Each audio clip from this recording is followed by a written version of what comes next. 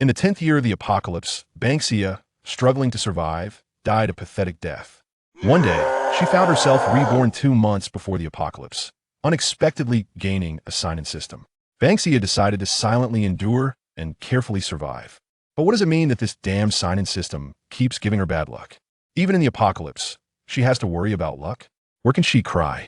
I'm done with this. What? 100 days of sign-ins gives a supreme good luck charm? 500 days of sign-ins gives a divine weapon? 1,000 days of sign-ins gives a sword immortal? I'm in. With no other choice, she started her garbage collecting journey in the apocalypse 2 months later, driving a dilapidated pickup truck. If she finds something on the road that is about to die, lost, or abandoned, don't be picky, just wash it, and it can still be used. Unexpectedly, she gathered a team of old, weak, sick, and disabled, and ended up mysteriously becoming a savior. It turns out that signing in on time really brings surprises that come falling from the sky. Chapter 1. I died, but not completely.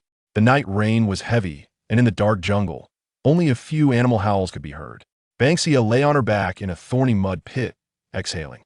Her vision was gradually becoming blurry. She knew she was about to die. In the 10th year of the apocalypse, she did not die at the hands of zombies, nor in power struggles, but rather pathetically died in her own trap. She tried to smile, but found the pain made it impossible to do so. In 2099, on the last day before entering a new era, a peculiar black rain brought destruction to the earth. Humans contaminated by the black rain lost consciousness and became mindless, bloodthirsty creatures. Meanwhile, the climate changed drastically. Plants grew wildly, covering cities, and animals mutated. A small portion of humanity also mutated, gaining extraordinary powers to fight against their former kind who had become zombies. Survival bases were established around the world, recruiting those with abilities to resist the zombies. At the same time, some individuals chose to become mercenaries, not under the control of the survival bases. Ordinary people without abilities could only struggle to survive within the survival bases. She was not fortunate enough to become one of those who awakened extraordinary powers and could only barely survive in a small survivor base. Her parents had died in an accident many years before the apocalypse, leaving Ban Xia to rely on her ancestral skills to make simple medicines for a living. However, after a healer with abilities joined the base, her existence was gradually deemed unnecessary. With her former friends and comrades being pushed aside and marginalized under the healer's influence, she found it increasingly difficult to survive in the base. With no choice but to leave the base, she relied on her affinity for plants to carve out a small territory in the forest, a place where both humans and zombies dared not venture.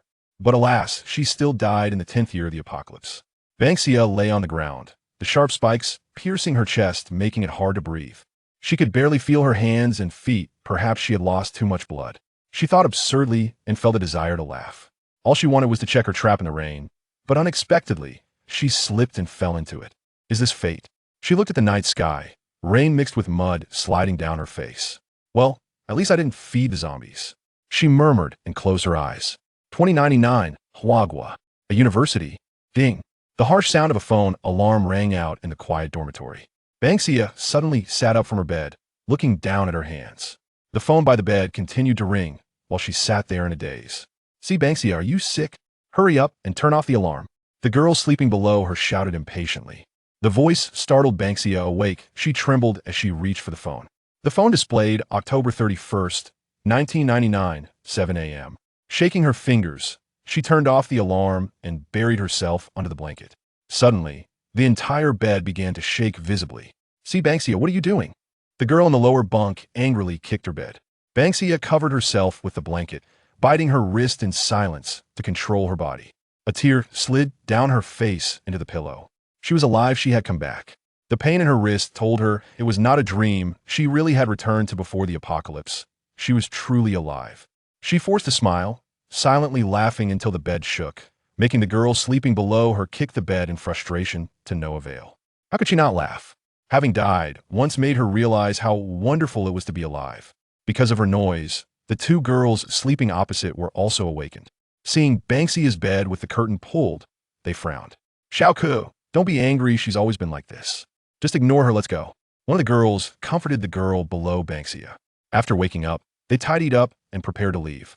Yuka glared at Ban Xia's bed and said to the other two girls, Wen, Xiaofei, let's go. Once the dormitory was quiet again, Ban Xia pulled back the curtain and carefully examined her dorm room. Then she covered her eyes and smiled. It's so good to be alive. She rubbed her eyes. Lying on the soft, comfortable bed, only those with abilities and the higher-ups of the base could enjoy such treatment during the 10 years of the apocalypse, while ordinary people like her had to settle for cold wooden planks and damp grass for pillows. Ban Xia thought about what she could do in these 2 months. Even if she still couldn't possess abilities, being able to prepare in advance was a good thing for her. After all, as an orphan, she had to ensure her own survival. Remembering how her parents' compensation turned into a pile of worthless paper after the apocalypse, Ban Xia sat up and decided to plan carefully. At the very least, she should stock up on some supplies before the apocalypse to ensure her initial survival. Without hesitation, she decisively climbed down from the bed. Just as her feet touched the ground, a mechanical voice suddenly echoed in her mind. Ding! Congratulations, host. You have successfully activated the apocalypse survival system. Would you like to bind it? Hearing an unfamiliar voice in her head, Ban Xia almost collapsed to the ground. She hurriedly grabbed the ladder to steady herself and let out a sigh of relief. Her heart was still racing, and realizing her back was already soaked with cold sweat, she couldn't help but smile bitterly. Looks like standing unsteadily has really become a shadow in my life. The piercing pain in her chest felt like it hadn't faded. She really didn't want to experience that feeling of waiting to die again. Host, would you like to bind? If there is no response, the system will default to binding in 10 seconds. Countdown begins. 10, 9, 8, 7. The mechanical voice sounded again, and Ban Xia blurted out, Is this forced selling? I'm going to complain. Host has not bound this system. Complaint failed. Complaint failed. 654. What the heck? This can happen. Absolutely absurd. Ban Xia exclaimed, I bind. The mechanical voice paused for a moment, and suddenly a multitude of virtual fireworks appeared in the air accompanied by festive Swana music. Binding successful. Apocalypse survival system loading. Progress 10, 20, 100 loading successful. Welcome to use this system. System first time activation. Opening daily sign-in. Asking the host if they would like to use the beginner reward sign-in reward level increased by 1. Oh my, I see you're not a survival system. You're a system that sends me off, Ban Xia said, rubbing her head in distress. There's not even a user manual, and it jumped straight to sign-ins? After the fireworks disappeared, a circular roulette appeared before her, divided into various sizes of slots, most of which were filled with text. Looking closely, there are signs written in the squares. Lower sign, flat sign, upper sign, and upper sign.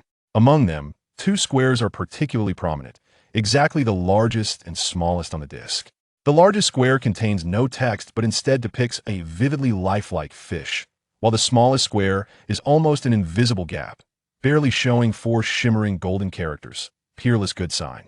I guess I'll never get a peerless good sign in this lifetime. Ban Xia stared at those 4 characters, speechless, and choked up. Chapter 2, The Best Luck Across 2 Lives, Part 1. Please rotate the wheel to check in, said the system. A red button appeared next to the wheel. Listening to the system's prompt sound, Ban Xia hesitantly reached out to touch the light screen. She thought she would pass through the virtual screen, but unexpectedly, she actually pressed the button. After a beep, the wheel began to spin rapidly in a clockwise direction. The pointer at the 12 o'clock position made a clicking sound as the wheel turned, which made Ban Xia, who was originally indifferent, feel nervous. As the wheel slowed down, it gradually came to a stop, and the pointer pointed to a spot that read, Ordinary sign. What does this count as? Ban Xia asked. It seemed like nothing had happened. The system said, Does the host wish to use the novice reward to enhance the sign-in level once? Special reminder. This reward can only be used once and will become invalid after use. Does it become a good sign after enhancement? Ban Xia thought for a long time. Although she could spin the wheel once every day for signing in, she really couldn't guarantee that she would be able to get a good sign in the future. The nature of this ordinary sign reward was still unknown, and there was only one chance to enhance the reward. I will use it. Ban Xia decided to use this novice reward. As soon as she finished speaking, the wheel automatically spun once and stopped at the good sign position. The system's voice sounded, Novice reward used successfully. Congratulations to the host for obtaining a good sign. The host has gained an opportunity to enhance an ability. Please choose from the following abilities for enhancement. The enhancement level is related to the host's own qualifications. Please choose carefully. The light screen flashed, and several rows of text appeared. Ban Xia looked through them and saw abilities like intelligence, physical strength, and mental strength, some relatively normal abilities. However, the further she looked, the more bizarre they became, including language skills, dance skills, and charm skills, which made her seriously doubt whether this system was a legitimate one. When she saw the last ability, Affinity, Ban Xia paused. System, is this affinity for people? Ban Xia asked, recalling that in her previous life, although she had not awakened any supernatural abilities, she had a natural affinity for plants. Those plants that became dangerous and aggressive in the apocalyptic environment were not entirely terrifying in her view. After all, in a mountain where she lived for several years, those plants had never harmed her. It was just that on the day she died, there was a tree. Host level too low, no permission. No permission. The system's cold voice interrupted her recollection.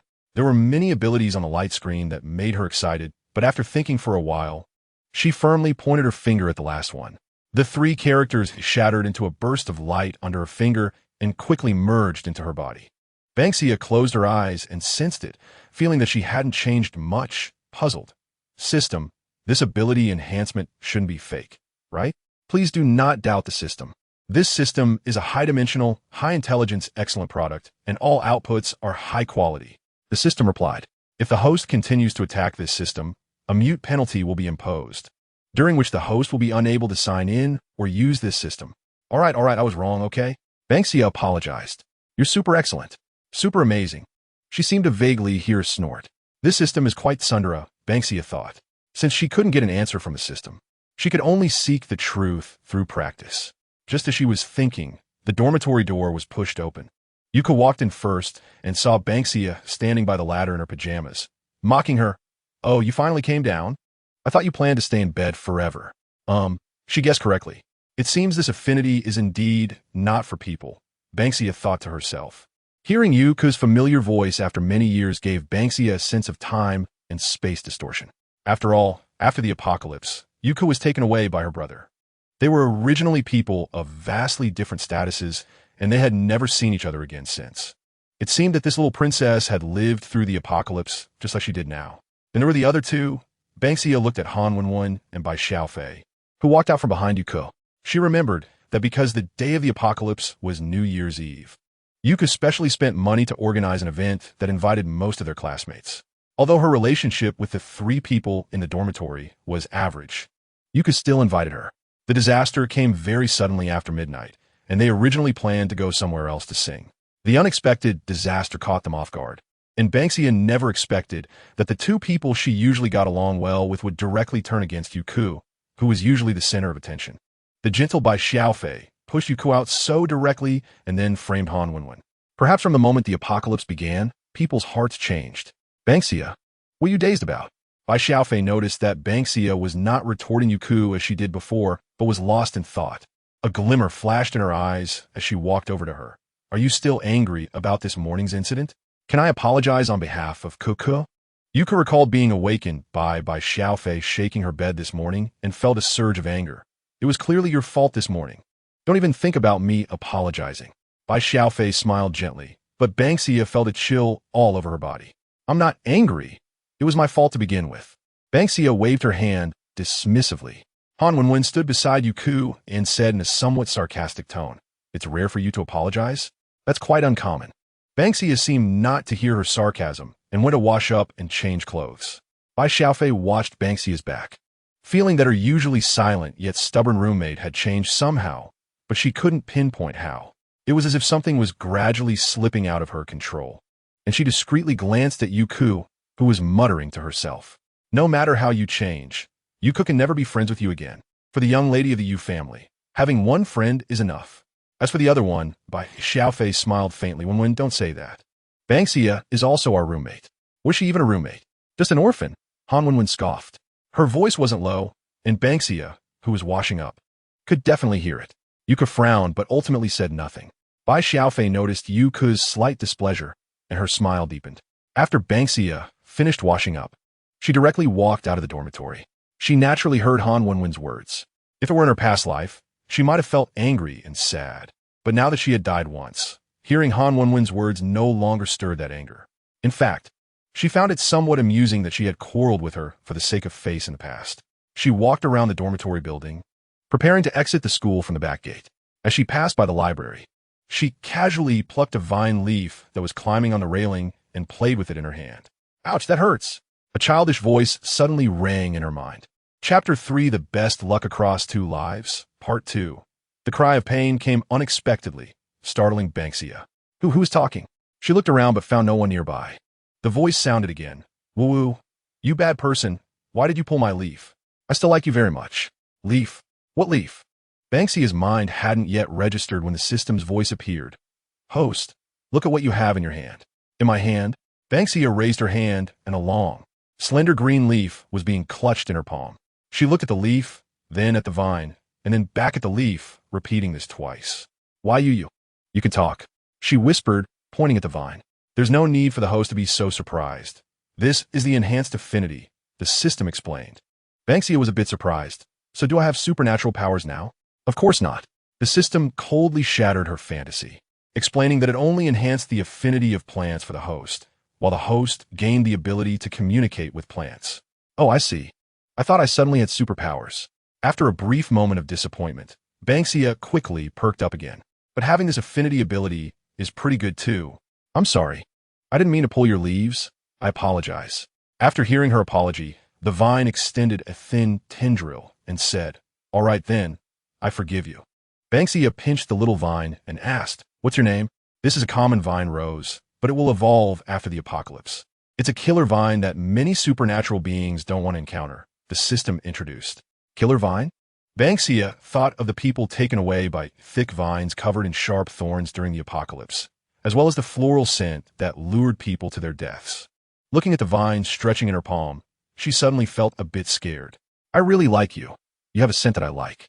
The little vine coiled around Ban Xia's finger. The system prompted her. Host, the system suggests you tame this killer vine. It will be a great help after the apocalypse. Take it with me? What if it just eats me during the apocalypse? It 1T. The system replied, the increase in affinity will make all plants fond of you. Even after mutation, they 1T harm you. Ban Xia was troubled. The key is how to take away such a large patch. Do you want to take me with you? I can shrink. The little vine said happily. Under Ban Xia's wide-eyed gaze, the entire vine that covered the railing gradually shrank until it became a long, thin little vine wriggling in her hand. Ban Xia was stunned. After looking around and finding no one nearby, she thought to the system, Oh my, is the apocalypse coming early? How can it suddenly shrink? Now that there's so much less greenery here, 1T it be easily discovered? Calm down, host. The system remained calm. Did the host think the apocalypse would come suddenly? Long before humans knew, animals and plants were already mutating, preparing for the right moment. Perhaps that black rain was the end for humans, but not for animals and plants. As if splashed with cold water, Ban Xia came to a realization. After that rain, countless animals and plants had mutated and become extraordinarily powerful, while it seemed humans had been abandoned. They either became mindless zombies harming themselves or remained unchanged, becoming food for the mutated animals and plants. So that rain was a cleansing for humans? Ban Xia murmured, as the little vine on her palm had coiled around her wrist, forming a green bracelet. At that moment, the system said, due to human overuse, that rain was merely nature's self-protection. However, due to the slow development of humans, this planet is on the verge of being abandoned. High-dimensional life forms discovered this planet and wanted to save low civilizations. Thus, this system was born, selecting the host. Selected? Ban Xia was puzzled. You mean I was chosen? But why me? At that time, I had no supernatural powers and wasn't a leader. I had no abilities at all. The reason for selecting the host is because the system detected that the host's life form is the purest in the scanned area. Even when the host was on the brink of death, the system chose the host. So I was reborn because of you? Ban Xia asked. The system replied succinctly, Yes, host. Thank you. Ban Xia wiped away the tears in her eyes, thinking she had been so unlucky in her past life, encountering the wrong people and making everything more difficult than it should be. It seemed all her luck in her past life was used to meet the system. The host does not need to thank me. The birth of the system is meant to save. She touched the soft vine on her hand and smiled. It seems today is indeed my lucky day. The host should prepare as soon as possible. The system predicts that the timing of the apocalypse may accelerate. Okay, Ban Xia responded, let's go buy things now. The system reminded her. It's advisable for the host not to make bulk purchases before having storage space, to avoid raising suspicion. Ban Xia thought for a moment. I wonder how much my parents' compensation is now. Maybe I can rent a storefront. Her parents were orphans trained by Jisher Medical. and they died in a fire at the Research Institute when she was only 16. The G family compensated her $2 million and promised to continue paying her parents' salaries until she graduated from university.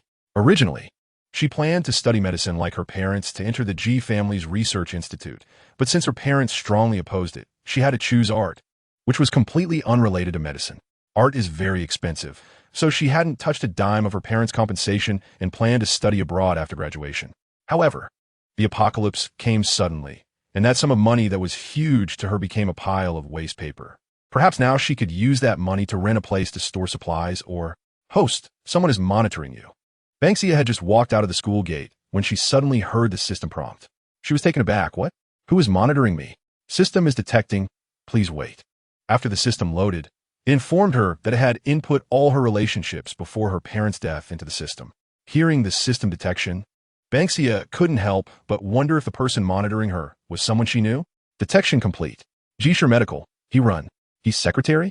Ban Xia paused, her steps faltering. He run was the secretary of the chairman of Jisher Medical and the man who came to deliver her compensation after her parents' unexpected death. He had taken great care of her until she reached adulthood and even sent her gifts for her studies when he learned she was going to university. He called her every month to check on her well-being. Everything seemed normal, except he had a moment of surprise when he learned she chose art as her major. Why would he be monitoring me? Ban Xia couldn't understand. Host, he is coming. Chapter 4. The Best Luck of Two Lifetimes, Part 2. As soon as the system's voice fell, a voice came from behind. Ban Xia, what a coincidence. I don't think it's a coincidence, Ban Xia thought, puzzled, but when she turned around, she still greeted him with surprise. Brother, Hirin was dressed in a well-fitted suit, wearing gold-rimmed glasses. He looked refined, clearly an elite figure. He walked up to Ban Xia and casually asked, Are you going out? I remember you said you had to prepare for exams this month, so I didn't disturb you. All right, the end of the month is coming, and I plan to go out to buy some things, Ban Xia said, carefully recalling. There indeed seemed to be an exam in mid-November that she had mentioned wanting to retreat from socializing for, as those were already things from her past life to her. I don't insist on the exam. After all, my parents left me enough money from the G family for a good life in the future, Ban Xia said, subtly testing the waters. I don't have any big ambitions. Opening a shop in a commercial district would be nice. Why the sudden change?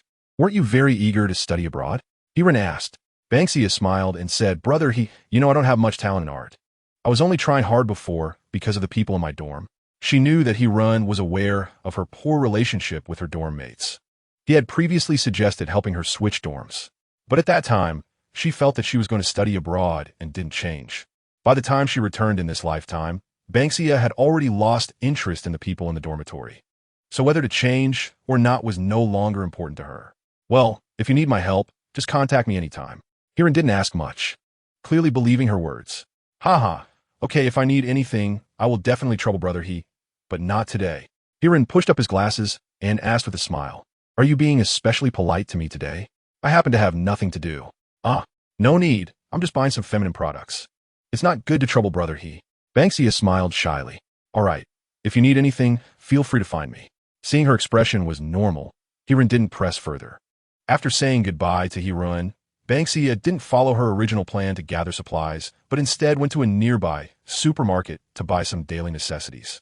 Because the system was still prompting her that Hirin hadn't gone far, he was actually being very careful and following her not too far behind until she entered the school. As she walked towards the dormitory building, she communicated with the system. System, why is Hirin following me? After the host entered the school, Hirin contacted a stranger, saying the host was fine and had not interacted with anyone else. The system replied, The reason for Hirin following the host is currently unclear. It seemed that this was not the first time he had monitored and followed her. Now that she thought about it, in her previous life, every time she went out of the school gate, she would coincidentally run into Hirin, which was no coincidence at all. It was even very likely that he had been waiting outside the school for her, ready for a chance encounter at any time. But why? Her relationship with the G family had already been severed with her parents' death. Because she didn't study medicine, she wouldn't enter Jisher medicine. Although both her parents were talents nurtured by the G family, they had already repaid the G family with their lives. Why was the G family still paying attention to her? She remembered her parents strongly opposing her continuing to study medicine. And when it came to Jisher medicine's research projects, they were very secretive, only saying that things unrelated to her should not be questioned. G Family Research Institute. Sure medicine. Ban Xia pushed open the dormitory door, and the three people inside who were chatting stopped when they saw her. Ban Xia, you're back, Bai Xiaofei said. Zhao Wenwen rolled her eyes and said nothing. Ban Xia was too lazy to maintain superficial niceties with them. She climbed onto her bed without saying a word and pulled the curtain shut. Yuku, who had a straightforward personality, saw her like that and said, "Look at her. You'd think I owe her something." Zhao Wenwen also mocked from the side. "Probably just looks down on us." "Don't say that." Hearing Bai Xiaofei's soft voice, Ban Xia impatiently asked the system, "Can you mute the sound? They're too noisy." "Okay, host, muting the sound. Please wait." After a ding, the environment quieted down. "System, can you find out what Sure Medicine's Research Institute is researching? Or what project my parents were working on before they died?" Ban Xia inquired. The system replied, "Sorry, host. The system cannot query this. The host has no understanding of Sure Medicine, and the system cannot query based on the current situation." It seemed that if she didn't come into contact with people from Sure Medicine, the system wouldn't be able to query anything. In her previous life, the G family, relying on the large quantities of medicine provided by Sure Medicine, established a great reputation at the beginning of the apocalypse and, along with the Lei family, Mu family, and Yu family, established the Dawn base. Later, they provided various potions to enhance abilities, allowing the G family to have an absolute say at the Dawn base. And they even allied with the Lei family, which had high-level abilities, making the military and political families, the Mu family and Yu family, have to avoid their prominence. Even when she was in an inconspicuous remote small base, she heard rumors about the G family. Even in the apocalypse, Hirun was the right-hand man of the G family head, and at this time, he was actually monitoring her. Ban Xia suddenly felt that perhaps her parents' death was not such a simple medical accident. "Host, based on the current situation, the system does not recommend you confront the G family." The system stated, "With the G family's current financial resources and influence, you are no different from an ant trying to shake a tree." Ban Xia pinched the bridge of her nose, and the vines on her wrist stirred. "I know, the most important thing now is to gather supplies." Ban Xia communicated with the system, "But if the G family keeps paying attention to me, my actions might not be so easy." The system suggested that she propose changing her major or no longer studying abroad to the G family. Instead of sneaking around, it's better to be open. "I understand what you mean." Ban Xia had a flash of inspiration. "Since I'm not that keen on the art major anyway, why not just aim low and open a supermarket to get by? The inheritance left by my parents and the compensation from the G family are enough for me to live comfortably. This way, even if I buy a large amount of supplies, it won't raise suspicion." The system appreciated the host's adaptability. The host can use this reason to get close to Hirun. This way, the system might be able to query Sure Medicine. "Good idea." Ban Xia agreed with the system's thought. "I'll contact Hirun tomorrow and ask him to help find a storefront and inquire about the supply channels. With such a large enterprise as the G family, they must have some cheap sources, right? Who would want to take advantage?" The system replied, "Please use civilized language. Do not use profanity." "Huh, you guys manage that too? Are you systems also selecting advanced civilization?" After a ding, the system muted her. "Don't do that. I just said it casually, it's not that serious." Chapter 5. Green and Green. She really turned black from being green. After finally coaxing the proud system into a good mood with playful banter, Ban Xia yawned. "System, I want to sleep now. Please wake me up tomorrow morning. After 12 o'clock. You can check in again. Does the host need a punctual reminder?" The system asked. Ban Xia thought for a moment and said, "What's the difference between checking in at that time and waiting until the daytime? Is checking in at the right time lucky?" "It won't be." The system replied plainly. "Whether the check-in is good or bad depends entirely on the host. There's no such thing as favorable timing." Hearing the implication in the system's words, Ban Xia's face darkened. "You're really undermining my enthusiasm, little system. I know my face is dark and I'm African, but you can't personally attack me. What if one day I suddenly turn white?" The system simply stated the truth and asked the host not to casually give the system nicknames. Seeing that the host was rambling on, the system decisively interrupted Ban Xia's chatter. If the host does not need an immediate check-in, the system will cancel the punctual reminder function. Ban Xia remained non-committal. "By the way, I haven't asked, system. Do you have any other functions besides the check-in function? I see other people's systems have everything. Why can you only check in?" Because the host has checked in too few days, the system cannot unlock more functions. Please check in on time to unlock the system. One can't expect to become a fat person overnight. Ban Xia sighed. Just as she was thinking, she suddenly saw darkness above her head. Ban Xia lifted a corner of the curtain and found that Yuku and the others had turned off the lights and were getting ready to sleep. She then released the sound block from the system. In the dark dormitory, she could occasionally hear the faint sound of Yuku tapping on her phone from the lower bunk. She's probably complaining about me to her brother, Ban Xia thought. She remembered that after the apocalypse in her previous life, there was a time when she followed the hunting team from the base to hunt prey and look for some herbs. And she had the fortune of meeting Yuku's brother. Coincidentally, she helped him with a trivial task, and because of that little favor, she managed to escape unharmed when she left the small base later. Little Ka often mentioned you to me. She was spoiled by her family since she was young. If she offended you in any way, I apologize. You are very different from what I imagined. I can't really say I've done you a great favor in just a few words, so let's consider it even for that time you helped me. A modest gentleman, humble in self-cultivation. Yu Junmu, that's a nice name.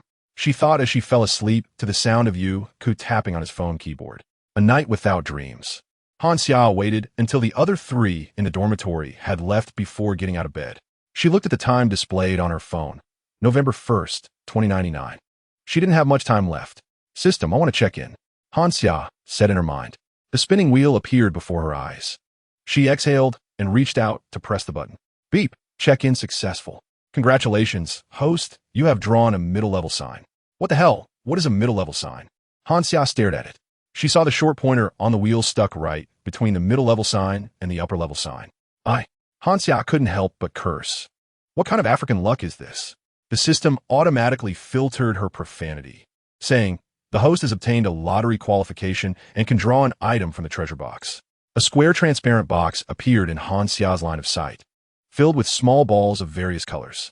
Let's clarify that there are no rewards like thank you for your patronage. Keep it up in there, okay? Ban Xia impasicid. If there are, I'm going to complain to the system. I expect every lottery to have a prize. Please give the Africans a chance. The system said, good luck to the host. She had a curse she wasn't sure whether to say or not. Ban Xia thought wildly, reaching into the box to stir it up. After struggling for a while, she pulled out a blue ball. She clasped her hands and muttered a bunch of strange incantations before closing her eyes and opening the ball. A bright green light appeared in her palm. What is this? So green, it's too green, it's making me uneasy. The system perfunctorily displayed a few cheap-looking fireworks. Congratulations, host. You have obtained a storage space. Wow. Doesn't that mean I have space now? Ban Xia felt a bit happy hearing the word space. The treasure box also contained related prizes, such as mimetic space, infinite space, spiritual spring space, and the highest level of cave heaven and blessed land. Storage space is just the most basic space reward. With each name the system announced, Ban Xia's face turned greener, and by the time it finished, her expression was already in harmony with the green light in her hand. She gritted her teeth. All right, I get it. At least I have some space now, so I won't have to worry about where to store supplies in the future. How do I use this? Storage space can only store non-living entities. The host's body cannot carry it. The system said, what does that mean? I can't put this thing on my own body. Ban Xia felt her fist clench. If she could hit the system, she might punch it in the face. Perhaps sensing the murderous intent in Ban Xia's tone, the system quickly added, the host can place the space on the vine. Huh? She looked down at the obedient vine rose wrapping around her wrist. Is that possible? Can a small vine hold space? Of course it can. It has only awakened intelligence, and the vine does not belong to living beings.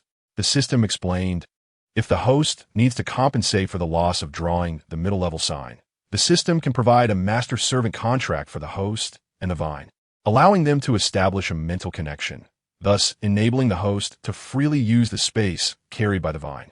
After signing the contract, the host and the vine can establish a connection, so it would be no different from having space. The green light in her hand flickered under Ban Xia's gaze. After considering for a moment, she said, it seems there is no other way. Let us do it. After saying that, she pressed the light directly onto the vine, and the light quickly sank into the vine. After a while, once the light disappeared, she noticed nothing special except that the vine had turned an even greener color. Why is there a big hole in my body? The small vine's terrified voice echoed in Ban Xia's mind. The system heard the small vine's voice and said, the storage space has been successfully installed. We will now proceed to bind the master-servant contract. A golden glow enveloped Ban Xia and the vine, Something seemed to seep into the depths of their souls through the golden light. It felt warm and cozy. And Ban Xia closed her eyes. Contract successful. Congratulations, host, on obtaining a plant pet. Vine Rose. The system automatically generated a plant pet encyclopedia. Please name your plant pet. Ban Xia opened her eyes after the contract. The small vine on her wrist not only became longer and wrapped around her wrist more, but even bloomed two beautiful small flowers. From a distance, it looked like a beautiful armlet entwined around her fair arm. Master, the small rose's joyful voice rang out. Please give me a name. After thinking for a moment, Ban Xia said, since it's a vine rose, let us call it Huan Huan. It sounds cute, just perfect for you. System, Small Rose, Chapter 6. Time to reap big benefits, Part 1. The small vine's strong protest against its name was ruthlessly suppressed by Ban Xia. The system remained neutral about the host's bizarre naming. Naming successful. Congratulations, host, on obtaining plant pet Huan Huan. The host can open the panel to view information related to the plant pet. Ban Xia discovered that besides the prominent check-in words, there was now also a book next to it, with 3 big words on the cover, Plant Pet Book. She clicked on that book, and it automatically flipped open to the first page, which read, Plant Pet, Vine Rose, Unmutated Huan Huan. Level, Unknown, Awakening, Skills, Not Unlocked, Contract Status, Blue, Stable, Special Skill, Storage Space, Shared with the host. Remarks, a vine rose that is currently awakening. Please take good care of it, host. In addition, there was a small line of text introducing the plant, which Ban Xia didn't read in detail. She looked at the words awakening and curiously asked the system, does awakening mean it hasn't fully awakened yet, because the apocalypse hasn't come? Yes, host. That black rain was an evolution rain for living beings. Before that rain came, it was only in an awakening state. However, it will not affect the host's use of the space, the system said. What does the contract status mean? Ban Xia was puzzled. Is there an unstable contract? The system said, if it were a forced contract, it would show a different status. Although the host has strong affinity, if some plant pets reject you being forcibly contracted, besides unstable status, there will also be a risk of backlash against the host. So, the host must be cautious with contracts in the future when obtaining other plant pets' abilities. Understood. Ban Xia knew did. After resolving the contract issue, time had passed significantly. Looking at the clock, it was time for lunch. Ban Xia smirked. I thought a great place to eat for free. Is the host trying to contact Hirin? The system asked. Ban Xia smiled. When reaping benefits. Of course, it has to be a big one. Ban Xia made a reservation at a restaurant near the school and invited Hirin. He arrived at just the right time, neither late nor early, even pretending to be out of breath as he sat across from her. If the system hadn't told her that Hirin had been waiting in the car for over half an hour before rushing over, she might have almost believed him. Ban Xia, I'm not late, am I? Hirin wiped non-existent sweat from his brow as he sat down. When you called, I was just outside helping the chairman with something and rushed over. You mustn't be mad at Brother He. Most likely. He was sent to keep an eye on me by your chairman. Ban Xia scoffed inwardly. How could that be? Why would Brother He blame you for such trouble? Ban Xia smiled and poured him a glass of lemonade. Hirin saw that she really didn't seem angry and felt relieved to ask, that's good. What did you come to me for this time? Do you have any new thoughts about going abroad again? He assessed Ban Xia and felt that the little girl's thoughts changed every day. If Ban Xia really still wanted to go abroad, then he would have to prepare well for how to run into her when he got there. The chairman had instructed him, and he couldn't mess it up. No, Brother He, Ban Xia looked a bit embarrassed. I don't really have any thoughts about going abroad anymore. Staying here is pretty good too. It's closer to my parents, and accompanying them is also a good choice for me. Besides, I don't really have any big ambitions. Although the city where she was located was far from the capital, it was where her parents had grown up. So even though her parents later went to work at the Research Institute in City G and could never return, when she chose a burial site for them, she still chose this place. When it was time for college, she also resolutely chose to attend this university. Her reasoning was very sound, but Hirin was a bit puzzled as to why Ban Xia, who had previously expressed a strong desire to go abroad, had suddenly changed her mind. I remember you were very eager to go out and see the world before. He pushed up his gold-rimmed glasses and asked, because I was foolish back then. Ban Xia thought that she really couldn't just brush it off easily. She said, I used to hear people in the dorm talk about how good it is outside, and I wanted to go out and see the world, so I wouldn't always be scolded as a bumpkin. It's only in these past few days that I realized people really are very different. When she said this, there was a hint of bitterness in her smile. 3 parts genuine and 7 parts feigned. Just a few days ago in her last life, she had learned that Yuku was the little princess of a Yu family in the city. Because her relationship with them had been very strained, she had always felt isolated and thought it didn't matter, so she never bothered to learn what kind of family the Yu family was. Hiran knew who she was talking about. He had already investigated the backgrounds of the other people in her dorm when she enrolled. Of course, he also knew about the little princess of the Yu family, and seeing Ban Xia's expression, he wore a slight, mocking smile. Just a somewhat useful orphan. Did she really think she could compete with the cherished jewel of the Yu family? It was simply overestimating herself. His disdain was very concealed, and he thought he was hiding it well, but Ban Xia, who had been immersed in the apocalypse for 10 years, could not possibly have missed his contempt. You don't need to be too disappointed, Ban Xia.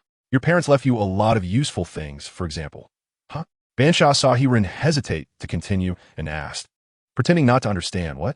Brother, did my parents leave me something important? Her intuition told her that the useful things Hiran mentioned were the reasons why Jisher medicine had been monitoring her. Yes, it's you yourself. What your parents left you, the most important thing is you, right? Don't underestimate yourself. You're also very excellent. Hiran realized he had misspoken and hurriedly tried to cover it up. If it weren't for the need to act, Ban Xia would have almost laughed out loud. This person still had some quick wit. The system commented that this kind of talk might work on children, but not on the host. Perhaps she would have believed it in her last life, Ban Xia added in her heart. Thank you, brother Ban Xia smiled, her expression returning to calm.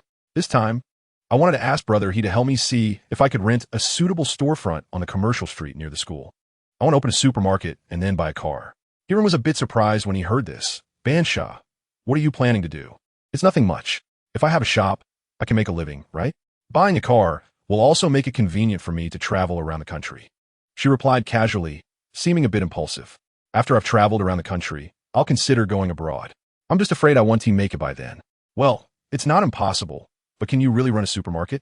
Hiran was somewhat skeptical of her statement. Ban Xia said, what is wrong with that? I see some people in our class whose families also run small supermarkets. I can just learn from them, right? She spoke very casually, as if it were just a whim.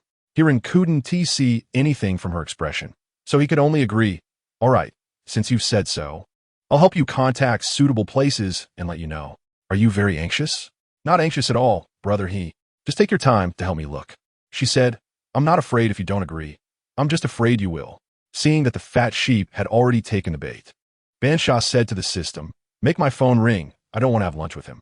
As soon as she finished speaking, her phone on the table rang. Brother I'll go take a call. Ban Xia said apologetically to Hiran, stood up, and walked outside with her phone. While pretending to answer the phone, she asked the system, if he contacts someone later, can you intercept his phone content? Of course, I marked his phone when I was nearby, the system replied. Good job, little system. Thumbs up for you. Ban Xia said excitedly. Don't give the system nicknames casually, host. Oh, I just said it without thinking. After inquiring with the waiter, Ban Xia found an empty restroom and locked the door. System, has Hiran contacted anyone? Ban Xia asked. After a while, the system said, successfully accessed Hiran's phone channel. Transferring to the host, please wait a moment. Soon, a strange voice sounded in Ban Xia's mind. She said she wants to open a supermarket? Yes, young master. She said she plans to stay in the city, to open a supermarket, and also wants to buy a car for traveling. Hiran answered respectfully. Young master? Ban Xia heard this title and thought of the 4 young masters of the Ji family, but she didn't know which one Hiran was referring to. This Ban Xia really changes her mind every moment. Forget it, don't disturb her until we get what we want, and try to meet her needs. The young master said, pay attention to the little 3 and little 4. They're a bit reckless. Don't let them scare her. Xiao and Lu Yin think that hiding things to keep their daughter away from the Ji family will ensure peace, but they're thinking too simply. What the Ji family wants to obtain is not that easy to avoid. As the man spoke, his voice grew increasingly cold. If it weren't for the Ji family nurturing them, how could their daughter have such a good life? How dare they openly betray Jisher medicine? It would be too easy for them to die without any consequences. Hiran flattered him. If it weren't for the research data being too important, Ban Xia wouldn't have any reason to exist at all. Ban Xia's heart sank coldly, and she slowly clenched her fists. The rings on her wrist seemed to sense their owner's inner anger, and a small vine gently tapped her arm. She guessed correctly. Her parents did not die in an accident, but were victims of a carefully planned murder. and the G family was the mastermind behind this murder. Ren, you must keep a close watch on Ban Xia until you get the data. Report any of her movements. Don't miss anything, the young master instructed. Since she wants to open a supermarket, clear out a shop for her at Joy Plaza. Keeping her under my nose will make me feel more at ease.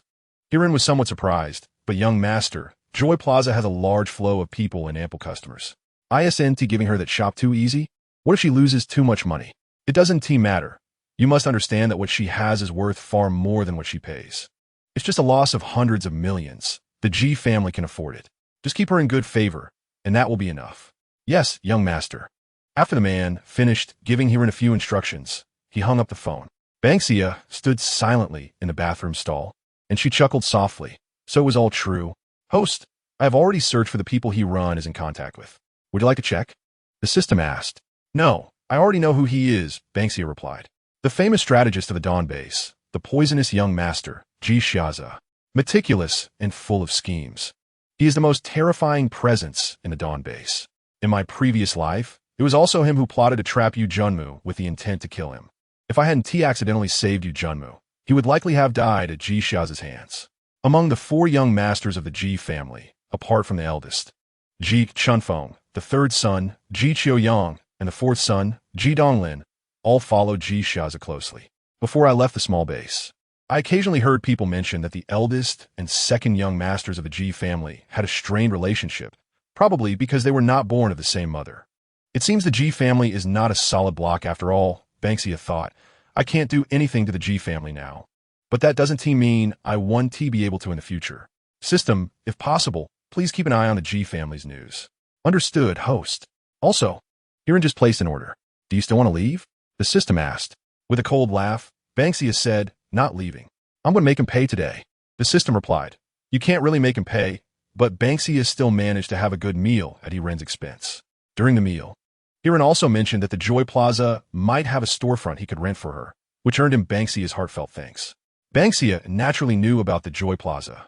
It was the largest commercial plaza in the city, and having a storefront there wasn't something just anyone could do. The Ji family being able to offer her such a storefront showed how much they valued her. Since she was putting on a show, Ban Xia was very gracious in her thanks. By the time they parted ways, Ren had already believed in Ban Xia and promised he would help her secure the storefront as soon as possible. After that, Ban Xia also sent Ren many messages regarding the store, such as what goods to stock, if he could order more of her favorite foods. And that while the quantity of daily necessities didn't need to be large, she hoped for a wider variety. If possible, she wanted to buy a large freezer to store some frozen goods. She also sent Ren some models of cars she was interested in, mostly cheap and ordinary models that didn't raise Ren's suspicion.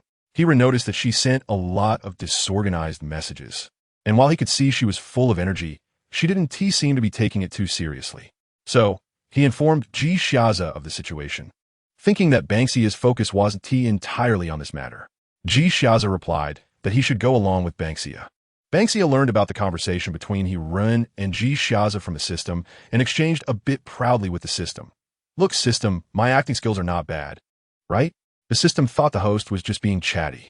It directly said, although the things the host sent to Ren were very messy, they still had a structure, indicating that they were thought out. This might also alleviate the Ji family's suspicions about you. Ban Xia said, Ji Xiaza is too hard to read. I currently don't have the capital to confront him, so I have to be especially careful in acquiring supplies. Do you want to redeem the 2 rewards you drew earlier? The system asked. You can get an additional lottery chance for signing in for 5 consecutive days. Mentioning the unredeemed rewards made Ban Xia furious. Apart from the 1st and 2nd days, she had drawn bad signs for 3 consecutive days. She felt as if she was completely under the control of misfortune, even losing the courage to redeem them. Then tell me, what good is enhancement? After drawing an enhancement skill on the 3rd day of signing in, the system said this skill could only be used on non-living entities.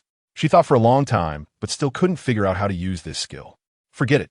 Let us redeem the remaining 2 together. After a beep, the system said, Congratulations, host. You have obtained a one-time skill enhancement 2, and you have 1 remaining lottery chance. Would you like a draw? I only have 1 curse word I want to say. Chapter 8. Buy a car? No, I'll get it for free. I say, system, are you really messing with me? 3 times in a row drawing the same skill has driven me a bit mad. The host still has a reward for signing in for 5 consecutive days. Do you want to use it? The system answered evasively. Ban Xia thought for a moment and gritted her teeth. If I draw that enhancement skill again, I'm really going to make a scene. Use it. Suddenly, the system was filled with the sound of firecrackers, accompanied by the system voice. Congratulations, host, for signing in for 5 consecutive days and receiving a backpack. A backpack? She noticed a little package icon had appeared on her panel, and Ban Xia felt delighted. Do I have portable space again? This time it should be mine, right? She clicked on the backpack and found it had a grid layout with a total of 5 rows and 4 columns, totaling 20 slots. The backpack can only store items produced by the system said, and she saw the words Enhancement 3 appear in the first slot. What does this mean? Does that mean I can't put the things I buy in there? The system replied, yes, only items produced by the system can be stored in the backpack. All interpretation rights belong to the system. I really want to curse now, Ban Xia said slowly. The system would block the host, meaning the host would no longer be able to sign in. It advised the host not to interrupt their sign-in, as the reward for consecutive sign-ins would gradually increase. The system calmly reminded her that if she interrupted her sign-in, she would have to start over and lose the first reward. Damn it, Ban Xia cursed under her breath. Fighting back her anger, the system suggests that the enhancement function can be used to strengthen your transportation tools after the apocalypse, the system said. After all, you won't choose to stay in this populous city. Having a convenient means of transportation will allow you to leave faster and ensure your safety. Ban Xia thought the system made a good point. She asked, what kind of car do you think I should choose? It can't be too conspicuous, and if possible, it would be best if I could live in it. But if I choose an RV, people might want to rob me on the road. The host can buy a car and modify it in the system space. If you only need it for living, it should be easy to find such a vehicle. I just don't know if you will encounter teammates along the way. Teammates? A few familiar faces suddenly flashed in Ban Xia's mind. They were teammates who had gone through many years with her in the apocalypse, even close friends and the person she loved. Unfortunately, after the healing type abilities user came to the base, they all became the most familiar strangers. I'm sorry, Xia. Ruan said she can heal my injury, so I won't bother you to get medicine for me. This was what the captain she saved in the second year of the apocalypse said. Xia, you don't need to follow us anymore. Ruan's healing ability is good. She can go out with me. This was what a search team member she saved in the 4th year of the apocalypse said. I'm sorry, Ban Xia, I promised to be with Ruan. You will bless us, right? This was what someone she once loved, who had gone through life and death with her after the apocalypse, said. Hearing the system's words, Ban Xia smiled bitterly. She knew she was sometimes too much of a good person, but after experiencing betrayal in her past life, she couldn't guarantee that she would help if she encountered a similar situation again. Perceiving the host's uncertainty, the system comforted her. You can choose a car first without rushing to consider those things. If you really don't plan to have teammates, that's okay. The system will always be with you. The ring on her wrist also twisted a bit, seemingly emphasizing that it was in the same boat. Ban Xia smiled, yes. She wouldn't be alone in this life. Forget it. Let us go back and choose a car. After Ban Xia finished speaking, she ran towards the school. Back in the dormitory, she held her laptop and deliberated with the system for a long time before settling on a 4-door, 4-wheel drive pickup truck independently developed by the Yu family. Considering that she planned to settle down in the vehicle, the system suggested she choose the one with the longest cabin. Thus, she set her sights on a new model released by the Yu family. This vehicle was currently a favorite among modification enthusiasts, and even if she chose it, it only indicated that she was following the trend and would not arouse the suspicion of the G family. The price was also reasonable, so she asked System, can you help me purchase one anonymously? I plan to have you run by it for me. The system replied, are you planning to buy 2 cars? Yes. I want to buy 2 identical ones to modify together. One will be enhanced with skills, and the other will be for Run to oversee the modifications. That way, even in the apocalypse, if they see me driving this car, they won't notice anything unusual. Ban Xia continued, the G family wants something from me, so they shouldn't be afraid to pay more. Besides, it's just a car worth hundreds of thousands. I don't think the G family would care about that. The system responded, okay, host, the system can simulate an account for anonymous purchasing, but the car must still be picked up by you. That's fine. I'll go pick it up when the time comes. But I need you to help me keep it from Run. If Run is always around me, that would be a problem. In Huanhuan's space, there should be enough room for this car, right? Of course, fitting the car is not a problem. Huanhuan's storage space is large enough to accommodate one. If you're freeloading, you must do it with confidence, Ban Xia said as she prepared a message Heron. She mixed the car she was interested in with other models and sent them all to Heron, leaving a message saying, "Brother, I looked at the currently popular models and selected a few. Can you help me see which one is more suitable? I'm really dazzled." Among the cars she sent Heron, except for the one she was interested in, the rest varied in price, some being expensive while others were cheap. And the one she chose was the least conspicuous among them. Heron quickly replied to her message. Just as she thought, Heron analyzed each car for her. And in the end, he recommended the one she had chosen, the Yu family's model Wuyan. Ban Xia, you have a good eye.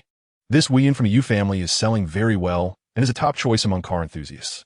If you like it, the third young master has a quota for picking up the car, and I can arrange it for you in a couple of days.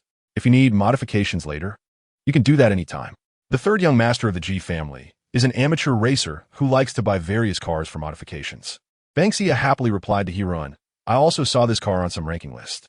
Since brother he said it's good, I'll buy this one. When the car arrives, I'll transfer the money to you." Heron quickly called her after seeing the message and said, "Ban Xia, don't worry.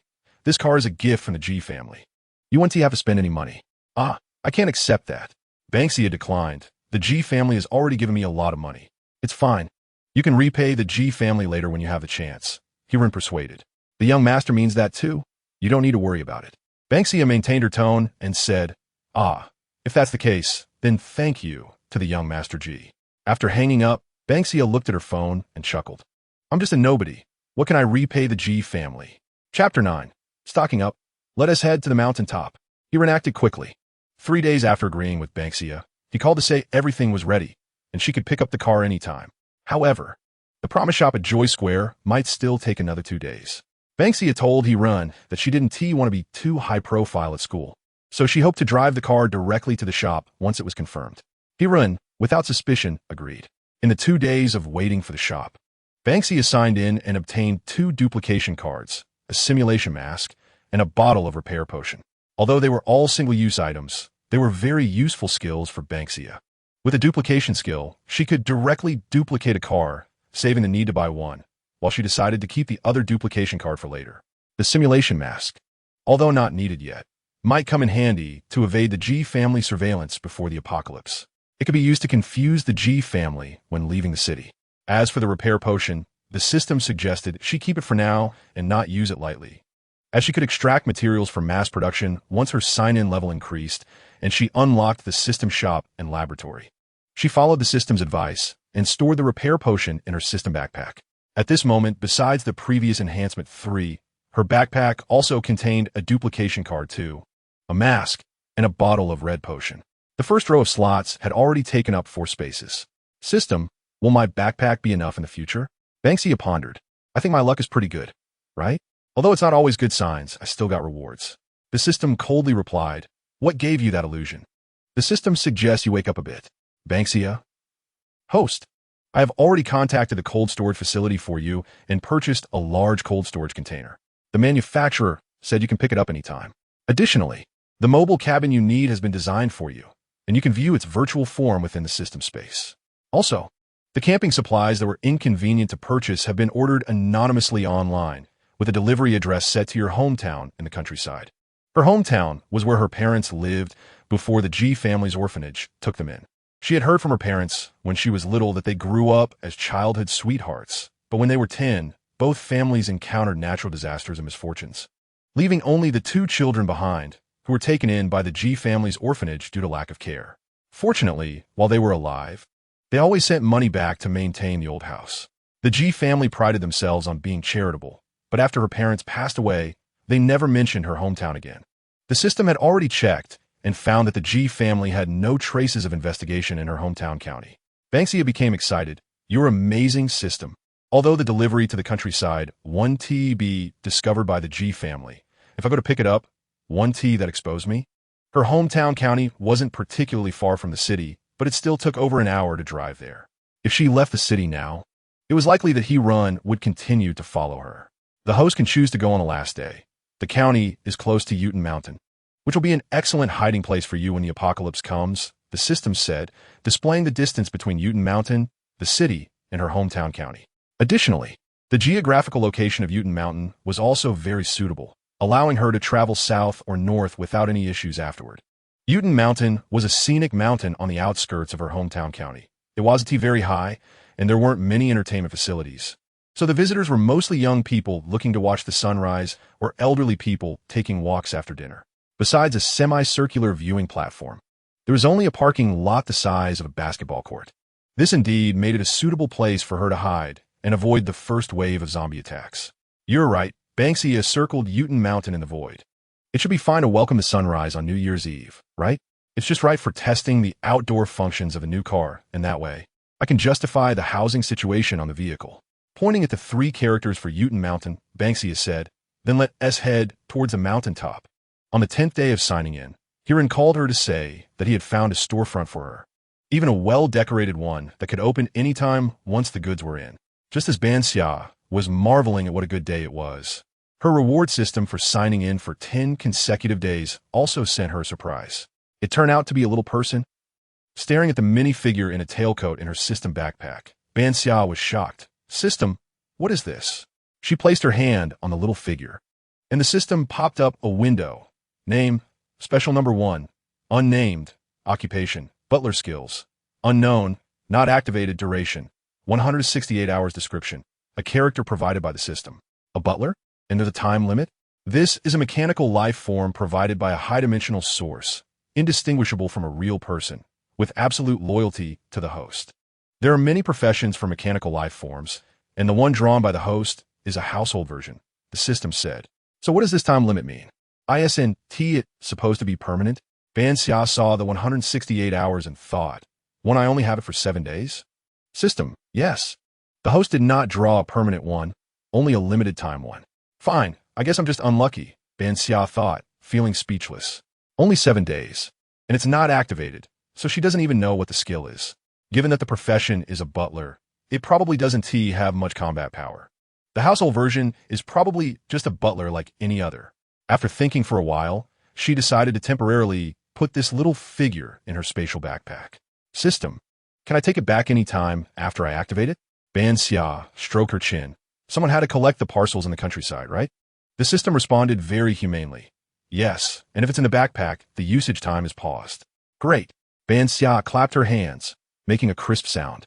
Then help me collect parcels anytime. It shouldn't take long to go and return on the same day. The host should concentrate her time and not spread it too thin, as the environment has become somewhat abnormal recently. It's likely that entering and exiting the city will be subject to thorough questioning. The system pulled up recent news for Ban Xia, which reported cases of local plants growing abnormally fast and animals going wild, attacking people. Ban Xia browsed through the news carefully, frowning. It seems the first to be affected are actually plants and animals.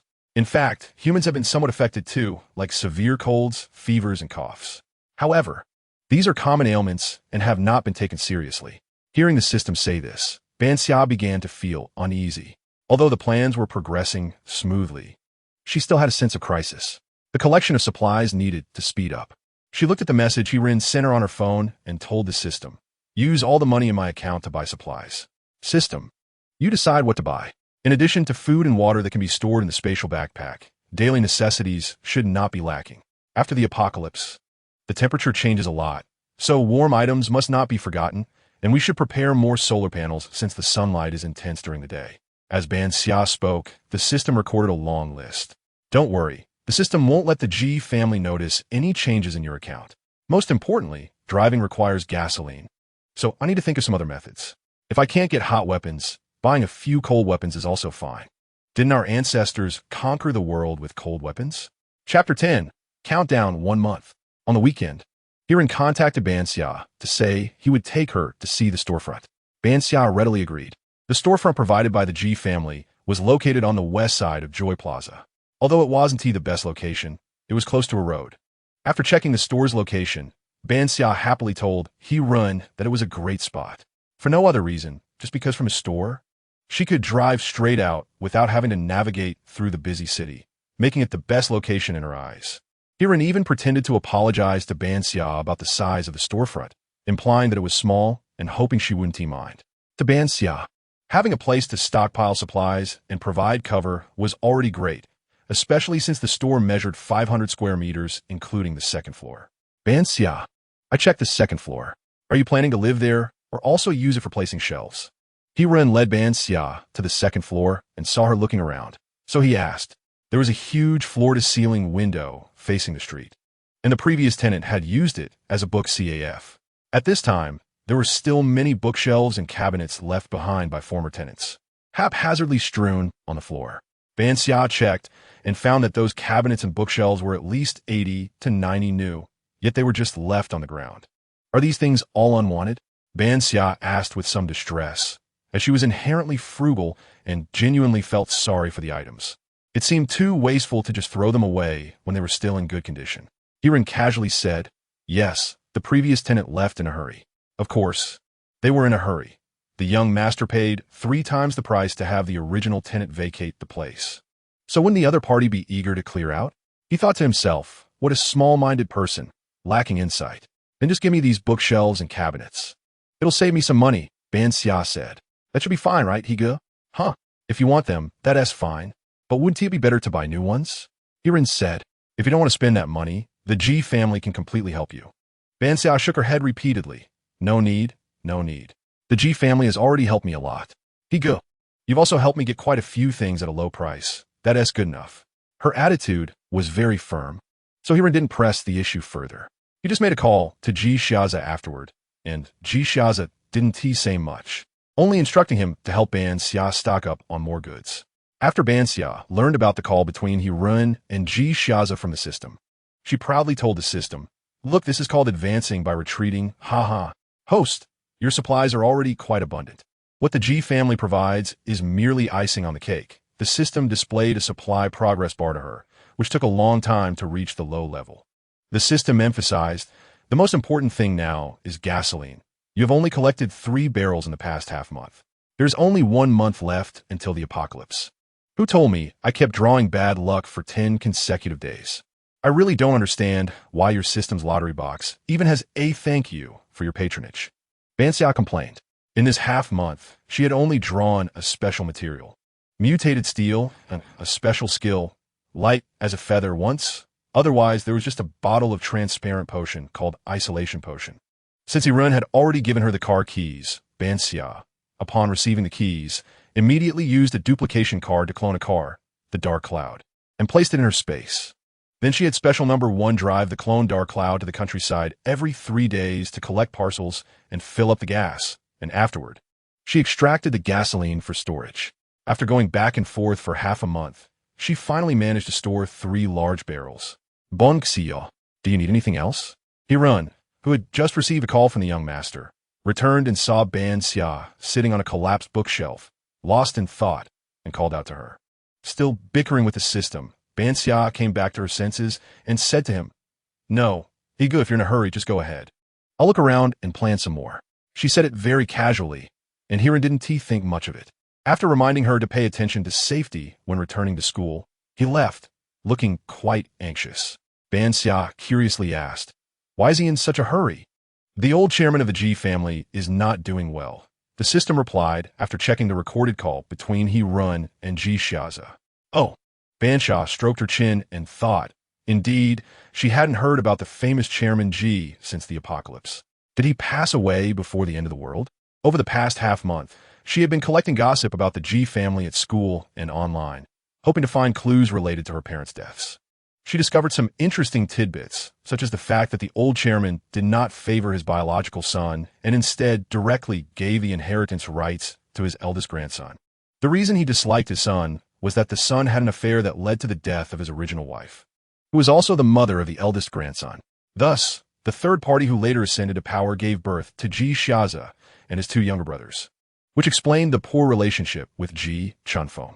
Could she gather some information about the Ji family's laboratory from Ji Chunfeng? Ban Xia pondered and asked the system, what do you think my chances are of successfully meeting Ji Chunfeng while wearing a simulation mask? The system replied, host, are you serious? You might get turned into a sieve by the Ji family security measures before you even meet Ji Chunfeng. Discarding this unrealistic thought, Ban Xia began to take stock of her supplies. Well, she had food, water, and other necessities. Wow, system, you even bought so many spare windshield wipers? And a tent? Did you wholesale the solar panels? You can even have car tires delivered? Wait, what's with this bed? My goodness, what on earth has Xiao been through? Ban Xia marveled at her supplies, referring to the system as Xiao Yi, a nickname she had given to her special assistant for emergencies. Is the host ready to enhance the vehicle's body? The system ignored Ban Xia's astonishment and asked, where does the host plan to use the enhancement skills? After browsing through her supplies, Ban Xia said, the vehicle's body definitely needs enhancement. Does this enhancement include glass? The tires must be enhanced too, and the internal parts of the car as well. Naturally, the vehicle body enhancement includes glass, the system replied. In the space, besides the neatly arranged supplies, there is also a modified vehicle. The body of the car had not undergone significant changes.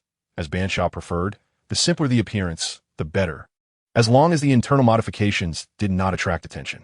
The 2 seats in the back of the driver's cabin had been removed, leaving only 1 seat behind the passenger seat, while the other side had an opening of half a person's height that connected to a room placed in the back compartment. This way, even from the driver's cabin, one could enter the back room from the inside without getting out. The back room was also the same deep gray color as the car body, appearing quite ordinary from the outside. Inside, it was arranged practically and neatly by the system. When the door near the driver's cabin opened, there was a bed on the left side for resting, and on the right side was a bathroom with a door right next to the cooking counter. Opposite the cooking counter was a small dining bar, enough for 4 people to dine comfortably. At night, this dining table could also transform into a bed, so accommodating 2 or 3 people in this small room was certainly not a problem. Although the house was small, it would be Ban Xia's home in the future. She was very satisfied with the system's arrangement and had been praising it for a long time after seeing the small room. Well, I've made up my mind. Just enhance the vehicle body, tires, and parts. Ban Xia confirmed with the system. Enhancement skills in use. Enhancing vehicle body, tires, and internal parts. Enhancement in progress. Please wait. Ding. Enhancement completed. Looking at her car and the supplies beside it with joy, Ban Xia said, System, don't you think I'm somewhat prepared now? I hope I can get through the early stages safely this time. The system assured her. The system will be with the host. It sensed her unease in her tone. Countdown to the apocalypse. 30 days. Chapter 11. The Coming of the Apocalypse and a Strike from Salted Fish, Part 1. After finishing her supply collection, Ban Xia peacefully attended classes at school for 2 weeks.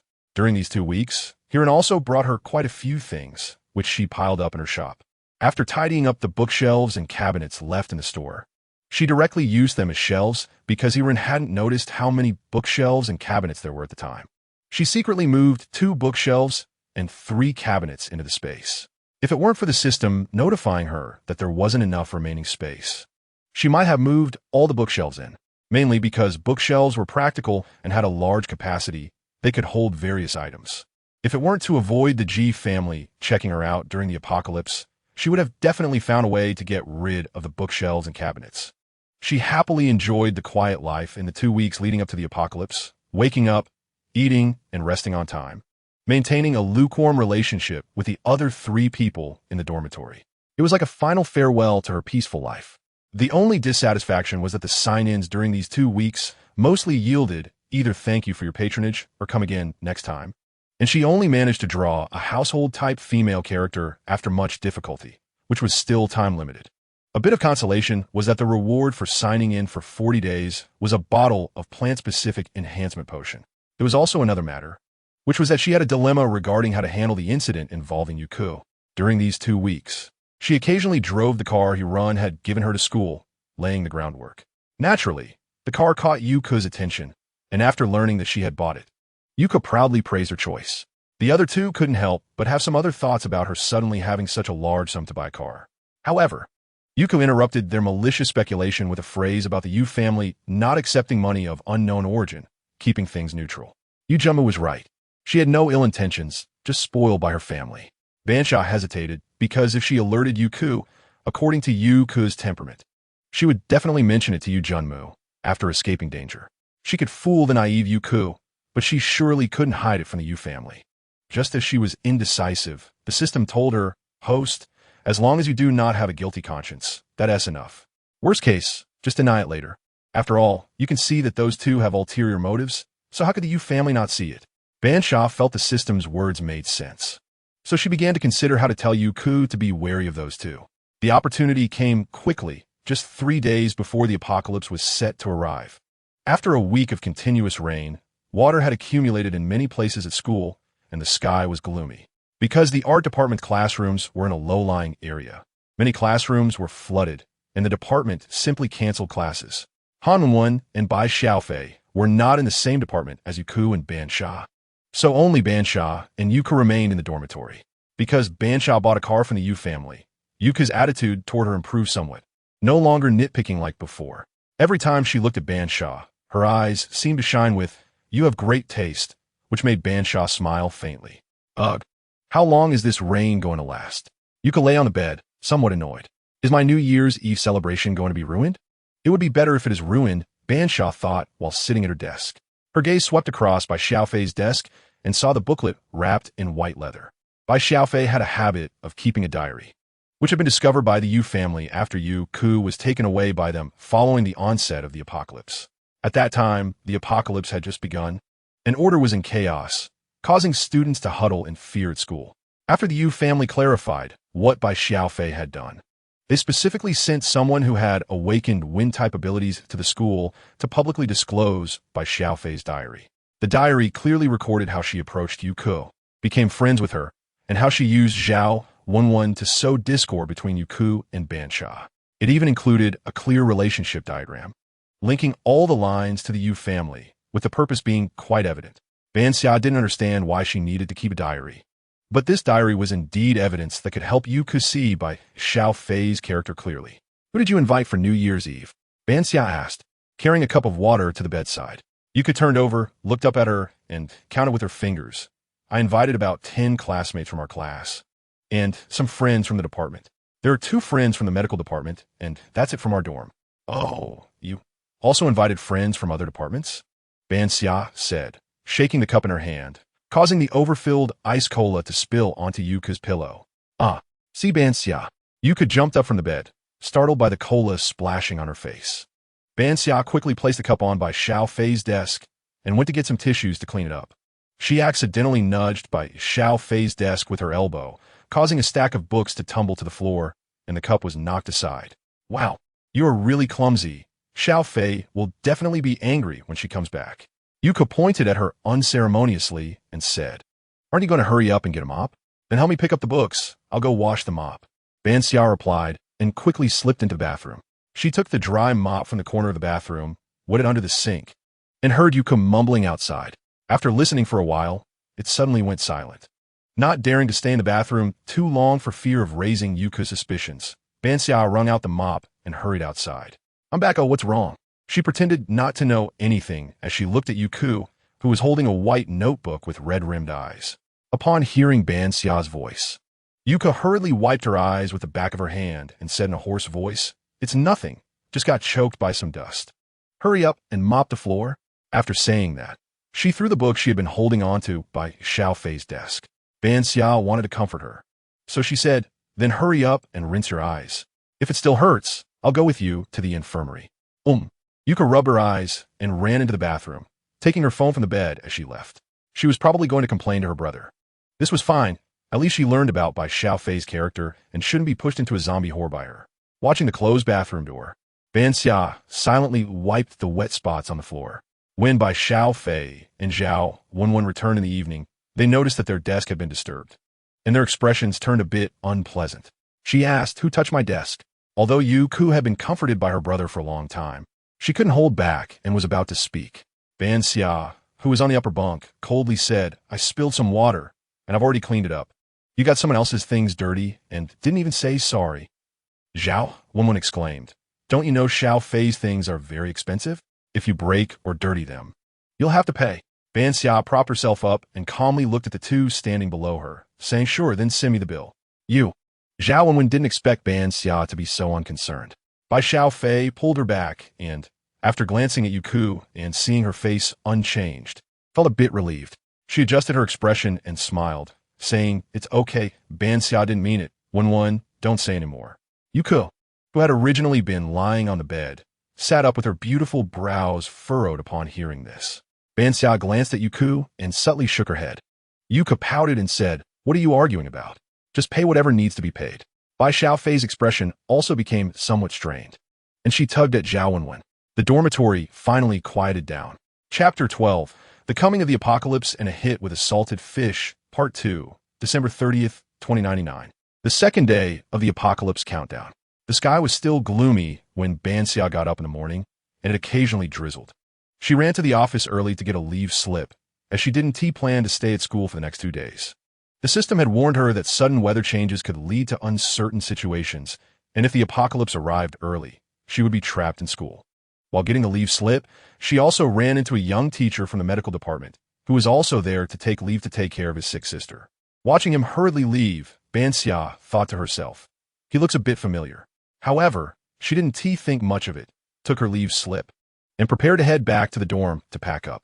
When she returned to the dorm, she saw Yuku was there, but the other two were surprisingly absent.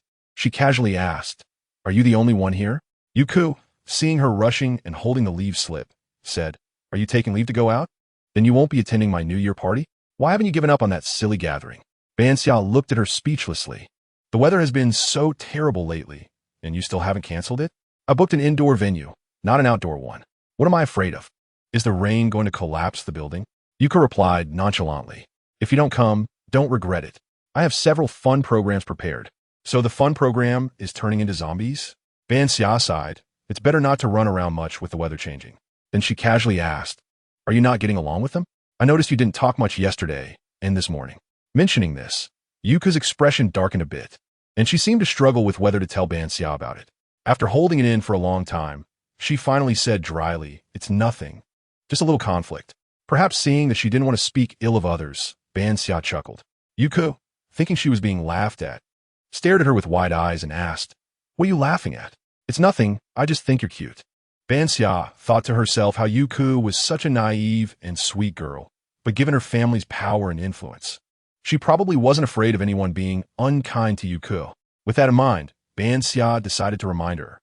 She said, "Even if you get into a fight, you should take a bodyguard with you. New Year's is crowded and chaotic. If you two argue, just calm down for a few days and keep your distance from them for a while." "I know, I didn't realize you were such a motherly type." Yuka stuck out her tongue at her. Ban Xia wanted to say something else, but the door was pushed open. Bai Xiaofei and Zhao Wenwen walked in together, chatting and laughing. Seeing them standing by the bed, Bai Xiaofei asked, "Cuckoo, did you two have a fight?" Even now, she didn't forget to stir up trouble between them. It was truly in her nature. Ban Xia couldn't be bothered to respond, and simply packed some of her things in her backpack. "Ban Xia, are you going out?"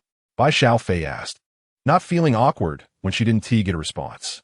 Seeing Ban Xia packing, she asked, "Are you going to argue with me too?" She deliberately added the word too, acknowledging that she had just had a little disagreement with Yuku.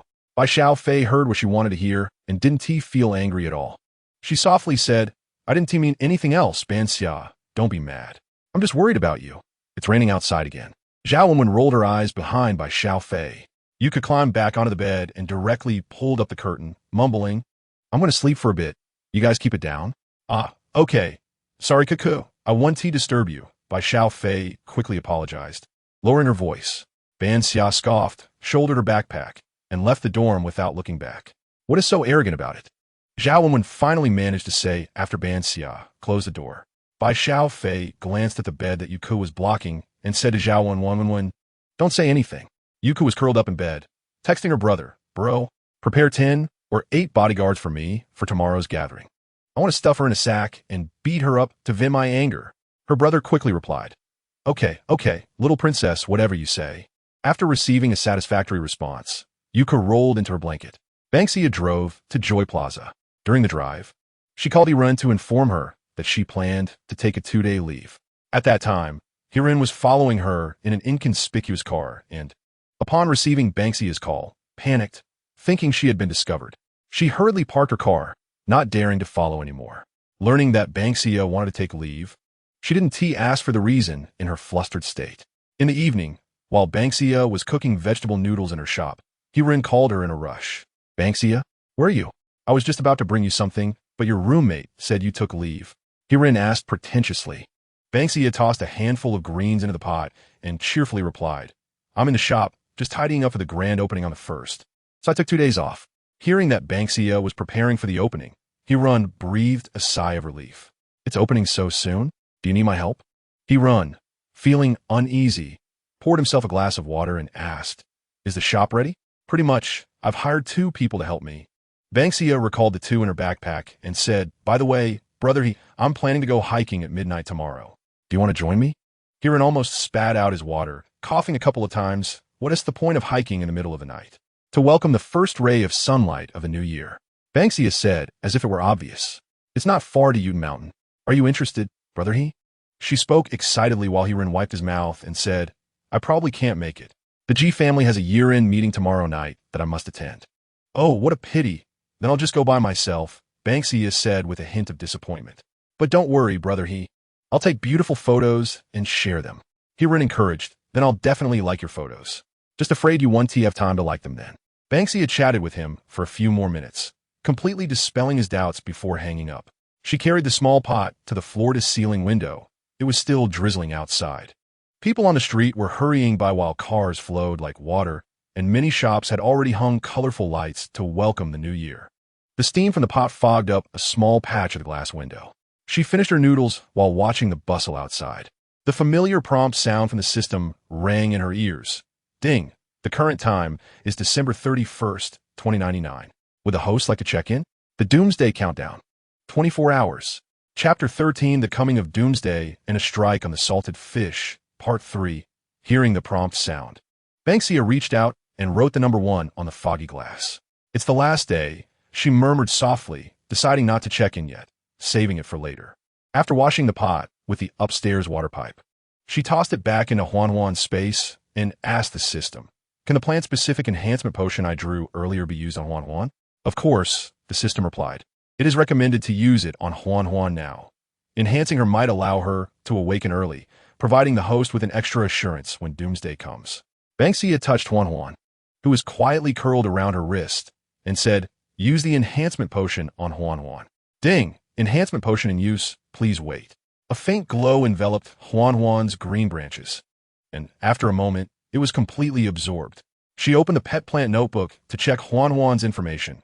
Pet plant, climbing rose, mutating Huanhuan, level awakened, can be upgraded, skills, devour, level 1, vine protection, level 1, poison vine invasion, level 1, contract status, blue, stable, special skills, storage space, shared with the owner, poison, Vinic clone. Description, a special plant that has already awakened, which will develop different attributes based on the owner's cultivation direction. System, this devour skill isn't what I'm thinking, right? Ban Xia asked uncertainly. The bloodthirsty vine nature is to devour flesh and blood, the system replied. However, if the host cultivates in another direction, it can be fine. It 1T actively devour. The vine, showing no outward changes, sweetly said, Master, I'm very obedient, I 1T random things." Ban Xia stayed silent. She knew it was hard to erase one's nature, and since she couldn't abandon the little vine, she could only nurture it well and try not to let it consume flesh and blood. She thought this and temporarily pushed aside her concerns. Forget it. Better get some rest. Today should be the last quiet sleep. Ban Xia had Huanhuan take out a single bed from the system, placing it against the wall near the stairs. She turned off the lights and laid down in the dark. "System, wake me up early tomorrow. We'll get ready and leave directly." System, okay host. December 31st, 2099. Weather, clear. On the last day of Doomsday, the sky was unusually clear. After the system woke her up, Ban Xia had Huanhuan tidy up the bed she slept on last night and some scattered items before preparing to leave. Looking at the bright sunshine outside, it seemed to herald the calm before a storm. She saw a text from Ren advising her to be careful when going out, hesitating between replying or not. She finally responded with a simple "Okay, got it. Wishing you a happy new year in advance." At this moment, it seemed like a blessing, but after midnight tonight, it would turn into a mockery. Let us go. She adjusted her backpack and prepared to head downstairs. Downstairs, several rows of shelves displayed various products she had organized. A dazzling array. "Host, are you really not taking these?" The system expressed reluctance to waste these items. After the apocalypse, this place will definitely become a sea of corpses. If those who can reach or hide here see these items, they might have a bit more motivation to survive. She couldn't save everyone, but using the food here to save some was enough. No, let us leave it for those destined to find it. Perhaps the G family will take it all in the end anyway. After all, they belong to the G family. Ban Xia closed the electronic door and added another layer of locks. A dark cloud vehicle was parked by the roadside, the one that hadn't been modified by the system. She placed a large tent in the trunk to confuse anyone following her. Just as she got into the car, the system informed her, "Host, someone is monitoring you. But it's not He-Run. Most likely still G family people. It doesn't matter. We're just heading up the mountain. If they want to follow, let them." Ban Xia fastened her seatbelt and started the car to leave. A black sedan was parked at the corner of the intersection after seeing Ban Xia drive away. One of the two black-clad bodyguards in the car made a call, asking Assistant she has already driven away. It seems she is going camping in the mountains. There's a tent and some camping gear in the back. Should we keep following? No need. She texted me that she is indeed going to Uten Mountain. You all come back. We'll see what she does when she comes down from the mountain, Hiren said after flipping through the chat history on his phone. Okay. Assistant After the black car started, it left in the opposite direction of where Ban Xia had gone. Ban Xia had a smooth journey. Although there were many cars on the highway, they diminished as she approached Uten Mountain, indicating that people were not choosing Uten Mountain for their outings. She drove smoothly to the mountaintop without any traffic, and the empty parking lot only had her car. A few elderly ladies were walking and chatting at the observation deck, and they were a bit surprised to see Ban Xia driving up. "Young lady, what are you doing driving up here?" Two elderly ladies approached her as soon as she got out of the car. Ban Xia closed the car door and smiled. "I came to watch the sunrise and camp a bit. Aren't you spending New Year's with your family? Why come all the way up to this empty mountain?" One of the elderly ladies looked at her in confusion. "I'm the only one in my family. I thought I should have some sense of ceremony for the new year. So I came here. It's nice because there are fewer people," Ban Xia explained. Hearing Ban Xia's words, the elderly lady who had just expressed confusion felt a bit embarrassed and said, "That's nice too, that's nice." After saying something inappropriate, the two elderly ladies found it awkward to continue the conversation, exchanged a few casual words, and then left. After setting up her tent methodically at the observation deck, Ban Xia returned to the car to rest for a while. Before long, it started to rain heavily outside, and the rain was getting stronger. Ban Xia squinted through the car window and sensed a strange smell in the rain. "What is that smell?" Ban Xia wrinkled her nose. The system prompted, "Host, the apocalypse may have come earlier than expected. In less than a few hours, this rain will turn into black rain." "What?" Ban Xia took out her phone to check the time. It was only 3 p.m., still far from the expected time. She opened the chat interface and clicked on Yuka's name. After a brief pause, she pressed it. The rain intensified. Her phone vibrated, and she opened it. "Oh my God, I almost got soaked. I'm so unlucky. Luckily, my brother sent a bodyguard to pick me up." Ban Xia pondered for a moment and replied, "What should I do?" This time, the reply came quickly. "My brother lent me his villa. With this heavy rain, many people probably won't come. How's your camping? Did you get caught in the rain?" Since he could lend her the villa, it meant Yu Junman knew where she was, and even if the apocalypse came, he could reach her quickly. Ban Xia finally felt relieved and casually replied with a "don't worry" emoji before putting her phone away. "System, help me change the vehicle. We should prepare now." After she finished speaking, the system took out the modified RV stored in the space. An extra vehicle appeared in the empty parking lot. Ban Xia had the system set up a vine umbrella for her and quickly entered the modified vehicle. After having the previous car stored away, she locked the driver's door and directly entered the living area. Looking at her future home, Ban Xia said, "All right, from now on, this is a new starting point." Chapter 14, The Coming of the Apocalypse and a Strike from a Salted Fish, Part 4. At 5 p.m., the sky had completely darkened. Ban Xia nestled in a single sofa by the dining table, using the light inside the car to gaze out at the darkened sky.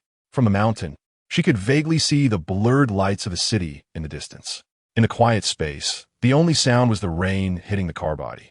Ban Xia withdrew her gaze from the window and looked at the steaming milk on the dining table. Waiting. At this moment, all she could do was wait. She didn't know how long she had waited, long enough for the milk in front of her to lose its warmth. Suddenly, a series of intermittent sirens echoed outside, growing closer and more urgent. "Warning, warning." The system emitted a piercing alarm sound. "Time's up, host." Ban Xia took out her phone. The time displayed 6 p.m. It was a full 6 hours ahead of schedule. The phone kept popping up real-time news reporting the sudden black rain and riots. There had already been incidents of patients turning into zombies and attacking others at the city hospital. Ban Xia was shocked to see the news popping up every second. "System, why is it so fast this time? It shouldn't be this quick. In my previous life, the black rain fell 6 hours before humans began to mutate into zombies." The system was silent for a moment and then said, "The system cannot explain. It can only say it might be a chain reaction. Because of me? Ban Xia hesitated. Her mood suddenly soured. If the speed of the apocalypse was accelerated because of her, then she would be a sinner, wouldn't she? Host, what gave you that impression? The system's voice sounded a bit puzzled. Is it because of this system? Hearing that familiar sarcasm, Ban Xia suddenly lost that heavy feeling. As long as it's not because of me, that's good. She breathed a sigh of relief. Her phone vibrated wildly. Yuka's messages filled the screen, accompanied by countless exclamation marks. Oh my god, it's raining black rain. So scary. People who got soaked suddenly went crazy. I'm scared to death. A chef at home suddenly went crazy like a madman. Luckily, there's a bodyguard. Otherwise, I would have been bitten. Help! After the chef was tied up, his face rotted away. Flesh. It just fell off his face. A bodyguard he caught also started going crazy. Just reading the words could convey her collapsing inner state. Ban Xia calmly typed back, "Don't get caught. I've seen several people going up the mountain going crazy and biting others. Those who get bitten become mad. Take care of yourself and wait for your brother." After a moment, she added, "Take care." Yuka did not reply.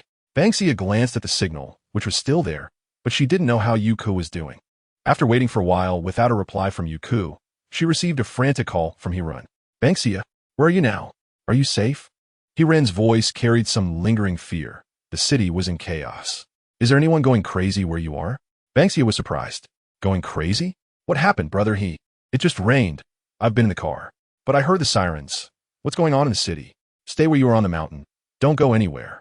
Once the city is under control, I'll send the G family's bodyguards to pick you up. Ban Xia, you must not run around, understand? It's very dangerous, Hiren said anxiously. It seemed the G family did not intend to let her go. Ban Xia silently sneered. Ban Xia? Ban Xia? Can you hear me? Hiren became more anxious when he didn't hear Ban Xia's response. Okay, brother I won't run around. I'm currently on the mountain and everything is fine. Don't worry. Ban Xia replied. You also pay attention to safety. I brought plenty of food this time. It should last for 3 to 5 days. Hiren thought for a moment and said, all right, I'll have someone come to find you on the mountain as soon as possible. Don't worry. After confirming that Ban Xia wouldn't run around, Hiren hurriedly hung up the phone. Ban Xia sensed something strange in his words, although Hiren's voice carried some fear. It was not entirely panic. Moreover, he confidently claimed he could send someone within 3 to 5 days, indicating he seemed to be well prepared. There was a feeling of foreknowledge, which made Ban Xia uncertain. The G family's pharmaceutical business was extensive. If they detected environmental anomalies, it wouldn't be impossible. The system reminded her. Closing the window and pulling the curtains, Ban Xia finished the now-cold milk in one go.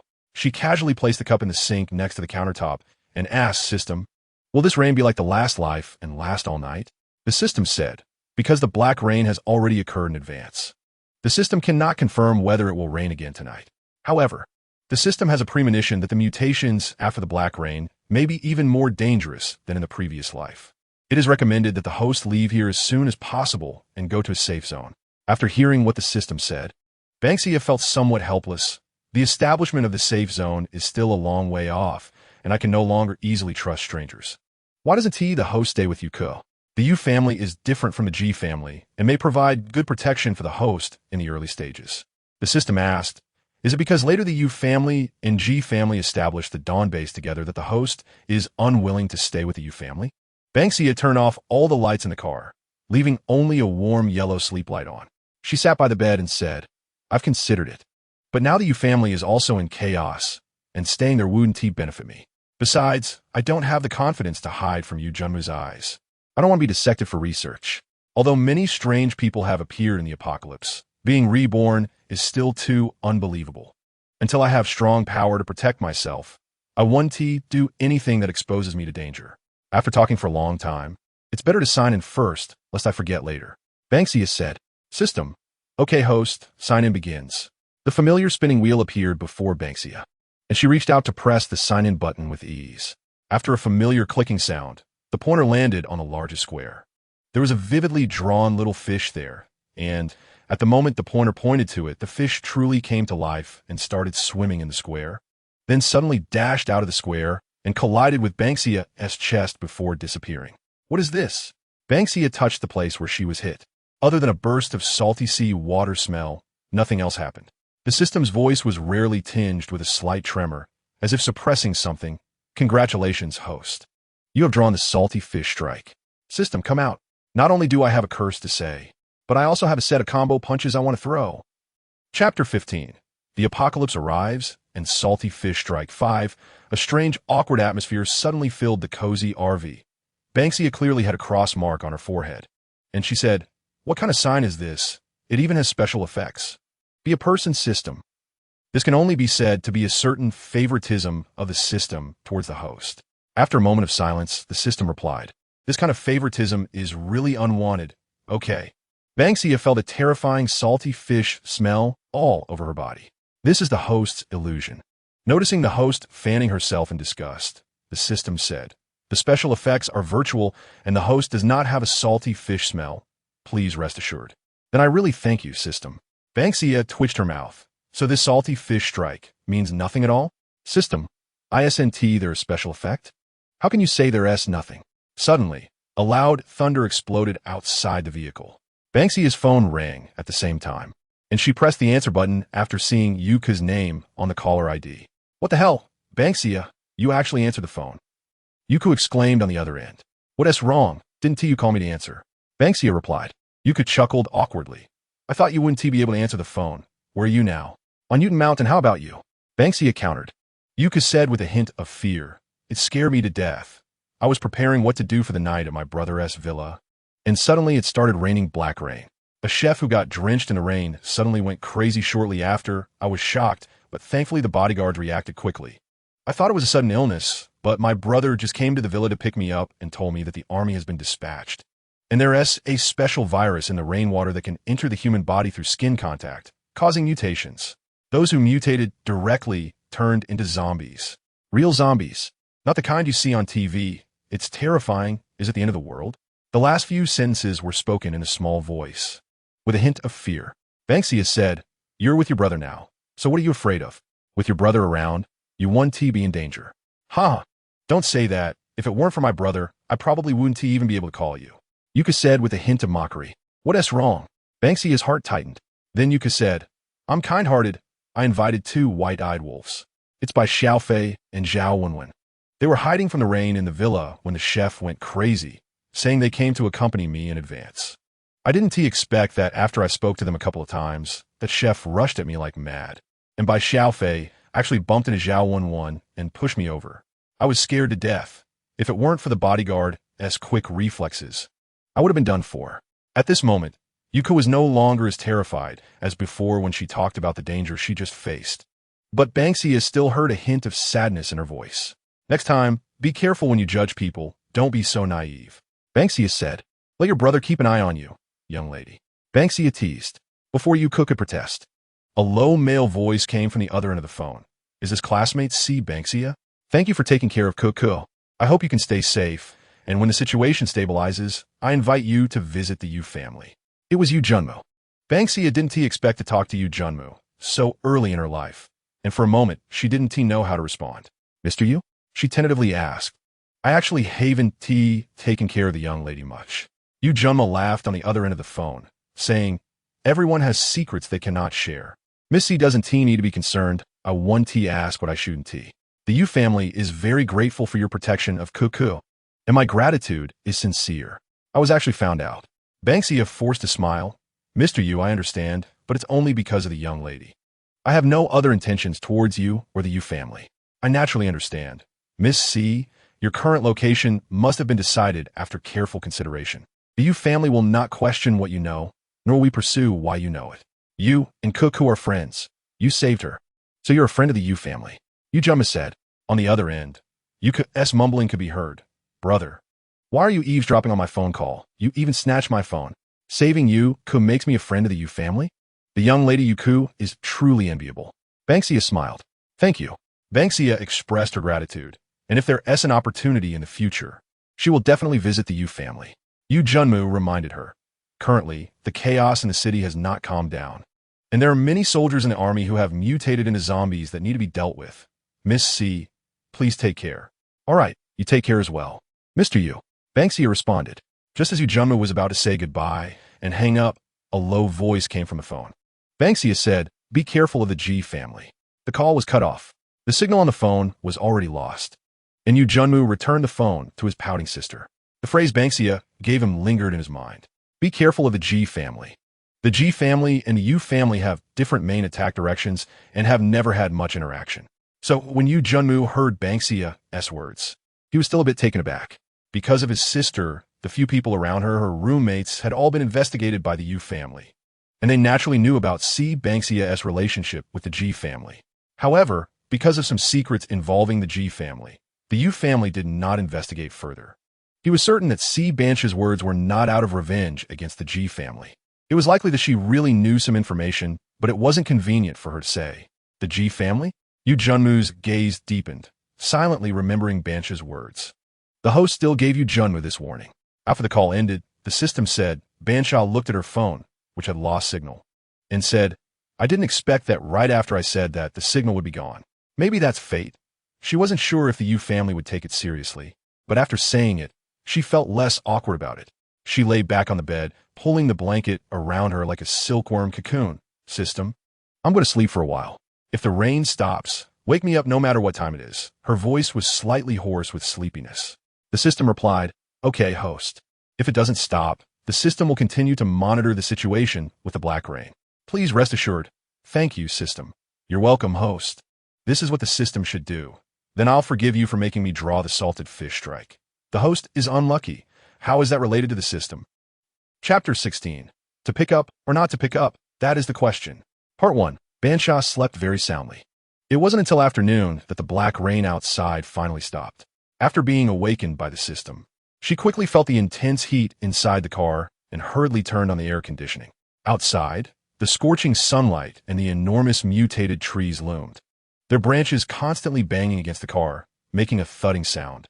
The ring on her wrist suddenly became restless, twisting as if offended. What's wrong, Ring?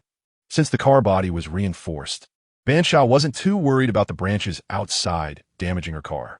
However, Ring couldn't contain itself and said, Master, let me out. Host, the mutated trees outside are not of a higher level than Ring. Ring is just agitated, the system explained. Ban Xia chuckled and comforted Ring. I didn't expect our Ring to be so strong-willed. Go ahead. She opened the window a small crack, and Ring immediately sprang out from her wrist. Outside, the sound of vines whipping against tree trunks accompanied Ring's muttering. Let you hit my master's car. Let you hit my master's car. Just wait and see. Ban Xia laughed and said to the system, Ring looks quite amusing like this. Things resemble their master, the system commented, quite chatty. Wow, it's rare to hear you mock me, system. Should I be happy or angry? Ban Xia joked. The system didn't reply, but displayed a screen showing the collected data. The outdoor temperature has already exceeded 50 degrees.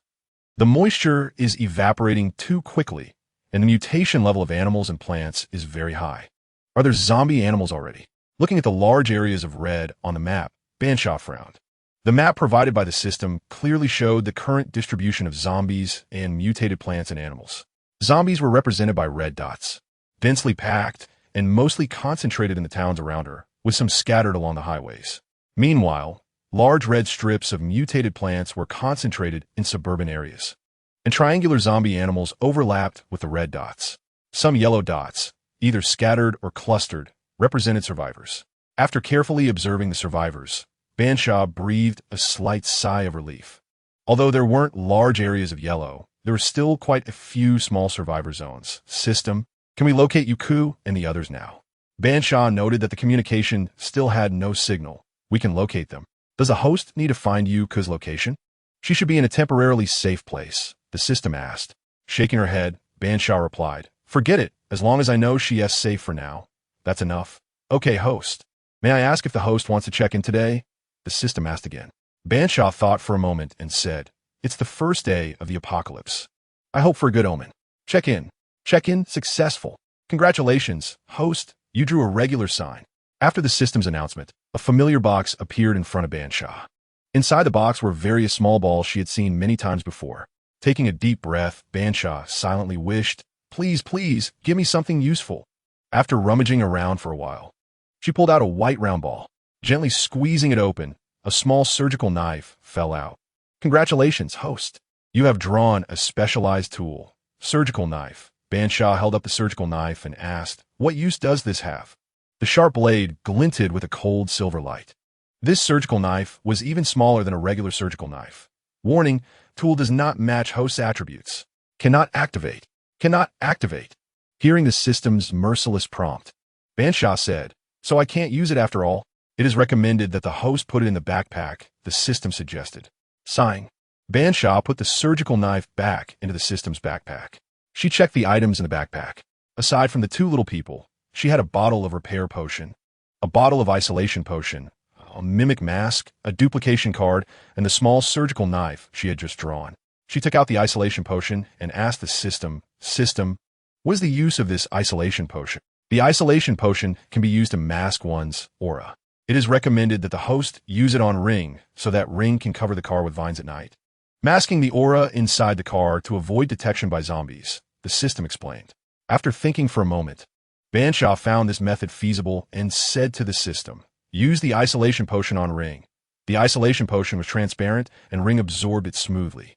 After opening the pet book to check on Ring, Ban Xia found no significant changes and said to the system, "It seems Ring doesn't have major changes every time it absorbs something. The isolation potion is not a strengthening type potion and will not have any impact on Ring's mutation," the system clarified. "Okay then," Ban Xia shrugged. Now is not a good time to leave. She should honestly find something to eat first.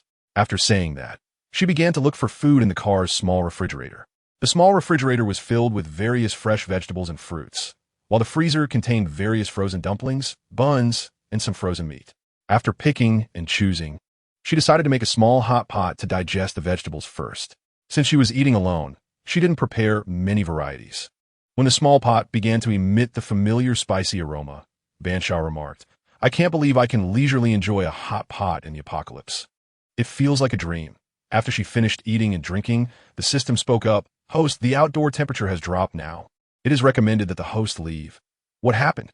Ban Xia had just cleaned the pot when she heard the system say the temperature outside was no longer that high and prepared to go out and dispose of the wastewater. The system replied, "The plants on the mountain have mutated significantly, and there is a huge mutated snake in the mountain that is about to awaken. Currently, it is something the host cannot handle." "A mutated snake?" Ban Xia exclaimed. "Then we need to leave quickly. Mutated animals are extremely difficult to deal with, let alone mutated snakes. Among all mutated animals, mutated snakes are one of the most challenging types. They not only possess potent venom, but are also covered in mutated scales. Unless they are metal or lightning type ability users, very few can break through the scales of a mutated snake." As far as she knew, there were quite a few ability users and ordinary people who had perished at the hands of monsters in the early days of the apocalypse in her previous life.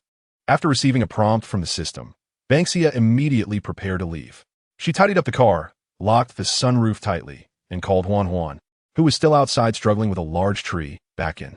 Once back in the driver's seat, she said to the system, "System, can you plan a route for me now? I need a route to the capital." The system responded, "Host wants to go to the city? Isn't the host trying to stay away from crowds?" Ban Xia started the car and replied, "Knowing that my parents' cause of death is suspicious. I want to visit the Jisher Pharmaceutical Research Institute in the city. Since it's still a chaotic time, I want to see if I can get any information related to my parents' research there." "Okay, host, I'll set a safe route for you right away." After hearing this, the system quickly set the route for Ban Xia. After reviewing the route, she reminded Huan, "If there's zombies attacking us on the way, I'll rely on you to protect me." Huan immediately raised a vine from her wrist and said, "No problem, master. Huan will definitely protect you." The road down the mountain was very calm. When Ban Xia saw the scattered corpses of humans or animals by the roadside, a faint cold light flickered in her eyes. Although she had already experienced the apocalypse once and knew its cruelty, seeing such scenes again inevitably stirred a strange feeling in her heart. Since she was going to the city, it was unavoidable to pass through it. To avoid being discovered by the G family, the system specially set the route to bypass the city. Ban Xia easily left the vicinity of the city before dusk. As the sky gradually darkened, there were many disordered, broken corpses and abandoned vehicles on the highway. Ban Xia turned on the headlights and drove straight ahead without looking around. She didn't know if it was because Huan had absorbed the isolation potion, but on the way, aside from encountering zombies and human corpses, as well as some rapidly flying mutated birds, there were no other living beings. "Host, there's a situation at the roadside service area. The system suddenly spoke up shortly after they got on the highway. Ban Xia glanced at the roadside sign and asked, "What situation?" The system replied, "The system has detected a strong psychic ability awakening signal ahead. It is recommended that the host go and check it out." Psychic? Ban Xia was startled. After the apocalypse, some humans gradually awakened their abilities. In addition to some physical enhancements like strength and speed types, there were also some special types that could manipulate wind, water, fire, and earth, as well as some rare but powerful lightning, metal, and space types. There was also a more unique ability, the intelligence type, which awakened a special mental power. Powerful psychic ability users could even control others without them noticing. This kind of unpredictable existence was feared not only by zombies with intelligence in the later stages, but also by their companions. However, training as a psychic ability user was extremely difficult, and evolving to a higher level was even harder. From what Ban Xia knew in her previous life, psychic ability users were either recruited by large bases or eliminated before they could grow. Could she really encounter a psychic ability user on the verge of awakening in the early days of the apocalypse? After some deliberation, Ban Xia decided to drive into the service area. After turning off the headlights, she sat in the car and waited for a while. The system checked and said, "There are 2 people in the supermarket at the gas station." 2 people. Chapter 17. To pick up or not to pick up? That is the question. Part 2. Ban Xia took out a powerful flashlight from the storage box in front of the car and slung the backpack from the passenger seat over her shoulder. She asked the system to scan the area and found that this gas station was a newly built one that had not been put into use for long.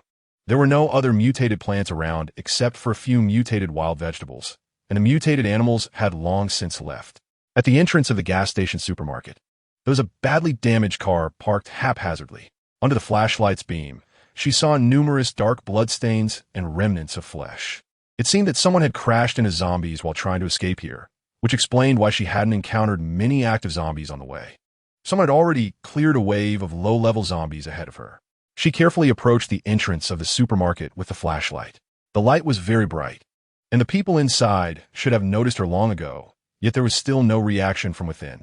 Feeling a bit nervous, she asked Huan to produce a long knife for her. This was a cold weapon, an imitation Tang Dynasty sword, that she had specially sent a designated person to the antique market to acquire. She had spent a considerable amount of money for this knife, which was said to have been excavated from an ancient tomb many years ago and had a sharpened edge. "Host, there's no need to be so cautious. The system has already scanned the room, and there are 2 people who currently lack the ability to resist," the system said, holding the hilt of the knife. Ban Xia felt a little more at ease and pushed open the supermarket door. In the empty room, she saw 2 figures huddled together. "Who? Hello?" Hoarse male voice sounded. Hearing this familiar voice, a figure floated in Ban Xia's mind, and she instinctively asked Zhou, "Teacher Zhou, why you are?" "Who?" The man's voice carried a hint of surprise upon realizing the newcomer was a girl. Ban Xia knew she hadn't recognized the wrong person.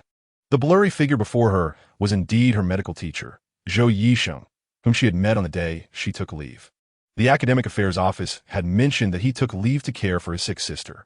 Ban Xia dimmed the flashlight to its lowest setting and, with a little light, saw the frail girl in his arms. "Teacher Zhou, I'm a student from the art department. My name is Ban Xia. I saw you on the day you took leave." Ban Xia didn't approach, but stood at a distance to introduce herself. Hearing that the other person knew about his leave and mentioned the date, Zhou Yisheng believed her and tightened his hold on his sister, asking, "See classmate, are you alone? It's not safe outside. You shouldn't be wandering around alone. It's dangerous." Ban Xia took a bottle of water from her backpack and handed it to Zhou Yisheng, saying, "Teacher, you should hydrate your throat." She didn't know how long it had been since he had last had water. His voice was completely hoarse. Zhou Yisheng took the water without having time to thank her and first woke his sleeping sister, gently coaxing, "Xiao, wake up, drink some water." The little girl in his arms groggily called out brother and took a couple of sips of water from Zhou Yisheng's hand before pushing the bottle back to him, saying, "Brother, drink." Zhou Yisheng dared not drink much, taking only a small sip before capping the bottle. He said to Ban Xia, "Thank you. What are you doing up here?" "Teacher Zhou," Ban Xia asked as she sat down on the ground. "I brought Xiao to the hospital for a checkup, but suddenly everything went chaotic. Many man-eating monsters appeared in the hospital, and doctors and nurses who were bitten or injured would also turn into monsters. Xiao has been running a high fever, so I could only escape the hospital with her. I originally planned to take Xiao back to the city. Our parents are there. But there are many monsters on the way, and the car is almost out of gas, so I could only find a place to hide for a while. Zhou Yixing chuckled bitterly, saying, I don't even know if I can still take Xiao home like this. The little girl reached out a thin white hand from Zhou Yixing's arms and gently touched his face, saying, Brother, Xiao is okay. Brother, you can leave Xiao here and go with his sister. What? How is that possible? Xiao, your brother can't leave you. Zhou Yixing held his sister's frail wrist. Speaking softly, suddenly, an alarm rang in Ban Xia's mind. Warning, warning, a high-level zombie is awakening. A high-level zombie is awakening. What? Ban Xia almost couldn't catch her breath, her face turning red. Were the advanced zombies? How could they possibly awaken at this time? In her previous life, advanced zombies were only slowly discovered by humans 2 or 3 years into the apocalypse. Those advanced zombies that had awakened their consciousness even had their appearances restored to look exactly like humans. They were not only powerful, but could even command lower-level zombies to create zombie tides. In the 10 years Ban Xia lived through the apocalypse in her last life, she had only encountered a handful of advanced zombies. Why was she thrown into a hell mode right at the start in this life? System scanning, please wait. Scanning complete, target locked. The system said, it's in Zhou Yixing's arms. What? Ban Xia widened her eyes, trying to see the girl in Zhou Yixing's arms in the dim light. The little girl had her whole face buried in Zhou Yixing's chest, with only one small hand peeking out from his grasp. Ban Xia then noticed that although the little hand was frail, the fingertips were suddenly starting to elongate. Teacher Zhou, Ban Xia exclaimed, quickly stepping forward to pull his hand away. As she did, she saw the girl in his arms trembling all over. Zhou Yixing was caught off guard by Ban Xia's sudden pull, causing the little girl to slip from his grasp and fall to the side. He shouted, Xiao, don't go over there. Ban Xia yelled, pulling Zhou Yixing behind her. That's my sister. Zhou Yixing growled, try to rush out from behind Ban Xia. Ban Xia gripped his wrist and said, Huan. The vines on his wrist quickly elongated and tied Zhou Yixing up like a rice dumpling, throwing him to the ground. You! Zhou Yixing exclaimed as he was thrown to the ground. Struggling to lift his head, he saw Ban Xia draw out a long knife from behind her. He cried out, no, please don't. Ban Xia tightened her grip on the knife and slowly approached the little girl lying on the ground. The little girl, dressed in a thin dress, was slowly crawling out of the tightly wrapped blanket. She raised her head and looked at Ban Xia. Ban Xia then noticed that the girl's eyes were dull and lifeless, with a cold white gradually covering her pupils. She was already starting to zombify. Her trembling body was in pain from the invasion of the zombie virus. Host, she is the one about to awaken as a psychic type. The system exclaimed. If she zombifies, she will become a psychic zombie. You're not her match. Ban Xia felt like cursing. You want me to kill her now? I can't do it. If she completes zombification, won't I become a dish? Zhou Yixing behind her had already been gagged by Huan and was rolling on the ground. The system said, Host, there's only one way now. What way? Ban Xia warily watched the little girl, whose fangs were now visible, and urged, hurry up. It's the healing potion in your backpack. The system displayed her backpack, and the bright red healing potion was right inside. Without thinking, Ban Xia took out the potion and said, Huan, tie her up. Huan obediently left Zhou Yixing, who quickly rolled on the ground and stood up, only to see the vines that had just bound him now tying up his sister. The instigator was holding a strange potion, ready to pour it into his sister's mouth. What are you doing? Zhou Yixing tried to stop her. Ban Xia carefully controlled the bottle in her hand to avoid being scratched by the girl's fangs. Zhou Yixing suddenly shouted behind her, nearly causing her to drop it. She coldly snapped, shut up. Perhaps Ban Xia's voice was too harsh, or Zhou Yixing saw her put away the long knife. So he cautiously moved to her side without saying anything further. Ban Xia didn't have time to care about him. She poured the potion into the girl's mouth and had Huan tie her up more securely. What did you give Xiao? Zhou Yixing asked as he watched her magically make the empty potion bottle disappear. Ban Xia rolled her eyes. Poison. I'm sorry, I was too anxious just now. I didn't mean to. Zhou Yixing instinctively apologized, hearing Ban Xia's annoyed tone. All right, you carry her and follow me. The system had already provided her with the detection data. The zombie virus in the little girl's body was indeed repaired by the healing potion. However, the system informed Ban Xia that the healing potion should only be effective against this type of mutating zombie virus, and if the zombie had already completed its mutation, it would have no effect. The system also asked her how to handle the two of them. These two should pose no harm to the host for now. The system analyzed for Ban Xia that the psychic ability the little girl was awakening would be very powerful, and it had just scanned to find that her brain area was exceptionally developed. Sigh. Ban Xia considered that Zhou Yixing was currently a weakling with no abilities and was carrying a clueless little kid. Ultimately, her soft heart was at play. Leading the dirty pair to her vehicle, Zhou Yixing was surprised to see the modified car. She lowered the ladder at the back of the car and said to him, "Get up by yourself and bring your sister along." Zhou Yixing had no choice but to climb the ladder while carrying his sister, who was wrapped like a sack by Huan Huan. When Ban Xia opened the door for him to enter the RV, he realized what it meant to have his eyes opened. The well-equipped interior of the vehicle resembled a stable shelter, and compared to the chaos outside, it was like paradise on earth. After turning on the lights, Ban Xia lowered the dining area table, quickly transforming the dining bar into a large bed. She looked at Zhou Yixing, who was covered in mud and dirt, and frowned in disgust. "System, do I have any supplies for men's clothing?" She knew she had stored some clothes for children, but the rest were prepared by the system. The system quickly replied yes. Before Ban Xia could say anything, the system automatically retrieved a set of male clothing for her. She instructed Zhou Yixing to place Huan Huan on the ground, and then tossed a pile of clean clothes onto the freshly made bed. Ban Xia pointed to the bathroom with the door closed and said, "Go wash yourself clean." Okay. Zhou Yixing seemed to awaken from a dream and hurriedly took the clothes towards the bathroom. Indeed, those studying medicine are a bit clueless, Ban Xia thought as she looked down at Huan Huan. "Let her out, Huan Huan."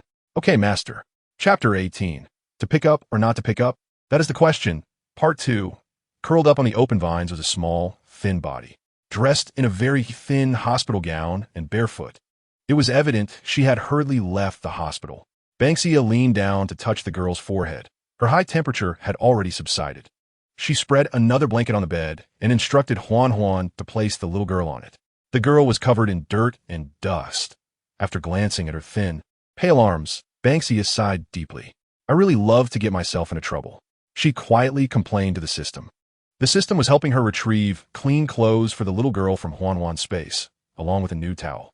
Hearing Ban Xia's words, the system said, "The host is always tough on the outside but soft on the inside. You distance yourself from the crowd back, then just to avoid being soft-hearted and getting betrayed." Using a damp, clean towel, Ban Xia wiped the girl's face and smiled. "Don't say it. Although this little girl is thin, she is quite pretty."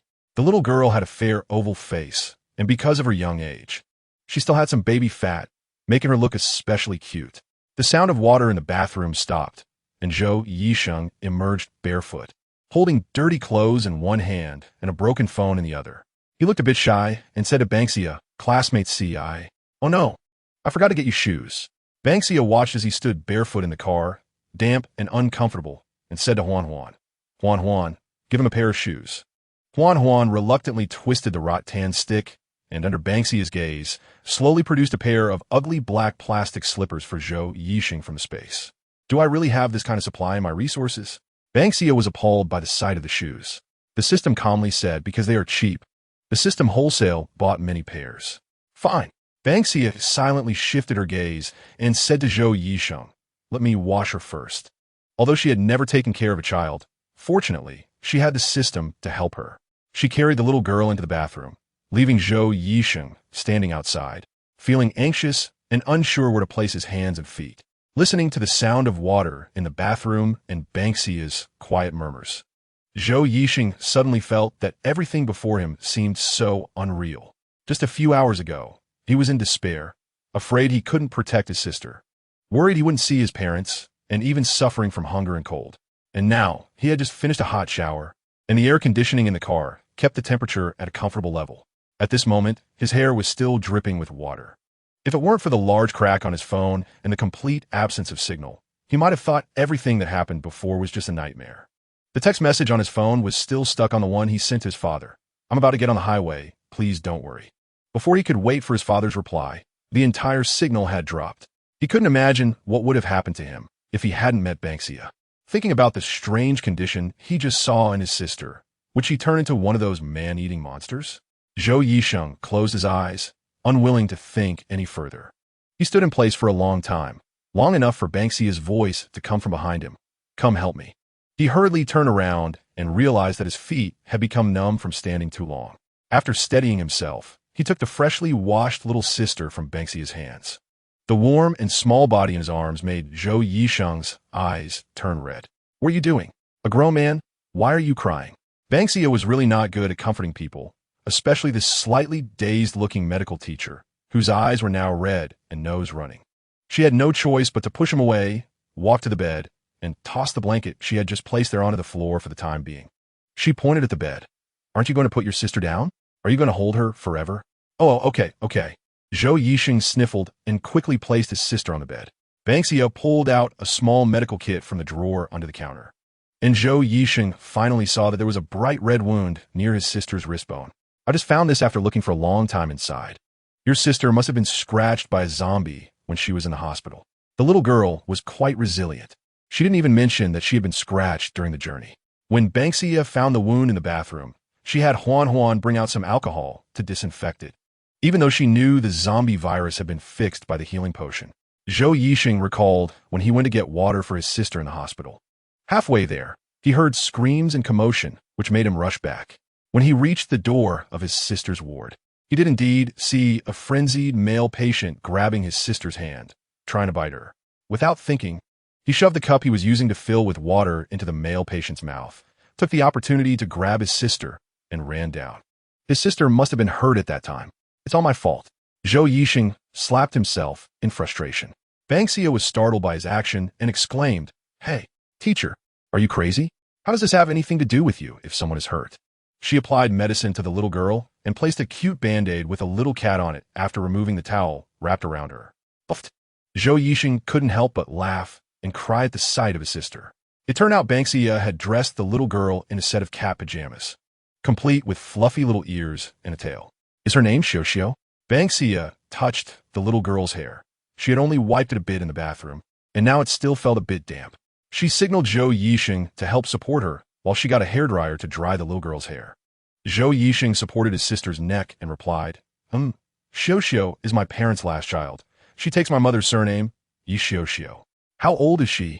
Ban Xia took out a small hairdryer, found a plug on the side wall, and cautiously turned it on to test the temperature before carefully drying Xiao's hair. Zhou Yisheng gently gathered the stray hair on Xiao's face.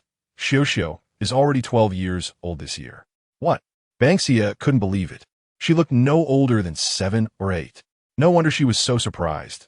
Xiao looked thin and small, not at all like a 12-year-old child. "Well, my mother was already 40 when she was pregnant with Xiao. Both of my parents are doctors. At that time, there was a medical accident in the hospital, and my mother was accidentally injured by a patient's family, almost leading to a miscarriage.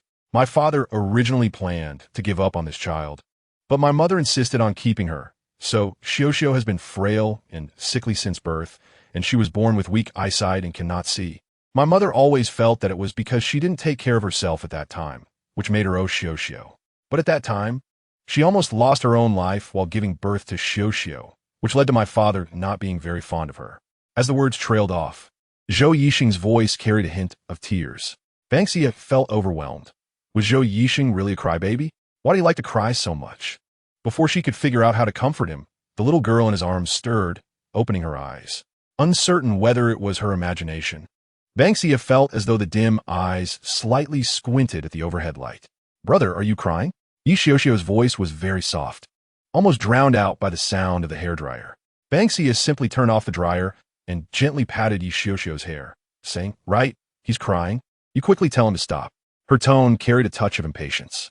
Zhou Yisheng felt a bit embarrassed and rubbed his nose, quietly asking, "Xiao, is there anywhere that hurts?" "Brother, I saw you." Xiao hesitantly reached out to touch the person in front of her, unable to believe it. "What? Xiao, you saw me?" Zhou Yisheng's voice changed pitch in surprise as he carefully looked into his sister's eyes, but those eyes remained dim. Ban Xia asked the system, "What's going on with her? It should be her mental type superpower. She's too young to control it, so she doesn't really see. Instead, her superpower picks up on things. Her mental type ability should be wide-range coverage. As of now, what she wants to see, her ability can let her see. However, she probably can't see through walls yet. But who knows in the future?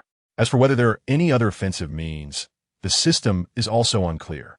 After a moment of research, the system said, your sister should have awakened her mental-type superpower. Ban Xia repeated the system's explanation to Zhou Yisheng verbatim. Zhou Yisheng was a bit shocked. She can really awaken superpowers? Huh. What do you think this is? Ban Xia pointed at Huan Huan, who was twisting around on her wrist. Huan Huan is not her superpower, but is also a non-scientific product that wouldn't appear before the apocalypse. I didn't mean anything else. I just didn't react in time. Zhou Yisheng said shyly. Xiao Xiao, did you really see your brother? Yi Xiao Xiao sat up and looked at Ban Xia, smiling with two shallow dimples at the corners of her mouth. I saw him. This sister is also very beautiful. Thank you for saving me and my brother. Saving grace can't be repaid. Xiao Xiao. Zhou Yisheng quickly covered his sister's mouth, fearing that she might say something shocking. Host, these two are quite interesting. The brother is a Na'vi sweetheart, and the sister turns out to be a white-cut black. The system said, it seems the little girl knows the host is a big shot and wants to hold on to her brother. Ban Xia squinted. After all, the system said that her brain domain was very broad even before her awakening. Now that she has awakened, she will probably be even more terrifying, right? So, should the host take these two in or not? That's a serious question. Ban Xia looked at the little girl who had automatically made room for her brother to rest on the bed and silently smiled. Chapter 19. The Bloody Battle, Part 1. Zhou Yisheng finished a bowl of egg noodles in an ungraceful manner while holding a large bowl. He fed a chopstick of small greens into Yi Xiao Xiao's mouth. Ban Xia glanced at him sideways and said, there's more in the pot. If you want to eat, go serve yourself. Half an hour ago, when Yi Xiao Xiao was trying hard to pull her brother to sit on the bed and rest, the sound of his stomach growling came from Zhou Yisheng. Ban Xia couldn't help but laugh out loud as Zhou Yisheng's clear and fair face turned into a red apple at a visible speed. Yi Xiao Xiao also blushed a little and said softly, sister, I'm sorry. What is there to apologize for? Ban Xia shrugged, quickly took out her small pot from the drawer, and swiftly cooked a pot of egg noodles with some greens. After opening a can of luncheon meat, she first served Zhou Yisheng a large bowl of noodles and cut a few big pieces of luncheon meat. Then she found a small bowl for Yi Xiao Xiao, also serving her a small bowl and cutting a bit of meat. Zhou Yisheng originally wanted to take the small bowl to feed his sister, but was rolled his eyes by Ban Xia, who said, go eat your own. I'm afraid you'll tempt your sister. Zhou Yisheng's face, which had already lost its blush, inevitably turned red again. He could only carry his large bowl to the kitchen counter to eat. Eat slowly. Ban Xia fed Yi Xiao Xiao in small bites, reminding her. The little girl ate elegantly. Her small mouth puffing up made Ban Xia feel a bit hungry too. Zhou Yisheng, who was eating quickly, awkwardly held his bowl and watched the two of them, knowing he wanted to eat but didn't dare to eat more until Ban Xia told him there was more in the pot. Zhou Yisheng hadn't eaten anything since he ran out of the hospital with his sister. The only thing he had was half a bottle of mineral water in the car, which he had already given to his sister on the way. By the time Ban Xia finished feeding her a small bowl of noodles, Zhou Yisheng had already finished 2 bowls and cleaned the pot. Ban Xia unceremoniously shoved her sister's bowl to him and said to Yi Xiao Xiao, you can't sleep right after eating. Let us go walk around in the car for a bit. Yi Xiao Xiao obediently nodded. I understand, sister. After washing the dishes, Zhou Yisheng heard her words and put down the chopsticks, picking Yi Xiao Xiao up from the bed and slowly walking her around the small living room. Host, someone is coming, the system said. The sound of a car engine came from outside, indicating that someone was also trying to leave the highway. Zhou Yisheng naturally heard the noise outside and immediately grabbed his sister tightly in his arms. Their parking spot was not very concealed, and after a few cars stopped, they quickly noticed their vehicle. Brother Pang, there's a dark cloud parked here. Looks like it has been modified. Behind it is a camper. Footsteps approached, seemingly examining her car. Yi Xiao Xiao leaned her head against Zhou Yisheng's shoulder and said, there are 5 people outside, 3 men and 2 women. I can feel a special vibe from 2 of them. One feels like fire, and the other feels like water. Host, this little girl can identify whether there are superpowers among the people outside. There's a fire-type superpower user and a water-type superpower user out there. The system was quite surprised. Her psychic ability is indeed very strong. Host, you've struck gold with her. Knock, knock, knock. Someone was knocking on the side wall, and Ban Xia immediately took down the long knife hanging on the wall. She hesitated, looking at Zhou Yisheng, doubting whether he could protect her and Yi Xiao Xiao if something happened. Zhou Yisheng had also considered this. His previously rosy face suddenly turned pale. The system reminded Ban Xia, "Host, the scalpel in your backpack might be useful for Zhou Yixing." After the system said this, it displayed the information of the scalpel from her backpack. "What is this?" Ban Xia waited for the virtual screen in front of her. The scalpel, which previously had no description, had changed its status. Name, Shadow Illusion Blade, exclusive weapon source, Clan of Shadow status, unbound level, unknown, to be activated, skills, unknown, not activated, job requirement, healer, stealth user, weapon description, an exclusive weapon crafted by the weapon master of the Clan of Shadows, usable only by healers and stealth users. This weapon is a binding type growth weapon, which will change its growth status according to the owner's attributes after binding with the owner. Owner, to be bound. Clan of Shadows? Ban Xia frowned. System, what kind of clan is this Clan of Shadows? Host, the system has mentioned before that it originates from a higher dimension, and different dimensions give birth to different higher beings. The Clan of Shadows is a special race from a higher dimensional space. They specialize in two things. One is mastery of medicine, and the other is assassination. Stealth user means assassin. It seems this weapon sensed the presence of someone who can recognize its owner nearby, so it automatically displayed a new state, believing Zhou Yixing can wield it. This is really outrageous. Mobile Weapon Depot? A delivery service for others. Ban Xia said as she took out the small scalpel. Holding it, she opened her hand, and the small scalpel rested in her palm. Zhou Yixing looked at the familiar tool and reached out instinctively to take it. Ding! Match successful. Recognizing owner. A strange voice suddenly rang out, startling Zhou Yixing to nearly drop the scalpel. Ban Xia only saw a cold light flash, and the scalpel disappeared from Zhou Yixing's hand. Then, a formation of knives suddenly appeared beside him, their sharp killing intent directed straight at Ban Xia, alarming the ring on her wrist. Goodness! Ban Xia was truly startled. This row of small knives looked quite terrifying. Host, his compatibility with the weapon is very high. The system popped up a new panel. Name, Shadow Illusion Blade, exclusive weapon, source, Clan of Shadow status. Bound, cannot be unbound. Level, can grow, skills, job requirement, healer. Stealth user weapon description, an exclusive weapon crafted by the weapon master of the Clan of Shadows, usable only by healers and stealth users. This weapon is a binding type growth weapon, which will change its growth status according to the owner's attributes after binding with the owner. Owner, Zhou Yixing. What does it mean that the skills are not visible? Ban Xia asked. Because the host is not the user, so you can't see it. The system answered her question. Her communication with the system was very quick. By the time Zhou Yixing had absorbed the fact that he suddenly had a super killing weapon, Ban Xia had already slung the long knife over her shoulder and was ready to open the door. What are you knocking for? Did your mother not tell you not to touch things that aren't yours? Ban Xia pushed open the door, staring unhappily at the few people continuously knocking on the car. Upon hearing a strange female voice, the people in front of the car quickly huddled together. Ban Xia jumped down from the car, and Zhou Yixing, who was following her, first lowered the ladder before carefully carrying Yi Xiuxiu down.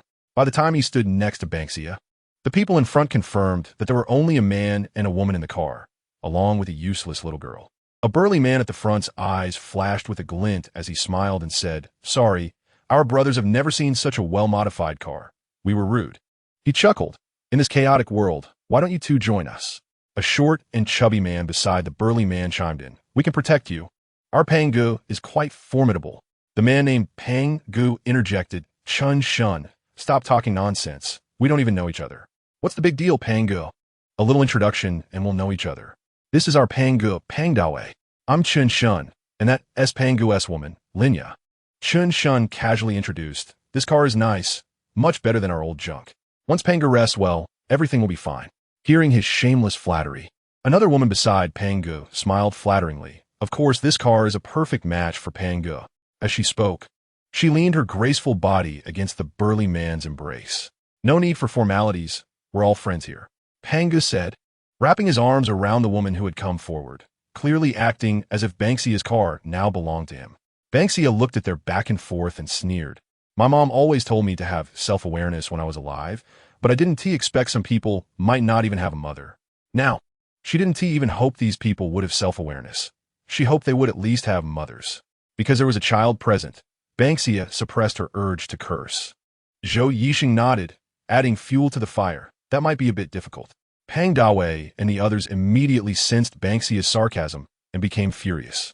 You want to drink the penalty wine instead of the respectful one, Pang Dawei said, suddenly unleashing a burst of flames from his hand. The two people standing next to him quickly stepped back several paces, and Chen Shun shouted to the people in the back of the car, "Old Hey, hurry up and come out. Pang Ge has met someone blind." From the car, with a dented front, two people quickly emerged, specifically, a grim man with a scarred face dragging a woman with her hands tied. As they got closer, illuminated by the flames in Pang Dawei's hand, Ban Xia and Zhou Yisheng clearly saw the woman who was bound. She appeared to be a young girl, her ordinary face marred by numerous bruises. She wore a somewhat worn-out down jacket, and her hands were tied together with a rope. As the man called Old Hey dragged her carelessly, the girl stumbled along behind him. "Why did you bring her along?" Chen Shen said impatiently. Old Hey yanked the girl down to the ground, saying, "Afraid this little beast will run away. After all, we still need her to drink water." The girl with red eyes hoarsely shouted, "You murderers! You will get your comeuppance." Ban Xia narrowed her eyes and communicated with the system. "System, I originally thought that there should be water and fire ability users among them, but it seems not. This girl they have tied up is the water ability user. Water ability users are generally weak in the early stages, and she looks too young to resist these people. They all have blood on their hands." The system replied, "Yes, host, this girl has a very weak ability fluctuation. She probably just awakened not long ago. This man called Old Hey, whose real name is He Biao, is a wanted murderer. Pang Dawei and Chen Shun have both spent time in jail for rape. They are responsible for at least 7 or 8 lives. And now, in this chaotic world, they are even more reckless. Be smart, leave the car and get lost." Chen Shun said when Old Hey walked over to Ban Xia and Zhou Yisheng. Ban Xia stabbed the knife she was carrying into the ground, crossing her hands over the hilt. "System, I suddenly don't want to let them off easily." Perhaps it was the overwhelming hatred in the girl's eyes that burned Ban Xia. She said, "If you have the ability, come and take it." Before her voice fell, enormous vines suddenly surged from her wrist, splitting open a bloody gap in front of the terrified onlookers, revealing countless small, serrated teeth. Chapter 20, Bloody Battle, Part 2. The thick vines surged to the height of a 3-story building in an instant, and the sharp teeth in the gaping bloody mouth were particularly prominent in the night. Before Ban Xia could speak, the vines had already wrapped around the short and chubby Chen Shun, lifting him into the air and swinging him around. Damn, she's also an ability user. Pang Dawei exchanged a wary glance with Old Hey, pushing the woman in his arms away and spreading his hands. 2 handfuls of flames merged in his palms, and a huge fireball appeared in front of him. Old Hey shoved the rope in his hand into Lin Ya's, telling her to get out of the way. Lin Ya, seeing him pull out a bone knife from behind, fearfully tightened her grip on the rope binding the girl and retreated repeatedly. "Host, be careful of this person." The system marked Old Hey with a dangerous red flag. "Sister, leave this person to me and my brother." As Ban Xia pulled out the long knife, she heard Yi Xiuxiu's voice from behind. Zhou Yisheng, holding his sister, walked to her side and said, "I'll deal with this Old Hey. You take care of that fire ability user." Ban Xia detected a hint of caution in his words. 3 small knives were floating beside him. "Host, Zhou Yisheng controls the knives by analogy. He must use strong mental strength to control multiple knives for attack and defense. He hasn't awakened an ability, but his sister has. As long as he controls the knives well, his sister will use her mental power to help him stay alert. They're a good match. And Old Hey has no abilities. He can handle it." The system seemed to sense Ban Xia's worry and added, "Be careful." Ban Xia nodded at him, letting the vines wrap around Yi Xiuxiu's wrist. In addition to the main vine, it could split into countless smaller vines, but currently, the power of the split vines was not as strong as the main vine. "Split them up, Huan Huan." Ban Xia knew they were likely working as a team, so they must have a certain level of coordination. She and Zhou Yisheng did not have this advantage, so they had to separate them first. Huan Huan moved in response, sending the split vines toward Old Hey. Old Hey swung his knife to block, jumping and dodging, quickly creating distance from Pang Dawei. Pang Dawei, focused on dealing with Ban Xia, did not notice he had already separated from Old Hey. The fireball in his hand kept rolling, spitting out small fireballs in an arc towards Ban Xia, forming a rain of fire. "Host, be careful. This fire ability user has a high level of awakening. It may be related to his physical quality." The system planned an escape route for Ban Xia amidst the fire rain. Ban Xia skillfully dodged a wave of attacks and swept her knife with one hand. The narrow blade of the Tang knife grazed Pang Dawei's neck. The killing intent left a streak of blood on his neck. Pang Dawei, feeling the sting, covered his neck with his hand. Zulfust, he thought with shock. She looked like an ordinary female college student, but why was her attacking angle so tricky? If he hadn't dodged quickly, he might have had his artery cut. Not only was the weapon sharp, but this person's methods were also ruthless. He had no idea that Ban Xia had also struggled for 10 years in the apocalypse, relying solely on cold weapons like knives and swords due to her lack of supernatural powers. To ensure a quick kill, her most common tactic was to sever the heads of zombies. Old hey, this woman is not right. Hurry and help me. Pang Dawei was very alert and immediately called for assistance. Chun Shun was suspended in midair, swaying back and forth, long gone from consciousness, foaming at the mouth. Meanwhile, Old Hay was struggling under attack from small knives, unable to spare any effort. Zhou Yixing knew it was not easy to dodge with his sister, so he simply stood still, relying on her for hints. Two small knives continuously created traps for Old Hay, while another one lurked, waiting for an opportunity to launch a sneak attack. He had already sustained several wounds. Ban Xia observed for a moment, as expected of a medical teacher. Most of the injuries were on the wrists or ankles. If it weren't for Old Hay's skills, he should have already been unable to stand. Old Hay originally wanted to get in close for a quick resolution and deal with these two useless opponents. Unexpectedly, the man's two small knives were so elusive that he couldn't get near, and one was even hidden in the dark, constantly launching surprise attacks. Although the wounds were not deep, the repeated unexpected appearances had gradually made him irritable. Old Hay, what's wrong? Didn't you hear your companion's response? Pang Dawei impatiently turned to look. Suddenly, he heard a rush of wind, and his survival instinct kicked in, causing him to duck and roll on the ground. When he raised his head, he saw Ban Xia standing where he had just been, holding a long knife. If he hadn't dodged just now, his head would have been sliced off. Cold sweat immediately trickled down his neck and soaked his back. Panicking, he scrambled to his feet and started unleashing flames towards Ban Xia, completely disregarding that his companion Linya was behind her. Host, don't get hit by the flames. This fire user has a high flame intensity, and ordinary water won't extinguish it, the system warned. Linya screamed in terror as the fireball rushed towards her, instinctively pushing the girl beside her out of the way. Ban Xia's pupil shrank. Huan Huan quickly tossed Ban Xia towards Linya's direction, and Ban Xia used the momentum to rush forward, catching the girl before fiercely plunging her long knife into the ground, spinning around to steady herself. Are you okay?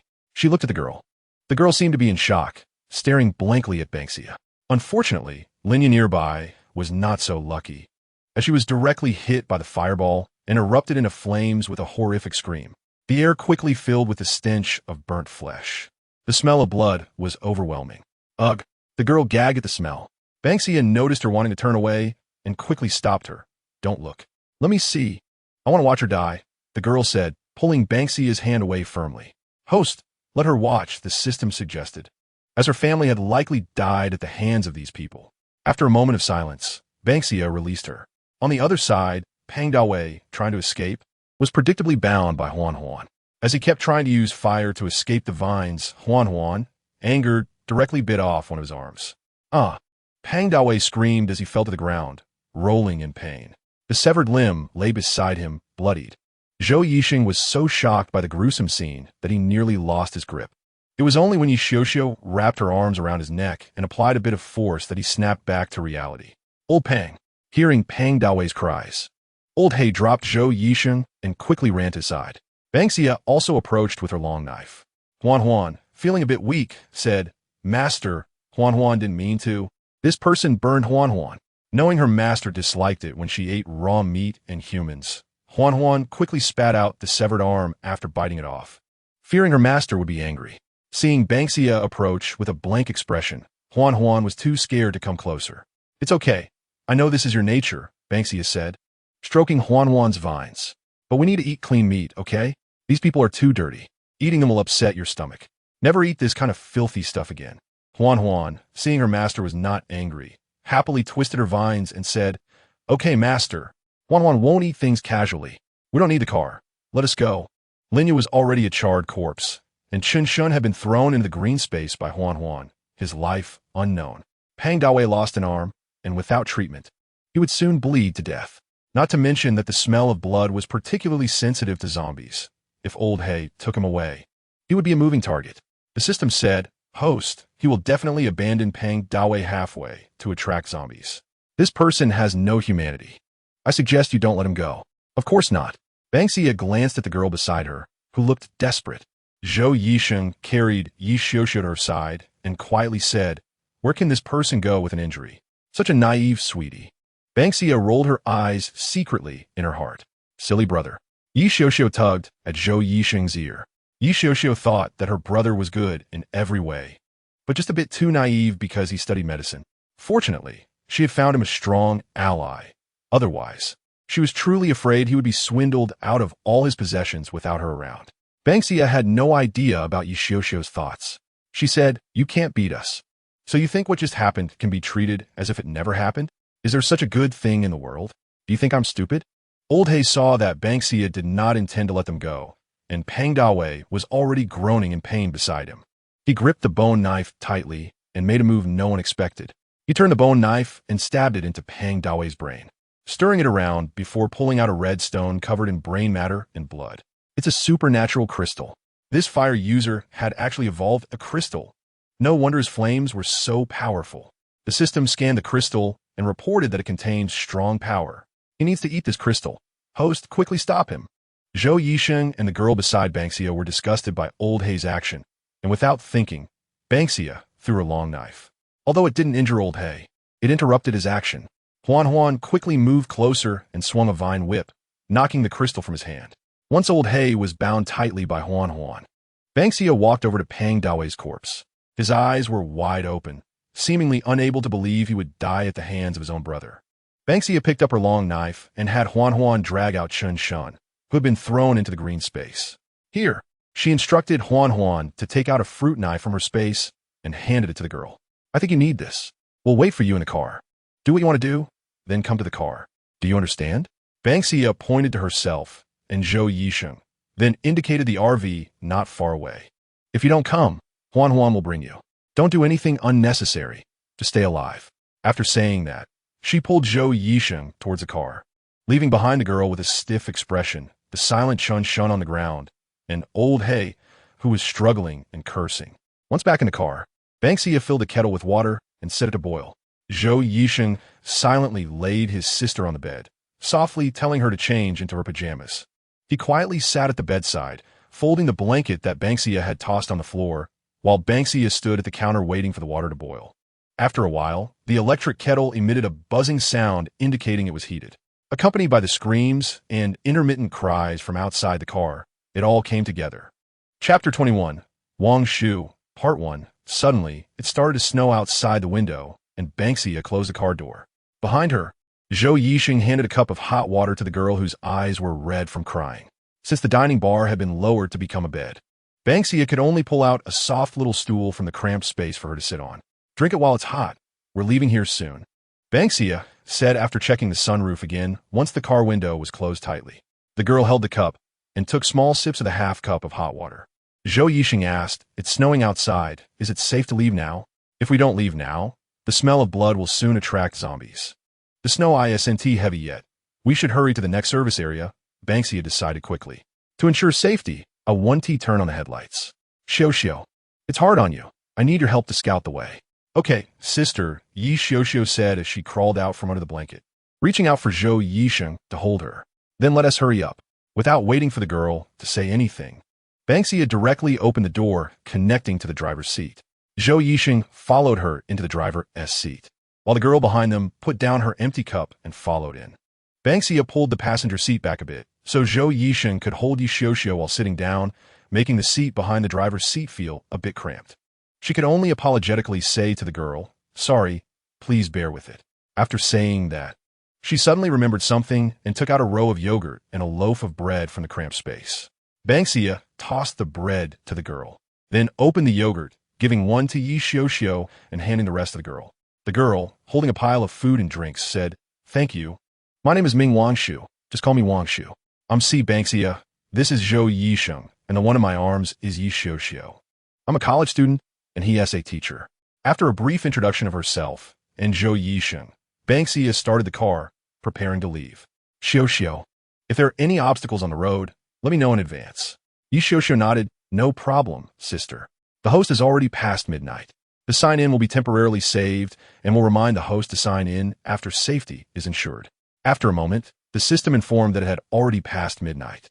Ban Xia was carefully driving the car, too busy to pay attention, only responding in her mind. Okay, got it. Yi Xiao was also seriously giving Ban Xia hints, avoiding the debris and crashed cars on the highway. Under the intense tension, she momentarily forgot about the time. When they were about 10 kilometers from the next service area, Zhou Yisheng suddenly noticed that Yi Xiao's breathing in his arms had become heavier. Xiao, are you okay? Worried about the overuse of her abilities, Zhou Yisheng asked. Ban Xia also noticed that Yi Xiao's voice had a tremor, and she asked the system, is there any danger ahead? The system quickly scanned and replied, there are a few scattered low-level zombies, very close to the service area. She slightly opened the car window and said, Huan, go to the roof of the car. If there's zombies, kill them directly and remember to throw them far away. Huan obediently darted from her wrist to the roof, standing and swaying in the wind. Once a zombie charged toward their car, Huan would immediately pierce the zombie with her vines. Then after swaying in the air for a while, toss it into the greenery beside the highway. Huan soon found new fun, starting to string zombies on her vines and tossing them off the highway together. After I get out of the car, I'll definitely make Huan wash up and come back quickly. Ban Xia noticed Huan's actions and complained to the system with a dark expression. Zhou Yisheng pointed at the fork in the road and said, we're here. Xiao can stop now. Thank you for your hard work. Ban Xia turned into the service area and turned on the high beams. Yi Xiao leaned on Zhou Yisheng and murmured, sister, it seems like there are people in the service area. I know, don't worry. Ban Xia replied, not driving the car near the gas station, but instead stopping at the edge of the parking lot in the service area. The system had already informed her that there were quite a few people seeking refuge inside the gas station, and according to the scan images provided by the system, these people were divided into 3 groups, each with about 5 or 6 people, all crowded in the supermarket of the gas station. Moreover, the supermarket doors had been blocked by shelves, and they wouldn't open until dawn. Several zombies were wandering outside the supermarket, trying to break the glass doors to enter. Ban Xia called out to Huan, who was still twisting around on the roof, isolate our scent. Soon, Huan spread her vines, gradually covering the entire car. Before long, the slowly falling snow began to cover the car as well. Everyone go to the back to rest. After closing the car windows and headlights, Ban Xia turned off the engine. Huan would be responsible for guarding. She could isolate their scent, and the zombies outside wouldn't detect them in the car. We'll see how it goes tomorrow morning before leaving here, and avoid entangling with the people inside. Ming Wangshu timidly said when Ban Xia opened the door, I could just stay in the front. Are you trying to freeze to death here? Ban Xia glanced at her and said, don't worry. This car can easily accommodate 4 people, especially since Xiao is just a child. She tugged at Ming Wangshu's arm and pushed her toward the back of the car, while Zhou Yisheng followed behind, not daring to speak. Yi Xiao, however, chuckled like a little adult, earning a helpless pat on the head from Zhou Yisheng. Ban Xia quickly entered the RV and turned on the air conditioning and lights. She pointed to the bed converted from the dining bar and said, tonight, Teacher Zhou will sleep with Xiao on that bed, and we'll sleep here. She patted the large bed beside her. This big bed is fine for you and me. After that, she let Huan's main body slip in through the sunroof and took out several clean blankets and new pajamas from its space, saying to Ming Wangshu, you should wash up first. Don't worry, since you're a water-type ability user, once your strength recovers, just fill up the water tank for me. Ming Wangshu, with an armful of clean clothes, blankly stumbled into the bathroom. While she was showering, Ban Xia hung a thick curtain between the 2 beds. This curtain was originally intended to be used as a curtain when they found a safe place, but who knew it would be used now? When Ming Wangshu came out of the shower, Yi Xiao had already snuggled into the warm blanket, ready to sleep. Ban Xia also adjusted the bright lights to a dim yellow sleep light. You can rest on the bed for a while. I'll wash up and then we'll rest. Ban Xia patted her back and took the clothes she had changed out of, planning to throw them away tomorrow. I'll get you new clothes tomorrow. You don't need this outfit. It was unclear whether Ban Xia noticed how ill-fitting the clothes were or something else. Ming Wangshu felt her nose sour and turned her head to avoid Ban Xia's gaze. Although this beautiful and expressionless girl was a few years younger than her, Ming Wangshu felt as if she had seen through her. She curled up in the blanket, smelling the unfamiliar light fragrance on it. Her mind was filled with her mother's hopeful gaze before she died and her father's deep voice telling her to keep living. Ming Wangshu gritted her teeth, trying hard not to cry. Zhou Yisheng, who was telling Yi Xiuxiu a bedtime story, noticed her quiet sobbing, and his storytelling voice lowered. The space suddenly fell silent, with only the occasional off-key humming from the bathroom. "I'm sorry." After a while, Ming Wangshu sniffed and said. Zhou Yisheng felt a bit awkward for invading someone else's privacy. He said, "It's okay. If you're sad, crying a little will make you feel better." "Brother, you really don't know how to comfort people." Yi Xiuxiu pouted, hiding her face in her hands. When Ban Xia finished her shower and came out, Ming Wangshu had already stopped crying and was sitting on the bed, wiping her nose. Ban Xia immediately tossed her a pack of tissues and said with some disdain, "Just don't wipe your snot on my bed, or I will hit you." Perhaps Ban Xia's tone was too serious, which made Ming Wangshu laugh while rubbing her nose. Zhou Yisheng's lips also seemed to curve slightly. Ban Xia was confused and asked, "What are you laughing at? Which of my words made you laugh?" They probably thought the host was scoring full marks in adjusting the atmosphere, the system said in her bewildered gaze. "Ridiculous," Ban Xia muttered in her mind. Ming Wangshu placed the tissues beside her pillow and said, "Thank you for saving me today. I didn't have a chance to thank you properly earlier because it was too chaotic. And thank you for giving me a chance to take revenge myself. I thought it would take a long time to avenge my parents." She looked at Ban Xia with gratitude, which made Ban Xia feel a bit embarrassed. "I'm from the city. I came here with my parents for the New Year, but I didn't expect to encounter such things. We were hiding in a farmhouse at that time. That was when I awakened my water ability, and I was preparing to wait for the zombies to leave before returning to the city with the food left in the farmhouse. But then those 3 men suddenly appeared, not only killing the owner of the farmhouse, but also demanding that we hand over all the remaining water and food. The smell of blood attracted the zombies, and they pushed my parents out to block them. Knowing I had water abilities, they captured me. I watched my parents die in front of me, and at that moment, I really wished I could just die with them. It was my father who pushed me away and told them I had water abilities which spare my life. I know my father did this hoping I could survive. If I were a bit stronger, strong enough to protect them, that would be great. Why did I awaken a non-lethal water ability?" Ming Wangshu's voice was filled with struggle and pain. Ban Xia sighed and said, "It's all in the past. The dead cannot be revived. You still need to work hard to live on. Moreover, who said water abilities have no lethality? When water abilities evolve to a certain extent, they can solidify into ice and freeze everything. You need to have confidence in yourself." Chapter 22, Wangshu, Part 2. Perhaps Ban Xia's comfort had an effect. By the time they rested, Ming Wangshu was no longer so depressed. After pulling the curtain shut, Ban Xia lay down beside her, wrapped in a warm blanket, and took a breath. "Let's go to bed early. We don't know what will happen tomorrow," Ban Xia said. Zhou Yisheng, on the other side of the curtain, said, "Let's try to avoid people in the supermarket tomorrow. This vehicle is a bit too eye-catching." "That's true. We look like a target. It's better to be discreet at this time." Agreeing with him, Ban Xia turned to the drowsy Ming Wangshu and asked, "Are there any relatives of yours in the city?"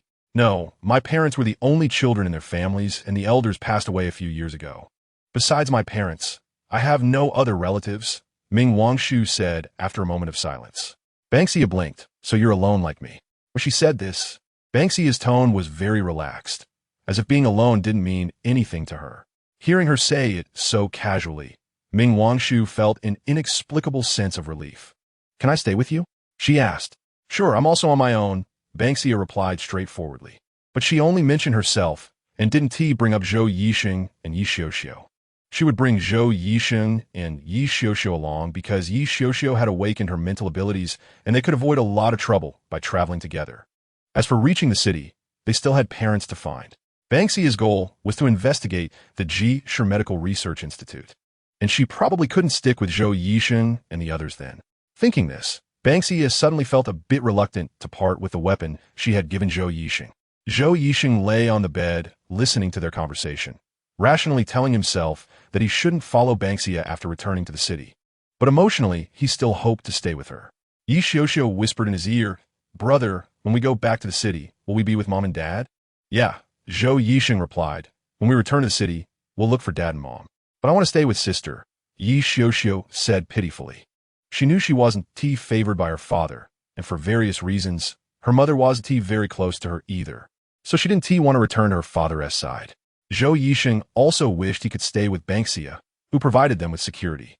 Not to mention that she had saved them and had given him such a powerful weapon. But he couldn't say whether he could bring his parents along with her after returning to the city. Who would want to bring two elderly people in this chaotic world? The RV was so small that even if they spoke softly, Ban Xia and Ming Wangshu on the other side could still hear them. Ming Wangshu originally thought Ban Xia and Zhou Yixing were a couple. But hearing his conversation with Yi Xiuxiu made her realize they were just survivors saved by Ban Xia, like herself. Was being on the same vehicle just because they were all going to the city? Oh, so when you get to the city, you won't be together anymore? Although they had only known each other for a few hours, Ming Wangshu already liked this pair of siblings. In just 2 days, she had lost her parents and her freedom, and quickly witnessed the coldness of humanity. In such a short time together, the loving siblings left a good impression on her. Hearing her somewhat regretful tone, Zhou Yixing had to explain, "Our parents are still in the city. Although we can't contact them right now. My parents are both medical professors and should be safe for now." "I see." Ming Wangshu didn't know what else to say. She reached out from under the blanket and grabbed Ban Xia's hand that was outside the blanket, saying, "Xia, I'll follow you from now on. Don't worry. I won't leave you."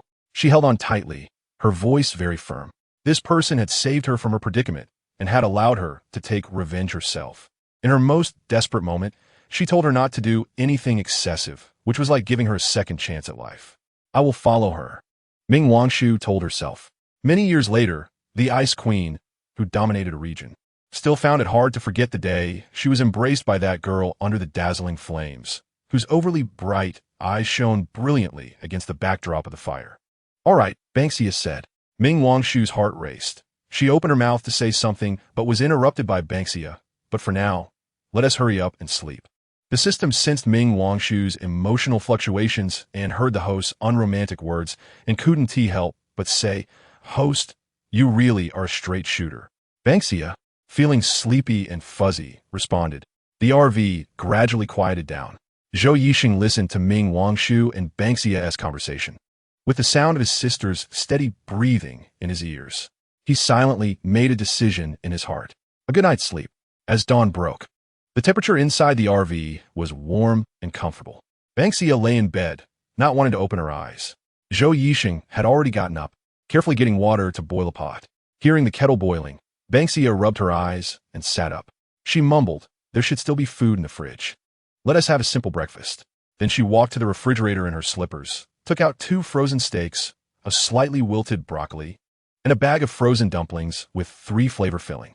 After thinking for a moment, she also took out a box of frozen orange juice and a bag of milk.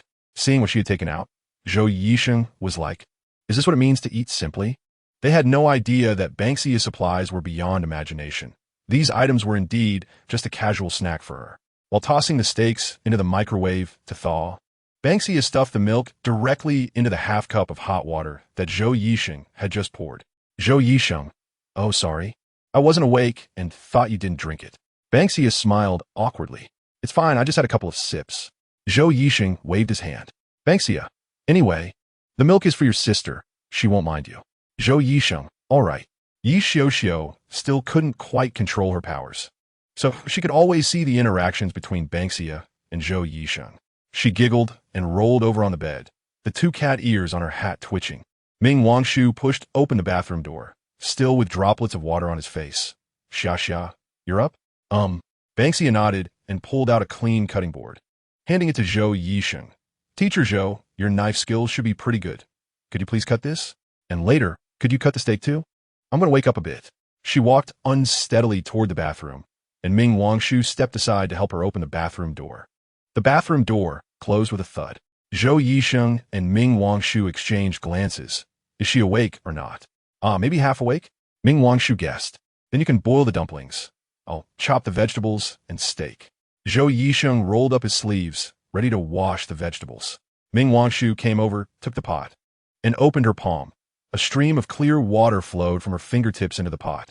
Zhou Yixing watched her powers with curiosity, and when the pot was full, Ming Wangshu retracted her powers, her face slightly pale. "I'm still a bit too weak," she said to Zhou Yixing. "Just filling a pot of water used up all my powers."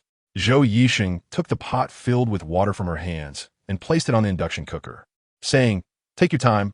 I don't even have powers." Then what about last night? Even though it was dark, she still saw the small knife floating beside him. That is a weapon given to me by C. If it weren't for her, I'd still be a powerless teacher. Suddenly, a delicate and sharp knife appeared in Zhou Yixing's palm. Ming Wangshu looked at the knife with curiosity, exclaiming, "Xia is really amazing." Yes, she really is magical. Zhou Yixing didn't oppose her words, to him and his sister. Ban Xia was indeed a miracle. Yi Xiuxiu sat on the bed, tugging at the little tail of her clothes, her eyes invisible as she watched her brother and Ming Wangshu communicate in the spiritual world. A mischievous smile suddenly appeared on her lips, as if she was plotting something. When Ban Xia finally woke up and came out of the bathroom, Zhou Yixing had already cooked the steaks. On the other side, Ming Wangshu had also fished up the dumplings. Yi Xiuxiu obediently folded the quilt, waiting for Zhou Yixing to come and roll up the bedding. Ban Xia directly let Huan take the bed and bedding into the space, and then raise the dining table and the sofa chairs. Fortunately, Zhou Yixing and Ming Wangshu had already gotten used to Ban Xia's sudden appearance and disappearance skills and roughly guessed that she must have awakened spatial powers. Ban Xia didn't explain. She specifically asked Huan to take out a tablecloth to lay on the table, saying, "Let's have breakfast." She shared a piece of steak with Ming Wangshu, ate quite a few dumplings, and drank a glass of frozen orange juice before leaning back contentedly and rubbing her belly. "I'm full." After feeding her sister a small piece of steak and a few dumplings, Zhou Yixing said, "Is it because of awakening powers that you eat more?" He felt that Yi Xiuxiu had eaten particularly a lot today. Ming Wangshu also ate quite a bit, having devoured a large piece of beef and half a plate of dumplings. It should be, after all, digestion is faster. Ban Xia looked at Ming Wangshu and Yi Xiuxiu, then pulled out 2 meat floss breads from Huan's space. While they were enjoying breakfast, noisy sounds started to echo outside. It seemed that the people in the supermarket had opened the doors and were discussing something outside. Their car, covered by Huan's vines and having snowed all night, was now a giant snowblock. At this time, zombies were still very afraid of sunlight. So the ones wandering in the service area last night had no idea where they had gone. The few people in the car could clearly hear the sound of footsteps crunching on the snow outside, gradually approaching their vehicle. It seems really hard to hide, Ban Xia sighed. With a thought, the vines covering the car suddenly came to life, shaking off large amounts of accumulated snow amidst the startled cries of the people outside, revealing the intact car body. Ming Wangshu pulled back the car curtains and saw the crowd approaching their vehicle. It's a vehicle. There are people inside. Do they hear that? Hurry up and come out. Hand over the food. Chaotic footsteps accompanied by annoying shouts came through. Ha! A long knife suddenly sprang out from Huan's space and was gripped in her hand. Ban Xia sneered. After eating and drinking well, let's go exercise. Chapter 23. Wangshu, Part 2. After the crowd surrounding the car shouted for a while, the door at the back of the RV was pushed open, and a tall girl jumped down from the vehicle, carrying a long knife that was nearly as tall as she was. The girl on the ground snorted coldly. "I heard that you want me to hand over food?" Perhaps her stance, while holding the long knife, was too intimidating, causing a moment of silence among the crowd. A middle-aged man in his 40s, dressed in an exquisite suit and looking like a company boss, stepped out from the crowd. He said, "Little sister, since you're alone, it would be safer for us to act together. How about that? As long as you can share some food from your vehicle, it would be fine." Although he spoke very politely, his gaze swept over the RV behind Ban Xia with nothing but greed. "You're hilarious. Who do you think you're to ask me for food? Am I in debt to you?" Ban Xia shot back with a cold face. They all looked decent, but their thinking was like that of a brain-dead person. The man's face flushed with anger at her words, and he said, "Given the current chaotic situation, I see you must be heading to the city as well, right? I am Yulong, the president of Doping Technology. If you're willing to share food with us and let us use your vehicle, I will definitely ensure you get benefits when we return to the city." Doping Technology is a rising tech company in recent years, and due to excellent marketing, some household auxiliary robots have sold very well. Even Ban Xia had occasionally heard about products like cleaning robots produced by this company from her classmates. Seeing Yulong mention his company in name, the self-satisfied expression on his face indicated that he was aware of his company's reputation. "Exactly. President Yu of a listed company. Can't you trust him?" "Little girl, at this time, everyone should help each other." Yes, seeing that you're so young. We have elderly and children here as well. Why don't you let us use your vehicle?" Ban Xia laughed, a smile full of unspeakable sarcasm. Do you think I'm stupid? Even if you write me a check for 100 million now, it's just a piece of paper. Who do you think you're fooling with a blank check? I see you're not just brain dead, you're brainless. You people really are standing here talking without any pain. Why should I? Just because your faces are as big as basins? This really makes me laugh, so hard I can't breathe. Ban Xia sarcastically addressed the crowd behind Yulong, and then pretended to hold her stomach. Ming Wangshu and Zhou Yisheng, who were waiting in the car without getting out, exchanged glances as they listened to Ban Xia speak, leaving the crowd speechless. After realizing he had been exposed, Yulong knew there was no way to peacefully obtain Ban Xia's car and the supplies inside. He waved his hand behind him, and a tall man in black approached. The man was at least 2 meters tall, his muscles bulging to the point that they stretched his suit. Standing next to Yulong, he looked like a large winter melon beside a tomato. Thinking of this description, Ban Xia called out to the people in the car behind her. Old Zhou, I want to eat winter melon meatball soup for lunch. Zhou Yisheng. Why did he suddenly go from Teacher Zhou to Old Zhou? Ming Wangshu covered her mouth and laughed, while Yi Xiuxiu couldn't help but laugh out loud. Old Zhou rubbed his forehead and cooperatively shouted, Got it. Upon hearing a man's voice coming from the car, Yulong's expression changed slightly as he said to the man beside him, Old Du, take her out. His tone was harsh, and the man named Old Du responded with some disagreement. Boss, she's just a little girl. There's no need to. Who is the boss here? Do you want me to take your crippled old mother with me or not? Yulong interrupted Old Du angrily. Dung, don't forget who can save your mother. Pain flickered in Du Hong's eyes as he thought of his mother and glanced at Ban Xia, who was watching them. He gritted his teeth. Boss, I can't do it.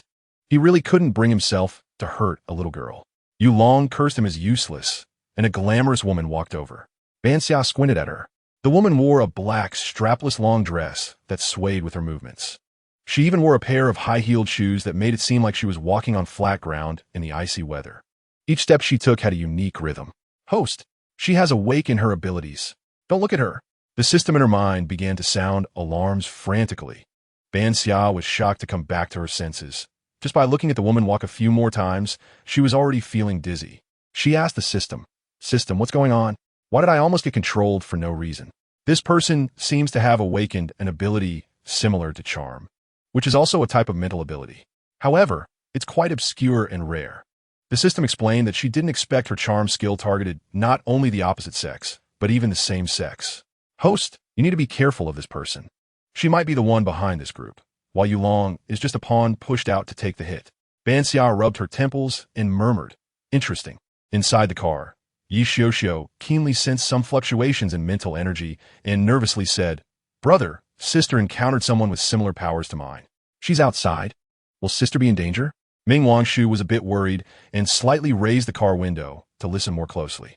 Zhou Yisheng signaled her to be careful not to expose themselves, saying, If she can't handle it, she'll call for us.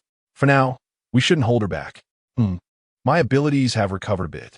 If anything goes wrong, I'll fight them. Ming Wangshu said, and a cold stream of water appeared in her hand. Oh. Zhou Yisheng felt the temperature drop significantly and asked, Did you study what classmate C said yesterday? Ming Wangshu nodded and somewhat unskillfully replied, Xia told me that water-type abilities can condense water into ice at the ultimate level. So I tried to lower the water's temperature, but it's really hard to control. I worked for several hours just to lower the temperature a bit. It's probably still far from freezing it. You're already really impressive, just a few hours in. It seems classmate C was right.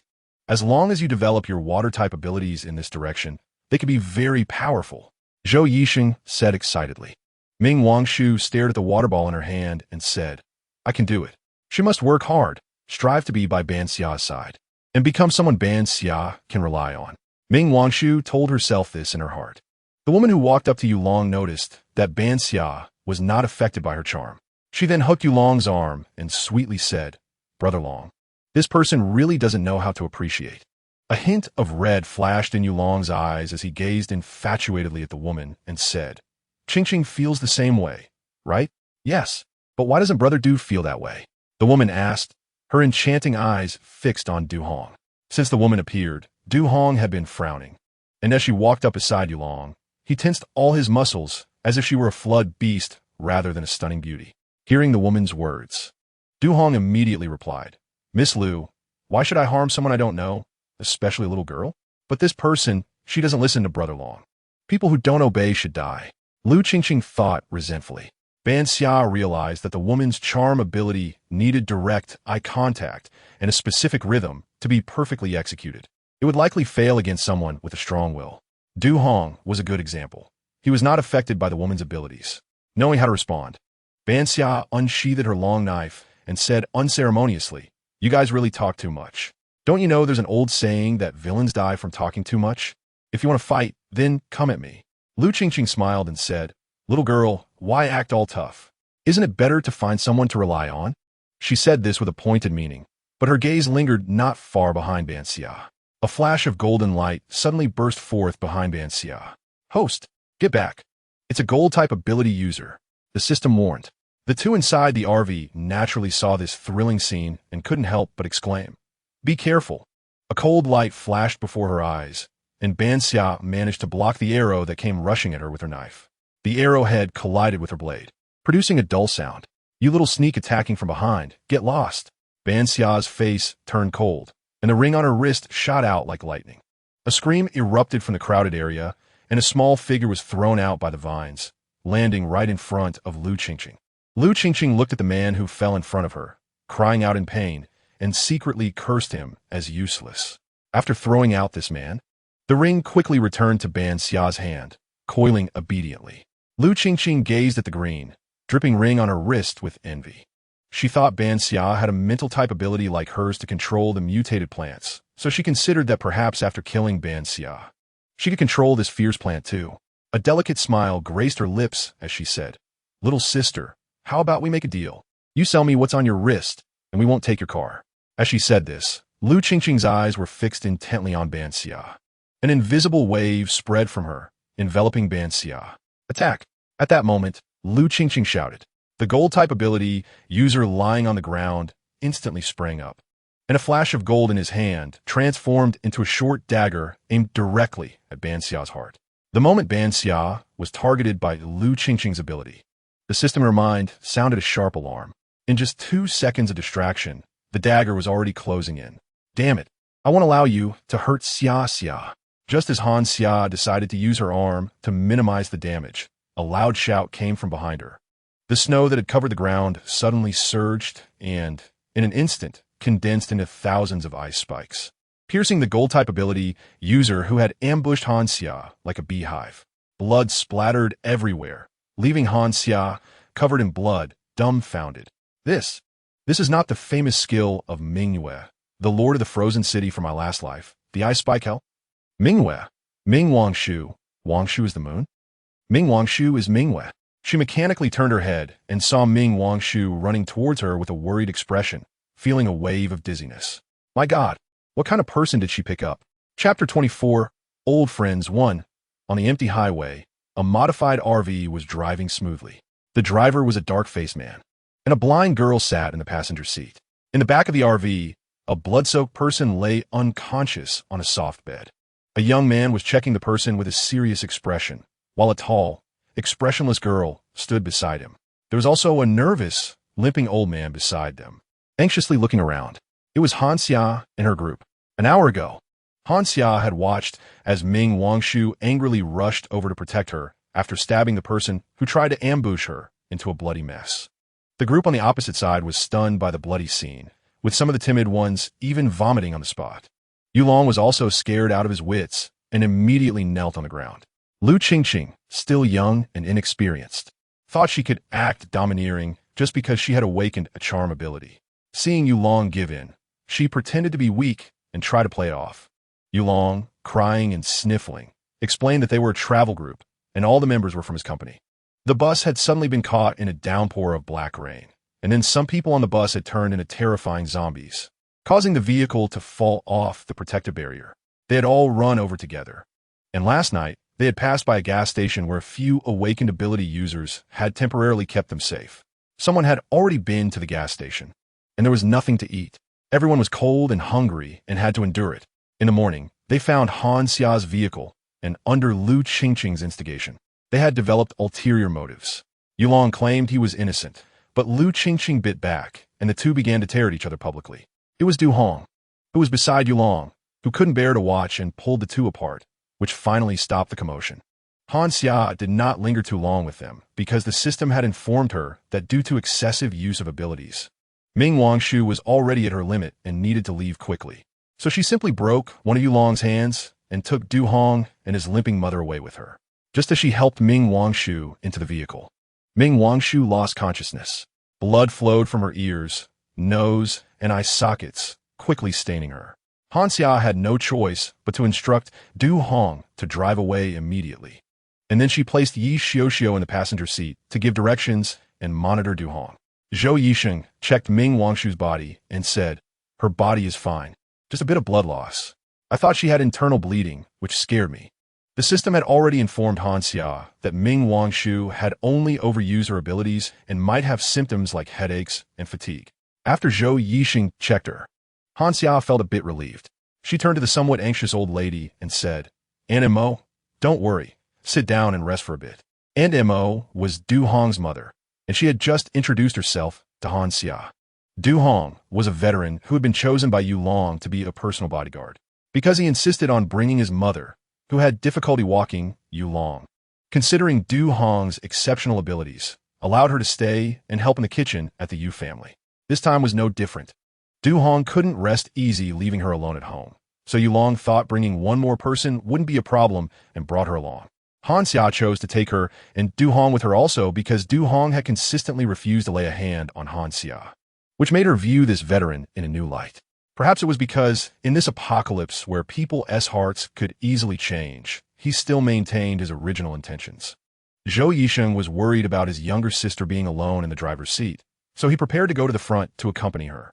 Ban Xia had no objections and even pulled out a bag of small bread and a large piece of braised beef from her space. Although Zhou Yisheng had already gotten used to her pulling out things at any time, seeing that large piece of braised beef still twisted his expression. Ban Xia raised an eyebrow.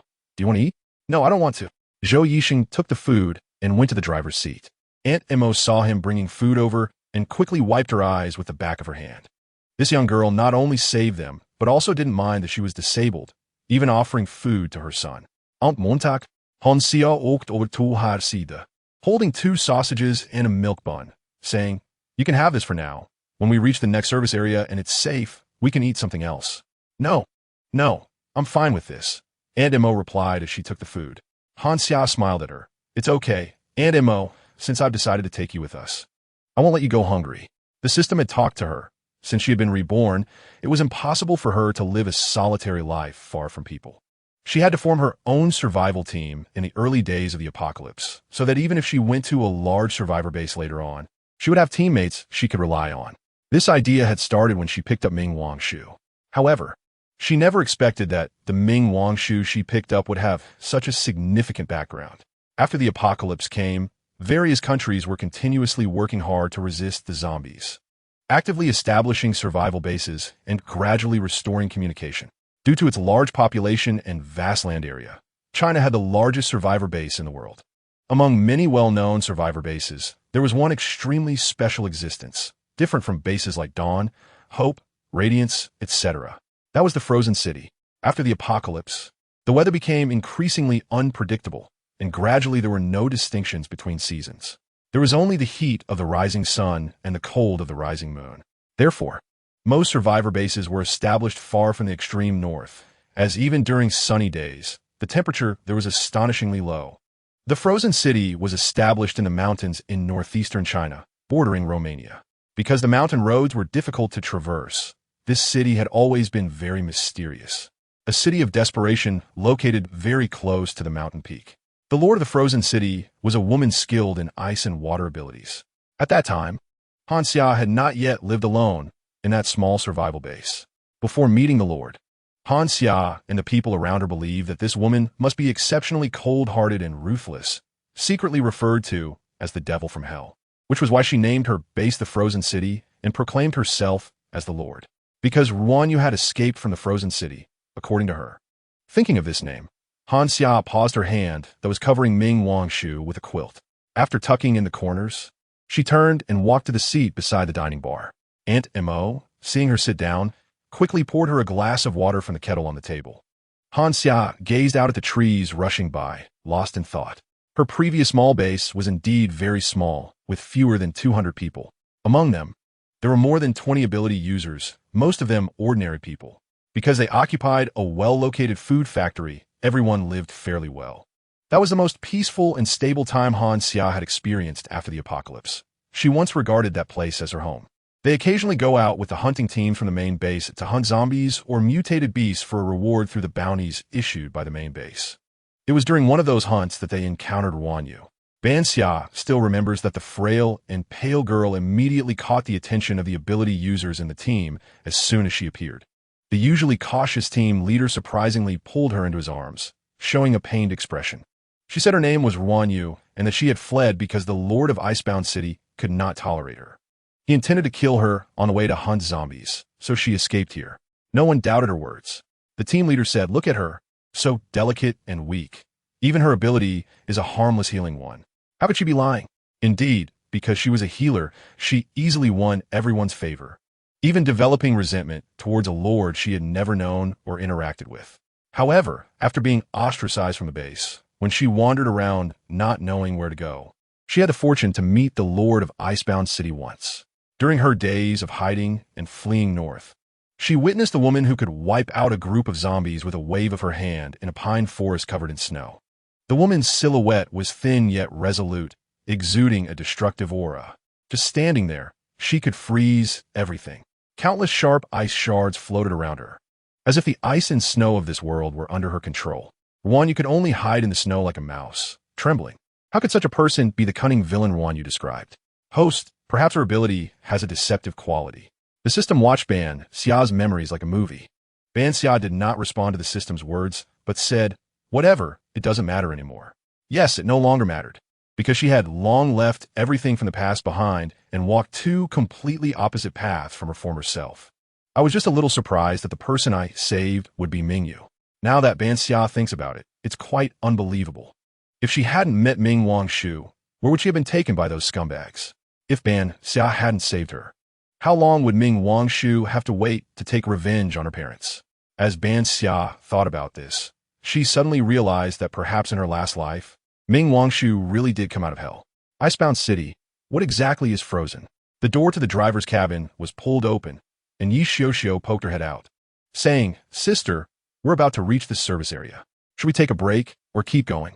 "Let's take a break." Looking at the time, they had already been driving for 4 or 5 hours, and they missed lunch to hurry. Guessing that everyone should be hungry, Ban Xia decided to rest a bit. Yi Xiuxiu retracted her head and told the driver, "Du Hong, Sister said we should go to the service area to rest. Uncle Du, all right." Du Hong responded and turned the car into the service area. Chapter 25, Old Friends, Part 2. Ban Xia was pleased to have winter melon meatball soup, but it was made by Aunt Mo instead of Zhou Yixing. As soon as Du Hong parked the car, Ming Wangshu, who had been asleep, woke up, looking miserable and saying her whole body hurt. Zhou Yixing suggested she stay in bed for a few days and not move around, so she could only lie there helplessly. Since there was a patient like Ming Wangshu, Ban Xia suggested they eat something light. Thus, the group got to witness Ban Xia's significant change in supplies again, which left Du Hong and his son astonished. Seeing her take out a pile of supplies, Aunt Mo offered to cook. Perhaps sensing Aunt Mo's inner unease, Ban Xia did not refuse and even started to order dishes. Once Du Hong entered the vehicle, the originally spacious RV suddenly became crowded. Du Hong intended to wait in the driver's cabin, but Ban Xia stopped him.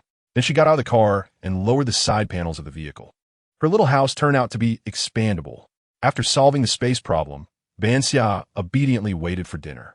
Aunt Mo was a great cook, and it didn't take long for her to prepare several home-cooked dishes using the supplies Ban Xia had brought out. Holding the winter melon meatball soup, Ban Xia said to the system, "Good thing you were smart enough to add the expansion feature for me. Otherwise, we really wouldn't be able to fit so many people." The system also considered the host's future needs. The system said, however, if the number of people in the host team increases again in the future, the system suggests the host establish a safe zone. After hearing the system's words, Ban Xia felt a bit hesitant. The safe zone could indeed accommodate more people, but once established, it meant dealing with other safe bases. She knew she didn't have the ability to handle those seasoned veterans. But joining someone else's safe base would make her wary, as once bitten by a snake, she would be afraid of the rope for 10 years. Let's take it one step at a time. Ban Xia thought for a moment. Our current goal is still G-Sure Pharmaceutical. If she does not uncover the truth, she might never find peace in her life. System. If the host cannot approach G-Sure Pharmaceuticals Research Institute upon returning to the city, the system suggests the host lie low. I understand. Ban Xia pondered, not knowing how the safety zone in the city was developing. If order has been well restored, then we can only take a step back. After they finished dinner, the sky gradually darkened. Duga, I'm sorry you have to sleep in the driver's cabin tonight. Ban Xia opened the passenger door, reclined the seat, and combined it with the back seats to form a narrow bed, then laid a thick mattress on top. Du Hong looked a bit surprised as he watched Ban Xia pull out a sleeping bag and plop it on the mattress, then reach for more things. He quickly spoke to stop her. No need, Miss Ban Xia, this is more than enough. Ban Xia then took out a duck-down quilt and placed it on the driver's seat, saying, I'll put this here. If it gets cold, just add another blanket. Thankfully, I bought a 4-seater car, so there's more space. Otherwise, we really wouldn't fit you all in. Aunt Mo nudged her son and said, Miss Ban Xia, thank you so much. As long as he has a place to sleep, it's fine. That won't do. Being sick is troublesome. Ban Xia shook her head. The sky started to snow again, with cold wind mixed with snowflakes hitting their faces, causing a slight sting. Ban Xia closed the car door and called out to them. Hurry up and get in. The snow will get heavy soon. Inside the car, Zhou Yixing saw the snow and also closed the window, leaving just a small gap for ventilation. Then Ban Xia instructed Du Hong to carefully carry Ming Wangshu and lay her on the big bed formed on the dining table at the back. She said, You and Xiu sleep in the front. Aunt Mo and Wangshu will sleep at night. What about you? Ming Wangshu and Zhou Yixing asked in unison. Yi Xiu snuggled in her brother's arms, asking, Where will sister sleep? After the RV expanded, it became much wider. Ban Xia pointed to the side of Ming Wangshu's bed. I'll sleep here. Saying that, she took out a sleeping bag from the space ring, preparing to crawl into it to sleep. That's not okay. Otherwise, I'll just sleep on the ground with this sleeping bag. Aunt Mo quickly said upon seeing the sleeping bag. Ban Xia replied, No need, you all sleep on the bed. At that moment, Du Hong said, Otherwise I'll just sleep outside. I see Miss Ban Xia probably has a tent or something, and I can sleep in the tent. I can also keep watch. Zombies are very active at night. That's not necessary, Ban Xia refused. Don't worry, I have a mattress. I'll take it out when it's time to sleep. You all should sleep. Don't worry about anything else. As for Hun Guing, there is no need for you. She touched Hun Guing's little vine, and after resting well, she had the energy to deal with the enemy. You know, sometimes people can be scarier than zombies. Upon hearing Binexi's words, several people fell into silence. All right, I'll listen to you. MWNGSH replied decisively. Seeing this, ZHUYSH nodded as well. I understand. Let us do it your way. Binexi handed her a new bedsheet and asked her to replace the previous one. Seeing that everyone agreed, NM had no choice but to stop DH Ing, who was about to say something. Hun Guing split off a vine. Same old rules. Thank you for your hard work, Binexi said to Hun Guing. After twisting a little on her wrist, Hun Guing obediently split off a smiling vine. After Binexi opened the window for it, it quickly darted out. Before long, a large number of vines hung down from the top of the vehicle, covering the body of the car. Let's take a break. After everything was arranged, Binexi told them, the bathroom still has water, so you can take turns showering later. Since NM was there, Binexi didn't help why she 11 bathe. NM really liked the blind girl she 11, and after carefully giving her a bath, she wrapped her up snugly and placed her on the bed. During the break in the bathroom, Binexi used the 2 saved sign-in rewards, and, as expected, got 2 lower-tier rewards. Congratulations, host. You have obtained 1 truth serum and 1 mutated steel. Mutated steel? Binexi looked at her backpack and asked, T. Inger, I already have 2 mutated steels. What do they use for? She had drawn 1 before, but at that time she was focused on collecting supplies and didn't understand much about it. Who knew she would draw another one now? System. Host. Mutated steel is a special steel material from higher planes. The host can fuse it with weapons, which can help them evolve and strengthen. Mutated steel, also known as second mechanical life, can simulate human bones and is used as a basic material for creating mechs in higher planes. Mechs? A tall humanoid armor appeared in Binexi's mind. She said, that is a good thing to keep for now. Is the truth serum the one I'm thinking of? System. Yes, host, but this type of truth serum will make the person forget what they said after they regain consciousness. Oh, that is not bad. At least I didn't draw empty rewards this time. Nexi tossed the 2 items in her backpack and sighed. When will I ever draw a truly great reward? Do you think I have a chance? System. Host. Sign in for 100 days to receive a truly great reward. Nexi. Miss Nexi. A car is coming. DHing pushed open the door of the driver's seat and said cautiously, there are quite a few cars, at least 3. The number of people is currently unclear, but they also seem to be heading to the city. Why she 11 sat up and saying, sister, there are a total of 8 people, 5 men and 3 women. There should be 3 with abilities. Thank you, she 11, you're amazing. After praising why she 11, Nexi said to DHing, Brother D, please cover the car windows. It's not appropriate for us to come into contact with too many people with a patient. DHing replied, okay, Miss Nexi. All right, don't call me Miss, it sounds weird. If you don't mind, just call me by my name. Nexi corrected DHing and Aunt M's titles, saying that everyone would be like family from now on, so there was no need to be too tense. All right. DHing and Aunt M exchanged a glance and said, if possible, my mother and I will follow you. That is fine. Nexi agreed decisively. After all, Aunt M cooked delicious food. MWNG Sage chuckled. She 11. I didn't expect you to be a little foodie. I am. It's just that the situation didn't allow it before. Now that it does, I can't neglect myself. Of course, I won't neglect you all either. Don't worry. In the future, when I can eat meat, I will definitely not let you all drink soup. I only have one request. Changing the subject. Nexi's expression turned cold. Traitors die? DHing's expression became serious. Rest assured, I, DHing, can swear on my life that I will never betray. Just as I will not betray my beliefs. MWNG Sage also struggled to get up, but Nexi pressed her down, saying, all right, I know. I was just saying that if I didn't trust you, I wouldn't have saved you. Just then, ZHUYSHing, who had just finished showering, pushed the door open and saw this scene, asking, what is going on? He really hadn't heard what they had said. Nothing, another car is coming, Nexi replied. Another one? ZHUYSHing said absently. Nexi glanced at him. Why did you say another one? Then she felt he had a point. Why did she also use another one? Footsteps came from outside the car, and the scene felt eerily familiar. Nexi signaled DHing, who walked in and closed the car door. Without the light from the RV, the driver's seat darkened. The footsteps near the car stopped for a moment, as if the person outside was pondering something. Just as Nexi thought this action would deter the other party and was about to turn off all the lights to send everyone to rest, a familiar voice suddenly came from outside. Excuse me, is anyone in the car available? If so, please come out for a chat. Chapter 26. Old Friends 3. The person outside seemed particularly persistent, knowing that those inside the car were not resting and continued to stand outside without leaving.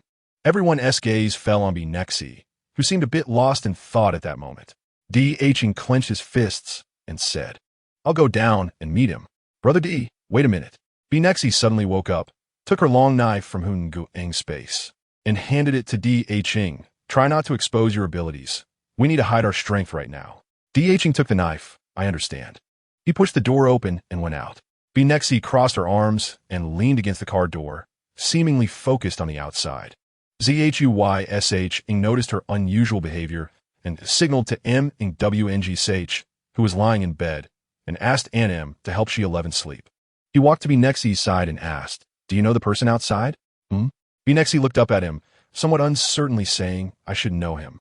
She hadn't expected to encounter someone she once knew so early, a teammate from her previous life. When she heard that voice, the memory she had deliberately forgotten surged back unexpectedly. It was so sudden. Her name was Nexi, a plant that grows around the summer solstice, belonging to the family of Araceae. Because she liked her name so much, she had carefully researched information about Nexi before. So when she heard that name, she instinctively felt a strange fondness. When she learned the other person's name, she had once eagerly asked him about the meaning of his name. However, his answer was different from what she had imagined, and when he saw her disappointment, he even asked why. Looking back now, she must have seemed like a silly bookworm to him, enthusiastically explaining to him. Even later, when teammates joked that Nexi belonged to Araceae, how coincidental that was. He only smiled without agreeing or disagreeing. Only she was oblivious and thought that his silence meant consent, until Ru-Ny appeared. Nexi? ZHUYSH and called her name when he saw her in a daze. Ah, what's wrong? Ban Xia snapped back to reality. Zhuy-sh looked at her with a hint of concern in his eyes. Are you really okay? Oh, I'm fine, just thinking about some things. Has Brother D returned? Not yet. Zhou Yixing leaned against the window and looked out, only seeing Du Hong's tall figure with his back to them, seemingly still negotiating with the other party. Ban Xia slightly opened the door and fragmented conversation came through. Sorry, we're not interested in an alliance. There might be dangers on the road, and we are at an advantage. It seemed that the other party really wanted to talk to them. Ban Xia sensed a certain urgency in that person's tone. You really talk too much. Du Hong's voice was gradually becoming impatient. The person on the other side seemed to be getting anxious. Mr. Du, wait a moment. How do you know my surname? I don't think I introduced myself. A cold light flashed in Du Hong's eyes, and the long knife in his hand was already drawn. Ban Xia listened to their conversation and felt that something was off. System. Host, this person is indeed a bit interesting. What's wrong? Ban Xia asked. System. The person outside was calm before Du Hong got out of the car. But after seeing Du Hong, their emotions surged. It even affected their ability. They are a wind-type ability user, and just now, due to excitement, the trajectory of the wind around them fluctuated. Perhaps they were scared by Du Ji's imposing figure. Ban Xia suddenly made a cold joke. System. Perhaps your cold joke chilled yourself. Ban Xia shivered. I knew I shouldn't have said that. What's wrong? Zhou Yixing thought she was cold. If not, you can close the door. Duga should be able to handle it. But Ban Xia said, this person has some issues. Let me take another look. Outside, Chang Nanqing was anxiously watching Du Hong. He had planned to have much contact with the current survivors. He just didn't expect to encounter the legendary thick earth barrier here. Shouldn't he have been forced to stay in the city for 10 years to save his mother? Why was he here? Ever since that miraculous precognitive dream before the apocalypse, Chang Nanqing had been relying on the hint from his dreams to avoid dangers and recruit companions. And he had come to firmly believe in his dreams. But why did Du Hong unexpectedly appear?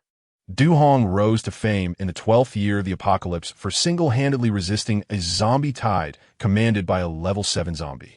His Earth-type ability was exceptionally powerful and indestructible, earning him the title of Thick Earth Barrier. If possible, Chang Nanqing really wanted to bring this huge asset under his command.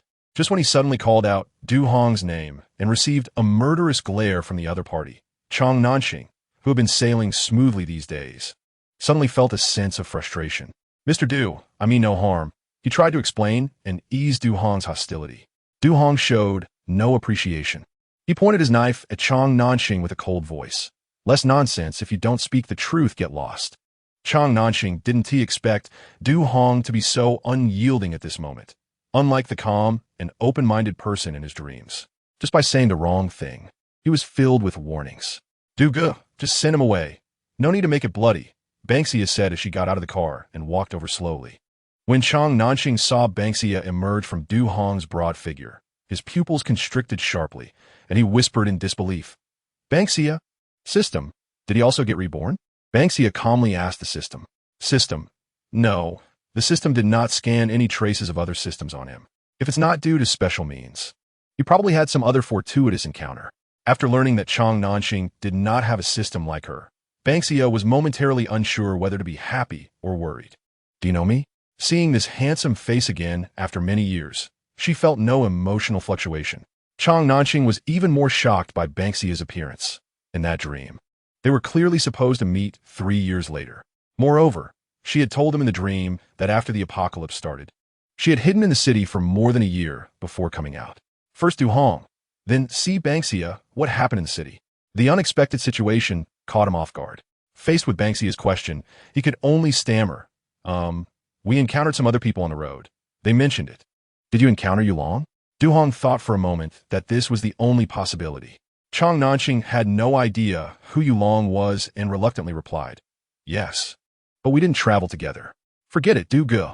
Let's go back. This gentleman, the road is wide. We can each go our own way without interfering with each other. Okay.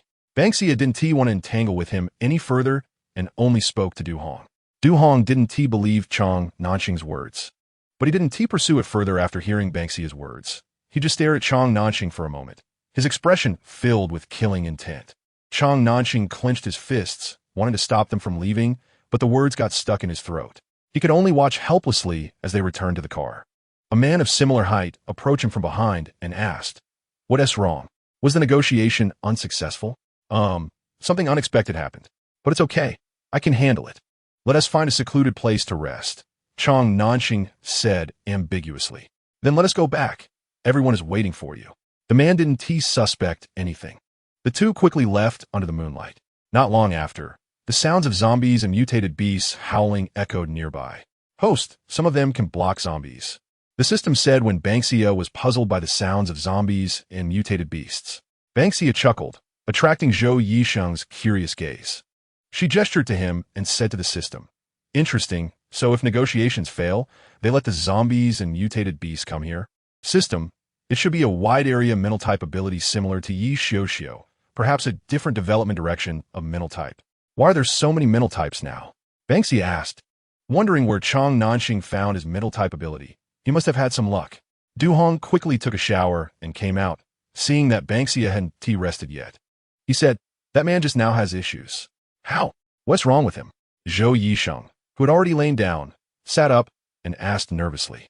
After carefully recalling the details of their conversation, Du Hong said, "Before he saw me, his emotions were quite normal, but after seeing me, he looked as if he was scared. His attitude was also strange. He was particularly polite to me, as if he knew me. I have a good memory, but I have no impression of him at all. His expression after seeing Ban Xia was also very weird. In short, this person feels mysterious." The notion of rebirth was too strange, and Ban Xia didn't plan to tell them.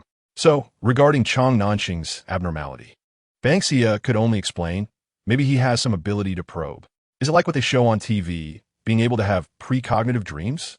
Aunt Mo hesitantly asked in a low voice. Ban Xia suddenly realized, it's not impossible. The apocalypse has come.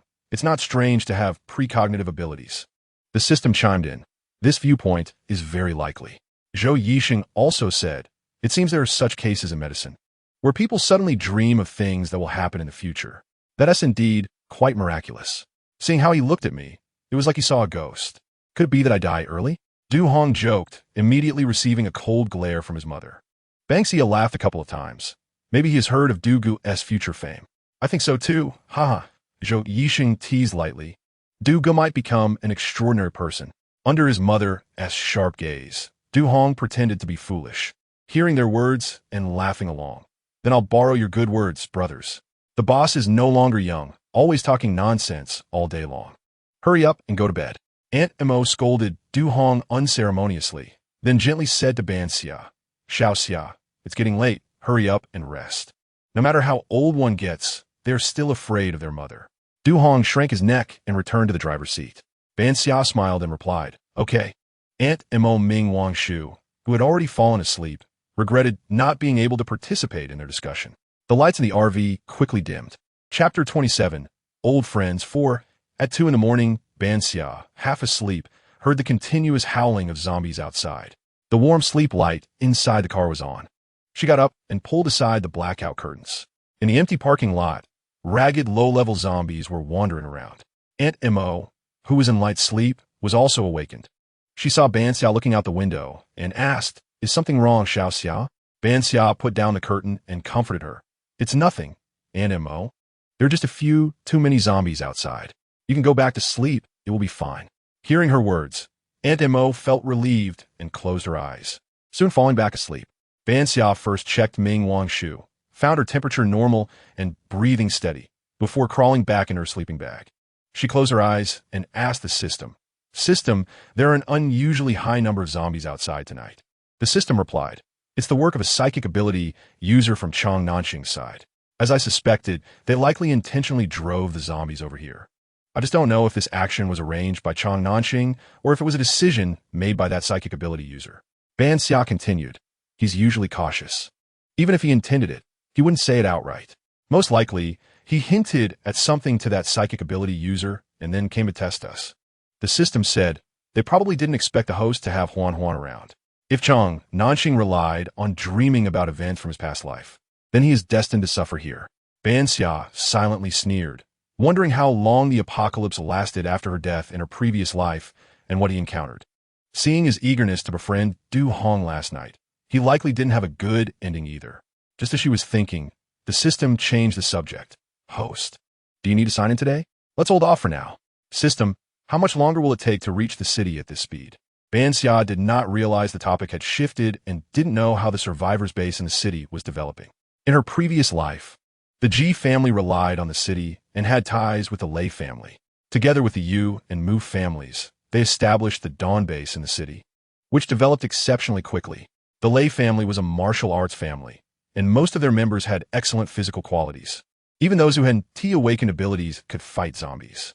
Most of those who awakened abilities in their family had powerful lightning abilities, combined with the military strength of the Mu family and the strong leadership of the Yu family, making the Dawn base a formidable stronghold in the late apocalypse.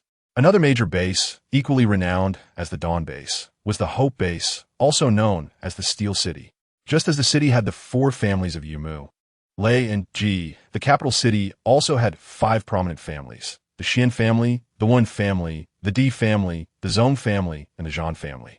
Among them, the Zhan family was a well-known martial arts family, like the Lei family. The Zhan family's members awakened a mutated steel-type ability, which could turn their bones and flesh into steel and also steal any dead objects they touched.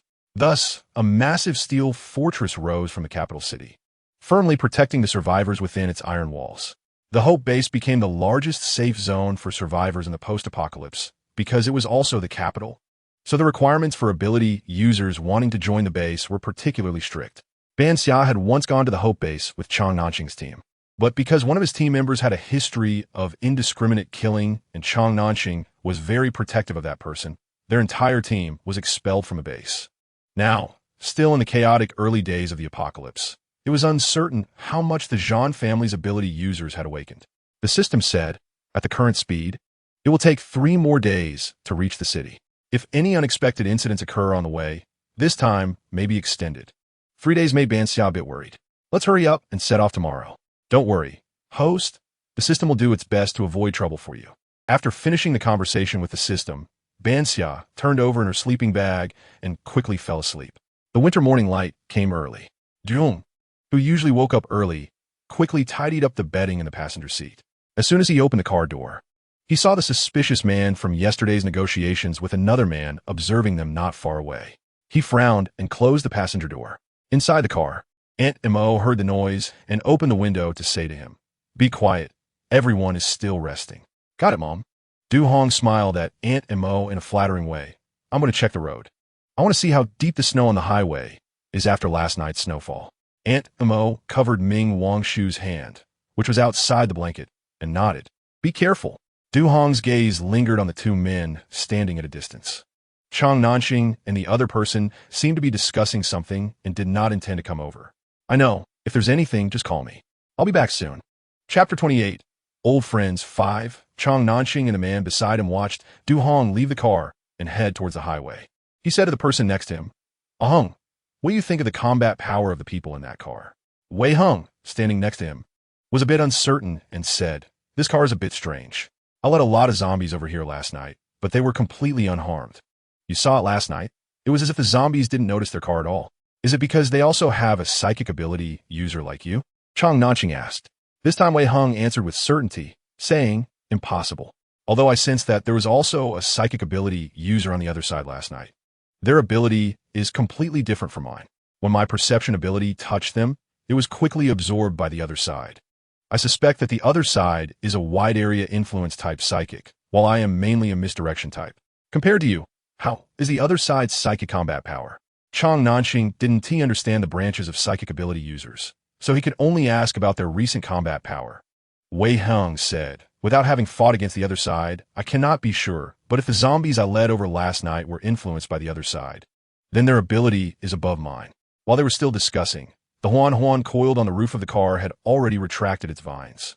Chang Nanxing only thought that this vine was released by a wood-type ability user from the other side to ensure the safety of the vehicle. And he never realized that this vine was the reason the zombies did not attack the car. After standing there for a while, they saw Du Hong slowly walking back. The 2 pretended to walk over, just as Du Hong knocked on the car door and said, "Is everyone up? It's about time." A male voice came from inside the car. "Brother Du, come up for breakfast. Everyone is awake." "Okay." Du Hong cheerfully prepared to open the car door, not intending to give Chang Nanxing and the other person a second glance. Seeing this, the two had no choice but to call out, "Mr. Du, please wait a moment." Du Hong stopped in his tracks, and Zhou Yixing in the car heard the sound and opened the side door of the RV. Chang Nanxing quickly scanned the person who opened the door and felt slightly relieved when he confirmed that it was a stranger he had no memory of. After seeing Du Hong and Ban Xia, he was already a bit startled. If another person from his dreams appeared at this moment, he would have to doubt his precognitive dreams. "What's wrong, Brother Du?"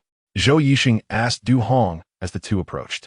Du Hong frowned and impatiently said to Chang Nanxing, "Kid, I told you we won't interfere. Why are you still not giving up? Mr. Du, right? We mean no harm." Wei Hong said when he saw his companion being rejected, "We planned to go to the city and noticed you were heading in the same direction. So we just wanted to understand the situation. Everyone is like headless flies. Since the capital seems safe, they all want to go there. What else could there be? What? Can we predict the future?" "Duong set gets ready." Wei Hong smiled. He looked refined and seemed weak, but his smile was particularly friendly, even more so than Zhou Yixing. Resembling a teacher, he said, "Currently, everywhere is not very peaceful, and communication functions have not been restored. I am from a city and want to share the information we know with you and exchange intelligence." His reasoning made it difficult for Du Hong to refuse. Inside, Ban Xia saw Wei Hong and a cold smile appeared on her lips. "It's this person again, the schemer who acts one way in front and another behind." She glanced at Chang Nanxing standing next to Wei Hong. It was because of this person that they were expelled from the capital base in their last life. Wei Hong had once callously used several injured ordinary people as bait to lure and kill a high-level wind-type zombie to enhance Chang Nanxing's powers. Without changing his expression at all, Chang Nanxing refused to hand Wei Hong over, insisting that Wei Hong was his savior and he couldn't be ungrateful.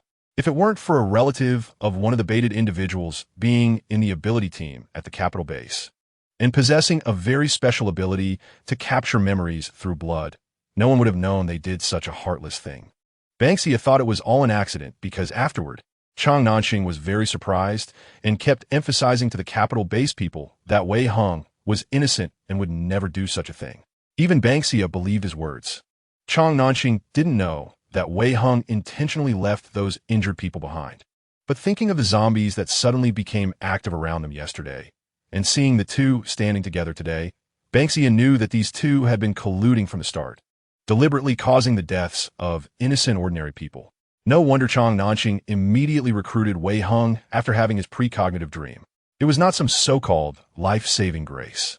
They were clearly two of a kind. She truly felt she had run into bad luck to encounter these two so-called acquaintances at this moment. It was simply disgusting. Ban Xia raised the steam bun with egg made by Aunt Mo and took a big bite. How unfortunate. Chapter 29, Each Their Own Battle, Part 1. Since meeting Du Hong and Ban Xia, Chang Nanxing believed he had maintained a very friendly attitude. Yet inexplicably, he still hadn't gained their favor. This made him feel very frustrated. Wei Hong noticed his inner reluctance and stepped forward to stop Du Hong, who was about to return to the car. "Mr. Du, may I have a word?" His voice was elegant and gentle, giving a feeling like a spring breeze. Du Hong's head buzzed, and he paused his steps to get into the car, seemingly about to leave with Wei Hong. Aunt Mo, standing by the door, was surprised by her son's sudden action. "Uncle Du, come back for dinner." Just as Zhou Yixing was about to reach out to grab Du Hong, a small head suddenly poked out from the open window. Yi Xiuxiu shouted loudly, "Du Hong," bringing him back to his senses. Hearing Yi Xiuxiu call him, Du Hong felt as if someone had punched him in the head, causing a dull pain. Ban Xia's system scoffed at Wei Hong. This person is so shameless, using mental abilities to mislead Du Hong. Standard procedure. The system had alerted Ban Xia when he released his mental power, and she was about to speak when Yi Xiuxiu interrupted Wei Hong's abilities even faster. She communicated with the system while watching Yi Xiuxiu's back. It seems Yi Xiuxiu can perceive Wei Hong's abilities and interrupt them. The system replied, "Her awakening level is higher than Wei Hong's." That was truly great, Ban Xia thought with a smile. Outside, Du Hong covered his head and shook it, then looked up to see the small head by the window and quickly said, "Xiuxiu, get her head back in." "Okay, Uncle Du, come up soon." Yi Xiuxiu's wide, blank eyes stared intently at Wei Hong behind Du Hong. Wei Hong let out a muffled grunt, suppressing the itch rising in his throat. Chang Nanxing heard this and turned to see his face had paled a bit, asking, Hong, what's wrong? Help me get out." Nanxing, Wei Hong grasped his arm, his voice squeezing out between his teeth. Seeing that Wei Hung could barely stand, Chang Nanqing supported his shoulder. Are you injured? Without time to think more, Chang Nanqing half supported and half pulled Wei Hung away. Du Hong watched their retreating figures and curiously said, "What is wrong with those two? Why do you care so much about others? Hurry up and come eat," Animo urged. Coming. Du Hong hurriedly got into the car after being nagged by his mother. On the dining table inside the car, Animo had prepared breakfast. The steamed buns were stored in the ring space by Ban Xia and just needed to be steamed. There were also some frozen dumplings that Ban Xia directly took out. Fearing eating only steamed buns would be tasteless, she also brought out a pile of pickled vegetables. Animo had even made egg pancakes, cooked a small pot of porridge, and specially prepared a small bowl of steamed egg with shrimp for Yi Xiuxiu. If it weren't for the apocalypse, the scene in the room would give Du Hong the illusion of being on a spring outing. He washed his hands, picked up a steamed bun, took a bite, and then received a warm bowl of porridge from Animo, mumbling, "Thanks, Mom." Seeing him eat heartily, Aunt Imo opened a bag of pickled vegetables for him, saying, "Eat slowly, no one will snatch it from you." Zhou Yisheng was carefully feeding Yi Xiuxiu's steamed egg when he saw Du Hong wolfing down his food, and said with a smile, "Brother Du probably got used to it. Eating fast in the army, right?" "That is true, haha." Du Hong finished a steamed bun in a few bites and directly grabbed a dumpling. Ban Xia, chewing on a bag of yogurt leisurely, said, "Mainly to fill up, Brother Du, if you're not enough, just tell me." That's enough. Aunt Imo directly replied for Du Hong. "Xia, are we leaving right after breakfast?" Ming Wangshu, who was half-supported sitting on the bed, also looked over and asked, "What's the situation outside?" After finishing the dumplings and porridge, Du Hong said, "I just want to check. The snow from last night was quite heavy and hasn't melted yet. I suggest we wait until noon to leave. The weather changes quickly in winter, and the sun can get quite hot by morning. It would be slightly safer to leave after the snow melts." Ban Xia thought for a moment and decided to listen to Brother Du. Ming Wangshu expressed some concern. "But if we stay here, we're also a big target, right? I feel that person from last night won't give up so easily. What if he comes back to haunt us? If he comes back, I'm going to take action." Du Hong clenched his fist angrily, feeling like he couldn't communicate with him, like talking to a madman. Zhou Yisheng set down the empty bowl and wiped Yi Xiuxiu's mouth, looking at Du Hong and saying, "Brother Du, you should have let him know last night not to talk nonsense." Sigh. Ban Xia thought that it would be better to do less than to do more, which I didn't expect. Du Hong felt a bit regretful about last night, thinking that if he had known, he should have taken Ban Xia's knife and directly chopped off that guy's head. But that wouldn't be necessary. Zhou Yisheng twitched the corner of his mouth. Ban Xia smiled and said, "It's okay. There will definitely be people coming on the highway today. If those two come again, we can just have Brother Du drive them away." At this moment, the system said, "Host, I think it's better not to be so optimistic right now. After all, it has been many days since the apocalypse began, and zombies will gradually adapt to the sunlight during the day. They will soon appear even during the day." Ban Xia was startled and suddenly realized the problem the system mentioned. Because she had a large amount of supplies, a car, and even a house, and with Huan Huan helping her hide her presence, she was about to forget that she was actually on the run. Indeed, one cannot be too comfortable. Ban Xia pondered, "System, can you scan where the zombies from last night are hiding?" After a while, the system replied, "In the woods on the other side of the highway. There are about 7 or 8. Are they ordinary low-level zombies?" Ban Xia asked. The system responded, "No, there are 2 ability zombies, 1 earth type and 1 wind type." Earth type? Ban Xia glanced at Du Hong, who was helping Aunt Imo clean the dining table. "Brother Du, do you want to go do something big with me?" Ban Xia called out to Du Hong. Du Hong had just finished washing the dishes and casually asked, "No problem. What big thing are we doing?" "Let's go kill zombies." "What?" Du Hong was stunned, almost dropping the bowl in his hand into the sink. "Since it's daytime now, and zombies aren't very fast, we can go kill them," Ban Xia explained, then looked at Zhou Yisheng and Ming Wangshu, who both showed surprised expressions. "Do you remember the old black guy we encountered before?" Upon mentioning this person, both Zhou Yisheng and Ming Wangshu made disdainful expressions. "You remember the crystal stone he pulled out from Pang Dawei's head, right?" Ban Xia said as she took out the red stone, which was about the size of a fingernail, from Huan Huan's space. Seeing that stone was like seeing the skull that the bone knife pierced through, Zhou Yisheng quickly shook his head to clear the image from his mind. He said, "Ban Xia, why do you still keep this stone? It's so dirty." This is called an ability crystal stone, and it's very beneficial for ability users. Pang Dawei was a fire-type ability user, and this crystal stone is a fire-type crystal. The abilities of ability users come from these crystal stones, which exist in the brains of the ability users. Just now, didn't Brother Do feel a headache? That man who spoke to you just now used mental abilities to invade your brain and attack your ability crystal. Du Hong's eyes widened in shock. What? That's right. Uncle Du, Yi Xiao sweetly added, I just felt that the bad guy was doing something wrong, which is why I called you. Xiao is also a mental type ability user. Ban Xia continued, I just had Huan take a look, and there are several zombies hiding in the woods over there. Among them is an Earth-type ability zombie. And I want to kill that zombie, which should be beneficial for Brother Do. We can't keep hiding. The zombies will only get stronger. If we don't increase our strength, we'll be eliminated soon. Listening to Ban Xia's words, several people nodded in agreement. Okay, let's go kill zombies. Du Hong stood up and stretched his muscles. Although Animo was worried, she didn't stop them. She knew that what Ban Xia said was true. Their little group had sick individuals, elderly people, and children, and without strength, they couldn't survive safely. She looked at Du Hong, who was eager to try, and only said, be careful. We'll wait for you at home. Unknowingly, they had already regarded this small RV as their home. It's enough for me and Brother Du to go. Teacher Zhou, you and Xiao stay here to protect Wang Shu and Animo, Ban Xia said. Zhou Yisheng first nodded, then watched as she and Du Hong opened the car door and got out. He looked at their backs and said, call me old Zhou. Ban Xia paused her steps, grinned at Du Hong, and waved her hand. Okay, winter melon meatball soup. Zhou Yisheng, who was behind her, smiled and didn't say anything else. Chapter 30, Each Person's Battle, Part 2. The two quickly left the gas station, and they didn't hide their figures when they left. So Chang Nanxing and the others on the other side of the gas station quickly noticed their departure. Chang Nanxing asked curiously, where are they going?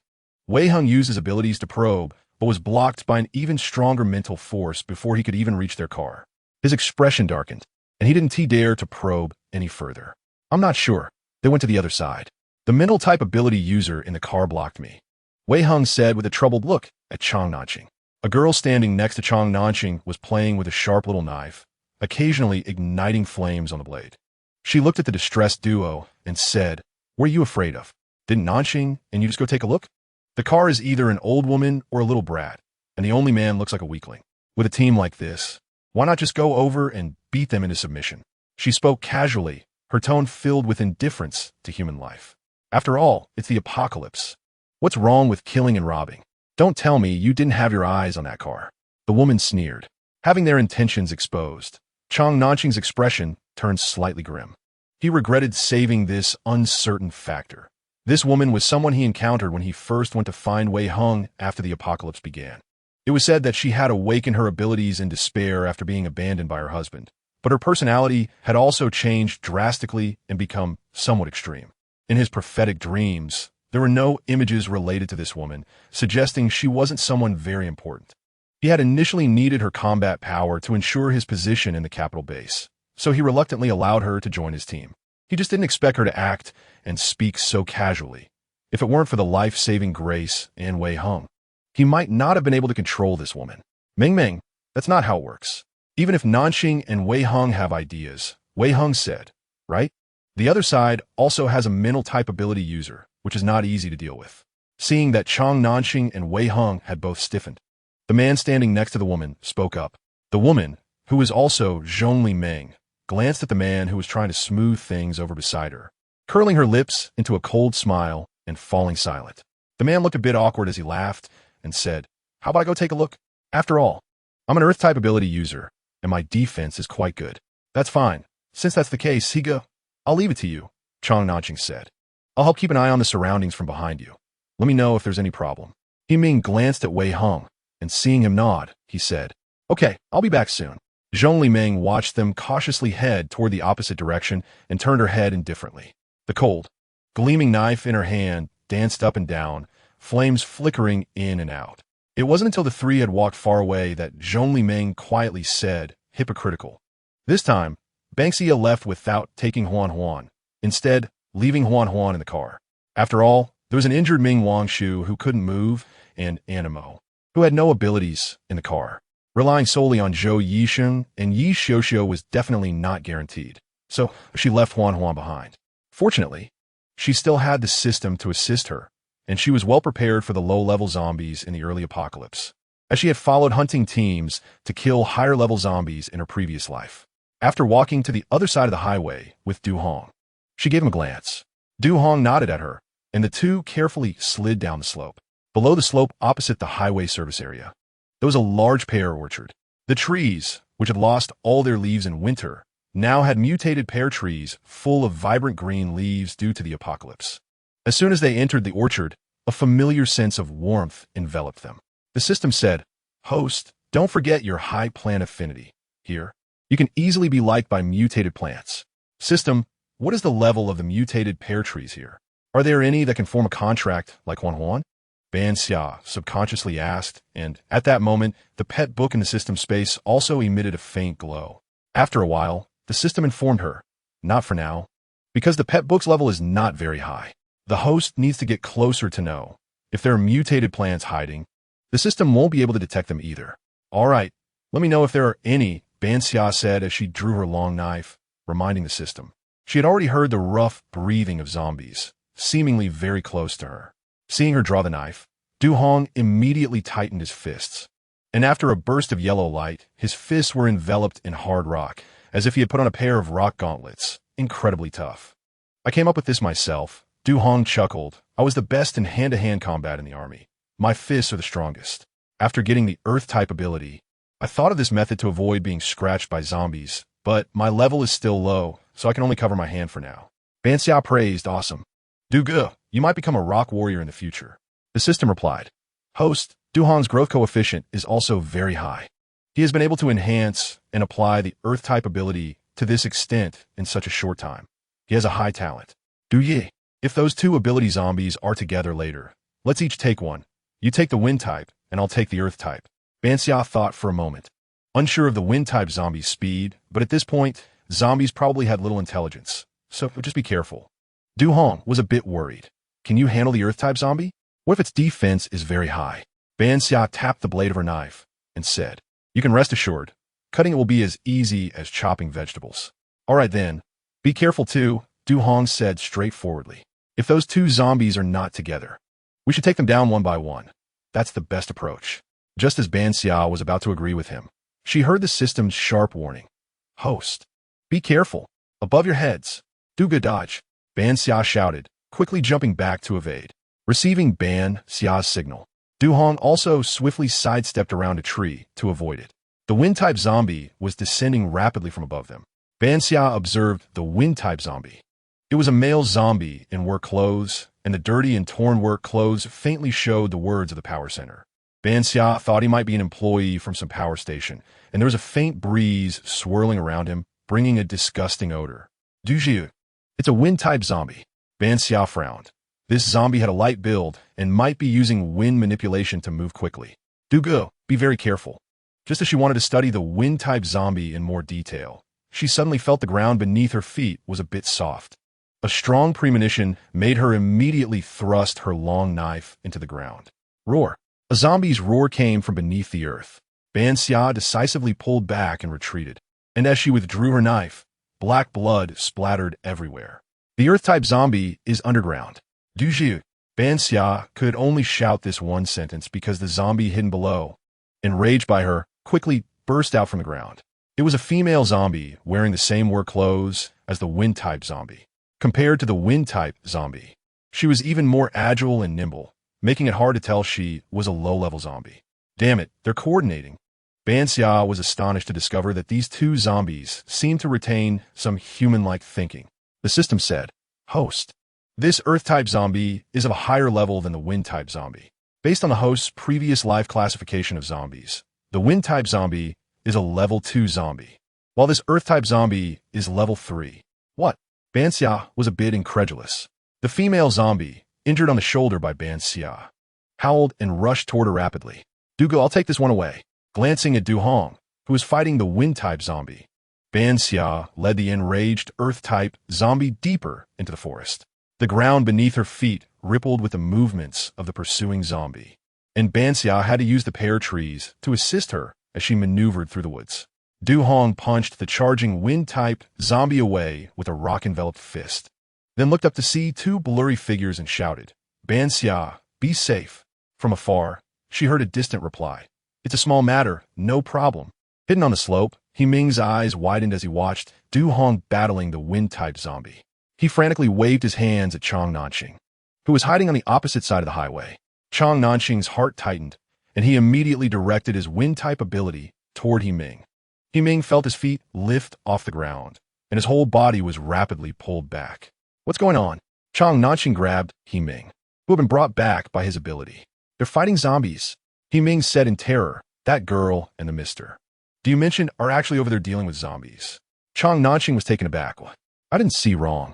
There are quite a few zombies in that patch of woods. I just saw them directly confront two zombies. The girl led one away, and the guy, the one you said to pay attention to, is fighting another zombie. That zombie seems to have abilities. Ming had only been an ordinary office worker before the apocalypse, and had been protected by Chang Nanxing and Wei Heng all the way. He had never seen such a thrilling scene. What kind of ability does that zombie have? Chang Nanxing, not noticing Ming's fear, hurriedly asked. Something suddenly flashed in his mind, but it was too quick for him to grasp. I saw that zombie moving very quickly. It must be a speed zombie, right? Ming said uncertainly. In truth, he hadn't observed carefully because the scene had shocked him too much, especially seeing Ban Xia's decisive strike, which left him stunned. Speed?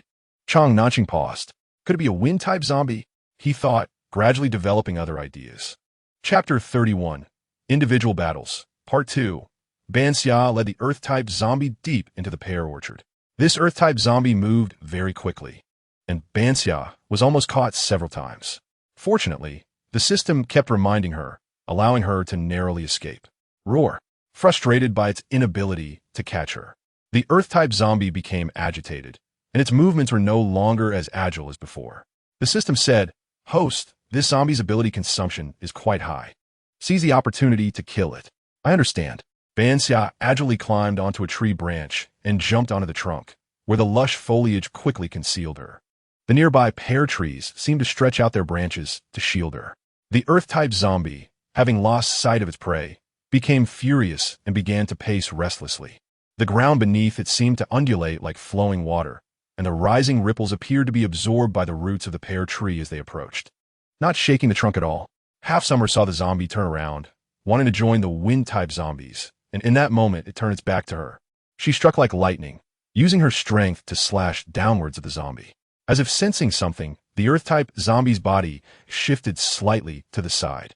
Half-Summer's long knife only severed one of the zombie's arms, and a stench of blood splattered as the severed limb flew away. Skillfully dodging the blood, Half-Summer stepped back 2 paces, once again using her strength to push off the pear tree trunk and leap onto another tree.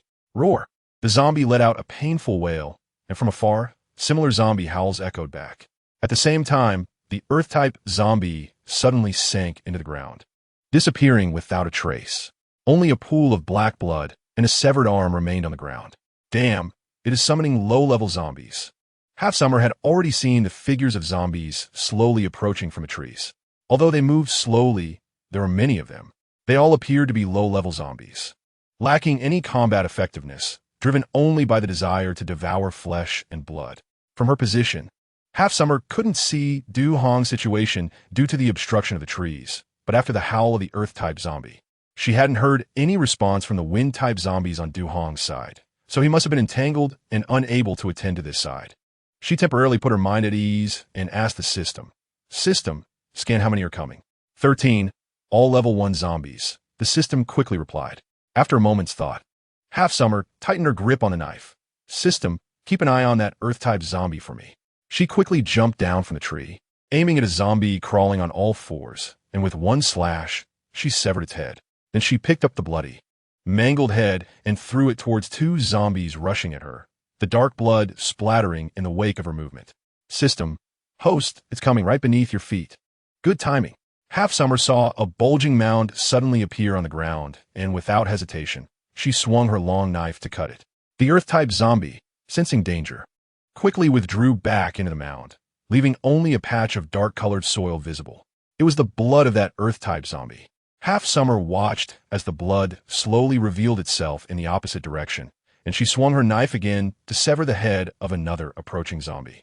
Then crouched down, and without hesitation, she chopped through the waist of a zombie that tried to ambush her from behind. She slightly turned her head to avoid the splattered zombie blood. Good knife skills. A strange voice came from somewhere.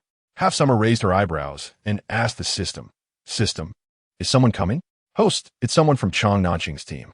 He seems to be eyeing that wind-type zombie, wanting its ability crystal core. Who is the person following him? The one who just spoke must be a woman. Are there women in Chong Nanqing's team? Half Summer was puzzled. It's a woman with fire-type abilities. Forget it. If she doesn't T-show herself, why should I care? I should quickly deal with this earth-type zombie and go find Uga. Half Summer shook off the blood sticking to her knife. System, locate that earth-type zombie. It shouldn't he have given up, right? Yes, host. It's hiding under the pear tree right behind you, seemingly waiting to ambush you. Half Summer's gaze lingered on that pear tree, the very one she had just hidden behind. While dealing with the approaching low-level zombies, she attempted to communicate with the pear tree. It felt peculiar. She could communicate with these plants. Little pear tree, if you can understand me, how about binding the zombie at your feet and handing it over to me? She thought to herself, host, is that really reliable? The system sounded a bit doubtful. Before Half Summer could say anything, the ground beneath the pear tree suddenly began to shake, followed by a zombie's furious roar. A massive tree root burst forth from the ground, wrapping around a struggling zombie. Impressive, my host, the system sighed. Half Summer, also a bit incredulous, said, good, looking at the zombie tightly bound by the tree roots. Half Summer dashed over and swiftly severed its head. Then, in the shocked gaze of the person hiding behind her, she plunged her long knife into the zombie's head and twisted it, pulling out a yellow crystal. Disdainfully looking at the crystal covered in brain matter and blood on the ground, Half Summer thought it was a very unwise decision not to bring a ring, because she had no water to wash this thing. At this point, host, shouldn't you stop minding so much? True, although Half Summer said that. She still took out a pack of tissues from her pocket, frantically pulling out 3 or 4 sheets to wrap the yellow crystal until its shape was unrecognizable, then stuffed it into her pants pocket. She glanced at the direction of the hidden person without speaking. Host, hurry up and find Du Hong. This side is a bit tricky. I understand. On the other side, the wind-type zombie, relying on its speed, was making it difficult for Du Hong to make a move for a while. However, being a soldier forged through countless battles, Du Hong didn't feel any frustration at being unable to approach the zombie. Instead, he used the wind-type zombie's constant attacks to get closer.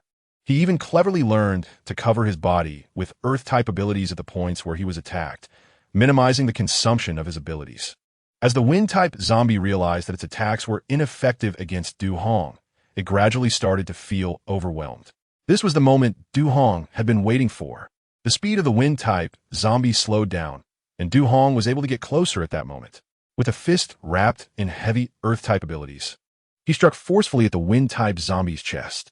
The chest of the wind-type zombie visibly caved in, and if it weren't for the fact that the zombie was no longer human, it would have likely lost its ability to move right then and there.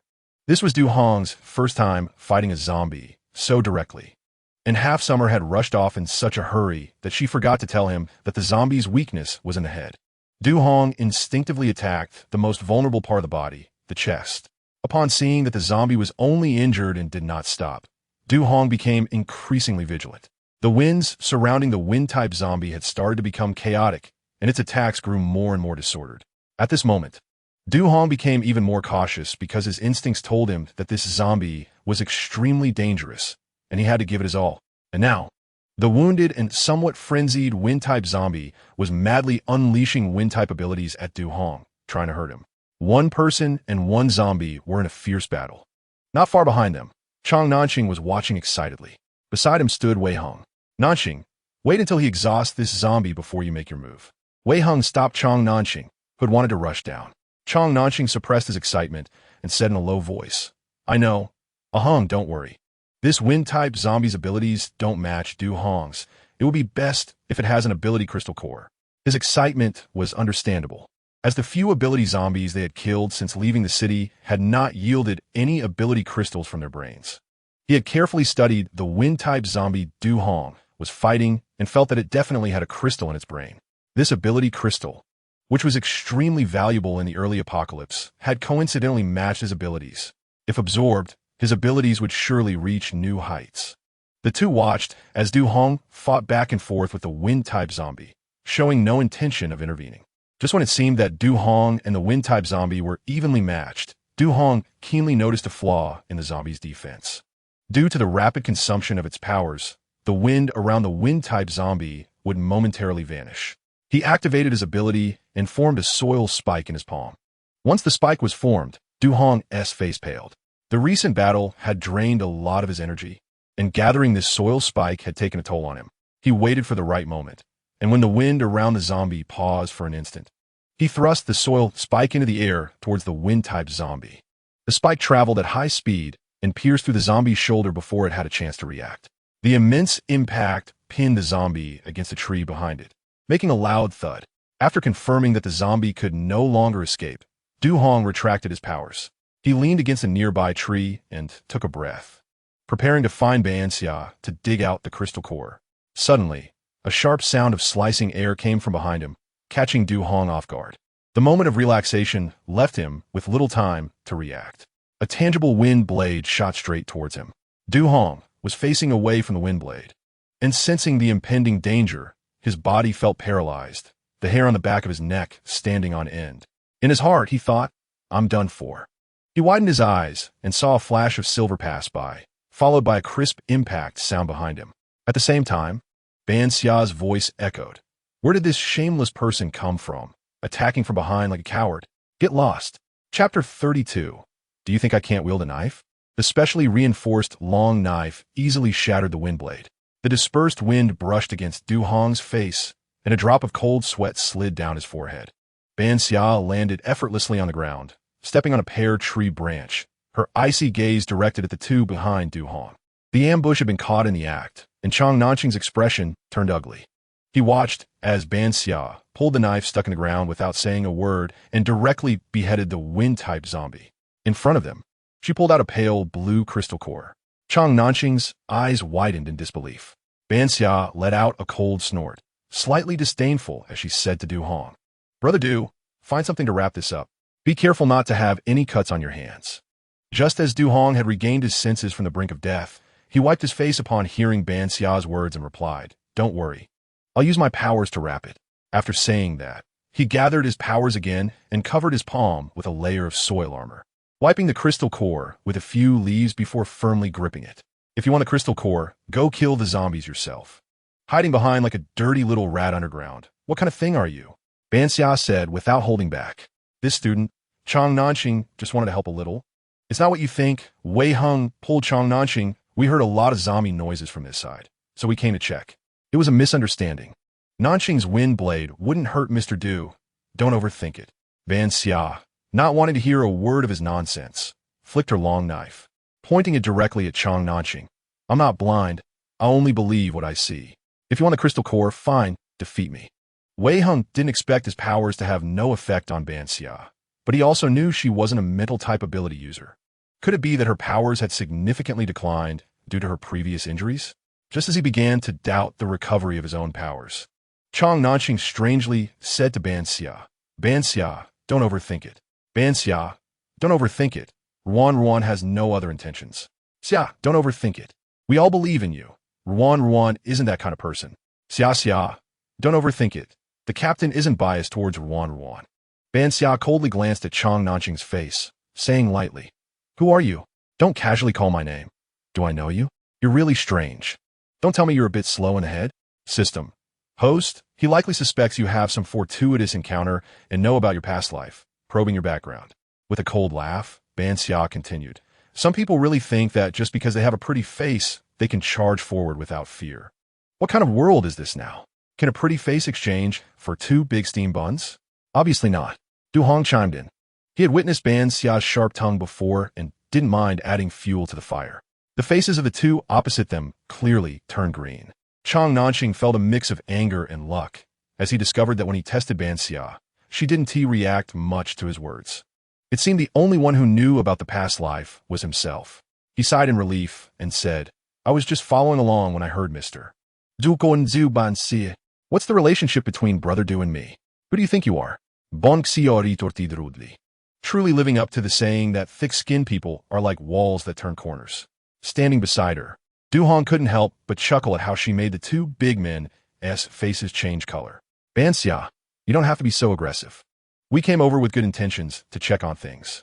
Besides, Mr. Du is fine, isn't he? Wei Hing couldn't help but retort, frowning. Huh. Ban Xia directly laughed. What is it? Did I scold you or hit you? Are you so fragile that you break at a touch? Even though there's no social order now. Don't come over and try to provoke me. What do you mean Mr. Du is fine? If he had an issue, could you two still stand here in one piece? Do you have to wait until the crap reaches your mouth before you look for a toilet? You. The cultured Wei Hung turned red with anger at Ban Xia's unrestrained words. Seeing that Ban Xia was getting more and more outrageous, Du Hong quickly said, Ban Xia, let's finish off the zombies and head back quickly. I'm afraid they're getting anxious. Cough, okay.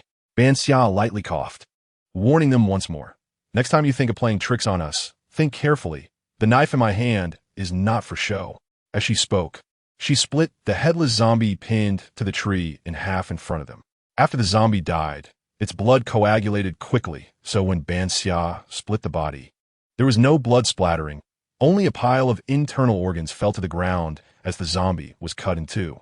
Wei Hong was stunned by the scene before him and quickly turned to dry heave. Chang Nanqing turned pale and averted his gaze. Du Hong looked at Ban Xia with an unusual expression. Ban Xia didn't explain, only saying, let's go back, brother Du, all right. Du Hong didn't ask further and directly followed Ban Xia's footsteps to leave. The scattered bodies soon emitted a foul odor. And Chang Nanqing and Wei Hung turned their backs and no longer looked at the mess on the ground. A sneer came from the direction Ban Xia had left. Zhong Liming, having watched the show, couldn't help but walk out, saying, it seems you kicked a metal plate. Meng, why did you see Chang Nanqing turn around just now? The questioning that was on the tip of his tongue got stuck in his throat when he saw the scene on the ground again. You didn't think I could snatch that thing from her hand just because I came out, did you? Zhong Liming saw him turn around again and walked over.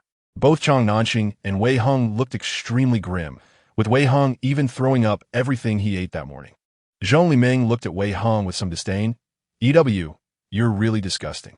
Wei Hung, what is wrong with this woman?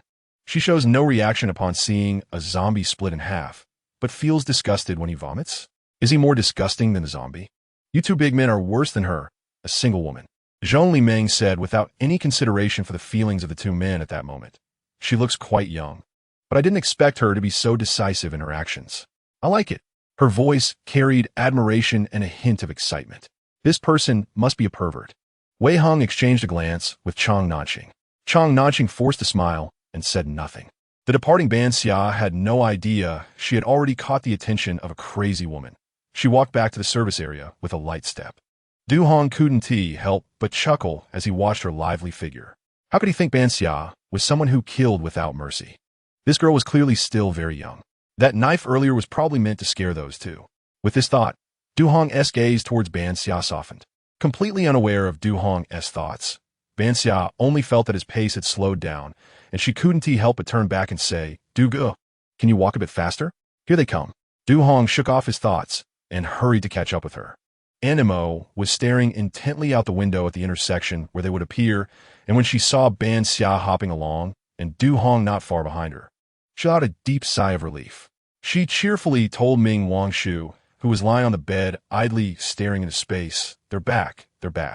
Zhou Yisheng, who was checking the instruments in the driver's seat, also came over upon hearing her voice. Yi Xiuxiu used her ability to sense and said, Sister and uncle are fine. Great. Zhou Yisheng also sighed in relief. When he heard Yi Xiuxiu call Du Hong uncle, he said, Xiuxiu, isn't it a bit inappropriate for you to call Du Gu uncle? Aunt Mo picked up Yi Xiuxiu and laughed. What is inappropriate? If he listened and got married earlier, he'd already be a dad. It's not wrong for our Xiuxiu to call him uncle. Just as Du Hong reached the car door, he heard his mother nagging him about not getting married again. He never expected to escape the fate of being urged to marry even in the apocalypse. Ban Xia noticed the troubled look on Du Hong's face and couldn't help but tease. Looks like Du Ge has things he can't handle too, huh? Haha. Du Hong awkwardly chuckled twice. Aunt Mo rolled her eyes at his laughter and said, What are you laughing about? Hurry up and get in. After both of them got in the car, Zhou Yisheng said, I've checked the vehicle, and there are no problems. We can leave at any time. Wangshu also used her ability to fill the water tank. Ah, Wangshu, you use your ability even though you're not fully recovered? Ban Xia looked at Ming Wangshu. Ming Wangshu smiled, it's fine. I can't move much right now, but using my abilities also helps me improve. Just don't push yourself, okay? Ban Xia emphasized. Let us just grab something to eat on the way. Since the snow has melted enough, we should hurry and leave. Aunt Mo placed Yi Xiaoxiao in a seat on the sofa and then closed the open window. She said, "Let us leave now. Ban Xia. You and Xiao Hong can rest for a while. Xiao Zhou and I will drive." "Oh, Aunt Mo, you can drive too?" Ming Wangshu blinked in surprise. Du Hong sat in the chair, feeling a bit proud as he said, "Of course. My mom drives really well. Ha ha. No respect." Aunt Mo shot Du Hong a glare and said to Zhou Yisheng, "Xiao Zhou and I will take turns driving. Let us leave here as soon as possible." Zhou Yisheng nodded in agreement. "Okay, then please help me take care of Xiaoxiao." He looked at Ban Xia. Ban Xia was rummaging through the space and responded, "No problem. Then let us go now." After Zhou Yisheng and Aunt Mo finished speaking, they headed toward the driver's seat, with Aunt Mo following behind, holding the bread and luncheon meat that Ban Xia had given her. Ban Xia took off her coat and tossed it aside, then pulled out the cabinet she had stolen from a storefront. She got some water and also took out the tightly wrapped crystal core to wash it clean. Du Hong followed her movement and handed her the crystal core he had as well. After putting the two cleaned crystal cores into the cabinet, Ban Xia carefully washed her hands. She didn't put the cabinet away, but stuffed it directly into the gap beneath the seat. "I'll hand it to you to absorb when we reach the next safe place," Ban Xia said to Du Hong after tidying everything up. Du Hong replied, "It's fine. Getting on the road is more important right now. Let us get ready to set off." After Aunt Mo closed the door connecting the compartments, Ban Xia sat beside Yi Xiaoxiao, pulled out a sausage, peeled off the skin, and handed it to her. Yi Xiaoxiao obediently held the sausage and took small bites. The car quickly started and left. Not long after they departed, Chang Nanxing and Wei Heng returned together. Following them was Zhong Limeng, looking relaxed. Their faces darkened when they didn't see Ban Xia's car in the parking lot. Perhaps it was related to the fact that both of them had just thrown up once. Zhong Limeng felt that their faces looked even worse. She suppressed her laughter, but her eyes still held a hint of mockery. Perhaps she should consider whether to continue following these two. Although Chang Nanxing had saved her, she could have survived at that time too. It was just that some events had made her not want to resist. She glanced at the clean ground, and a slight smirk appeared on her lips. Ban Xia. Quite interesting. Chapter 33. Spider Nest in the Abandoned Village 3 days later. Fishwater Village. In a newly built 2-story villa, 3 double tents were lined up on the clean floor of the second floor. In front of the tents was a small generator and an induction cooker, on which a pot of meatball and cabbage soup was boiling. Opposite on the small balcony, Zhou Yisheng was anxiously looking outside. He only calmed down a bit when he saw 2 familiar figures hurrying over. He said to the people inside, "They're back. Ban Xia and Du Gu are back." Aunt Mo, who was watching the stove, turned off the power and quickly took 2 clean bowls to serve the meatball soup. Ming Wangshu, who had been waiting at the entrance, pulled open the iron door to let the 2 in. "How is it?" she asked after locking the door. Ban Xia and Du Hong shook their heads simultaneously. She said, "Let us talk inside." "Okay."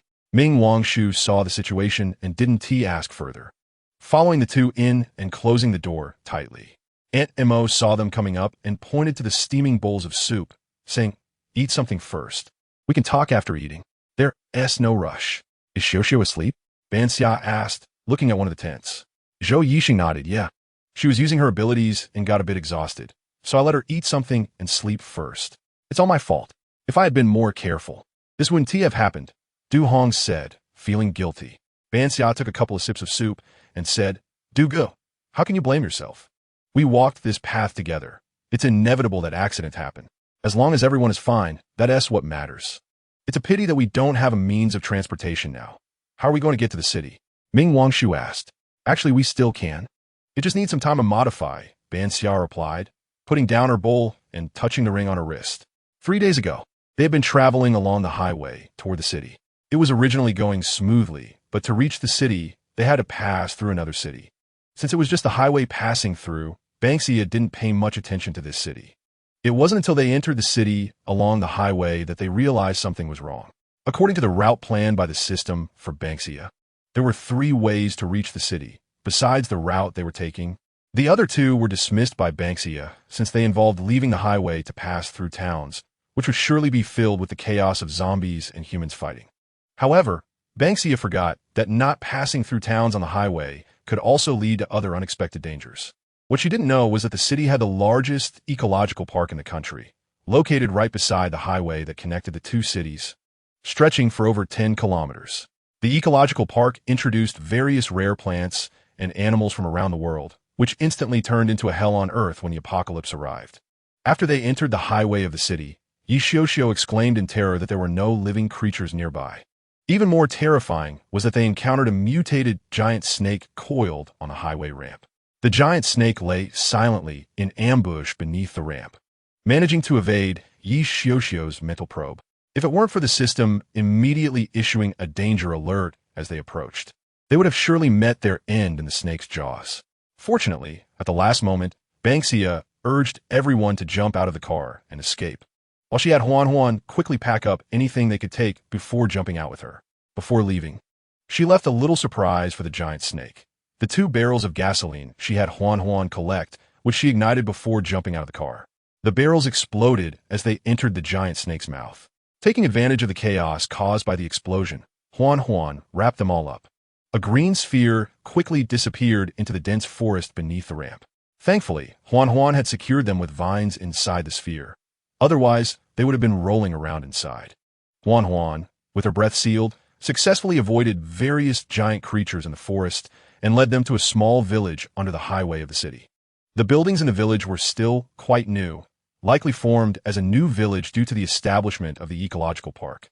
Unfortunately, during the apocalypse, the village had been attacked by mutated animals, and there were no living people left. They found a relatively clean 2-story Western-style building to hide in. Huan then extended vines to climb around the railings outside, and fortunately, since Huan had used enhancement potions, she could cover the surrounding railings.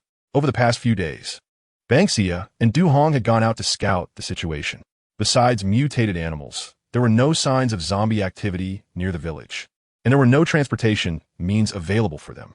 Today, Ban Xia and Du Hong originally planned to go a bit further outside, but the system informed them that besides the mutated giant snake, there was also a nest of mutated giant spiders nearby, a nest of countless poisonous spiders. Upon hearing this, Ban Xia seemed to understand why the village looked as if no one had ever lived there. The entire village was almost surrounded by the giant snake and poisonous spiders. Currently, Ban Xia and the others could only hide. I need about 3 days to finish the modifications. Ban Xia looked at the system's backpack, checking her rewards from signing in over the past few days. Zhou Yixing asked, "What will we do after the modifications are done?" Not knowing if Huan could avoid Animo, who also knew that Huan could seal her breath, she said, "If Huan can't avoid her, then we still won't be able to leave." Ban Xia thought for a moment and took out the cabinet she had dragged out from under the seat from Huan's space. Inside were the zombie crystal cores she and Du Hong had collected. She took out the light yellow crystal core and handed it to Du Hong. "Du Ge, take this and absorb it quickly. We need to increase our combat power. I'll teach you how to absorb it." Du Hong quickly finished the meatball soup and took the crystal core, saying, "No problem. You hold the crystal core and then wrap it with your abilities. Slowly seep your abilities into the core. Remember, don't rush. Be careful when absorbing it for the first time." Ban Xia instructed, "Find a quiet place to absorb it. There's no one else here, so you don't have to be nervous." Okay. After Du Hong finished speaking, he found a corner to sit down and began to slowly absorb the energy from the crystal core, as Ban Xia had instructed. Ming Wangshu brought her the bowl of soup that had cooled a bit. "You should eat something first." Okay. Ban Xia was indeed hungry and quickly finished the meatballs and vegetables in the bowl. After Animo and Ming Wangshu saw that she was done, they took the pot outside, and Ming Wangshu used her abilities to help Aunt Emo wash the dishes. After Zhou Yixing and the others finished washing up and came back, they closed the floor-to-ceiling windows and drew the heavy curtains. After closing the curtains on the other side, Ban Xia took out the floor lamp from a space. The room quickly brightened up. "System, how long will it take to modify this vehicle?" Ban Xia asked, looking at the vehicle in the space. The system replied, "There are still some materials left from before, so the modifications shouldn't be a problem. However, the vehicle won't be reinforced after the modifications, so it may not be as safe as the previous one. The host has only drawn an enhancement skill once in the past few days, so it might not be as sturdy as before. That's fine. I will eventually draw more. Let's first enhance the parts that are lacking in the space. The vehicle body definitely needs to be reinforced." Ban Xia sat cross-legged outside the tent, communicating with the system. Over the past few days, she had drawn some useful items. For example, she had drawn a piece of mutated steel, a limited-time combat-type item, plus 2 bottles of ability enhancement potions and a bottle of physical enhancement potion.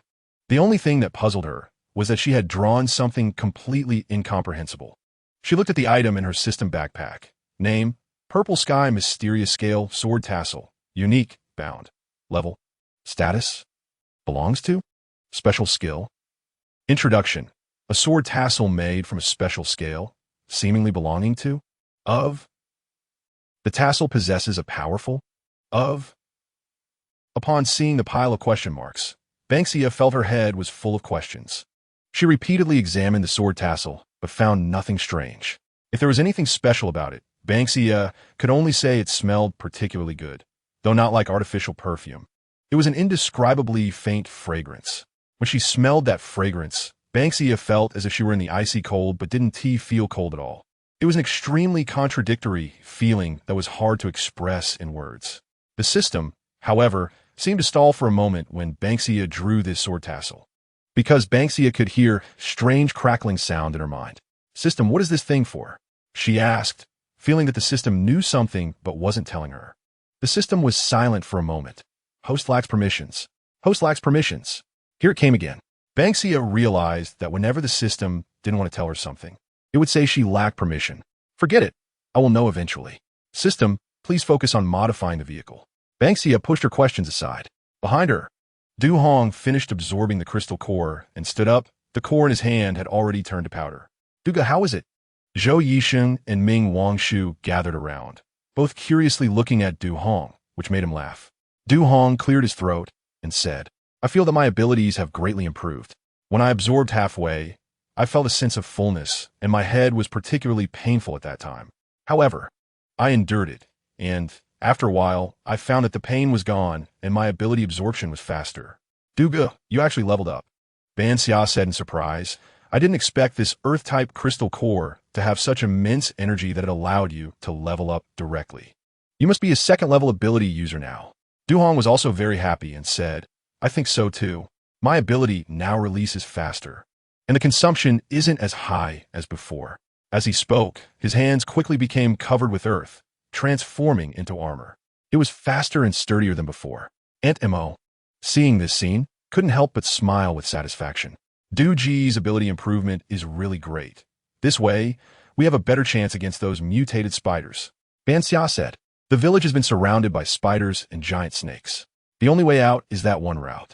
If Wan Huan can't safely take us out, we can only take a gamble. Zhou Yisheng understood the severity of the situation and tightened his grip on the knife, saying, don't worry. I will work hard to train with a knife and coordinate well with Xiao in the next few days. Me too. I will work hard as well. Ming Wangshu raised her hand. Animo had no choice but to say, then I can only cook for you and not cause any trouble. Animo, I actually have an idea. Ban Xia suddenly said, thinking of the potion in her system backpack. Perhaps we can let Animo have abilities too. What? Chapter 34. The poisonous vines of the spider nest. After the apocalypse, some ability users awakened suddenly, while others awakened through other means. That is, by directly consuming ability crystal cores to awaken. However, this method comes at a great cost, with a success rate of 1 in 10. It also tests the body's endurance and strength severely. There were cases where people died from bodily explosion after consuming crystal cores because they couldn't withstand the energy. Therefore, very few people truly attempted this awakening method. Initially, Ban Xia did not consider letting Aunt Mo absorb the fire-type crystal core when she got it, because Aunt Mo's health was not good, and it was likely that she could die from the overwhelming energy of the crystal core. There were only 2 routes out of Yushui village. One led to a highway with mutated giant snakes, and the other was occupied by a group of poisonous spiders. They had to choose to defeat one of these to leave the village. For the mutated giant snakes, which were immune to blades and fire, they currently had no good solution, so they could only grit their teeth and choose to deal with the poisonous spiders. However, their current situation was that Du Hong and Ming Wangshu's abilities were not particularly effective against the poisonous spiders. If there were a fire-type ability user in their team, the chance of breaking through successfully would increase significantly. When considering candidates, Ban Xia also thought about Zhou Yisheng, as he was male. However, the system said that Zhou Yisheng already had knife assistance, and as long as he trained diligently, his achievements would not be lower than an ability user. If he became a fire-type ability user, it might slow down his progress, which would be counterproductive. On the contrary, Aunt Mo, who had no abilities, would significantly increase their combat power if she could have fire-type abilities. As for her concerns, the system told her that as long as the crystal core was soaked in the ability-enhancing potion for a while, there would be no accidents. The reason ordinary people cannot fully absorb the power in the crystal core is that the energy within is too violent and integrates into the body instantly, leading to an inability to withstand it. However, after soaking in the enhanced potion, the energy in the core would be calmed and would not cause problems. Naturally, she couldn't tell her teammates about this miraculous power for the time being, so she pushed Huan Huan out. Huan Huan could purify the violent energy in the crystal core, so Animo would have no issues absorbing it. Ban Xia took out the already soaked crystal core, which was now pure and crimson compared to when they first saw it. Du Hong was still somewhat worried. He had known the impact of the energy on the body when he absorbed the crystal core energy before. He said, "My mom's health has never been very good. Will this energy really not harm her body?" Ban Xia had made this decision only after receiving a 100 confirmation from the system, and she understood Du Hong's concerns. She confidently said, "Yes, it might even improve Aunt Mo's health. However, this matter still needs your decision. If Aunt Mo doesn't want to take the risk, I won't force it. Duga, you can discuss it with Aunt Mo. We all agree with your decision." Ban Xia handed the choice to Aunt Mo herself. Before Du Hong could communicate with his mother, Aunt Mo directly took the crystal core from Ban Xia's hand and said, "I trust Ban Xia. Should I just swallow it?" Mom. Du Hong was shocked to see Aunt Mo about to swallow the crystal core immediately, his soul nearly flying away. "Wait a moment. No need to hurry." Aunt Mo swatted Du Hong's hand away and looked at Ban Xia. "Ban Xia, teach me." Ban Xia didn't expect Aunt Mo to be so decisive. She was a bit amused and said, "You could just swallow it directly." Aunt Mo decisively threw the crystal core into her mouth. Originally, she wanted to chew it a bit, but to her surprise, the crystal core melted upon entry, turning into a tasteless liquid that she swallowed down. As it slid down her throat, a slight warmth flowed down. She smacked her lips. It seems to have no special taste. Zhou Yisheng and Ming Wangshu, who had gathered around, were a bit nervous, while Du Hong stared closely at his mother. Before long, Animo felt dizzy and said, "I'm a bit sleepy," before directly falling asleep. Fortunately, Du Hong was right beside her and reached out to catch her steadily. Ban Xia walked over, touched her forehead, and found that aside from a slight fever, there were no other issues. She told Du Hong, "The situation is good. The fever is a sign of ability awakening. Du Ge, you should put Animo in the tent to rest. She'll be fine when she wakes up." "When will she wake up?" "Unluckiest. That depends on how much the ability can repair Animo's body." Ban Xia didn't dare make a direct conclusion. "You stay with Animo. If there are any issues, call us anytime." Du Hong had to carefully put his mother back in the tent. Ban Xia took out a basin of water from Huan Huan's space and had Ming Wangshu use her ability to bring out some water. Ming Wangshu had now somewhat mastered lowering the water temperature, but she couldn't achieve the extreme ice she had when saving Ban Xia before. Du Hong took the basin with floating ice from her and thanked her. "Thank you. You're welcome, Du Yi. Just take good care of Animo. If you need more water, just let me know," Ming Wangshu said. "Okay." Du Hong didn't say more, nodded to Ban Xia and Zhou Yisheng, then carried the water into the tent. Ban Xia dimmed the light of the floor lamp a bit and said to the other two, "Get some rest early. We need to continue exploring tomorrow to find the specific location of the spider nest. Should we take turns keeping watch?" "I'm worried Huan Huan's vines won't be able to handle it all," Zhou Yisheng asked, since Huan Huan's main body was the one that concealed their presence while they were in the car. Now that they were here to deal with emergencies, Huan Huan's main body was always in Ban Xia's hands. Ban Xia also thought about this issue, and she hesitated whether to take out the time-sensitive items from the space to keep watch. "System, can't you give me something in another form? Transforming into a living person is too outrageous, isn't it?" She really couldn't explain why she could conjure up a living person. Ming Wangshu hadn't returned to the tent yet. Seeing Ban Xia a bit troubled, he suggested, "How about we take turns keeping watch, along with Huan Huan? If we don't get enough rest, it won't be easy to deal with the poisonous spider swarm." Ban Xia felt a bit distressed. "System, host, Huan Huan's vine branches can handle it perfectly, because whether it's the giant snake or the poisonous spiders, they have to pass through the outer fence. The giant snake won't come because there are mutated plants in the dense forest. As for the poisonous spider swarm, once they get close to Huan's vine branches, as long as the host gives the order to Huan, the vine branches can devour the spiders. The host only needs to say not to let Huan eat humans or zombies. Mutated animals are fine. The flesh-eating vine still needs to consume blood and flesh to enhance its abilities. Ban Xia looked at Huan on her wrist and said to Zhou and Ming, "No need. Let Huan handle it by herself. Huan, eliminate all living creatures near the house at night, except for humans and zombies."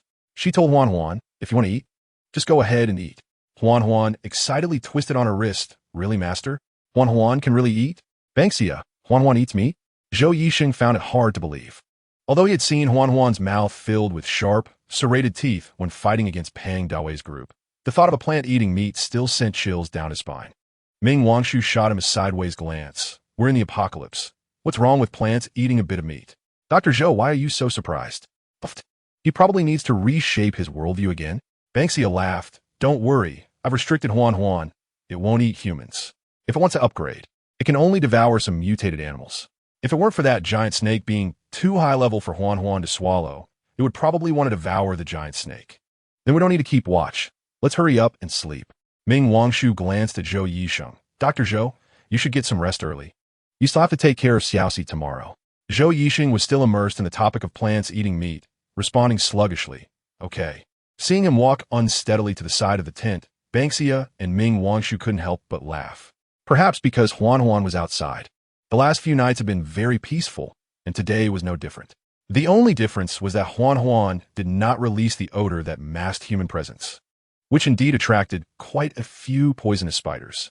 In the dead of night, the rustling sounds kept getting closer, and the shadowy figures that couldn't be seen in the dark were quickly entangled by the vines climbing on the railing as they approached the fence. After a rustling of branches and leaves, faint chewing sounds began to emerge. This continued throughout the night until dawn broke.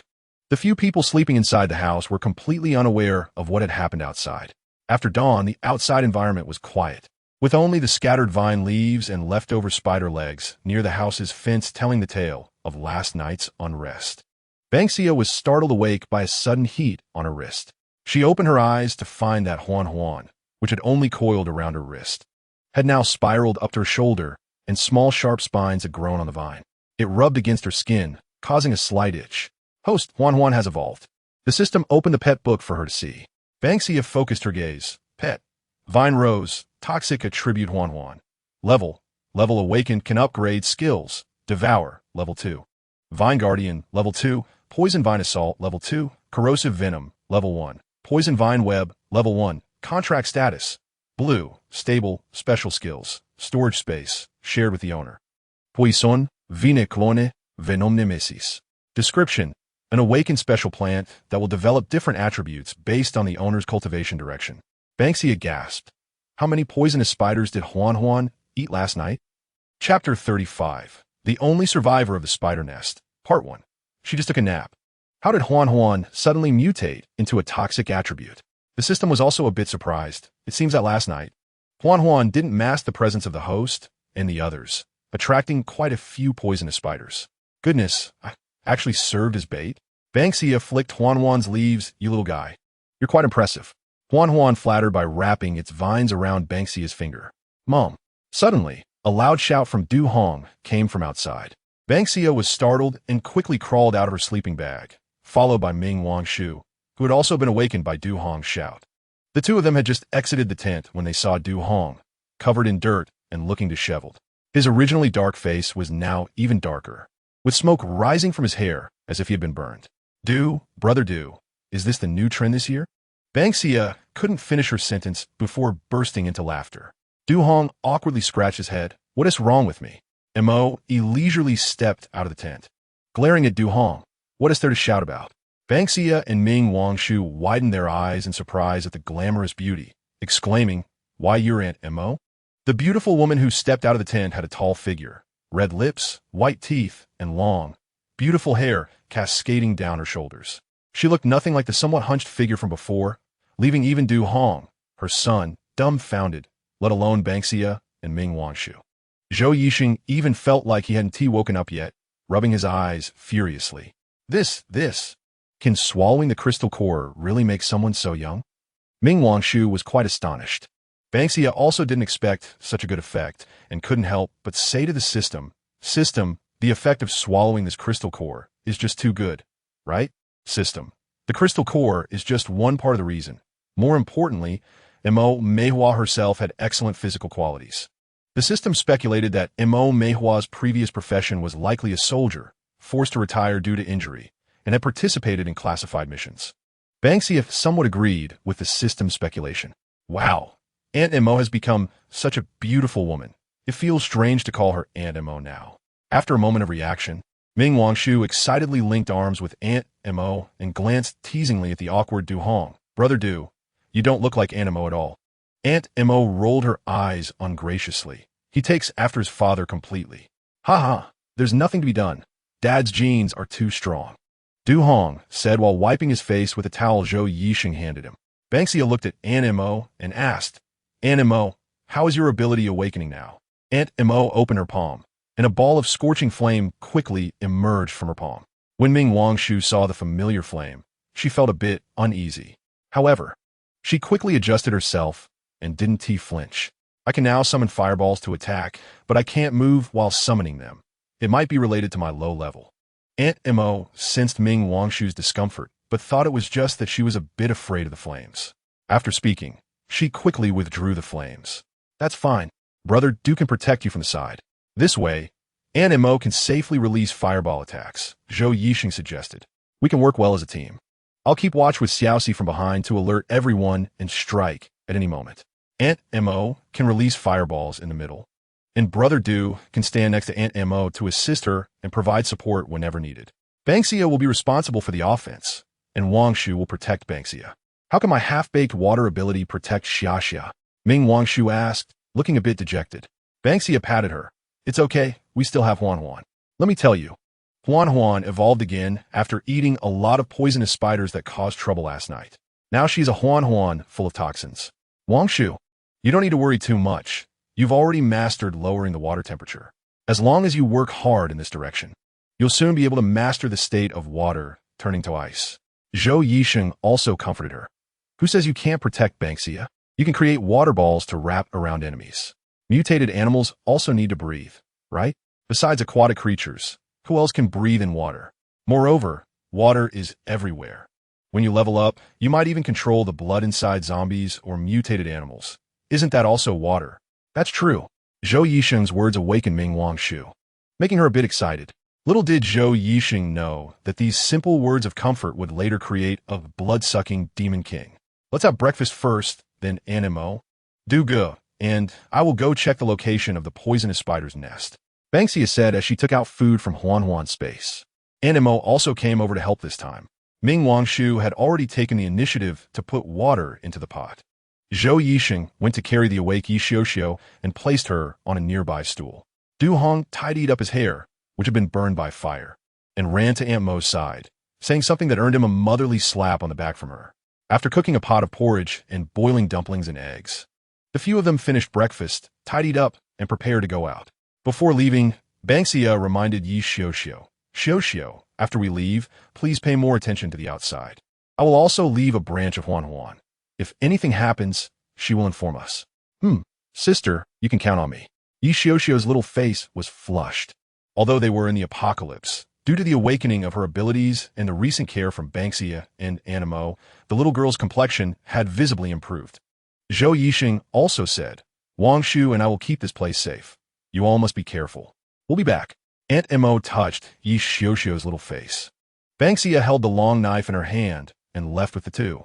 After they left, Zhou Yixing quickly locked the door and returned upstairs, while Yi Xiuxiu opened her mental power and focused on the surrounding movements. The house was suddenly very quiet. Outside, Ban Xia cautiously led the two in the opposite direction of where the giant snake was. The bushes that had grown wildly after the mutations reached their waists and brushed against them as they moved. Perhaps because Ban Xia was there, the already mutated trees and plants did not attack them. They even made way for them as they passed.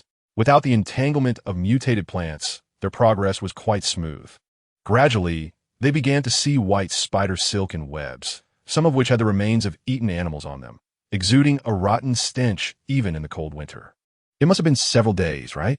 Du Hong asked in a low voice. Aunt Mo, who was quite bold, walked over to observe the animal remains and said, "The insides have been eaten clean. What's left outside is just the skin. It should have been melted from the inside by spider venom and then sucked out. The mutated poisonous spider's toxin is quite powerful." Ugh. Ban Xia thought about that scene and shivered. Du Hong couldn't stand it. "I would rather die than be drained by a poisonous spider." "What nonsense are you talking about?" Aunt Mo slapped Du Hong without hesitation. Ever since Aunt Mo awakened her fire ability and became younger, her temper had become even more explosive. The deeper they went, the darker it became. The trees in the depths had mutated to be extremely tall, almost completely blocking the sky. Aunt Mo had to hold up a fireball for illumination. Along their path, many white cocoons appeared, scattered along the sides of the road, either large or small. This should be the prey they caught. Du Hong covered his hands with abilities and smashed open one of the cocoons. A dead mutated animal fell out of the violently opened cocoon, looking very intact. Probably not yet eaten. Interestingly, the moment the animal's corpse was exposed to the air, it began to rot gradually, quickly emitting a foul smell. This cocoon is actually in a vacuum? It can preserve freshness? Du Hong said in surprise. Ban Xia pinched her nose and had no choice but to take out a few head covers from her space for the two. These were originally prepared for the harsh cold weather in the future, but unexpectedly ended up being used here. The three of them put on the head covers and looked at each other. Du Hong said, "We look like robbers." "I think so too," Ban Xia said. "There's no other way. At least it can slightly reduce the irritation to our noses. Be careful. There are more and more cocoons here. So we probably aren't far from the nest," Aunt Mo quietly said while holding up the fireball. The further they went, the more white spider cocoons there were, and they were getting larger. "Host, there are signs of a poisonous spider group moving ahead. Do not advance any further," the system suddenly prompted. Ban Xia immediately stopped the two and asked Aunt Mo to extinguish the fireball in her hand, with some light filtering through the gaps in the leaves. The three saw 3 adult-sized poisonous spiders dragging a cocoon and moving quickly. To see better, Ban Xia had Huan hang on a branch and tie them to their waist to follow behind the poisonous spider.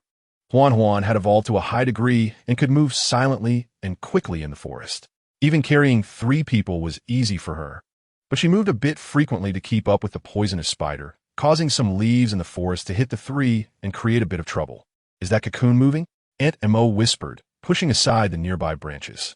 Ban Xia was also looking at the cocoon. The poisonous spider moved quickly, and it was hard to tell whether the cocoon was moving because of the spider's speed or if there was something alive inside it. She uncertainly said, "Do you guys think that cocoon looks like a person?" Both Du Hong and Aunt Mo said at the same time. Chapter 36, The Only Survivor of the Spider's Nest, Part 2. "You think so too?" Ban Xia said. The cocoon being dragged behind the spider clearly had a human shape and was struggling continuously as it moved. Du Hong tugged at the leaves. "I just don't know if it's a person or a zombie. In any case, let's find an opportunity to take that cocoon down. The air inside it should gradually deplete and become a vacuum. Whether it's a person or a zombie, they won't last long, right?" Aunt Mo pondered for a moment. "How about we just kill them here? Will it attract other spiders' attention?" "System, can you scan if there's a person or a zombie inside the cocoon?" Ban Xia didn't want to expose their position by rescuing a zombie.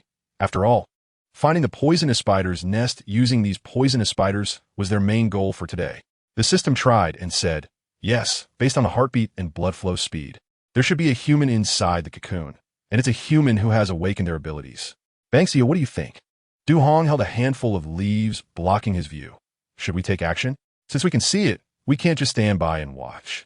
Maybe we can get some information about the spider's nest from this survivor," Ban Xia thought.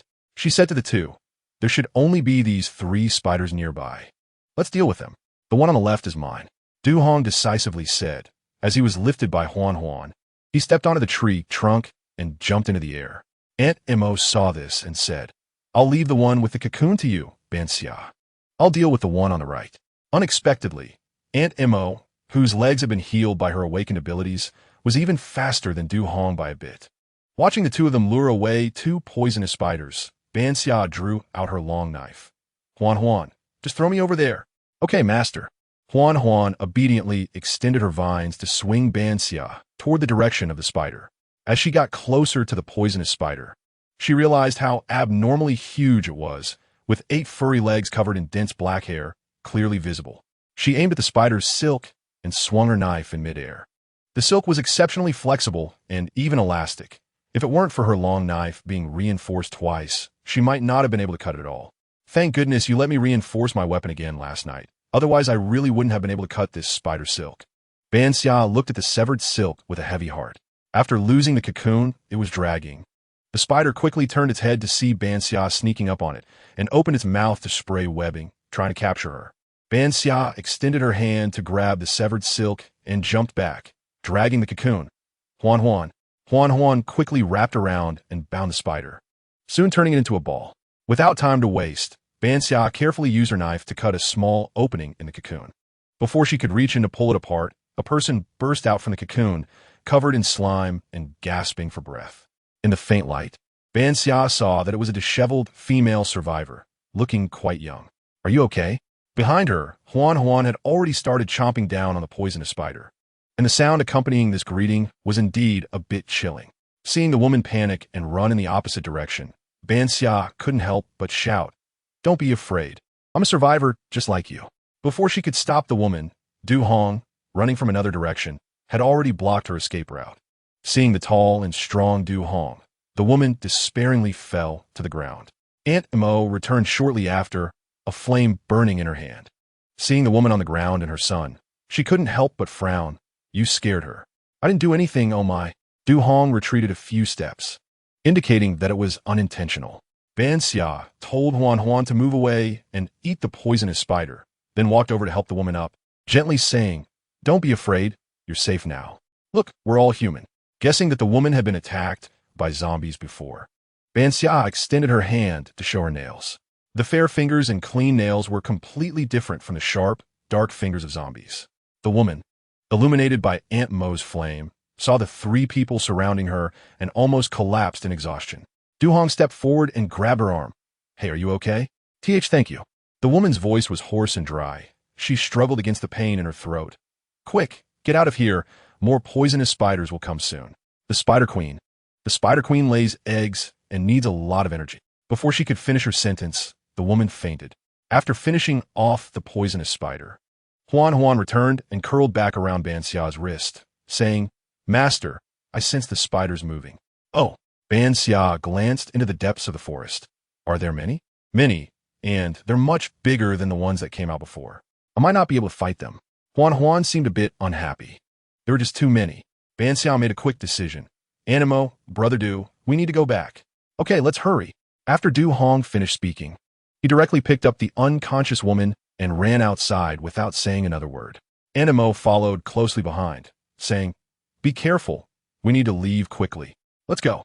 Ban Xia followed behind the two, quickly leaving the depths of the forest. Soon, a larger poisonous spider appeared in the place they had just been, and among them, one spider larger than the others was likely their leader. It stood there for a moment, and 2 spiders emerged from either side, dragging the bodies of the poisonous spiders killed by Du Hong and Aunt Mo. The leader spider seemed to communicate with the spiders beside it, and soon the nearby spiders spit out silk to wrap the bodies. After a rustling sound, the leader spider, accompanied by the remaining poisonous spiders, returned to the dark depths of the forest. The 3 of them brought the woman back to their temporary shelter. Seeing that Du Hong had brought someone back, Ming Wang Shu quickly took out a mat from the tent, and Du Hong placed the woman on it. "What happened?" Seeing Ming Wang Shu preparing to undress the woman, Du Hong and Zhou Yisheng immediately stepped back to the staircase to wait. Zhou Yisheng casually handed Du Hong a cup of hot water, asking, "Where did you find this person?" After warming up with the hot water, Du Hong said, "We rescued her from a spider cocoon. We happened to run into her in the forest." "Did you find the exact location of the nest?" Zhou Yisheng asked again, "Is it hard to find?" "We killed a few poisonous spiders to save this person, but we didn't go any deeper after that," Du Hong said. And Ban Xia also hadn't expected that there were still living people in this village. Over there, Ming Wang Shu and Aunt Mo worked together to clean the woman up a bit. Ming Wang Shu said to Ban Xia, Xia, "This person is quite strange." "What's wrong?" Ban Xia, who was playing with Yi Xiao, turned her head to look at her. Ming Wang Shu said, "Before I change her clothes, I saw wounds on her body, but when I was about to bandage her after changing her clothes, I found I couldn't find them at all. Also, her face looked very bad before. but now she has already recovered. It's so strange. Oh, Ban Xia put down Yi Xiao Xiao and rubbed her little head, saying, "Let me go take a look." The system said, "Host, this woman is very likely a healing type ability user. You hit the jackpot." Ban Xia was confused, wondering if all her good luck was spent on picking up people. Is this the reason why she couldn't draw a good sign during her sign-in? She walked over to Aunt Mo and looked down at the woman who had fallen into a deep sleep. She hadn't noticed before, but this woman who had escaped from the spider's mouth was actually a stunning beauty. Unlike Aunt Mo's glamorous beauty, this woman was as beautiful as the moon in the sky, cold and full of ethereal charm. She couldn't help but wonder how much more beautiful those eyes would be when they opened. Can a person look like this? She couldn't help but exclaim. She glanced at the delicate Ming Wang Shu and said, "My team is hard to lead. Is it a beauty group?" Ming Wang Shu came over and hugged her arm. "Xia Xia, you're also a beauty. Then my son really lowers the overall strength of our team," Aunt Mo teased. Du Hong, who was inexplicably caught in the crossfire at the staircase, was like, "It's getting late. Let's cook first." Zhou Yisheng saw that they had settled the woman and came over. Aunt Mo nodded. "That's true. Let's wait until this person wakes up and then ask about the village situation." Considering that the patient would need to eat something when she woke up, Ban Xia took out some vegetables and frozen meat from Huan Huan's base and said to Animo, "Animo, just make a few dishes. I'll cook some vegetable porridge for her." "Okay, thank you." Aunt Mo took the ingredients and said to Du Hong, "Xiao Hong, come help me." Ban Xia took out a new pot to prepare the porridge. Ming Wang Shu was next to her, helping her wash the vegetables. With nothing to do, Zhou Yisheng sat beside the unconscious woman, taking care of the patient and Yi Xiao Xiao. After spending so much time together, they had learned to work well as a team. Aunt Mo quickly stir-fried a few dishes and cooked rice, while Ban Xia kept the porridge warm in the pot, ready for the woman to eat when she woke up. Not long after they finished their meal, the woman regained consciousness. Seeing a few people gathered around her, she shrank back in fear. "You're safe now. There's no need to be afraid." Ban Xia called to the others to step back a little and said, "This is a safe place. We saved you. Do you remember?" She pointed to herself, Aunt Mo, and Du Hong. The woman seemed to remember something, and her eyes slowly turned red. Tears slid down her beautiful face as she sobbed. "I'm all alone now." She hugged the blanket and cried softly. Ming Wangshu wanted to comfort her, but Ban Xia pulled her back and shook her head. "Let her cry for a while," Ban Xia said softly. In the entire village, she was the only survivor left. She had watched helplessly as the villagers in her village were dragged away and killed by the spiders. Sigh. Zhou Yixing turned around and sighed. "Ban Xia, you really like picking up those who have nowhere to go." He looked at Ban Xia, his eyes filled with a complexity she couldn't understand. Chapter 37. The fall of the spider's nest. After crying for a while, the woman calmed down. Worried she might dehydrate from crying, Ban Xia had Ming Wangshu bring her a cup of warm water. Sipping from the cup, the woman said, "Thank you. My name is Zong Qing." "Are you a villager from Yushui village?" Ban Xia asked, as she felt this small village couldn't possibly produce such a beauty. Zong Qing finished the water and said, "Yes. I've lived in the village for as long as I can remember. When the apocalypse came, everyone was very frightened, and the villagers all knew each other. As they watched those they knew turn into man-eating monsters, they initially confined the transformed villagers together, but soon they began to kill each other. Gradually, they couldn't contain them anymore, and the villagers could only hide in their homes. Then, suddenly, many enormous animals began to emerge from the ecological park across the way, and the plants outside the village grew wildly. The entire village was surrounded, and those who went out never returned." Zong Qing's voice trembled as she continued. "I don't know when it started, but the monsters wandering in the village began to decrease. Eventually, they all disappeared, and everyone was happy, thinking the danger had passed. But then the villagers started to go missing. At first, just one or two people from a household disappeared overnight, but slowly, one household after another was gone. The spiders, huge spiders, wrapped the villagers in cocoons and dragged them away." Seeing Zong Qing's face grow increasingly pale, Ban Xia couldn't bear to let her continue recalling these memories. She interrupted Zong Qing. "That's enough. We understand the general situation. You should calm down and eat something." She gave Zhou Yixing a look, and he brought over the warm porridge. He reassured her, "I'm Zhou Yixing, a doctor. Drink the porridge. You don't need to be afraid anymore. You're safe now." "Thank you," Zong Qing said softly, taking the bowl from his hands. Ban Xia asked everyone to step away from her to avoid adding to her psychological burden. while Ming Wangshu carried Yi Xiuxiu to another side. Aunt and Mo prepared to return to the tent to rest for a while, leaving Du Hong to neatly pack the bowls and chopsticks. Zhou Yixing quietly sat beside Zhong Qing, watching her silently. Seeing everyone busy, Ban Xia took out a new tent from the spatial ring and began assembling it next to their 3 tents. Her movements were quick and skilled as she set up the tent. After placing mats and sleeping bags inside, she said to Zhong Qing, "You can sleep well in the tent later. We'll take care of the rest." "No, you're not a match for the spiders." Zhong Qing nearly dropped the bowl in her hands, and Zhou Yixing quickly caught it. Zhong Qing astonishingly declared, "I've been to the spider's nest." "What? You've been to the spider's nest?" Du Hong looked at her in surprise. "How did you escape from the spider's nest? Do you have abilities?" I don't know. After the other villagers were wrapped in spider silk, they quickly died. I stayed in the cocoon for a long time without dying. Later, when I was dragged into the nest, something fell on my cocoon and it broke open. Last night, the guard spiders at the edge of the nest were not there, so I took the chance to climb out. But unexpectedly, I ran into a returning poisonous spider outside and got caught again. Then I met you all. Last night, Ban Xia said it must have been the night when Huai Huai attracted the guard spiders, allowing you to escape. But what melted the spider cocoon? Normally, only the spiders can open their cocoons. I think it was probably a large amount of spider venom in the nest that fell in the cocoon and melted it, freeing you. Zhou Yixing speculated, "Right, last night Huai Huai attracted a lot of poisonous spiders. It should have been the venom that fell on the cocoon. She must have awakened her abilities to survive and escape. As for the other cocoons, even if they were melted, no one else came out alive." After hearing Zhou Yixing's judgment, Ban Xia felt he made a lot of sense. She said, "You must have awakened healing abilities while in the cocoon. Your abilities constantly repaired your body, which is why you didn't die." "Healing abilities?" Zhong Qing looked puzzled. D'un Walquet d'Auvert, conjuring a layer of earthen armor on his hand, and said, just like this.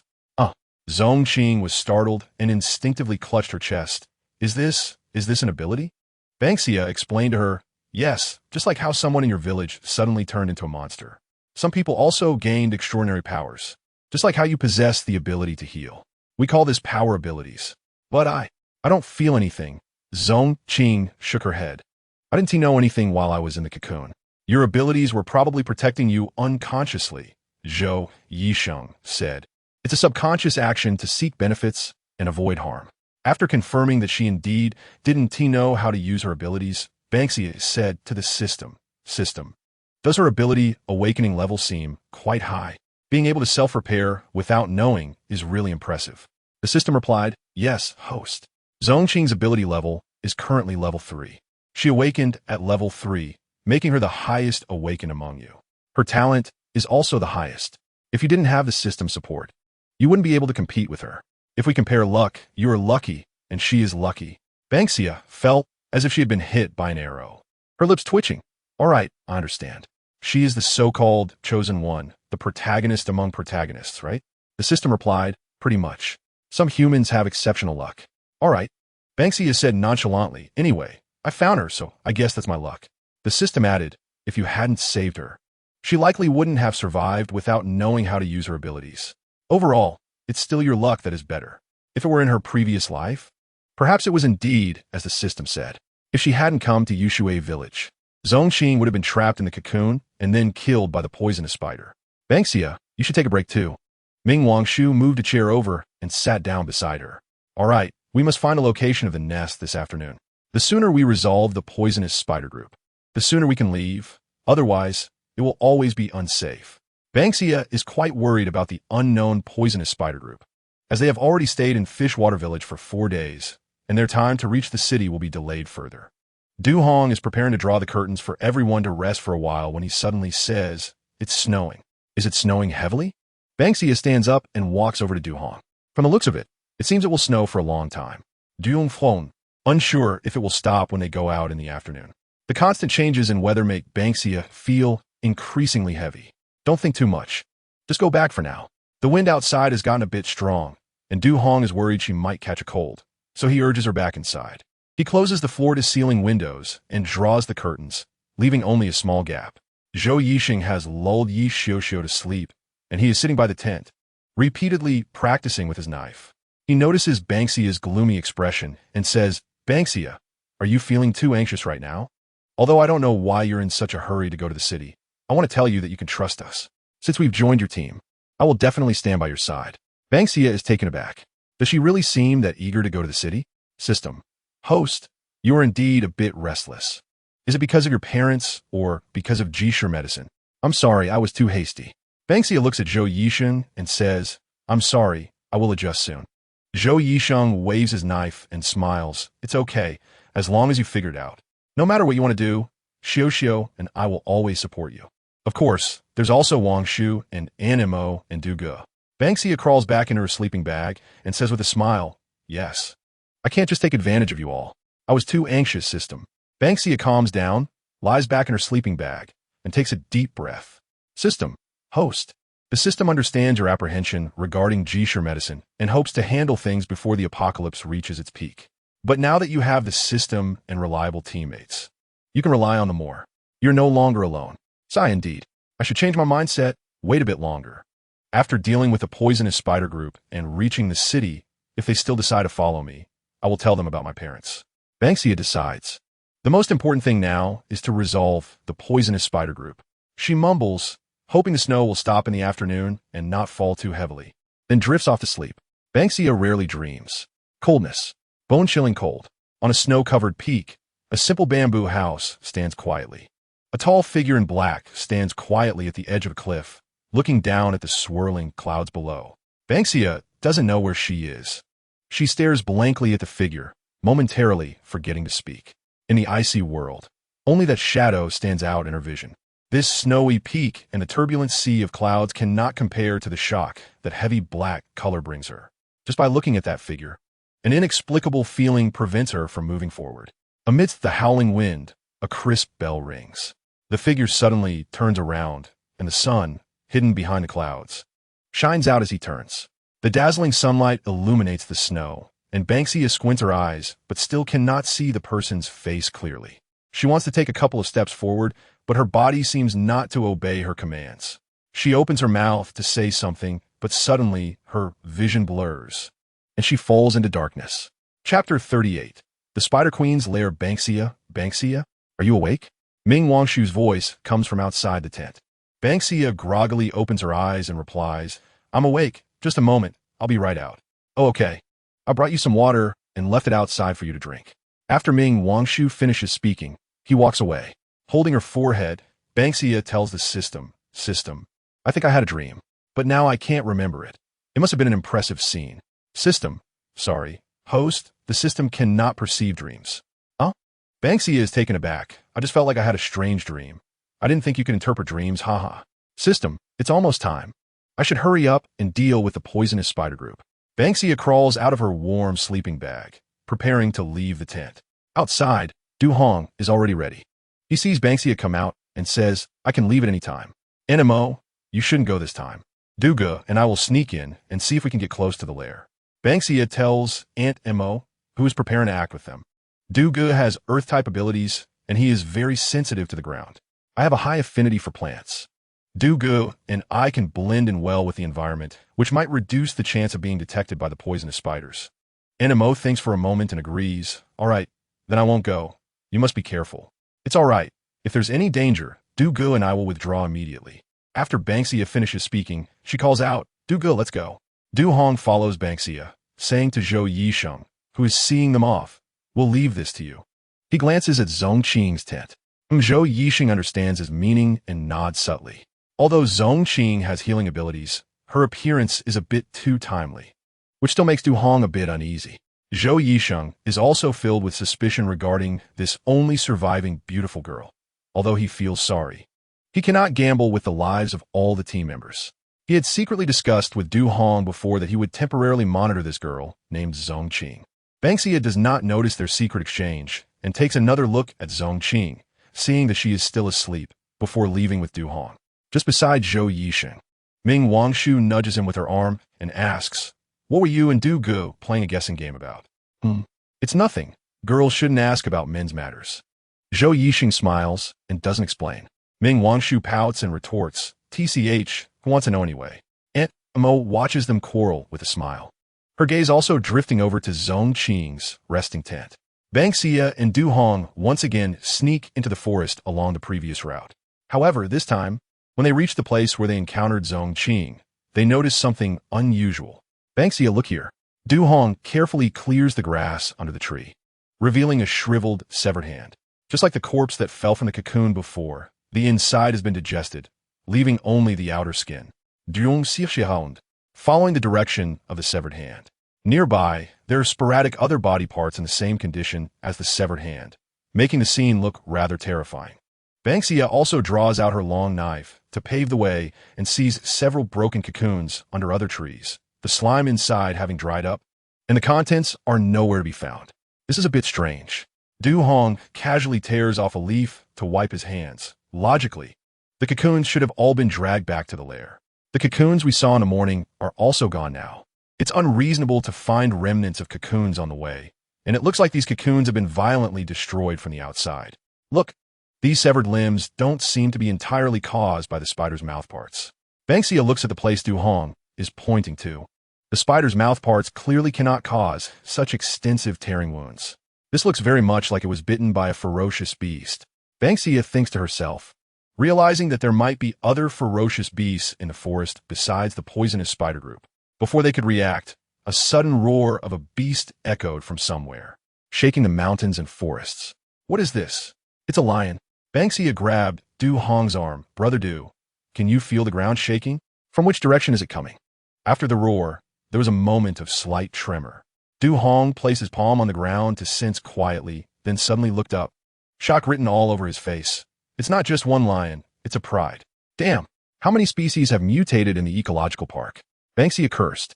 She then asked the system, didn't you say that besides that mutated giant snake, there were only poisonous spiders here? Why has a pride of lions suddenly appeared today?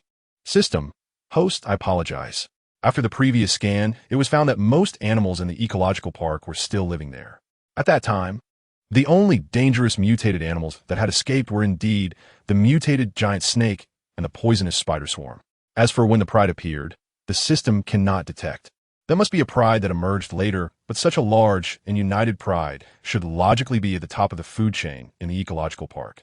Could it be that even more powerful mutated animals have appeared in the ecological park, prompting the pride to come out?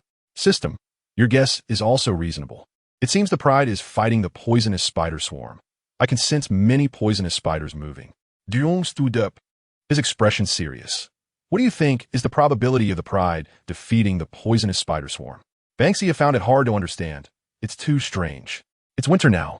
Even if species have mutated, wouldn't some habits change? System, host, mutated animals require more energy, especially the existence in the poisonous spider swarm that needs energy the most. After all, it bears the hopes of all the poisonous spiders. The spider queen, Ban Xia gasped. Has the poisonous spider swarm evolved a spider queen? What is the spider queen? Duong semed confused. Ban Xia explained. It's like the queen ants and bees in a colony. The queen is responsible for reproduction. The fact that spiders can gather in groups is already a bit nonsensical, but if there is a spider queen, it's different. All spiders would obey the spider queen, and the spider queen can continuously lay eggs. My God, wouldn't that be endless? Du Hong thought for a moment and said, no wonder Huan ate so many spiders before. They must be produced in batches. It's hard to judge the current evolution of the spider queen without knowing the degree of mutation. Ban Xia pondered, Brother Du, it seems I must explore the spider nest. If there really is a spider queen, we must resolve it as soon as possible. Otherwise, it will keep laying eggs, and the poisonous spider swarm will grow larger and larger. Thinking of the densely packed giant spiders, Du Hong felt goosebumps rise. He said, then let's take the opportunity while the pride and the poisonous spiders are fighting to take a look. Brother Du, I'll go, Ban Xia said. No way. I can't let you go alone. Du Hong immediately opposed. I'll go with you. We'll handle anything together. Ban Xia shook her head, looking at Du Hong. Brother Du, there's a reason I want to go alone. First, I have Huan to hide my aura, and second, the plants here are very beneficial to me. If I go alone, the chance of success is very high. Even if something happens, I can escape immediately without danger. Du Hong was not persuaded by Ban Xia's words. He still looked disapproving. Don't worry, I won't joke with my life. I won't take risks without absolute certainty. Seeing Ban Xia so determined, Du Hong finally said, then I'll wait for you here. If you're not back in half an hour, I'll go in. Du Hong spoke firmly, and Ban Xia had no choice but to agree. She had Huan leave a vine nearby before easily jumping onto a tree trunk and diving deeper into the forest. System. Host. Isn't it a bit unsafe to leave Du Hong alone there?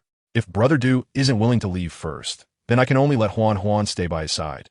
Ban Xia replied. System. You left Huan's main body there.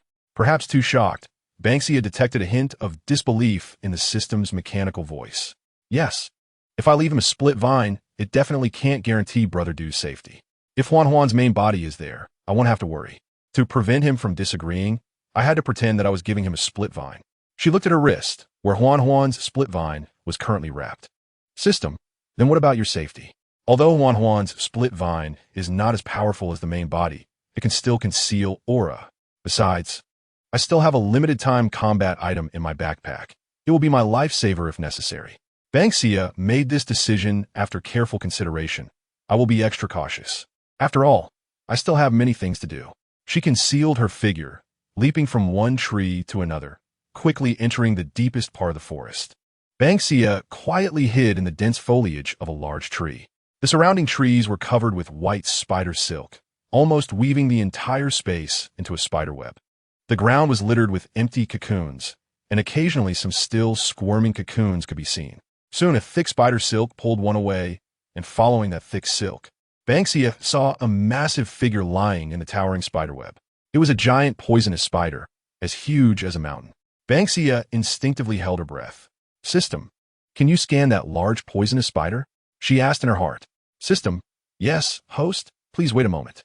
Before long, the system displayed a virtual interface. Name, Ghost Shadow Binding Silk Spider Queen. King level, mutated entity in production. Level, super race, poison spider status. In production, level skills. Talent, venomous body description. A poisonous spider queen evolved from the changes in the world, possessing an extremely sturdy body that ordinary weapons cannot penetrate. And the venomous attribute makes it difficult to approach. This is an extremely perfectly evolved spider queen, possessing thought and behavior patterns similar to humans in a certain sense. Others cannot be contracted. Chapter 39, Spider Nest and the Spider Queen's Silk Eye. After seeing the last line of the description, Ban Xia immediately had Huan's split vine wrap her up completely, sticking tightly to the tree trunk like a silkworm cocoon. The production phase Spider Queen, with its scarlet 3 pairs of compound eyes, scanned the large tree where Ban Xia was hiding. Ban Xia closed her eyes, lying in the vine of Huan, lowering her breath. The large tree, tightly pressed against her, seemed to sense her inner tension and emitted an undetectable energy that neutralized the Spider Queen's probing. Struggling to calm her heartbeat, Ban Xia did not sense this power. She cautiously asked the system, System, does the Spider Queen have human consciousness? Has it become sentient? System, according to the description, the Spider Queen may have awakened and possesses thought capabilities similar to humans, but still appears as a spider. After all, the environment for evolution is limited. It's not so simple to completely detach from the beast category. This is terrifying.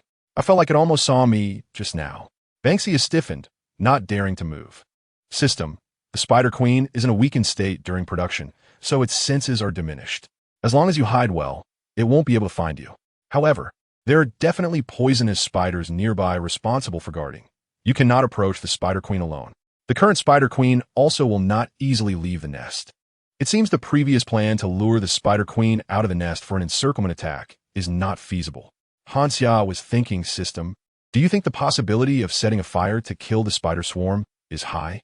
System, host, the venomous spider swarm is an evolved species. Flames cannot completely exterminate them.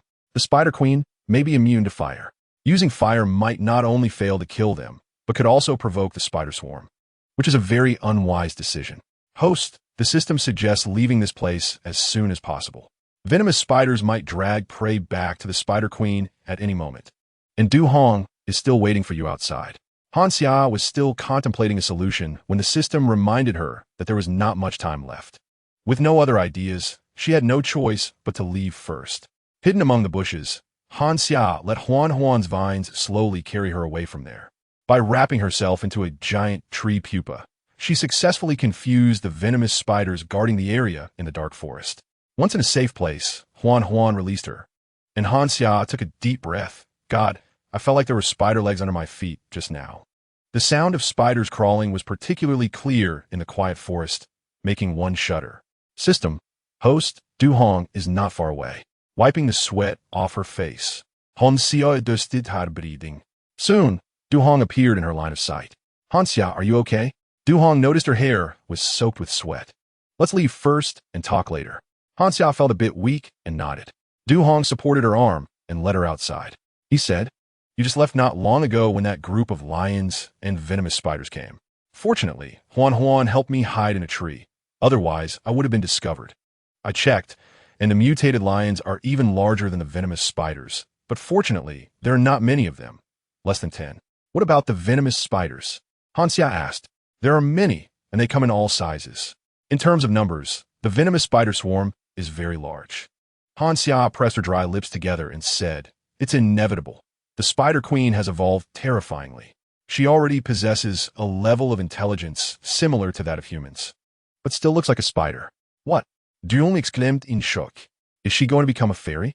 Before Han Xia could speak, the system asked host, do all humans think alike? Maybe it has something to do with growing up watching mythological stories, Du Hong replied. His reaction was similar to hers, which puzzled the system and made Han Xia find it a bit amusing. After walking out of the dim forest, both of them breathed a sigh of relief. As they hurried towards their temporary residence, Han Xia suddenly felt something was off. She grabbed Du Hong's arm. Du Ge, something's wrong. What's wrong? Du Hong turned to look around. I don't see anything wrong. Han Xia asked the system. System, what's going on? The system quickly scanned the surroundings and said, host. There's a situation in the building. They are surrounded by venomous spiders. What? Han Xia tightened her grip on Du Hong's arm. Du Jiu. Venomous spiders have entered the house. Aunt Mo and the others are surrounded. Du Hong's face turned pale in an instant. He trembled as he asked Han Xia, are they? They're fine for now. Han Xia tightened her breathing. She drew her long knife and looked at Du Hong, asking Du Ge, do you dare to rush in? Du Hong released her, quickly covering himself with his powers, and coldly said, of course I dare. The two charged toward the tightly shut door simultaneously, and Han Xia swung her knife, splitting the door in half with a loud crash that startled those inside who were resisting the venomous spiders. Ming Wangshu's voice came from inside the house. Han Xia, Du Ye, be careful. Han Xia slashed a venomous spider that lunged at her in half, its foul blood splattering on her, quickly corroding a hole in her outer coat. Han Xia saw this and immediately took off the thick coat and tossed it aside, relieved that the inside had not been corroded. She warned Du Hong, Du Ge, be careful. The venomous spider's blood is corrosive too. After hearing this, Du Hong quickly covered himself with a thin layer of powers to prevent the spider blood from splattering on him. The sound of glass breaking came from upstairs, and soon Aunt Mo, holding Zhong Qing, and Zhou Yisheng, holding Yi Xiuxiu, landed beside them. The trailing Ming Wangshu saw Han Xia and smiled slightly. She turned to face the venomous spiders that had quickly gathered from inside the house, her powers merciless. The temperature of the water waves gradually dropped, and a chilling aura spread out. A spike made of condensed water rapidly stabbed towards the venomous spiders and suddenly exploded when the spiders sprayed webs to block it. After releasing her powers, Ming Wangshu decisively jumped down. Du Hong quickly stepped forward to catch her, and once steady, a pale-faced Ming Wangshu grinned. Thanks, Du Ge. Impressive, Wangshu. Du Hong looked up and saw black blood flowing along the ground. After slashing another venomous spider, Han Xia quickly moved to Zhou Yisheng's side and asked, what happened? They came from underground. I didn't expect that. If it weren't for Xiuxiu sensing something was approaching, we might have been in trouble, Zhou Yisheng said, still feeling a lingering fear from the earlier danger. Yi Xiuxiu had always been using her psychic powers to detect the activity of mutated animals around them, just like before. However, Aunt Mo noticed she was overusing her powers and told her to rest for a while. Who knew that in such a short time, the venomous spiders could approach them from underground? If Xiuxiu hadn't sensed something was wrong and used her psychic powers to scan underground, they could have been successfully ambushed by the venomous spiders suddenly emerging from below. Aunt Mo immediately threw a fireball at the venomous spiders, although it couldn't kill them. It delayed their assault. Zhou Yisheng also summoned her weapon to resist. They were pleasantly surprised to find that Zhou Yisheng's weapon could cut through the venomous spiders' hard bodies, and they quickly surrounded her, allowing her to prevent the spiders from getting closer. Aunt Mo and Ming Wangshu stood on either side, using their water and fire powers to disrupt the spiders. This is impossible. How did the venomous spiders know we were hiding here? Huan's vines are still outside. The scent isolation is no longer effective. Du Hong hurriedly approached Aunt Mo after seeing her. Mom, are you hurt? Aunt Mo released the still shaken Zong Qing and said, I'm fine. Fortunately, we reacted quickly. After killing all the venomous spiders in the yard, Han Xia picked up her coat that had been thrown on the ground and used it to wipe the blood off her knife. System, is the scent isolation still effective? She asked. System, no problem. If there were a problem, the host would have been discovered by the Spider Queen just now. I suggest the host check the survivors. She should have something left by the Spider Queen. What? Han Xia walked over to Song King, examining her. But her clothes had already been changed. What else could there be? Han Xia's hand paused as she pulled aside Zong Qing's long hair and found a silvery, hard spider silk hidden within her dark hair. Holding the spider silk in her hand, it seemed to have a life of its own, tightly wrapping around her fingers. What is this? Zong Qing asked in panic. Huan. Han Xia glanced at the Huan on her wrist. Huan, winding from her wrist to the finger wrapped in spider silk, gently held her fingers in its mouth. The fine teeth grazed Han Xia's fingers, and soon the spider silk was digested by Huan. Han Xia's fingers were left with several red marks. What happened? Zhou Yixing asked, seeing the red marks. Du Hong briefly explained the situation regarding the Spider Queen to everyone, and Aunt Mo couldn't help but slap him on the back. How can you let Han Xia go alone? What if something happens? Aunt Mo, I want to go myself. It's not related to Du Ge, and I'm fine. Ban Xia said, this is the spider silk of the Spider Emperor. The poisonous spiders should be able to sense the Spider Emperor's aura, which is why they are here. The aura that Huan is isolating is actually a misleading aura that changes a person's scent to that of mutated plants to influence zombies and mutated animals. She didn't expect to find the Spider Emperor's silk here. The Spider Emperor's aura hasn't been altered. The poisonous spiders outside must have sensed the Spider Emperor's aura, which is why they gathered here. It's my fault for not considering everything. Are we going to leave here? Ming Wangshu's complexion improved a bit, and she asked, since there has been the Spider Emperor's aura here, will those poisonous spiders come back? Zhou Yixing said to Aunt Mo, Aunt Mo, can you use your ability to burn these poisonous spider corpses? I still have some gasoline. We'll burn them along with the house and move to another place. Ban Xia took out the gasoline from Huan's space and handed it to Du Hong. Du Ge, please help Aunt Mo with this. Du Hong took it and asked, what if we need to drive after using it? We'll figure it out later. Let's collect it after we get out. Ban Xia said. After Du Hong and Aunt Mo went to pour the gasoline, she asked the system, how's the car modification going? System, don't worry, host. This time the modification system used mutated steel to fully modify the car body. I hope the host can draw more special materials in the future so that the system can continuously strengthen the car for you. Knowing her luck, Ban Xia could only say, I feel like you're making it hard for me, system. Chapter 40. The most dangerous place in the spider nest is the safest. Ban Xia had the system take out the car from Huan's space. The new car was identical to the previous one, and as soon as it appeared, it was showered with love from Du Hong. Wow, Ban Xia, this car doesn't look any different from the last one. Ming Wangshu curiously touched the car body. Didn't you say it was a bit different? Ban Xia knocked on the car door and said, well, this one is slightly different from the previous one. I'll tell you more later. For now, let's leave. Right? It's too unsafe here. Those poisonous spiders might come out again. Du Hong threw the empty gasoline can aside. I've taken care of it here. You guys get in the car first. Aunt Mo also said, I'll throw the fire after we get in the car. I'm afraid it will explode. Good. Ban Xia opened the car door and urged Zhou Yixing. You take Xiu up first. Wangshu, you help Zongqing, be careful. Zhou Yixing carried Yi Xiu into the car and noticed that the layout inside was slightly different from before. It looked more spacious, he thought. Did Ban Xia consider the increase in personnel and make the space larger? Ban Xia didn't notice his confusion. The arrangement inside the car was entirely managed by the system. The previous car was designed with a large storage space because Ban Xia hadn't anticipated having so many companions. But now that the team had grown, the system had allocated most of the space for the teammates. However, the system had left some space for storage inside the car, which Ban Xia had already confirmed. This car was modified earlier, but the one we were swallowed by the snake needs more detail modifications. Ban Xia got in the car last. Du Hong sat in the driver's seat, and Aunt Mo opened the passenger door. Ban Xia didn't explain too much about why she had two identical cars. The others only thought she liked to travel in modified cars before the apocalypse. Zhou Yisheng and Ming Wangshu also noticed that the interior of this car looked a bit rougher than the previous one. Let's get going. Ban Xia closed the car door and said to the two in the driver's seat. Aunt Mo compressed the flame in her palm and said to Du Hong, "Go." Du Hong started the car and accelerated away. After driving out the door that Ban Xia had split in two, Aunt Mo threw the fireball forcefully towards the pile of spider corpses in the yard. The spider corpses, soaked in gasoline, ignited, quickly engulfed in flames. The popping sounds behind them were accompanied by muffled explosions, and the soft ground quickly collapsed due to the poisonous spiders burrowing through it. With a loud bang, the entire house collapsed, dust flying in the flames. The shockwave hit the car, causing a slight sway. Ban Xia held onto the seat to steady herself and asked once the car was stable, "Is everyone okay?" We're fine.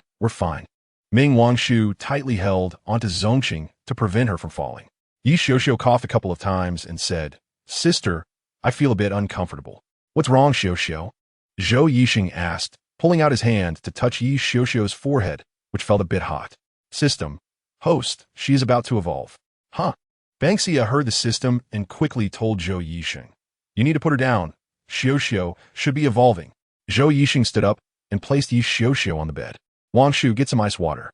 Ban Xia calmly arranged, "Teacher Zhou, go call Animo back to make something for Xiuxiu. And you go tell Du Ge that we're not staying in the village anymore. Drive the car to the riverside. Find a spot with tree cover to stop and stabilize the car as soon as possible." "Okay." Zhou Yisheng made room for Ming Wangshu, opened the connecting door, and went to call Animo. Animo replaced him and saw Yi Xiuxiu's flushed face, saying with concern, "Xiuxiu, my poor little one. Grandma will make you something good to eat right away. How about steamed egg custard?" Already somewhat unclear in consciousness, Yi Xiuxiu forced a gentle smile and said, "Okay. Thank you, Grandma. Don't be afraid, Xiuxiu, we're all here." Ming Wangshu used her ability to dampen a handkerchief to cool it down and pressed it to Yi Xiuxiu's forehead. Ban Xia communicated with the system. "System, is there any danger with Xiuxiu evolving this time?" "System, normally, she is a spiritual type. Evolution doesn't happen that quickly. However, during this period, she has been using her ability to constantly observe her surroundings, leading to multiple instances of overexertion of her ability. As the host knows, overexertion is also a method of ability upgrade. However, using this method for evolution is too dangerous, as overexerting abilities is indeed a risky matter. I understand. Most ability users upgrade gradually or absorb crystal cores to evolve. It's my fault. I shouldn't have let little Xiuxiu use her ability like that continuously." Ban Xia felt guilty. "System, the host doesn't need to blame yourself too much. It's still within a controllable situation. Yi Xiuxiu is young and recovers quickly. Even if she evolves due to multiple instances of overexertion, it's not necessarily a bad thing. Moreover, after her evolution, she will be able to control her ability release better and will not experience overexertion again. I still have a bottle of enhancement potion. It should be fine for Xiuxiu to drink it, right?" Ban Xia glanced at her system backpack. "System, yes, the ability enhancement potion is very mild. Mo used one bottle when she awakened, and there is still one left." Ban Xia took out the potion, poured it into a glass. Fortunately, the ability potion looked just like regular water without any strange color, and she handed the water to Ming Wangshu. "Wangshu, let Xiuxiu drink some water." Ming Wangshu took the cup, propped Yi Xiuxiu up, and gently coaxed, "Xiuxiu, be good. Drink some water, okay?"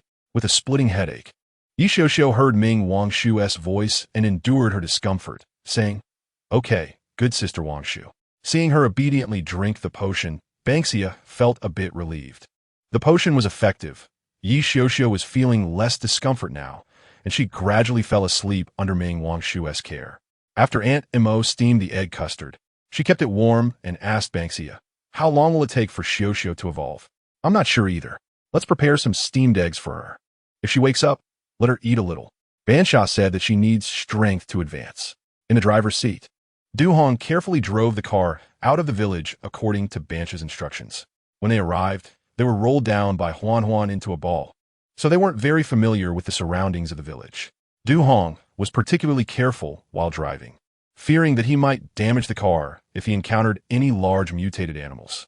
Zhou Yisheng was in the passenger seat, helping him observe the road conditions. Du Yi, be careful. If you go a bit further, you'll see that snake, Zhou Yisheng reminded him as he vaguely saw a warning sign for the highway. Du Hong glanced at the road ahead and then at the small road beside him. He gritted his teeth and drove directly into the small road. Before long, their car was surrounded by mutated tall weeds. Du Ge, there's a river over there. Zhou Yisheng pointed and said, let's head that way. There was a river running beneath the highway, which Ban Xia had discovered when she escaped from the snake's mouth. The ecological park had a lake that connected to the river outside, and Ban Xia speculated that the giant snake had swum out from the lake. Although Zhou Yisheng and Du Hong didn't understand why Ban Xia wanted to stop by such a dangerous river, they still chose to trust her judgment. Finding a huge banyan tree, Du Hong parked the car under it. Zhou Yisheng opened the back door and said to Ban Xia, the car is parked. Okay, Ban Xia replied. Huan, wrap the car up. Huan obediently sprang out from her wrist and quickly wrapped up their car completely, even wrapping around the banyan tree and lifting their car up. Feeling the car lift off the ground, Du Hong gripped the steering wheel tightly, while Zhou Yisheng wasn't so lucky. He stumbled 2 steps and bumped into the back of the driver's seat. Are you okay? Du Hong tilted his head and asked. Zhou Yisheng pressed against the seat back and replied, I'm fine, nothing serious. After Huan secured everything, the two of them returned to the back room. Ban Xia, what are you planning to do? Du Hong couldn't help but ask. I have an idea, Ban Xia said. Huan's breath can completely isolate us and hide us. But we can't just stay here. The sound of the car moving won't be isolated. We still need to deal with the giant snake or the poison spiders to leave. We have already revealed ourselves in the village. The Spider King's breath won't dissipate easily. Ban Xia paused for a moment and continued. If a Spider King evolved in the poison spider group, would there be 2 rulers in the same forest? Ming Wangshu quickly answered no. Isn't it said that 2 tigers can't share 1 mountain? Right, the giant snake's mutation level is also quite high. It can't share this forest with the Spider King. So the giant snake and the Spider King coexist peacefully across a river, Ban Xia said, looking at Du Hong. But Du Ge and I encountered a group of mutated lions in the forest before. That doesn't make sense. Zhou Yisheng leaned against the bed and tidied up Xiuxiu's messy hair. The lion group should know about the Spider King. They wouldn't appear in the deep forest for no reason. Ban Xia nodded in agreement. Exactly. So I think there must be a new situation in the ecological park. The lion group that originally lived in the ecological park's beast area was forced to escape. Think about it. If the lion group leaves the ecological park, they will definitely pass by the highway where the giant snake is. Ban Xia, are you suggesting that the giant snake is no longer there? Aunt Mo asked. We can't get close to the ecological park to confirm this. They say the most dangerous place is also the safest. Ban Xia, your decision is indeed very risky. After hearing Ban Xia's analysis, Du Hong didn't feel angry, but instead looked at her with some admiration, saying, bold and meticulous, that's you. He gave Ban Xia a thumbs up. The Spider King can definitely sense something through the spider silk, so staying in the village or in the forest is too unsafe for us. Ban Xia raised her hand. There were still marks on the finger that had been tied by the spider silk. The Spider King doesn't know if the giant snake is here, so it doesn't dare to send the poison spiders here to investigate. Staying here is temporarily safe, until Xiuxiu completes her awakening. We should go anywhere and just stay here. A few of them looked at each other and nodded. Okay. Chapter 41. Infiltration of the spider nest. Yi Xiuxiu's ability advancement involved intermittent sleep for 2 days. During these 2 days, Ming Wangshu and Aunt Mo took turns caring for her, while Ban Xia occasionally left the car with Du Hong and Zhou Yisheng to search for traces of the poison spiders in the forest to determine if it was safe. The few of them were cautious and careful during Yi Xiuxiu's ability advancement, not daring to stray too far. Fortunately, after 2 days, Yi Xiuxiu successfully completed her ability advancement and woke up, allowing Zhou Yisheng to finally relax his mind. Xiuxiu, how are you? You're not feeling uncomfortable, are you? Zhou Yisheng asked as he lifted her from the bed. Yi Xiuxiu's face was flushed, and she excitedly said, Brother, I can control mutated beasts with my ability now. Upon hearing this, Ban Xia slipped a little, and Animo caught her. Ban Xia walked up to her and asked, Xiuxiu, you can control mutated beasts through your mental power? Sister. Yi Xiuxiu smiled upon hearing Ban Xia's voice. The system scanned Yi Xiuxiu and said to Ban Xia, Host, she should be able to simulate the mental fluctuations of high-level mutated beasts through her mental power and control her kind. So that means Xiao can simulate the mental power of the Spider King? Ban Xia was a little surprised. Not necessarily. Her current level might not be able to simulate the mental fluctuations of the Spider King's level. The system doused her with cold water. Ban Xia thought about it and felt it was reasonable. It couldn't be too overpowered. Ban Xia, now that Xiao is awake, how do we leave here? Should we still follow the original plan to deal with the poison spiders? Zhou Yixing asked, or should we head directly along the river? If the mutated giant snake isn't there, it should be safe, right? During their 2 days of waiting, they had also considered confirming whether the mutated giant snake was still in its original place. Worried about disturbing the giant snake, they hadn't gotten too close, only trying to judge whether the giant snake had passed by looking for signs along the edges. I don't recommend leaving by the river. Ming Wangshu suddenly spoke up, sounding a bit uncertain. When I got close to the water, I could feel that there was something in the river, and, although I don't know what it is, I feel it's very dangerous. Could it be that the giant snake is sleeping in the water? Du Hong exclaimed from aside. Aunt Mo glanced at her son and said, Xiao Hong has a point. Could it be that Ban Xia caused some damage to the giant snake when she blew up the car in its mouth? Aunt Mo implied that the giant snake was healing. After pondering for a moment, Ban Xia concluded, ultimately, our strength isn't enough to fully confirm this. I can't take you all on any more risks. It's safer to deal with the poison spiders. That's also good. Xiao's ability might come in handy. Zhou Yixing did not object, thinking that if she could control some poison spiders unexpectedly, it might work. Yi Xiao shook her little head and said, I'll definitely do my best. The Spider King is currently in its laying period, which is a weak time for it. The opportunity for us is now, Ban Xia said, recalling the scene she had seen before. Let's prepare. This time we need everyone to fight together. No problem. We all follow your lead, Ming Wangshu said, raising her fist towards her, indicating that everyone was united. Zongqing stood beside Ming Wangshu and shyly said, I'll also do my best. Ban Xia looked at Zongqing. The incident of being captured by the poison spider and wrapped in a cocoon had a significant impact on her. The suffocating feeling of being on the brink of death still caused her to wake up in fright from her dreams. In the past few days, Ming Wangshu has been working hard to guide her, and Ban Xia occasionally teaches her how to use her abilities. She is no longer as helpless as she was a few days ago and has gradually accepted their goodwill. Through Ban Xia's half-hearted teaching, she can quickly use her healing abilities. Her healing ability is simple and brutal with just one function, to heal. Regardless of the type of injury, it can be healed. To test her healing ability, yesterday, Du Hong caught a mutated carp from the river for her to practice on, whether it was directly cutting open its belly or injecting spider venom.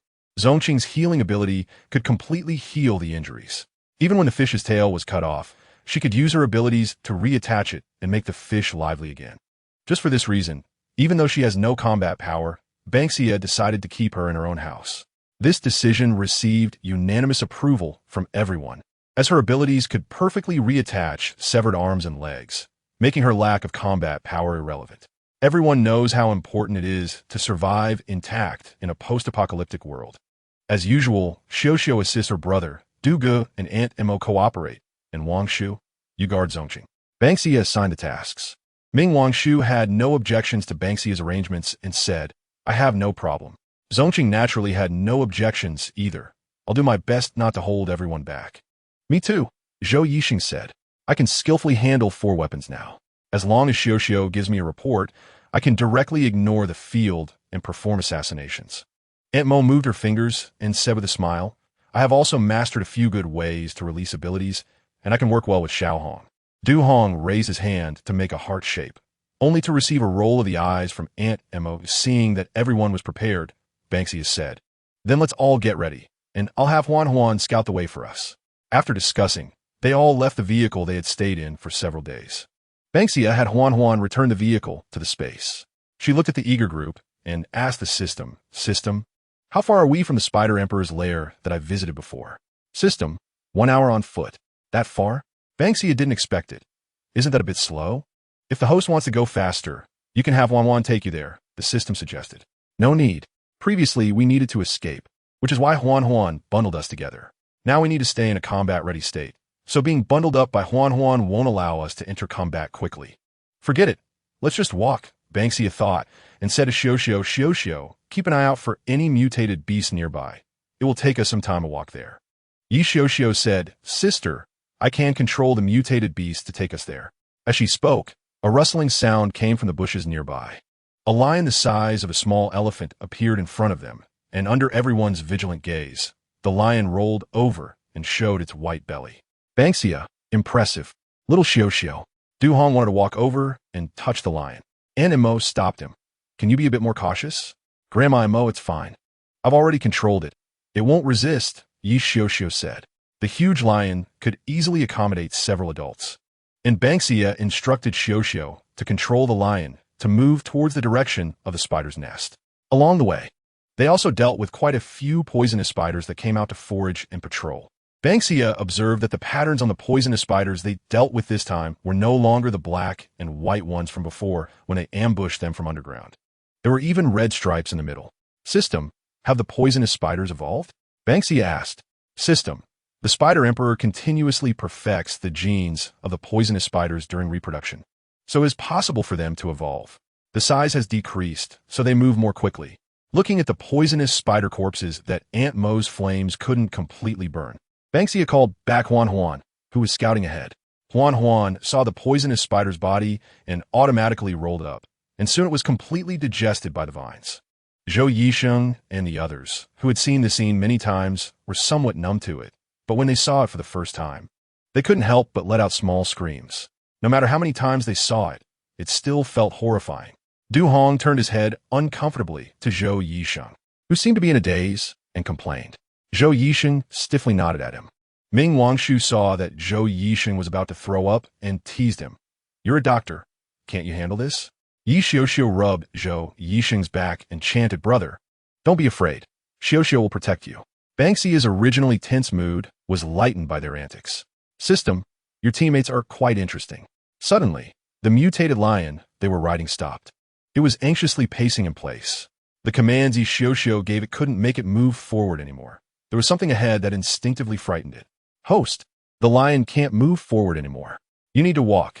You're very close to the Spider Emperor's territory, the system said. Ban Xia jumped down from the lion's back first and said to the others, the spider's lair is just ahead. We need to go in. Xiuxiu, you control the lion to let it go. It won't go in.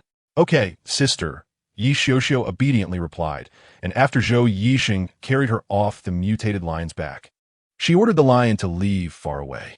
The dim forest was eerily quiet. Ban Xia? Aunt Mo lowered her voice. Do you need me to use fire for illumination? No, it's too unsafe to use fire here, Ban Xia replied. They had only walked for about 10 minutes, and they hadn't encountered a single poisonous spider on the way. This feeling of discord made everyone's nerves tense to the limit, and they defaulted to moving forward in darkness. Host, a lot of poisonous spiders are gathering. A sharp alarm sounded in the system. Red lights flashed, and the massive bodies were faintly visible in the darkness. They were surrounded. Be careful. Ban Xia decisively ordered Huan Huan to wrap them up. Du Hong quickly grabbed Ming Wangshu and Zhou Yisheng, who was holding Yi Xiuxiu, while An Mo held Zongqing's arm, who was in front of her. Inside the vines, they soon heard something approaching, and then they suddenly began to move horizontally. Where are the poisonous spiders taking us? Zongqing, frightened, moved closer to Ming Wangshu. Probably to the lair. Ban Xia looked at the battle in the system's backpack and clenched her fists. Name, unparalleled sword, exclusive name. Cannot be modified, level. Cannot be checked, status. Unlocked, can be used, effect. One time, exclusive, skill. Frosty Sword Coldness Limited Skill. Red Lotus Karma Fire. Unique. Introduction. A hall full of flowers intoxicates 3,000 guests. A Frost Sword Coldness spans 14 states. One of the sword styles left by the sword Immortal, possessing the power to sever mountains and streams. Note, the sword move is incredibly powerful. Please use it with caution. Chapter 42, Spider Lair. One sword Frosty Coldness, spanning 14 states. The group being dragged along in Huan Huan's vines felt like they were on a roller coaster.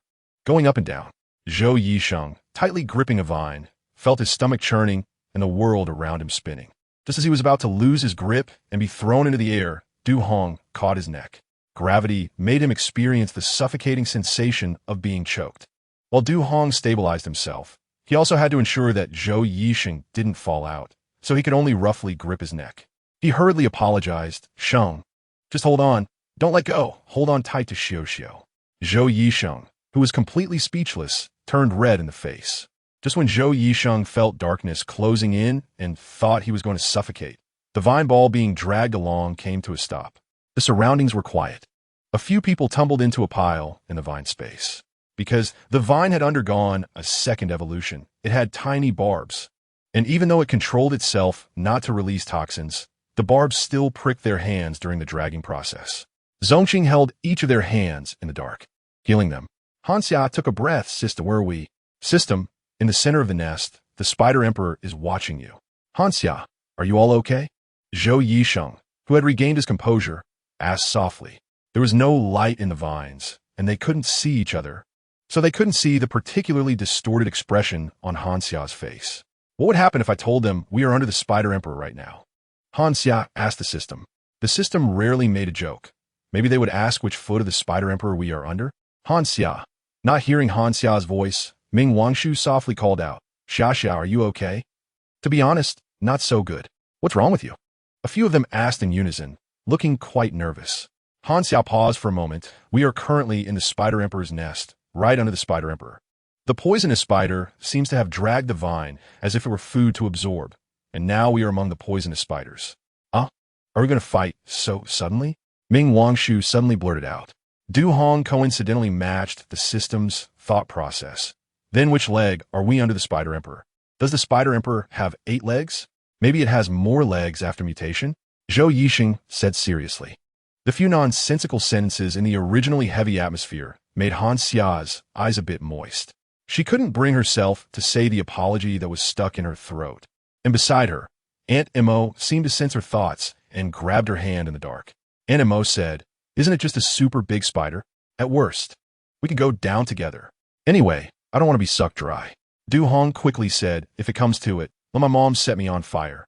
It's not that there are no opportunities. Everyone, don't be too pessimistic. Ming Wangshu comforted everyone optimistically. Anyway, we have to fight. If we win, we gain. Yuxio, who had been silent, suddenly said, Sister, it seems the Spider Emperor outside is ordering the poisonous spiders to move. Huh? Han Xiao was puzzled. What happened? Yuxiu's voice was uncertain. It seems to be because of that mutated lion group. The mutated lion group is fighting with the poisonous spiders again. Are the lion groups getting close to the nest? Han Xia asked. Not yet, but a large group of poisonous spiders has gone out. Yuxiu strained to sense Sister. There are mutated lions in the lion group that have awakened their abilities. They are quite powerful with metal abilities, able to penetrate the bodies of the poisonous spiders with their metallic fur. What? Han Xiao was a bit surprised. After the apocalypse, mutated animals gradually evolved ability nuclei. Just like ability users, and the abilities of mutated beasts differ from those of zombies, making them safe for humans to absorb. This led to a large number of ability users hunting mutated beasts for their nuclei in the latter stages of the apocalypse. Does the Spider Emperor have awakened abilities, system? Han Xia asked the system. The system scanned the Spider Emperor again and replied, No.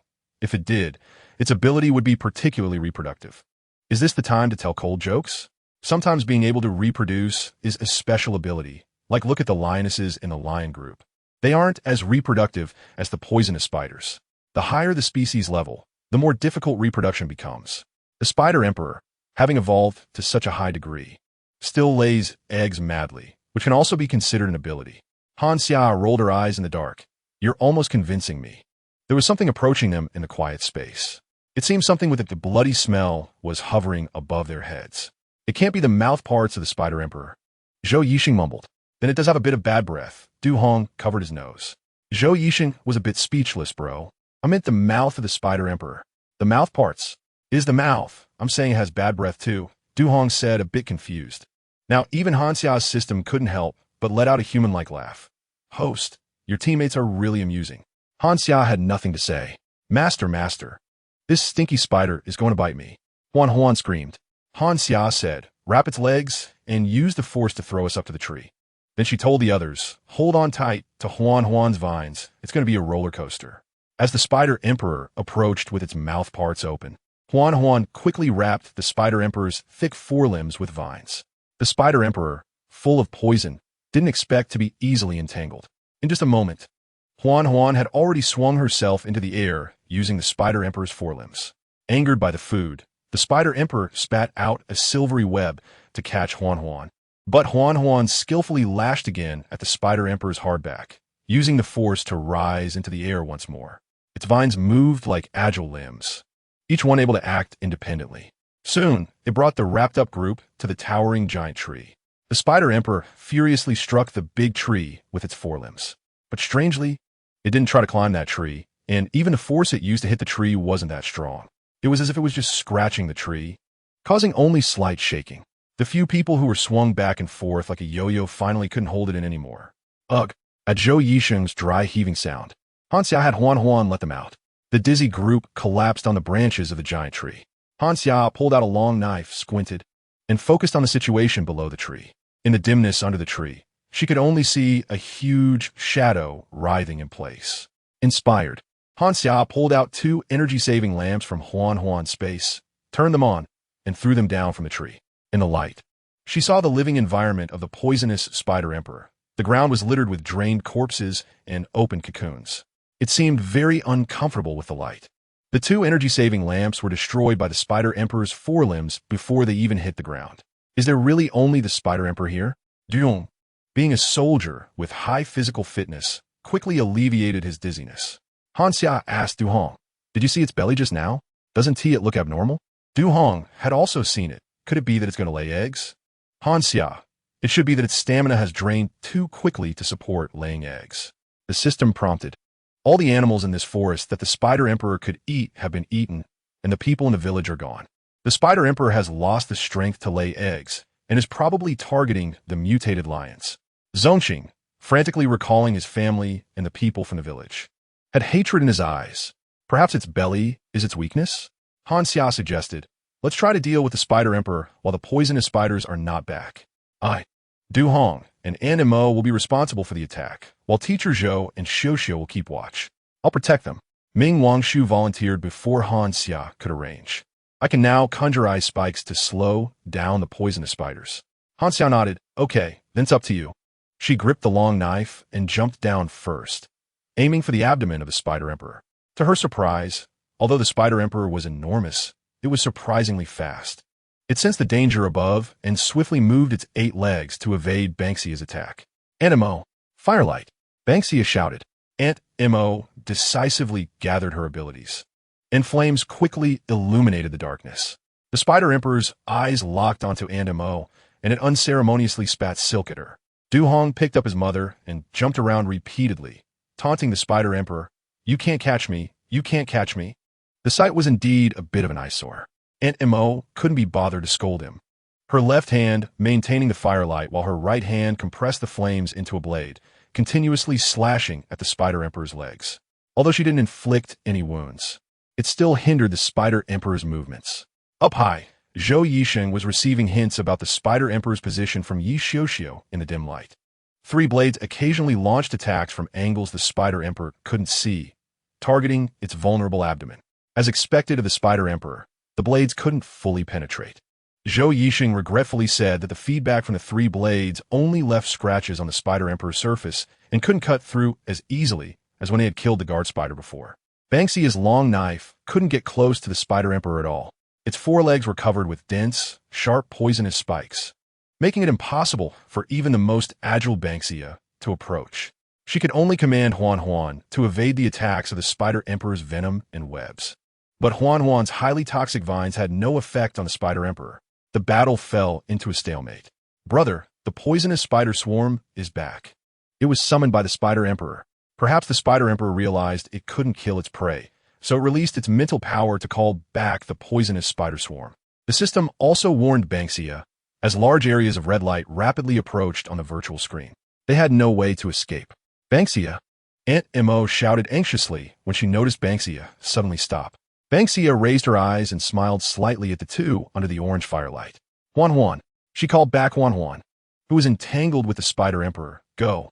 Huan Huan obediently wrapped around Du Hong and Aunt Mo, swiftly climbing up the giant tree to join Zhou Yisheng and the others. Without Aunt Mo's illumination, the area below the tree fell into darkness. Ban Xia, Xia. The few people in the tree were distraught, and Du Hong even tried to break free from Huan Huan to jump down. Unfortunately, they were quickly wrapped up by Huan Huan again and tied high on the tree trunk. The departing poisonous spider swarm returned quickly, surrounding Ban Xia after receiving the Spider Emperor's signal. Countless pairs of crimson eyes stared at Ban Xia in the darkness. Ban Xia took a deep breath, the stench overwhelming her, and she spat twice. System, I want to use that for battle. System, I recommend the host keep a distance. They've surrounded me like this. What the hell do you want me to hide for? Ban Xia cursed irrationally, then took out something from her system backpack. A blinding light flashed, and waves of cold air suddenly spread from in front of her. The icy murderous intent, accompanied by the cold air, froze the approaching poisonous spiders into ice sculptures. In the suddenly brightened vision, Ban Xia saw a figure holding a long sword gently swing it. The entire space seemed to be frozen.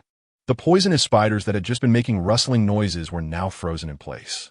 The white sword shadow spread at a visible speed, melting the poisonous spiders upon contact. A faint sound reached her ears, like a babbling brook or the stirring of the wind in clouds.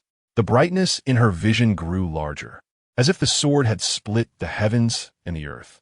Ban Xia stared blankly at the sword light coming toward her, her mind only recalling a line of poetry. The hall is filled with flowers, intoxicating 3,000 guests, a single sword frost cold for 14 states. Chapter 43.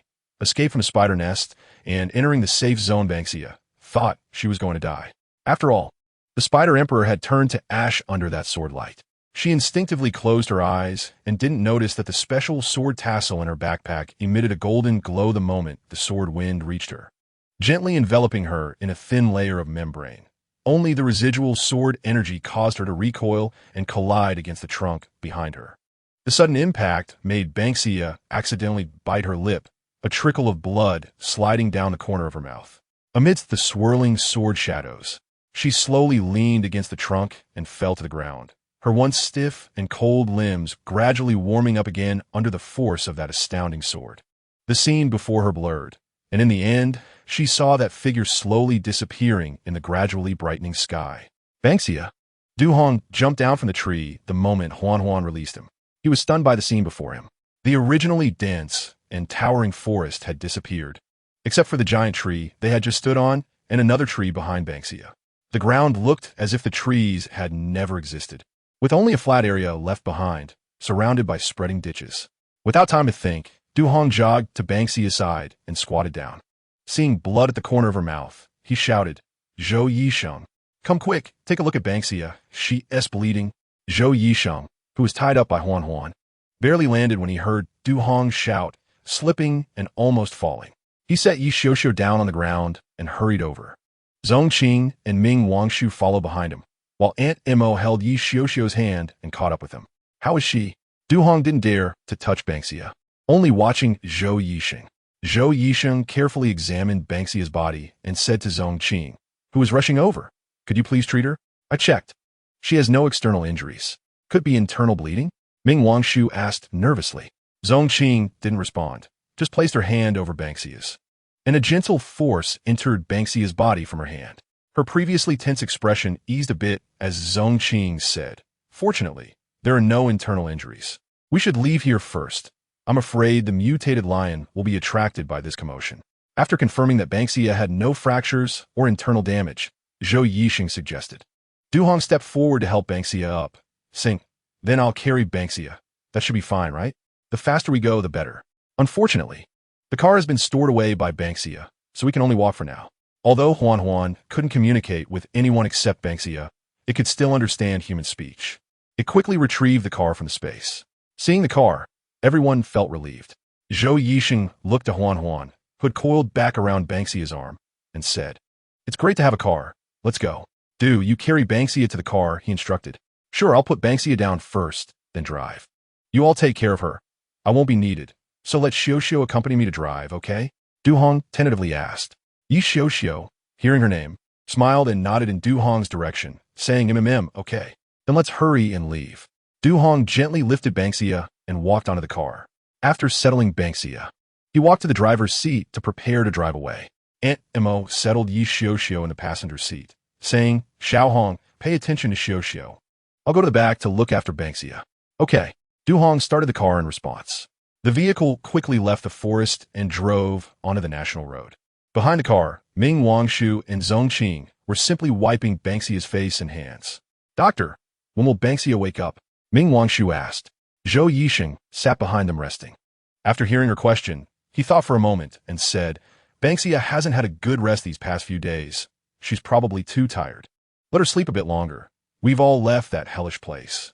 She's a bit overexerted." Zhongqing put the dirty towel aside. Was it because she used her powers too much at that time? The others thought Ban Xia's ability to control Huanhua was due to her powers. So they didn't realize that it was not Ban Xia who caused the situation in the forest. At that time, they were all wrapped up by Huanhua and didn't know what was happening outside. When they left, without the tension, they were quite surprised to see that scene. "Maybe that's it. Let's all take a break," Ming Wangshu said, always viewing Ban Xia as her motivation for improvement, so she naturally wouldn't doubt anything Ban Xia did. Aunt Mo leaned on the sofa and asked, "Where are we going now?" Upon hearing Aunt Mo's question, everyone involuntarily looked at the sleeping Ban Xia. After a moment of silence, Zhou Yixing said, "With Ban Xia around, we really don't need to consider other issues at all." Unconsciously, they had all regarded Ban Xia as their backbone, and now that Ban Xia had fallen into a deep sleep, they were momentarily at a loss for what to do. Du Hong, who was driving ahead, raised his voice to ask, "Are we going into the city?" Because Ban Xia was with them, they had followed her lead all the way, avoiding crowded places and taking quiet highways, and now that they were leaving the highway, they didn't know where would be appropriate to go. Seeing that everyone was silent, Zhongqing said, "I suggest we find a safe place to rest for a bit. It's not safe for us to go anywhere while Ban Xia is still unconscious. Having a patient with us means we have one less combat power. Randomly leaving would be unwise. Then let's go into the city." Zhou Yixing glanced at Ming Wangshu. Ming Wangshu said, "I agree. Not only does Ban Xia need rest, but everyone else does too. It's been over 2 months since the apocalypse started. Maybe the safe zone in the city has already been established. We might be able to gather some important information from a safe zone." Aunt Mo also said, "Let's go with the doctor's suggestion. Xiao Hong, let's head into the city." Du Hong, hearing his mother's words, readily replied, "All right." The car smoothly turned a corner and headed toward the city. On the road near the city, other vehicles continuously passed by them, all seemingly heading toward the safe zone. There were scattered corpses along the roadside, and occasionally, mutated large black crows flew overhead. The sound of wings flapping accompanied by the crows cawing gave this once prosperous land a somewhat desolate feel. "Is there someone by the road?" Noticing the road conditions, Du Hong saw a gaunt-looking woman standing by the roadside, cradling a crying baby in her arms. He instinctively pressed the brakes, when suddenly a loud voice exploded in his ear. "Uncle Du, watch the road." Du Hong snapped back to reality, realizing he had driven the car to the edge of the road and was almost tipping over the slope. He hurriedly turned the steering wheel to straighten the car, causing the others in the back to nearly tumble over from the sudden jolt. "Dugo, what happened?" Ming Wangshu leaned down to press Ban Xia and asked. Still shaken, Du Hong stammered, "I clearly saw a woman by the roadside. Is there someone standing by the road?" Zhou Yixing pulled back the curtain to take a look. "It's a trick, trying to confuse Du Ge," Yi Xiuxiu said calmly. "Uncle Du, look over there." Du Hong turned to see several overturned vehicles at the bottom of the slope, blood splattered inside the cars, and the doors were torn apart. There were even human remains scattered on the ground, with mutated crows pecking at them. "Don't worry, incrédule. I'll keep an eye on everything for you," Yi Xiuxiu reassured him. "Does Xiuxiu know what kind of thing is causing the confusion?" Du Hong asked, feeling for the first time how important Yi Xiuxiu's presence was. They had almost met with disaster. "It's something undetectable. It might require my sister's help," Yi Xiuxiu said a bit shyly. "I only sensed a strange power fluctuation just now, but I couldn't find the specific source. My ability can only sense living beings. I think it should be some kind of mutated plant." Du Hong understood. "Right, since Ban Xia can tame Huanhua, she should know what it is. Let's head into the city first. When Ban Xia wakes up, we can come back if she's interested." Ye Xiuxiu nodded. The convoy entering the city was quite large, so Du Hong had to follow the queue of cars moving forward. As they got closer to the city, they noticed patrols starting to appear on the road, looking like a mix of soldiers and ordinary people, with 7 people in a group constantly moving back and forth along the roadside. There were also many Earth-based ability users working hard to reinforce and extend the walls at the city's edge. Everything seemed orderly. Outside the city walls, Several meters wide trenches had even been dug to prevent zombies from approaching. When it was their turn to enter the city, a guard with a red armband stepped forward and said, "Get out of the car first. We need to make sure no one is injured." One ability user could bring one ordinary person into the city. Any extraordinary people had to pay enough food to enter. Children required 5 pounds of food, and adults 10 pounds. After entering the city, there would be guides to help them find places to rent and register. Ming Wangshu exchanged glances with Zhou Yisheng and quietly said, "We shouldn't expose too much right now. Let's keep a low profile for now." Zhou Yisheng nodded. "I saw there are still a few bags of rice in the cabinet. Let's hand in the rice first." Zhou Yisheng opened the car door and stepped down first, while Ming Wangshu followed behind, instructing Aunt Mo and Zongqing to remain silent after getting out of the car. After Du Hong parked the car, he got out and walked to the passenger seat to carry Yi Xiuxiu down. "Hello. There are 7 of us in total, 3 ability users and 4 ordinary people," Zhou Yisheng said. "However, one of our companions is resting. You can send a woman up to check that she isn't injured." The squad leader with the red armband gestured to a female soldier behind him and said to Zhou Yisheng in a friendly tone, "All right, sir. May I ask what abilities you all have?" "This is my older brother, an earth ability user. My mother, a fire ability user. My wife, a water ability user. This is my sister-in-law, an ordinary person. In the car is my younger sister, and in my brother's arms is my daughter," Zhou Yisheng introduced, pausing briefly when mentioning Ming Wangshu. Ming Wangshu, standing behind him, clearly saw his ears flush slightly red and couldn't help but chuckle. "Bringing the whole family, huh? Then how much food will you be giving?" The squad leader, after seeing the female soldier get out of the car to confirm that no one inside had been harmed by zombies, told Zhou Yisheng, "Since you have more people, you will need to pay at least 5 pounds of food." Ming Wangshu directly lifted the bag of rice from behind. "We'll give 10 pounds. Could you please find someone to take us to register and also give us some information? We've been traveling in an RV and have escaped all the way. We don't know what's going on." Seeing the food, the squad leader's eyes brightened, and his tone became much friendlier. He immediately said, no problem. I'll arrange for someone to take you to register right away." Chapter 44. Temporary stay. The squad leader assigned a very talkative soldier to guide them. After discussing it among themselves, they decided that since there was still a sleeping Ban Xia in the car, Zhou Yisheng and Ming Wangshu would go with the soldier to register.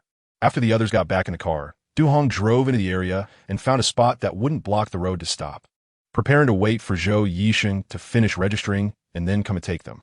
After getting in the car, Du Hong didn't relax his vigilance. He said to Yi Xiuxiu, "Little Xiuxiu, be careful of people approaching. Our car is a bit conspicuous." "Okay, I understand," Yi Xiuxiu replied. When Du Hong parked the car, he observed his surroundings. The current condition of the city was quite good. Although some buildings looked damaged, overall, it was still intact. It's no wonder they built a protective wall around the city, completely enclosing it. This probably required a large number of Earth-type ability users to accomplish.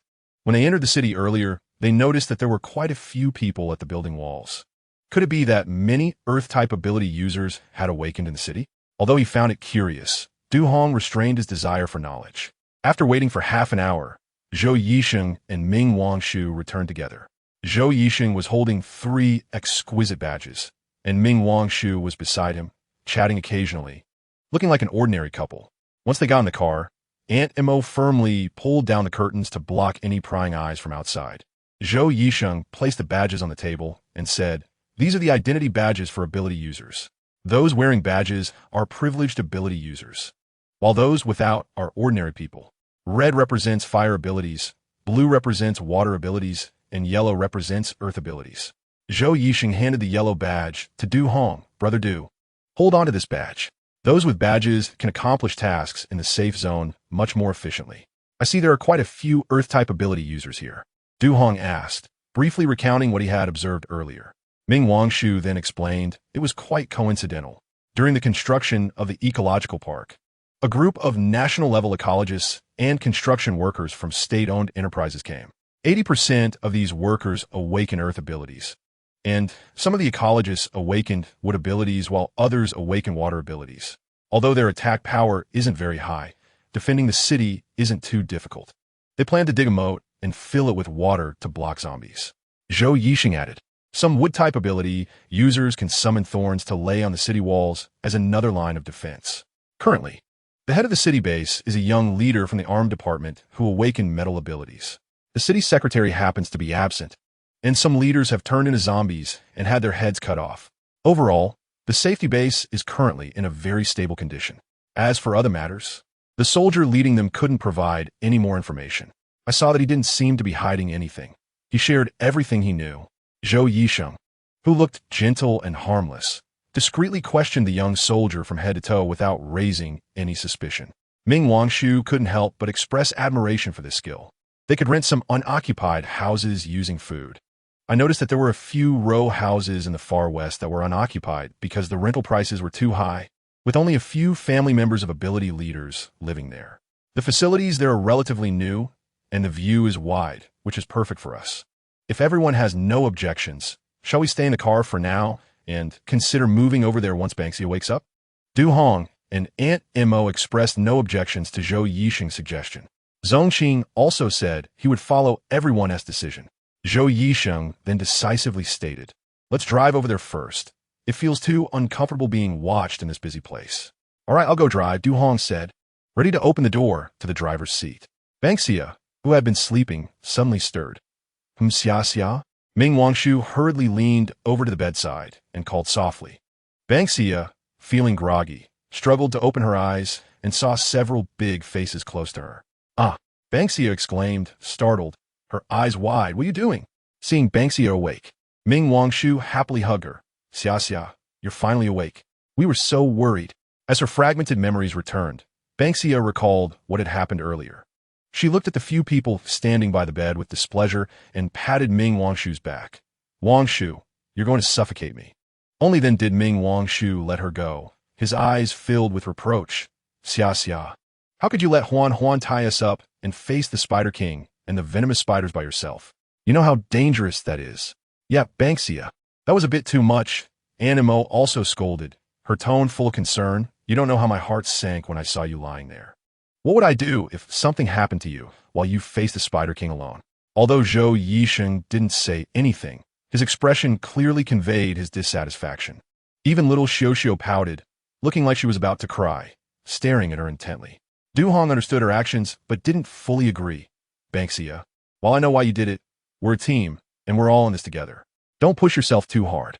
Zhongqing stood behind them, looking at her as well. Although everyone had scolded her, Ban Xia remained silent. She couldn't help but raise her hand in a gesture of surrender. "I'm sorry. I won't do that again. By the way, where are we now?" Ban Xia tried to change the subject. Aunt Mo, who had initially wanted to scold her some more, saw her pleading expression and decided not to blame her further. Aunt Mo pulled Ming Wangshu away from the bedside and helped Ban Xia sit up. She said, "We decided to rest a bit in the city safe zone. We're already in the safe zone now." City safe zone? Ban Xia recalled that in her previous life, the city safe zone was indeed very safe at the beginning, thanks to many Earth-type and Wood-type ability users continuously reinforcing the city walls and the existence of a moat, preventing zombies from approaching. Many nearby survivors would choose to seek refuge in the city safe zone, which was famously known as the Panga's safety base at that time. Unfortunately, the base later fell mysteriously with no survivors. Before Ban Xia died in her last life, the disappearance of the Panga's safe zone remained an unsolved mystery. There were always other safe zone ability users exploring the reasons, but they all disappeared without a trace. Even the neighboring Dawn Safety Zone and Hope Safety Zone regarded that place as a forbidden zone, prohibiting people from entering. Now thinking back, it might be related to the ecological park. Ban Xia, is there a problem with our decision? Zhou Yisheng asked, noticing that Ban Xia had been silent for a while and feeling a bit anxious. Ban Xia came back to her senses. "Oh no, I was just thinking that the city's safe base is so close to the ecological park. Isn't it a bit unsafe? The mutated giant python we encountered earlier probably hasn't wandered too far from the ecological park. By the way, something strange happened when we were coming here." Du Hong recalled how he was almost misled into a ditch on the way and quickly shared the story with Ban Xia. A plant with confusing abilities? After contemplating for a moment, Ban Xia wasn't very sure. Maybe it's a plant that attracts prey through smell or sight, and after mutation, its range of influence has expanded to affect humans.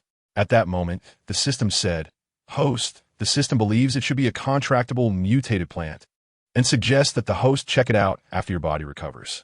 Is it a plant like Huan Huan?" Ban Xia glanced at Huan Huan coiled around her wrist. Huan Huan seemed to sense something and bloomed a small cluster of flowers on her wrist, shaking them adorably. Ban Xia said, "Let's wait until I'm better to check it out. For now, let's stay in the city. Wangshu, do you have a house to rent here?" Ming Wangshu glanced at Zhou Yisheng and replied, "No. At that time you were still unconscious, so we couldn't take out too many supplies. They have temporarily decided to live in the car. But just now they want to check out a few vacant villas to the west. Do we need to exchange food for it?" Ban Xia asked. Zhou Yisheng nodded and repeated the previous identity arrangement to Ban Xia. When Ban Xia heard Zhou Yisheng say that he and Ming Wangshu were husband and wife, she instinctively looked at them, not expecting that both of them would turn red at the same time. Even their voices stuttered. Ban Xia couldn't help but burst out laughing. "Wow, I just took a nap, and you two already have a little one." She wiped her hand on Yi Xiuxiu, who had climbed onto the bed next to her. Zhou Yisheng, with a face as red as a tomato, stammered, I said that to avoid attracting attention. I didn't mean anything else. I didn't say you meant anything, haha." Ban Xia smiled, watching him struggle to articulate. Aunt Mo sent Du Hong ahead to check the car, and upon hearing Ban Xia's laughter, she knew that she had regained her vitality and let her tease Zhou and Ming. Zhongqing came over and touched Ban Xia's wrist, relieved. "That's great. Your health is fine now." "Thank you. Qing, you don't have to be so formal. I picked you up, so you're mine now. Everyone is mine, so don't worry." Ban Xia patted Zhongqing's fair hand and casually touched it again. Seeing Ban Xia's action, Aunt Mo found it both amusing and exasperating. She said to Zhongqing, "Ban Xia is right. We're all picked up by her. As long as you have no other place to go, you can stay with us. The only requirement for staying by Ban Xia's side is to never betray her." Zhongqing looked at the few people in front of her, and a voice inside her told her, "Don't leave, just stay here." She took a deep breath and said, "I have only one person now, so I will stay here." Chapter 45. Reward for signing in for 100 days. Ban Xia took out a bag of 10 pounds of rice and 2 boxes of instant noodles from Huin Space and rented a villa in the west for 2 months. The villa had an indoor parking space, and Du Hong parked the car inside, besides a few strip bed frames and some large furniture. Everything else in the house had been taken away. Fortunately, Ban Xia and the others had everything they needed, so they didn't have to put up with anything. She simply took out the clean mattresses, bed covers, and quilts that the system had previously purchased and let them choose their rooms before making the beds. Zhongqing was shocked the first time she saw Ban Xia pull out a mattress and 2 quilts from the space. The 2-story villa had 2 rooms on the first floor and 4 rooms on the second floor. Du Ge and Aunt Mo chose rooms on the first floor, while Zhou Yisheng took Yi Xiuxiu to the largest bedroom on the second floor, which had an attached room. Zhongqing, being timid, shared a room with Ming Wangshu, while Ban Xia stayed next door to them. After the apocalypse, water and land had been contaminated by black rain, and there was no water in the house. Ban Xia took out 2 buckets of drinking water. Du Hong found a sealed water tank on the rooftop of the second floor and, after opening it, discovered that it was undamaged except for some dirty water.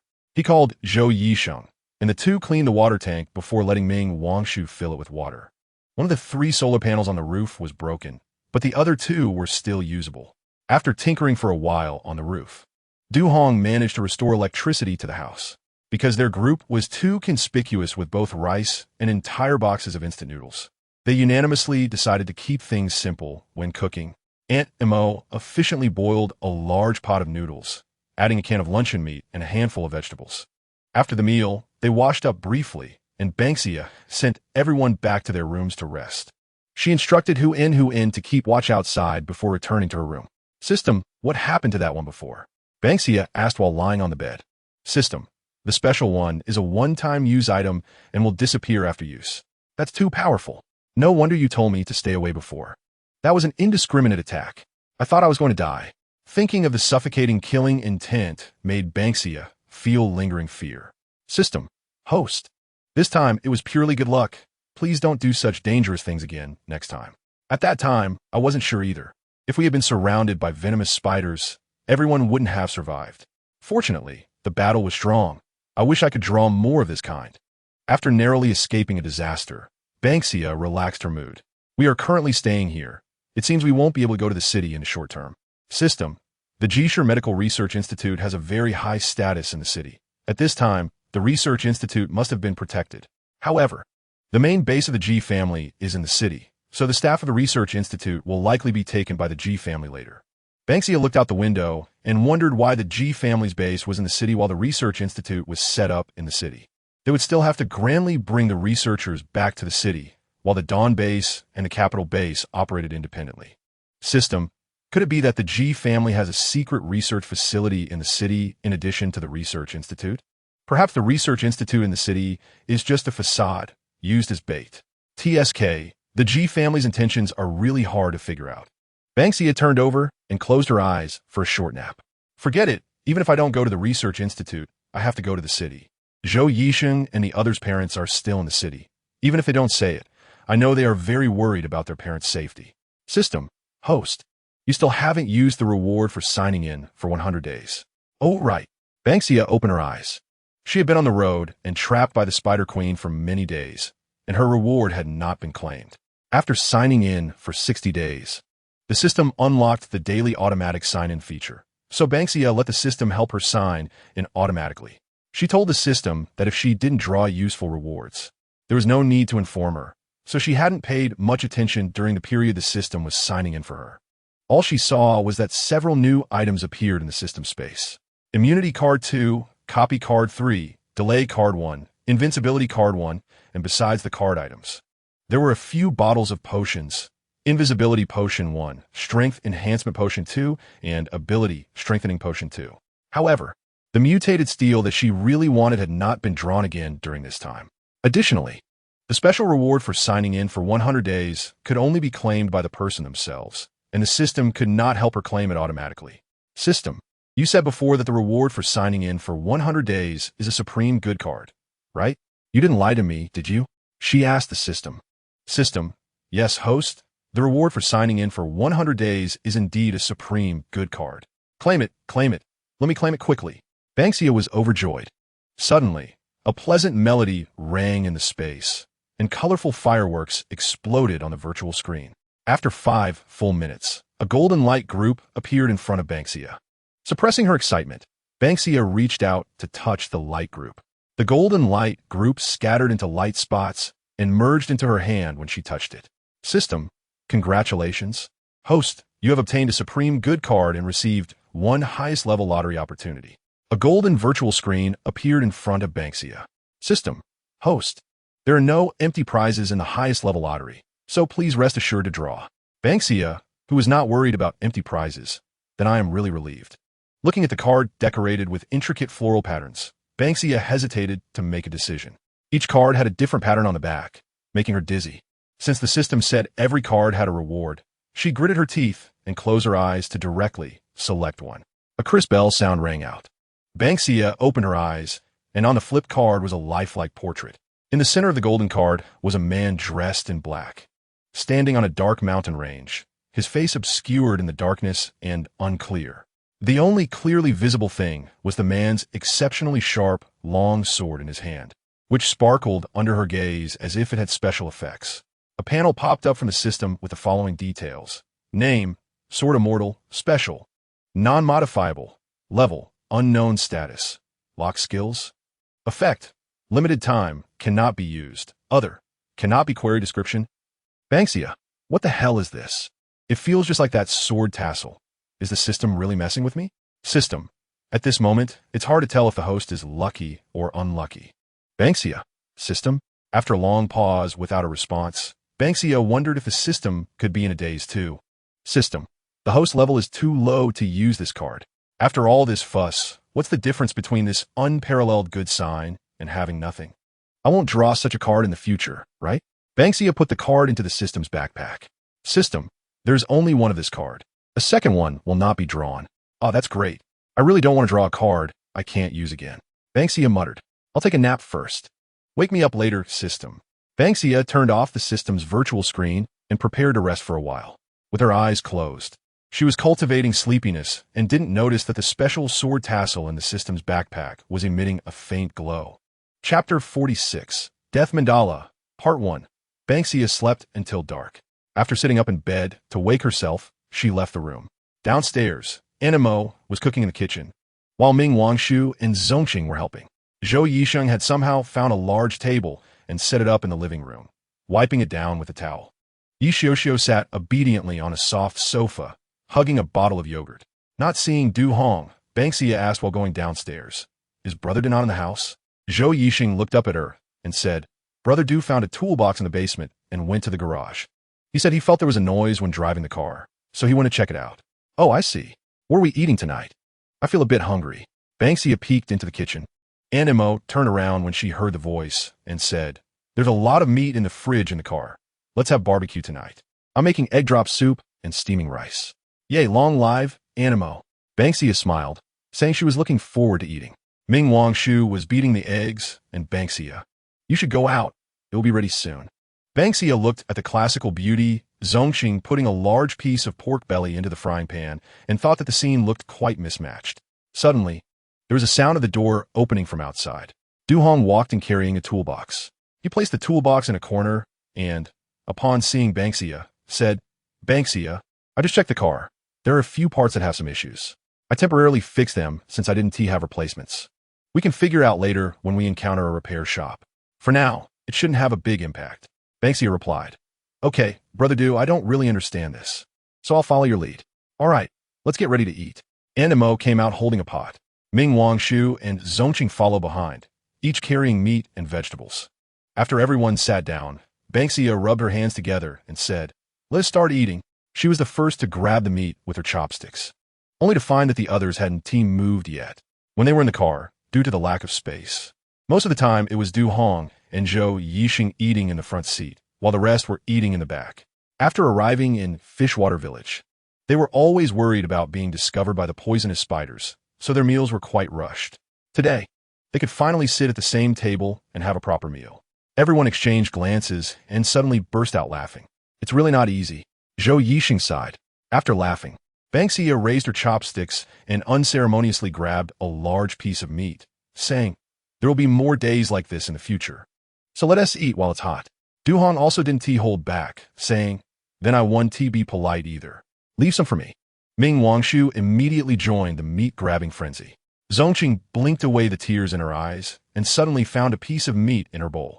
She looked up to see Ming Wangshu winking at her. She smiled and also grabbed a piece of meat for him. Yi Xiaoxiao was fed a mouthful of oil by Zhou Yixing, and the air was filled with the aroma of barbecue, creating a warm and pleasant atmosphere. Halfway through the meal, a sudden commotion came from outside. Du Hong put down his chopsticks and looked at the door. "I'll go take a look. You all continue eating." Ban Xia took out a long knife from her space and handed it to Du Hong, reminding him, "Brother Du, be careful." "I understand." Du Hong took the long knife and walked to the door. He first asked, "Who is it?" The voice outside was deep and sounded like a young man. "Hello, I'm a neighbor living next door." Du Hong turned to glance at Ban Xia and the others, and Ban Xia stood up and nodded at him. Only then did Du Hong open the door, revealing a man in military uniform standing outside. Upon seeing the sizzling dinner on the table in the living room, the man's pupils contracted slightly. His gaze quickly skimmed over the people sitting at the table before returning to Du Hong's face at the door. "Who are you?"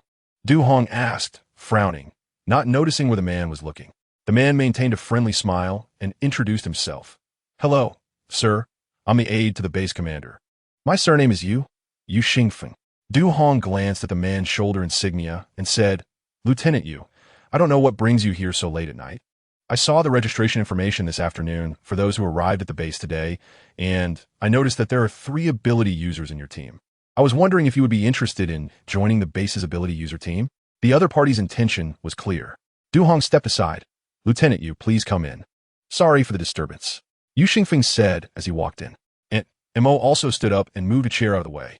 She said to Zhou Yixing, "Doctor, you take Xiaoxiao upstairs. It's not convenient for children to be here while the adults talk."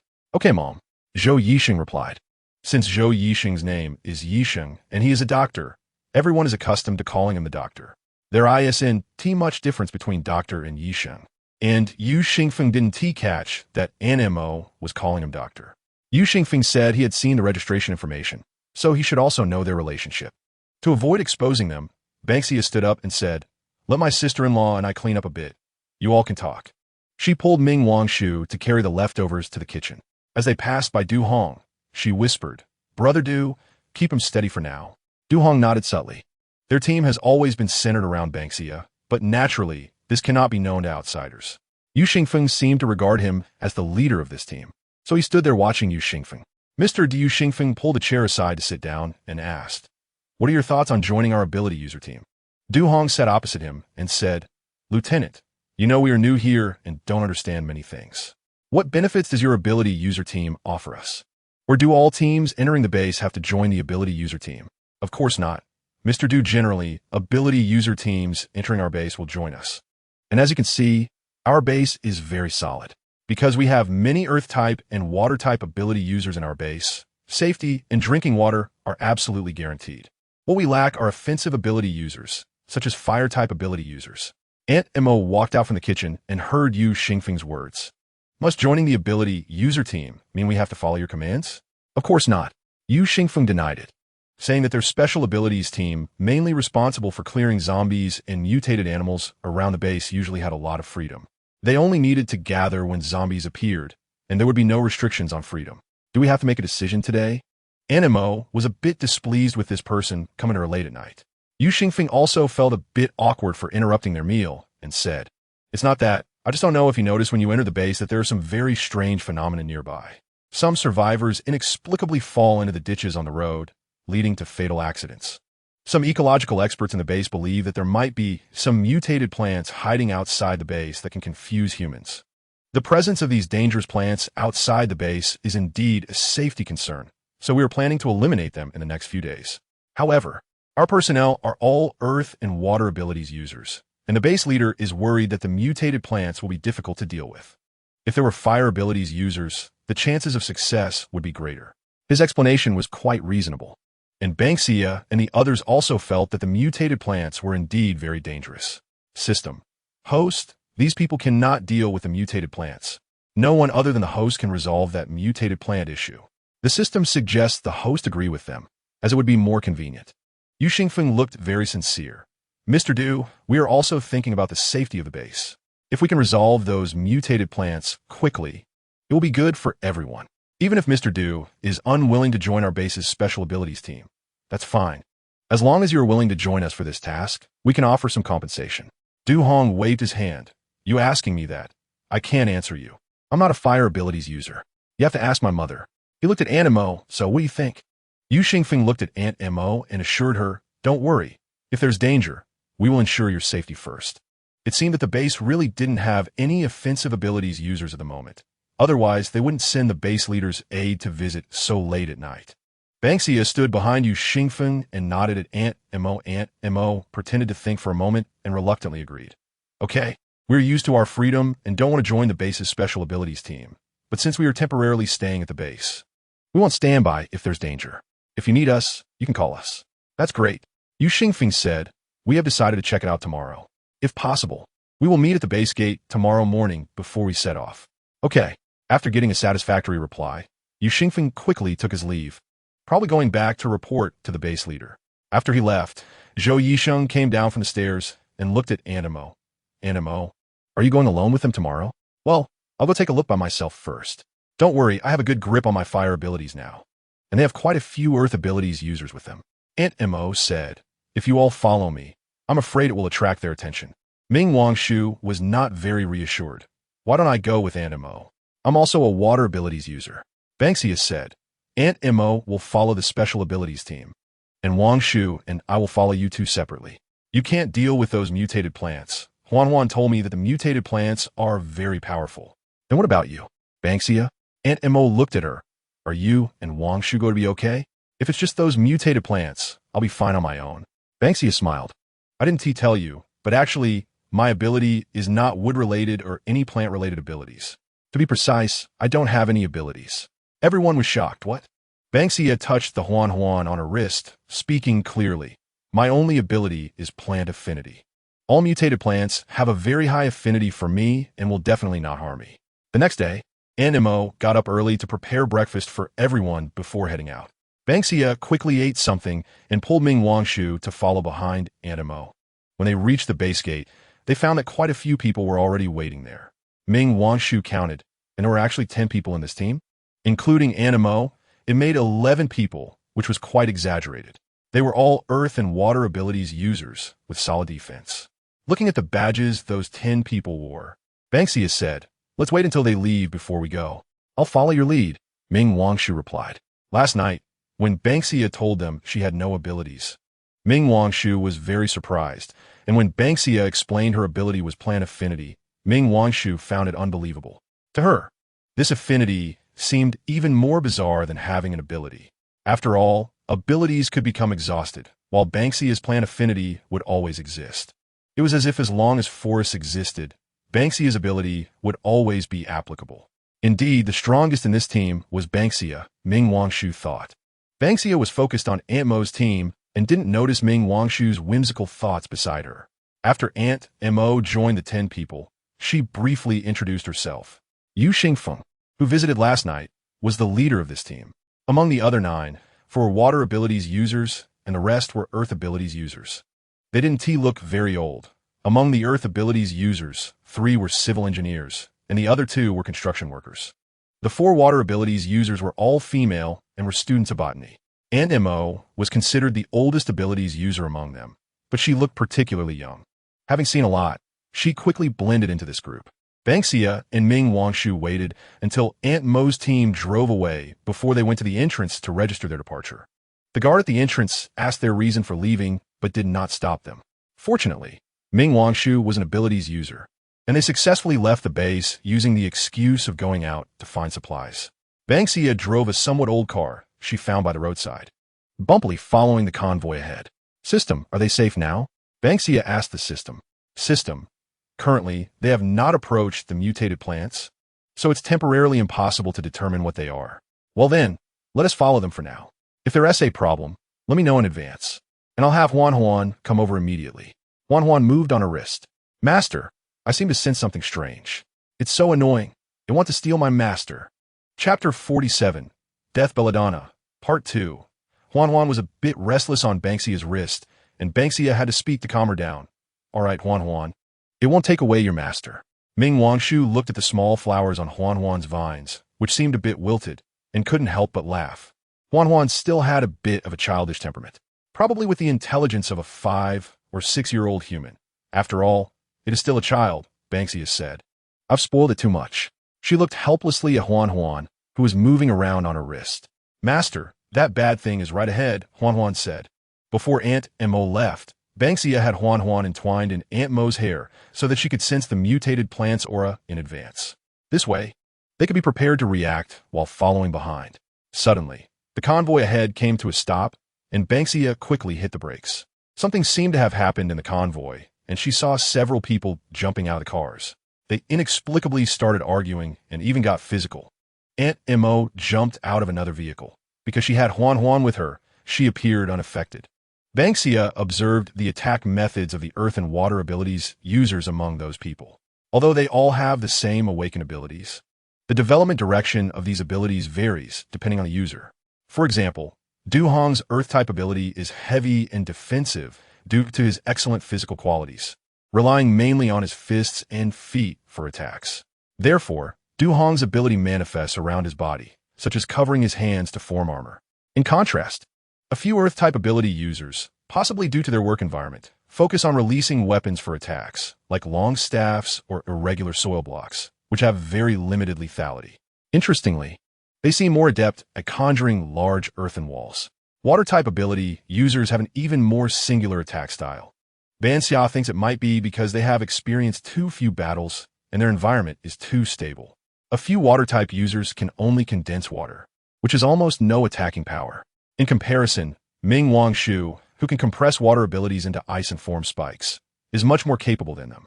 The only person who catches Ban Xia's attention is Ling Feng, but he is somewhat special, as it seems he did not awaken an earth-type ability. He appears to have a speed-type ability, capable of striking the earth blocks and water balls created by earth-type and water-type users at high speeds. It seems he treats his ability like a gun, using the earth blocks and water balls as bullets. He has some skills. Unfortunately, they are now confused by the mutated plants and are on guard against attacking each other. Aunt Mo has already retreated far away to avoid being affected. System. Host. The mutated plant has been scanned. It is hiding underground in a hole, and it can shrink its body to conceal itself.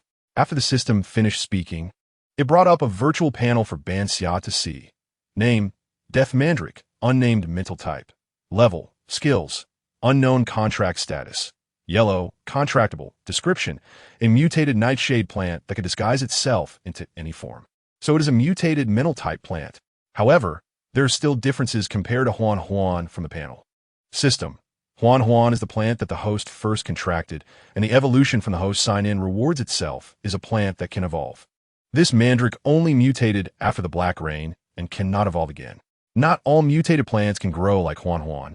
The evolution of mutated plants is as rare as that of mutated animals.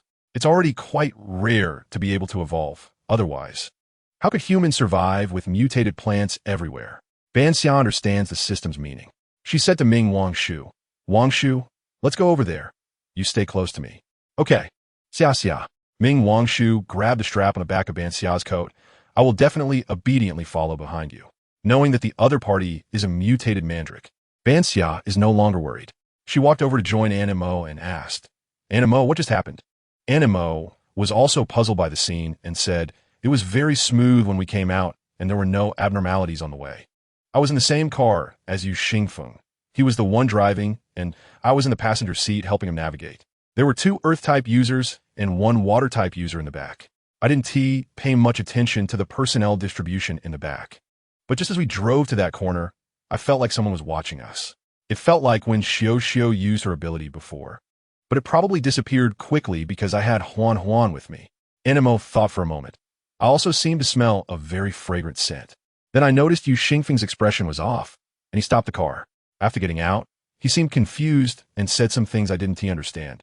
Like you betrayed me and I have never deceived you. The people in the back also said some things I didn't pay attention to, and then they started fighting each other. Ban Xia pondered. It sounds like a mental type ability combined with olfactory guidance has caused them to fall into an illusion. I think this illusion represents their deepest fears. Otherwise, they wouldn't say such strange things, almost like madness after a major blow. Ming Wangshu pointed at the few people fighting, looking disheveled. Although their water and earth abilities have limited lethality, continuing to unleash them recklessly will eventually lead to exhaustion. This mutated plant has no offensive means and can only use such mental interference to confuse enemies for self-preservation. However, it is unclear whether it releases this consciously or unconsciously. Ban Xia walked to the edge of the road ridge, wanting to see where the mutated plant was hiding. Aunt Emma walked up to her and asked, should we wake them up now? Waking them would expose us. Let me try to subdue that mutated plant first. Ban Xia glanced at the 10 people trapped in an illusion. Wangshu, can you knock them out? If they keep unleashing their abilities like this, they probably won't last long. We won't be able to bring these 10 people back by ourselves. We can't all go back with Aunt Emma. Ming Wangshu thought for a moment and said, no problem. Duga taught me how to knock someone out without hurting them. I'll handle it. You just go deal with that mutated plant. I'll help Wangshu, Animo said. Okay, just take care of them a bit. I'll be right back. Ban Xia said and jumped down the road ridge. Below the road ridge was a barren land, with only a few plants growing amidst the bare ground covered in snow. After searching for a while with the system's help, Ban Xia finally found the nearly invisible hole, gently brushing away the thin layer of snow above it. A small flower, deep red to the point of being black, appeared in her view. The blood-colored petals were covered in black patterns, giving the entire flower a strange and dark appearance. This flower does not seem very proper, Ban Xia complained in her mind. System, host, why not think about the small teeth on Huan Huan's wrist? Compared to that, isn't this little flower much cuter? No comparison, no harm. Ban Xia lightly touched the small flower with her hand. Feeling the warmth of a living body, the flower trembled slightly. The small leaves hidden beneath the flower lifted gently and pressed against Ban Xia's finger. Little flower, would you like to come with me? Ban Xia squatted down and asked softly. The small flower, swaying left and right in the cold wind, conveyed a sense of joy. Host agrees. The system informed her, followed by a beep. Contract successful. So fast. Ban Xia raised an eyebrow. System, host, please do not question the affinity enhancement provided by the system. In the eyes of these mutated plants, you are like a walking sun. This description made Ban Xia facepalm, and she took a moment to glance at the newly appeared second page in the pet book. Name, Death Mandrake, unnamed mental type. Level, skills, dream space mental confusion. Aroma attraction. Contract status, blue, stable. Description: a mutated nightshade plant that can disguise itself into any form.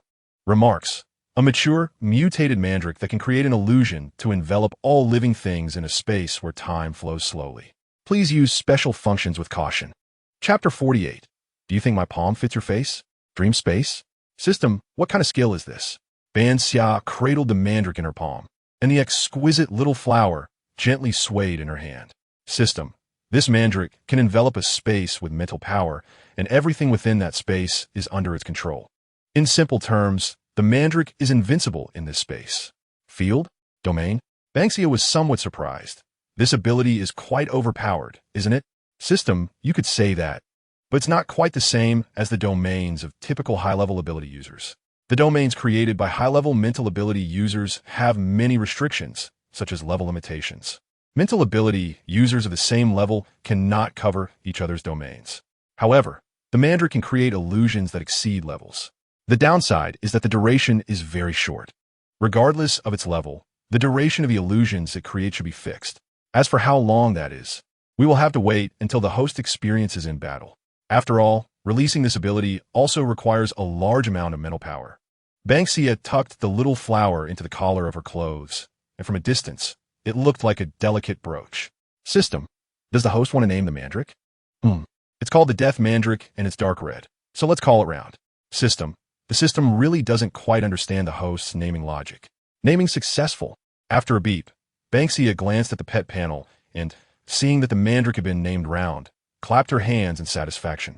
She walked to the edge of the road and said to Hu Nuin, pull me up. Okay, master. Hu Nuin quickly extended its wrist and brought her back to the road.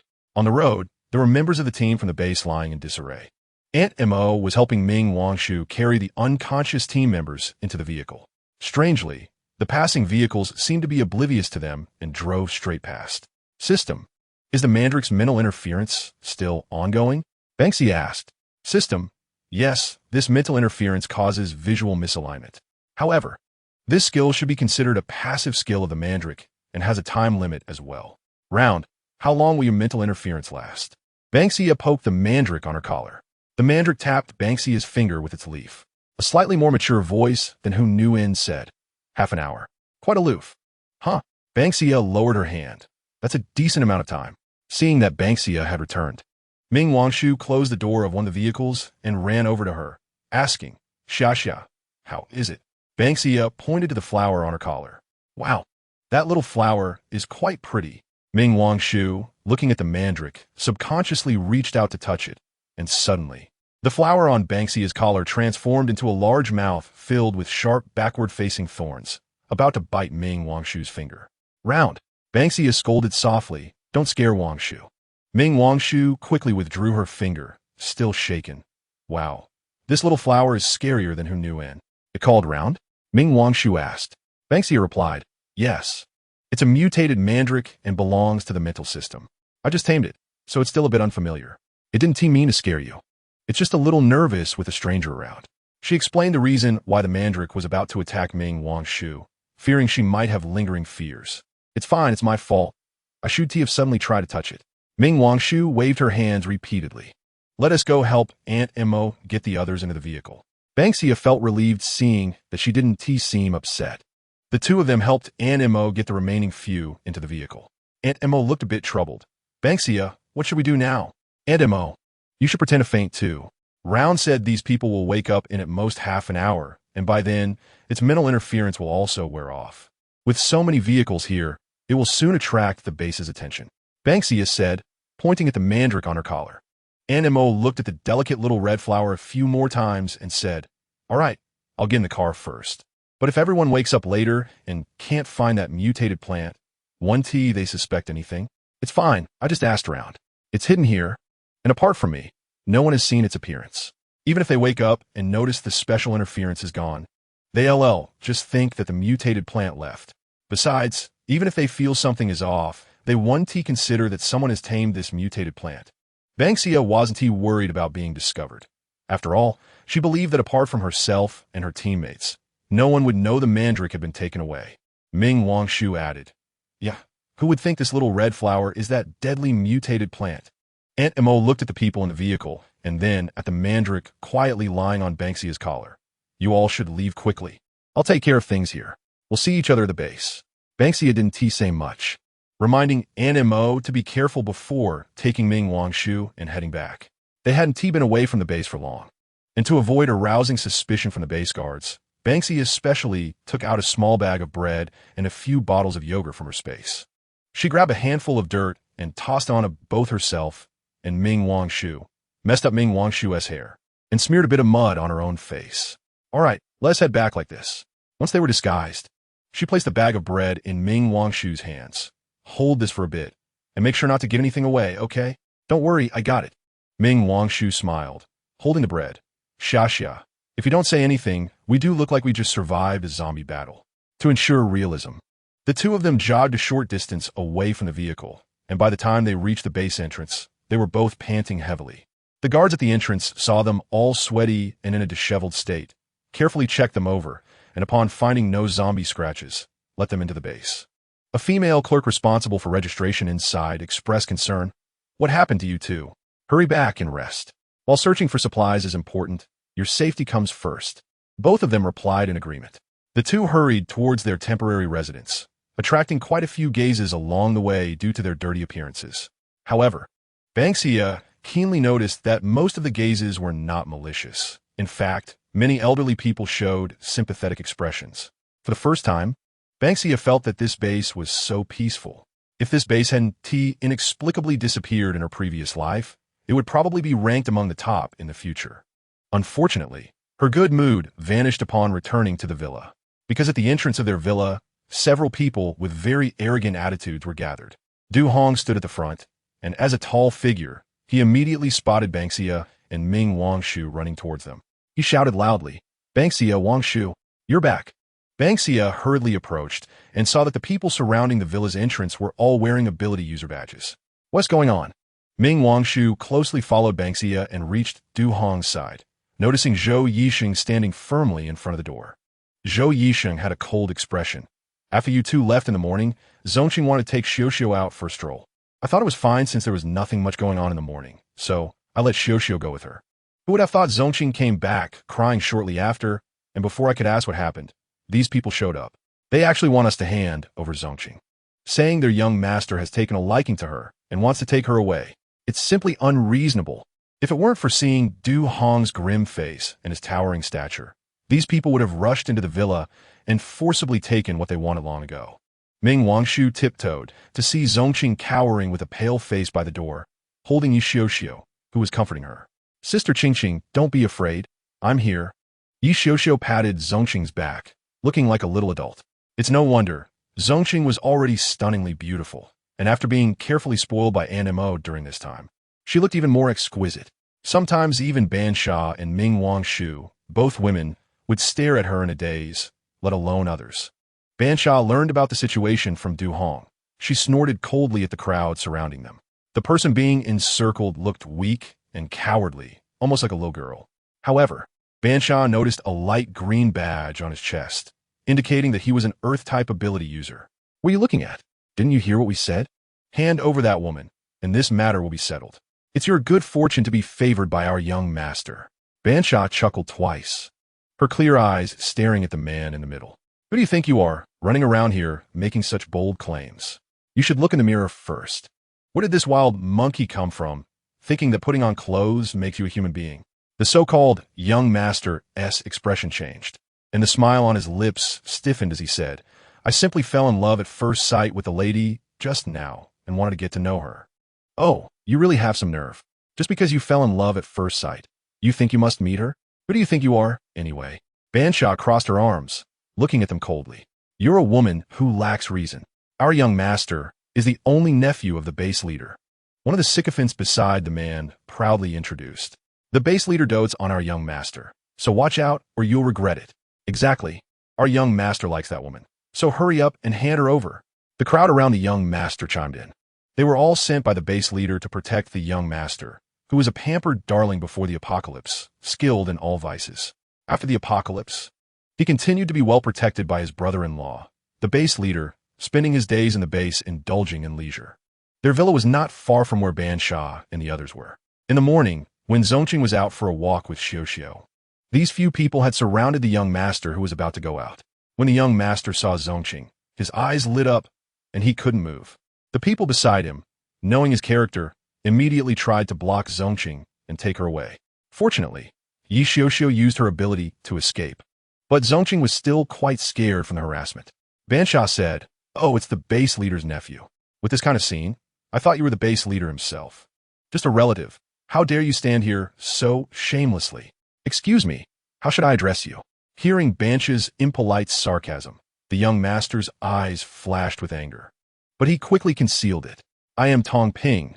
The base leader is my brother-in-law." Ban Xia raised a finger. "Stop right there. I'm not very interested in who you are. Do you pay that much attention to the weeds at your feet? Unless there's something important, get lost quickly and stop trying to scheme against my people." Tong Ping's companions were furious. "You women really don't know how to appreciate kindness." He quickly used his ability to transform earth-type powers into a large hammer. He lifted the hammer and smashed it towards Ban Xia, who was watching with wide eyes. Seeing this scene, Du Hong retreated a few steps under the watchful eyes of the others, even showing a hint of pity in his gaze. The attacker thought, "What's going on? I'm attacking your people. Why are you retreating?" Soon he found out why, as Ban Xia, who had been standing still, suddenly disappeared. By the time he realized what had happened, he felt himself lifted off the ground and slammed heavily onto the ground. Even the hammer in his hand fell beside his face, creating a dent in the ground. Ban Xia kicked the attacking man away and raised a hand. She looked at Tong Ping with a teasing tone. "Do you think my palm would fit well with your face?" "What do you mean?" Tong Ping was taken aback. "It means I'm giving you a big slap." With a loud smack, Ban Xia unhesitatingly slapped Tong Ping across the face, leaving a bright red handprint, all 5 fingers clear. Chapter 49. A little one comes, and an old one follows. Ban Xia's slap was quite forceful, and Tong Ping's face instantly swelled up. Having been pampered since childhood, this was the first time Tong Ping was publicly slapped, and it was by a woman. His face flushed with rage as he glared at Ban Xia, his eyes practically wanting to bite a piece of flesh off her. Ban Xia shook her hand. "I've already told you, don't scheme against my people. Why won't you listen? Promise me, stop thinking that everything in the world is your mother's fault. Okay?" The people beside Tong Ping, used to seeing sycophants, were stunned. At this moment, no one dared to speak or move, especially since the attacker Ban Xia kicked away was still on the ground and hadn't gotten up yet. You are so bold." One of the lackeys stammered. "Our Lady won't let you off." "Oh, I'm so scared," Ban Xia said nonchalantly. "If you're done talking, hurry and leave. Don't stand at my door, polluting my air. You dare to hit me." Tong Ping covered his face and angrily pushed away the lackey supporting him, taking a few steps forward, his anger rising. Du Hong took a few steps forward, his tall figure blocking Ban Xia. "You were hit, so what? Do you think you have to pick an auspicious day to hit you? Young master, we shouldn't confront them head on right now. Why don't we go back and tell the lady to handle it?" The pushed-away lackey, Feng Yu, looked impatient. He was forced to follow this young master. And if it weren't for the lackey lying on the ground, unable to get up, he wouldn't have to waste his breath trying to dissuade Tong Ping from making a fool of himself. Doesn't he look in a mirror to see what kind of person he is? That girl is as beautiful as a fairy. How could she possibly like a useless person like Tong Ping? The people in front were all fierce, and the foolish young master was still standing there arguing. Was he looking for trouble? If it weren't for the base leader being so good-natured and having high prestige, and the base not having too many troublesome matters, he would have left long ago. Even a lady was clueless. At Tong Ping's age, he was idle all day, and when he was slightly reprimanded, he cried like a baby. Even the base leader, a towering figure, couldn't stand it. Fortunately, with the base leader holding down the fort, no one would dare to go against Tong Ping, but there might be some hot-tempered people around. Aren't these people in front of him, just like that? Just from the sound of that slap, it was clear it hurt a lot. "Feng Yu, I sent you to protect me, and this is how you protect me? You're not as useful as Li De." Tong Ping pointed at the person beside him who was holding him. "Helping you means lying there without knowing if you're alive or dead." Feng Yu glanced at Li De, who was still on the ground, disdainfully thinking. He still patiently said, "Young master, these people are not simple. If you really like that girl, why not let the lady come and propose to her? Wouldn't that be a win-win situation?" Ban Xia noticed the person pulling Tong Ping was whispering something, occasionally glancing their way. Most likely, it wasn't anything good. She turned around to head back inside. "Let's go back. Close the door and don't worry about them anymore." From the beginning, Du Hong had never taken those few people seriously. Even if Ban Xia didn't come back, he was still planning to use force to throw these rich playboys out. During this time, he had completely regarded Zhong Qing as his own sister, and he only wanted to send a set of hard punches to the toad who coveted his white swan. Zhou Yixing stood by the door waiting for them to come over and said, "All done? Just a small matter, not a big deal. Where's Zhong Qing?" Ban Xia stretched her head to look around, wondering how the beautiful woman had been there just a moment ago but was gone now. Zhou Yixing smiled. Aunt Mo and Wang Shu took her upstairs to avoid seeing these distressing things and affecting her mood. That makes sense. Du Hong slammed the door shut with a loud bang. Outside, Tong Ping glared at the door, gritting his teeth. He walked over to Li De, who was moaning in pain, and scolded, "What are you pretending to be dead for? Hurry up and get up." Li De had been kicked squarely by Ban Xia and felt like his insides were about to come out. Hearing Tong Ping's voice, he couldn't help but shiver. This person had a delicate appearance, but a violent temperament, and he would vent his anger on those around him at the slightest inconvenience. If it weren't for survival, he wouldn't have been so eager to be close to Tong Ping. "Yes, sir. Where are we going now?" Li De forced himself to stand up despite the discomfort. The people in this villa didn't give the young master any face. It might be better to tell the lady. Fang Yu, walking behind Tong Ping, rolled his eyes at the sky. "How old are you? Still telling on others? How childish." Tong Ping didn't think he was in the wrong at all. "Let's go. We're going back to find my sister. I don't believe that what I want to achieve is still out of reach."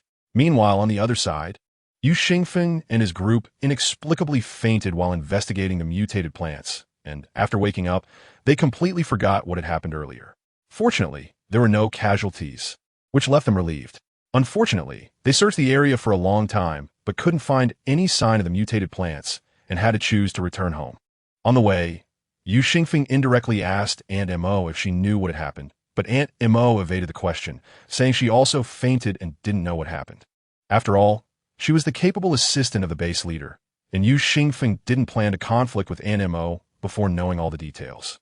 After returning to the base, Aunt Mo left without asking for any reward from Yu Xingfeng due to the lack of results. Entering the base leader's office, Yu Xingfeng reported, "Commander, this mission yielded no results. The mutated plants have likely left." The base leader was a tall, sturdy man with a cold expression, and his messy beard made him appear somewhat unkempt. He held an unlit cigarette and asked vaguely, "What about that Mo Meihua?" On the way there, it was evident that she was very calm. If she wasn't well prepared, then she probably didn't take the mutated plants seriously. Yu Xingfeng said, "Perhaps she has some backing?" The base leader paused. "This team of theirs is quite conspicuous in our base. I don't know if they have hidden strengths, but I always feel that there are more than just those 3 ability users among them. Instruct the team. Unless they are absolutely sure, don't act rashly." "Understood." Yu Xingfeng seemed to think of something, and his expression became somewhat grave. When he heard that troublesome name, the base leader's face darkened further. "What can I do? I'm just as desperate." Since the establishment of the Pangu safe zone, the base leader not only had to maintain the normal operation of the base, protect the people seeking refuge, and ensure the security and stability of the base, but he also had to clean up after Tong Ping. If it weren't for his wife treating this useless younger brother like her precious jewel, he would have thrown that brat into the military camp to gather dust long ago. Now that the base wasn't too crowded and was relatively stable, it might not be appropriate to let Tong Ping continue like this as the base grew. He feared that one day he would offend someone he shouldn't and bring about disaster. Yu Xingfeng's concerns were not unfounded. The base leader sighed. "I'll have a good talk with him tonight. Tong Ping is old enough. It's time for him to suffer a bit and learn a lesson. You also think of a way for me to deal with Tong Ping without making him angry." Just as the two were discussing, a hurried sound of footsteps came from outside the door. Not good, Commander." Madam is heading towards the West Villa area with a group of people. The person who pushed the door in was Aunt Chun, who had taken care of the base leader's wife for many years. "What happened?" Yu Xingfeng quickly stood up and asked. Aunt Chun swallowed hard. The young master was beaten up. He came back with a face marked by a slap, and Madam saw it. She was furious and insisted on teaching the person who hit him a lesson. Just now, Madam took the young master and quite a few people and went out directly. "I'm afraid this will escalate. Commander, you need to think of a way."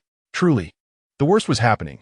Yu Xingfeng thought to himself, Mo Meihua's team is staying in the West Villa area. It can't be what I'm thinking, right? The base leader suddenly had a bad premonition. Yu Xingfeng said with difficulty, I went to their place before, and there was a particularly beautiful girl among them. I couldn't help but be a bit taken with her. If Tong Ping sees her. Indeed, he had been dazzled by Zhong Qing's beauty that day. So much so that he didn't dare to look at her a second time.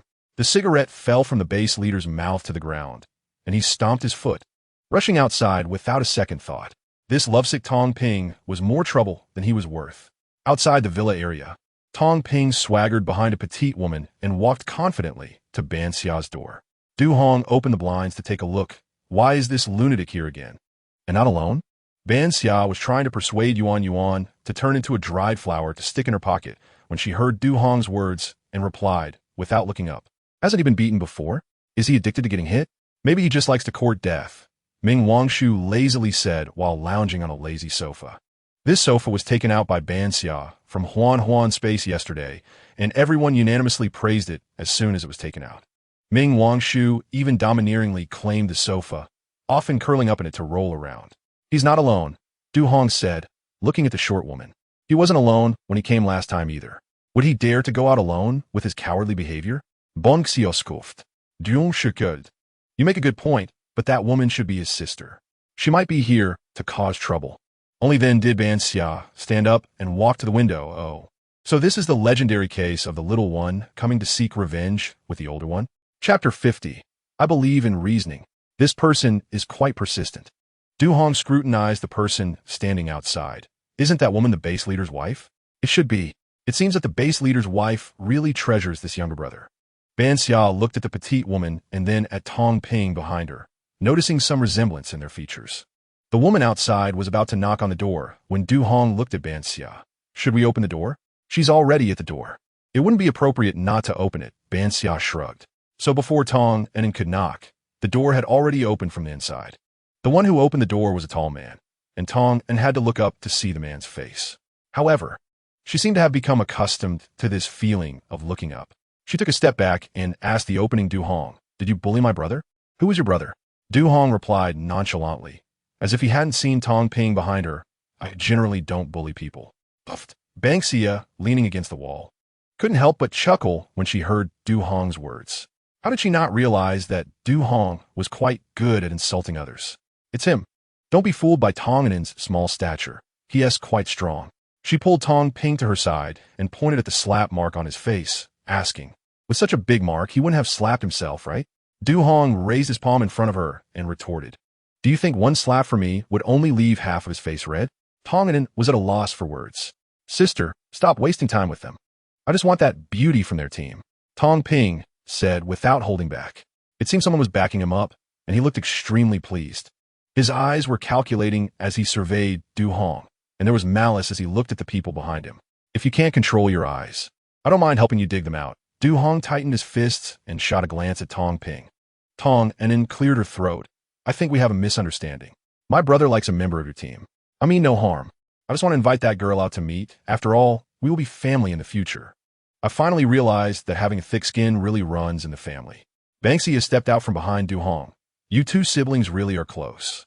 Upon seeing Ban Xia, Tong Inen couldn't help but envy her tall figure and asked Tong Ping, "Is it this person?" "No, sister.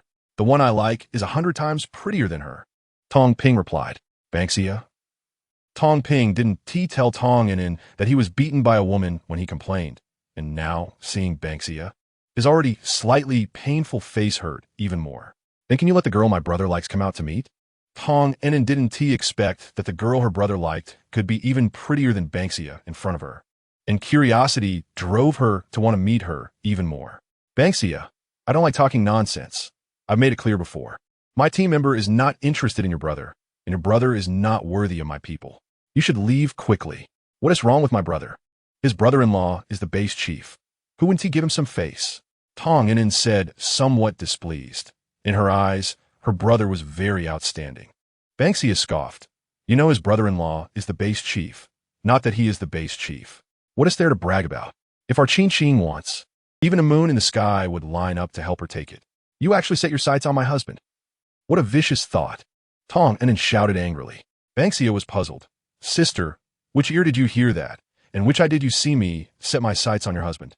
I don't even know if he is round or flat. What am I scheming about?" She truly couldn't understand the thought process of these bizarre siblings, and even felt there was something wrong with herself for coming out to communicate with them. She looked at Du Hong and said somewhat speechlessly, "Du Ge, it's pointless to talk to them. Let's go back." Du Hong's expression was also hard to describe. "You two stop. Don't think you can just walk away without clarifying things. Tell me, where are you from? Are you going to harm the base chief?" Tong Enin shouted, "Come, surround this villa." Those who came with Tong Enin were all assigned by the base chief to protect her, so they naturally knew how much the base chief loved this lady. Thus, they obediently surrounded the villa, with some soldiers even drawing their weapons. The atmosphere suddenly became tense. Ban Xia paused with her hand on the doorknob and turned to look at the smug Tong Enin. "Are you sure you want to create trouble?" Originally, it was already quite annoying for her team member to be entangled by some blind people. And now this so-called base chief's wife was being so relentless that Ban Xia's good temper was about to wear thin. If it weren't for the fact that this villa had been rented for a month with food, she would have wanted to drive away from this damned place. Indeed, where there are people, there are bound to be these messy situations. Du Hong felt her low pressure and couldn't help but say, "Ban Xia, how about we?" "No way. Du Ye. We can't waste food." Ban Xia refused without thinking. "We will face all kinds of situations in the future. It's good to adapt in advance." The few people inside the house looked out the window at the soldiers surrounding them, and Zhou Yisheng and Ming Wangshu walked to the door together and opened it. "What happened, Xia Xia? Are you okay?" Ming Wangshu looked at Ban Xia with concern. Ban Xia shook her head. "I'm fine. Just ran into a few idiots." When they saw two more people come out of the house, Tong Enin asked her brother beside her, "Is that the person?" "No, sister, she is still inside." Tong Ping stretched his neck, eager to rush into the house. Seeing Tong Ping like this, Tong Enin slapped him. "What do you look like? Don't worry. As long as you like her, your sister will help you get her." Not long after, Aunt Mo came down from the second floor, holding Yi Xiuxiu, followed by Zongqing. Aunt Mo originally didn't want Zongqing to come down, fearing she would think too much. But Zongqing insisted, so she came down together. When Zongqing appeared at the door, the surrounding air quieted down. Tong Enin then understood why Tong Ping was so persistent. Tong Ping tugged at Tong Enin's clothes with such strength that it hurt her. "Sister, it's her. All right, I know." Tong Enin let out a low cry of pain. "Sister will help you get her." Ban Xia frowned when she saw Zongqing. "What are you coming down for? Just to sully your eyes for no reason?" Zongqing curved her lips, her moon-like eyes smiling. "This matter was caused by me, so I can't keep hiding. I don't want our beauty to be seen by these trash." Ming Wangshu linked her arm with Zongqing's, noticing she was slightly trembling. Gently patting Zongqing's back, Ming Wangshu whispered, "There are always some toads wishing to eat swan meat. It's just a dream. Don't be afraid, Qing Qing. Xiao Xiao will beat them until they can't find their teeth." Zongqing smiled and looked at Ban Xia's back without speaking. "So, you're not going to let this go?" Ban Xia looked at the soldiers surrounding her with a fierce gaze. Tong Enin was confident. "As long as you hand over the person, I can overlook your intention to harm my husband." "Crazy." Ban Xia ground her teeth. Did this woman treat her husband as some kind of unbeatable treasure? She truly couldn't understand human language. Ban Xia scratched her head in frustration. You really want to give up until you hit the Yellow River." She hooked her hand behind her back, and Ming Wangshu understood and turned to fetch the long knife that was placed in the living room. Ban Xia held the knife in front of her, planting it on the ground. "If you want to take my people, you can," Ban Xia stated calmly. "I always prefer to reason with people. If you went against me, you were right." Du Hong and the others saw Ban Xia's stance and tacitly took a few steps back. Only Ban Xia was left in front of the empty villa door. Tong Enin smirked. "Since that's the case, don't blame me for using more against less," she called out.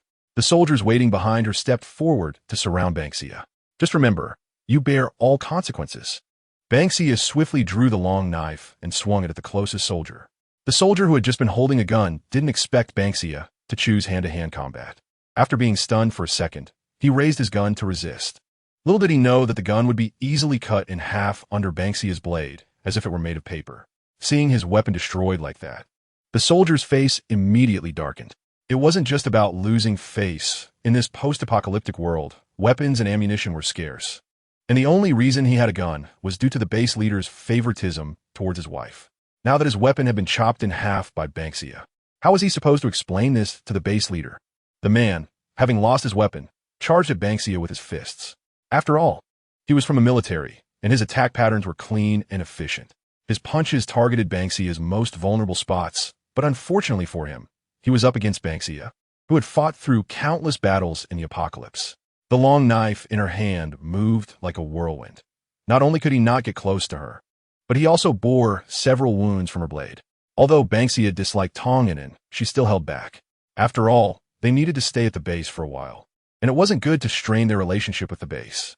As the man became increasingly frantic, realizing he was no match for Ban Xia, his punches and kicks lost their form. Ban Xia quickly spotted an opening and reversed her blade, striking the back of his ribs. With a crack, she heard the sound of his ribs breaking. Watching the soldier kneel on the ground, Ban Xia hoisted her long knife and called out, "Who's next?" Tong Inen's face turned purple with anger. "Stop! Stop!" An anxious voice came from afar. Ban Xia focused her gaze and saw Yu Xingfeng running towards her with an unfamiliar man. Boring. Ban Xia turned to retrieve her scabbard, but suddenly a gust of wind rushed at her from behind. Instinctively sensing danger, Ban Xia sidestepped and kicked out. "Oh!" Accompanied by Tong Inen's scream, Tong Ping's figure flew backward and crashed heavily to the ground with a muffled thud. Chapter 51. Is there something fishy in the ecological park? Misunderstanding. It's all a misunderstanding. Yu Xingfeng rushed over to pull the surrounding soldiers away, and, seeing the broken gun on the ground, his eyes flashed with heartache. That was a life-saving tool. It was such a waste to be cut in half like that. Thinking this, he couldn't help but feel some dissatisfaction towards Tong Inen. "You said you could be of some use, but not only did you fail to help the base leader, but you also unconditionally pampered that useless brother, causing trouble for the base leader all day long. Now, you even used the base leader's soldiers to target someone they wanted to recruit. All for that waste of Tong Ping. He even lost an advanced weapon. That kick was truly satisfying." Yu Xingfeng glanced at the motionless Tong Ping on the ground, ignoring Tong Inen's furious screams, and quickly walked up to Ban Xia, saying apologetically, "I'm sorry, it's all a misunderstanding. It was our fault. Please don't take it to heart." "No problem, Mr. Yu." Ban Xia had no malice towards Yu Xingfeng, and she sheathed her long knife. "I prefer to communicate with reasonable people." Tong Inen, half supporting, half carrying the pain-stricken Tong Ping, cried out to the base leader who was rushing over Li, "Look at what they've done to Ping Ping. We just wanted to make friends. You have to stand up for us." The base leader's surname was Wu, and his name was Li. Hearing Tong Inen's distorted words, his footsteps paused for a moment before swiftly passing by her. "Hello, I am the base leader, Wu Li." Wu Li introduced himself. "I apologize on behalf of my subordinates. It is my failure to manage them properly." Wu Li spoke seriously, and Ban Xia nodded. She realized that aside from the unreasonable brother and sister, the other managers in the base could communicate normally. System. Host without a sharp mind, it's impossible to manage such a large survivor base well. "You're right." Ban Xia replied to the system. She looked at the awkward Wu Li and Yu Xingfeng and pointed to the house. "Shall we talk inside?" She didn't think these two were simply there to stop Tong Inen and Tong Ping. Yes, let's talk inside." Wu Li and the others readily followed Ban Xia into the villa, completely ignoring the pitifully crying Tong Inen. Tong Inen stared in disbelief at her husband's back. Wu Li clicked his tongue. "Bring a few people to escort the lady back safely. Also, take Tong Ping with you and find a doctor to take a look at him. If it's nothing serious, don't let them move around." This was a disguised house arrest for the two of them. Ban Xia brought them into the house and said casually, "Make yourselves comfortable. I wonder what important matter brought the base leader here." Du Hong also came over and sat down. Everyone was smart. Let's get straight to the point. Yu Xingfeng and Wu Li exchanged glances, and he cleared his throat. "It's like this. I believe you all know about our city's ecological park." "Are you talking about the largest ecological park in the suburbs?" Ban Xia asked. "Is there still anyone there?" Yu Xingfeng shook his head. "None of us know the current situation in the ecological park.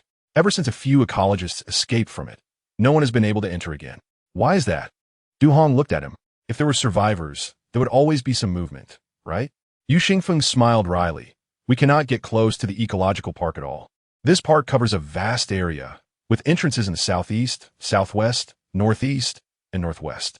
It stretches from the suburbs to the highway entrance, almost surrounding the city. Since our survivor base was established, we have sent people to scout near the ecological park, but the teams sent out have never returned. Over time, no one dares to go near the ecological park anymore. Besides the people who fled from nearby villages and towns, the only outsiders who have entered our base are you all. We cannot be trapped here by this ecological park. In the short term, we can rely on the supplies gathered from the nearby villages and towns to survive, but in the long run, if we can't leave here, we will eventually be trapped. Thinking of this, both Yu Xingfeng and Wu Lai's expressions turned serious.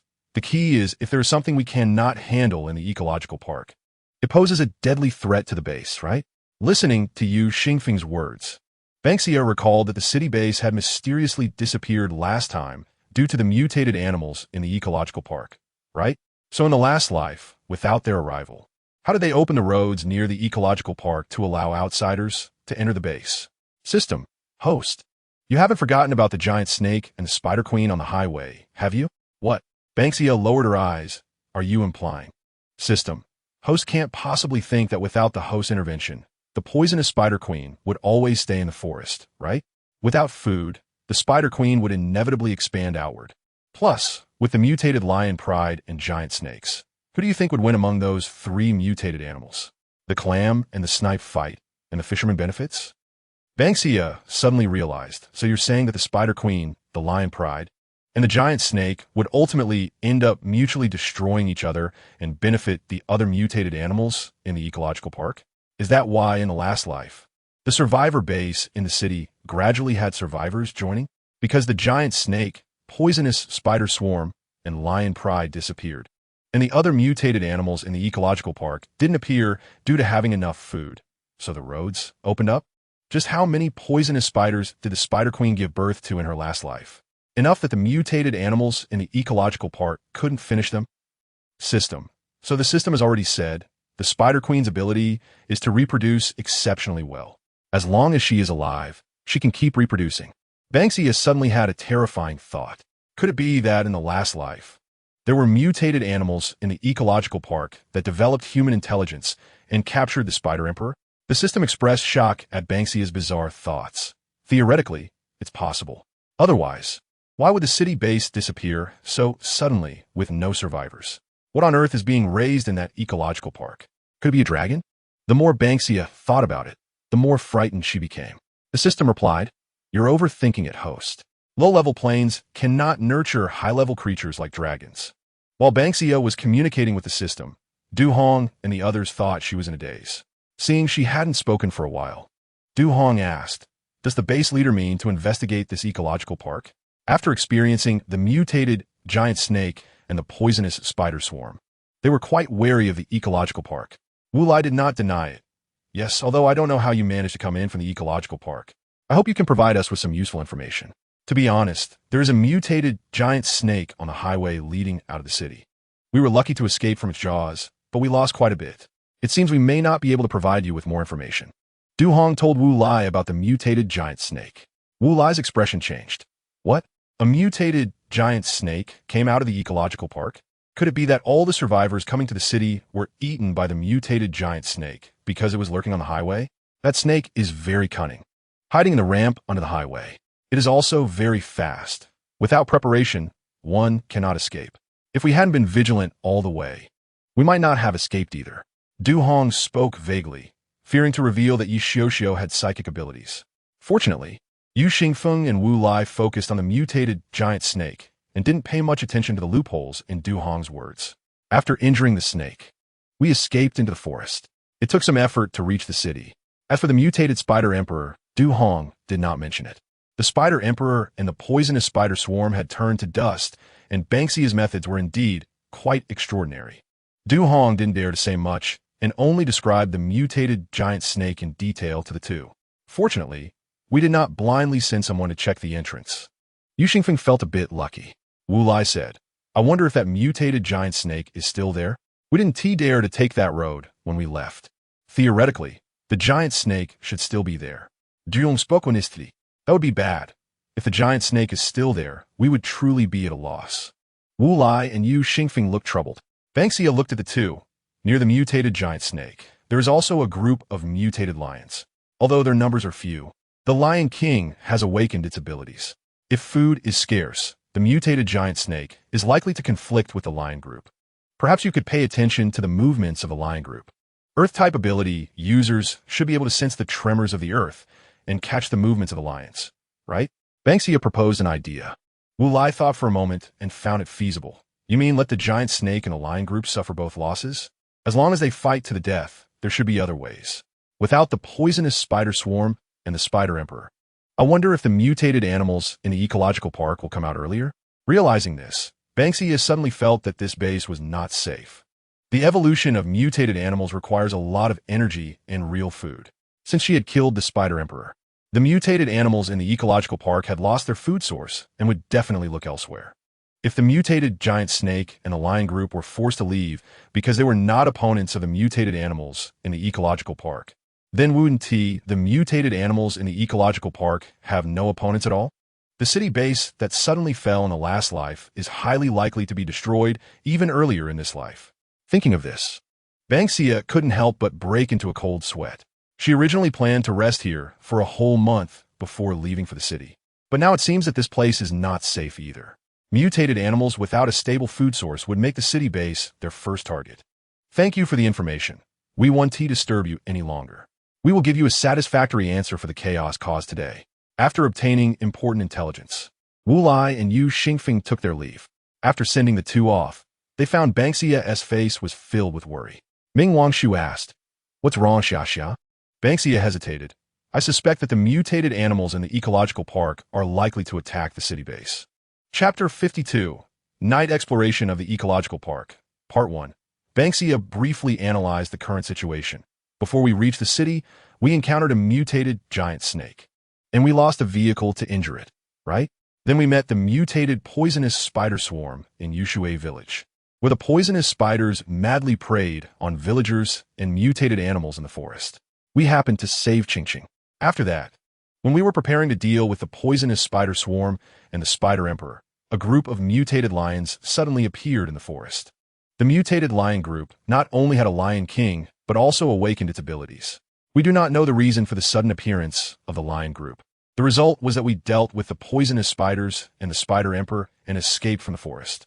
However, we know nothing about the whereabouts of the lion group and the mutated giant snake. After listening to Ban Xia's organized analysis, Ming Wangshu raised a question. I have a question. It has been said that the poisonous spider swarm and the spider emperor occupied the forest. But if they have already mutated successfully, why are they still so crazily attacking humans to feed the spider emperor? That's right, that day we reached their lair. And the spider emperor's belly was still round and ready to give birth at any time. Du Hong said. You think that was reaching their lair? Ban Xia thought. It was clearly that the entire team was forced into their territory. I find it a bit unreasonable. Why is the spider emperor so eager to lay eggs? Zhou Yixing asked. And every time it lays eggs, the poisonous spiders produced are smaller than the previous batch. This is illogical. Moreover, the appearance of the lion group is also very strange, as if they have nowhere to go and can only hide in the forest. Ban Xia redirected the topic back to the ecological park. I wonder if there are any mutated animals in the ecological park that drove out the poisonous spiders, giant snakes, and lion groups. The poisonous spiders lay eggs frantically just for self-preservation, and as for why the subsequent poisonous spiders are smaller, I think it should be due to insufficient nutrition. The spider emperor must have felt threatened for it to keep producing poisonous spider swarms. But I can't think of what mutated animal could have driven the spider emperor and the mutated giant python out of the ecological park first. Zhou Yixing was more inclined to believe Ban Xia's judgment. We don't know what is in the ecological park. All we know now is that the giant snake and the mutated lions are still in the forest. So what should we do now? After listening for a while without reaching a conclusion, Du Hong said straightforwardly, if this place is not safe, then we should just leave. Ban Xia shook her head. Brother Du, have you forgotten? The ecological park is almost built around the city. Wasn't the original slogan to immerse in the forest and breathe fresh oxygen in the city? We could leave the city, and if we hadn't entered the city and had left directly from the highway, that would have been the best choice. Now that we have entered the base, it's not so easy to leave. Ming Wangshu said, in any case, we have to pass through the ecological park no matter how we go. So let's go take a look. I disagree.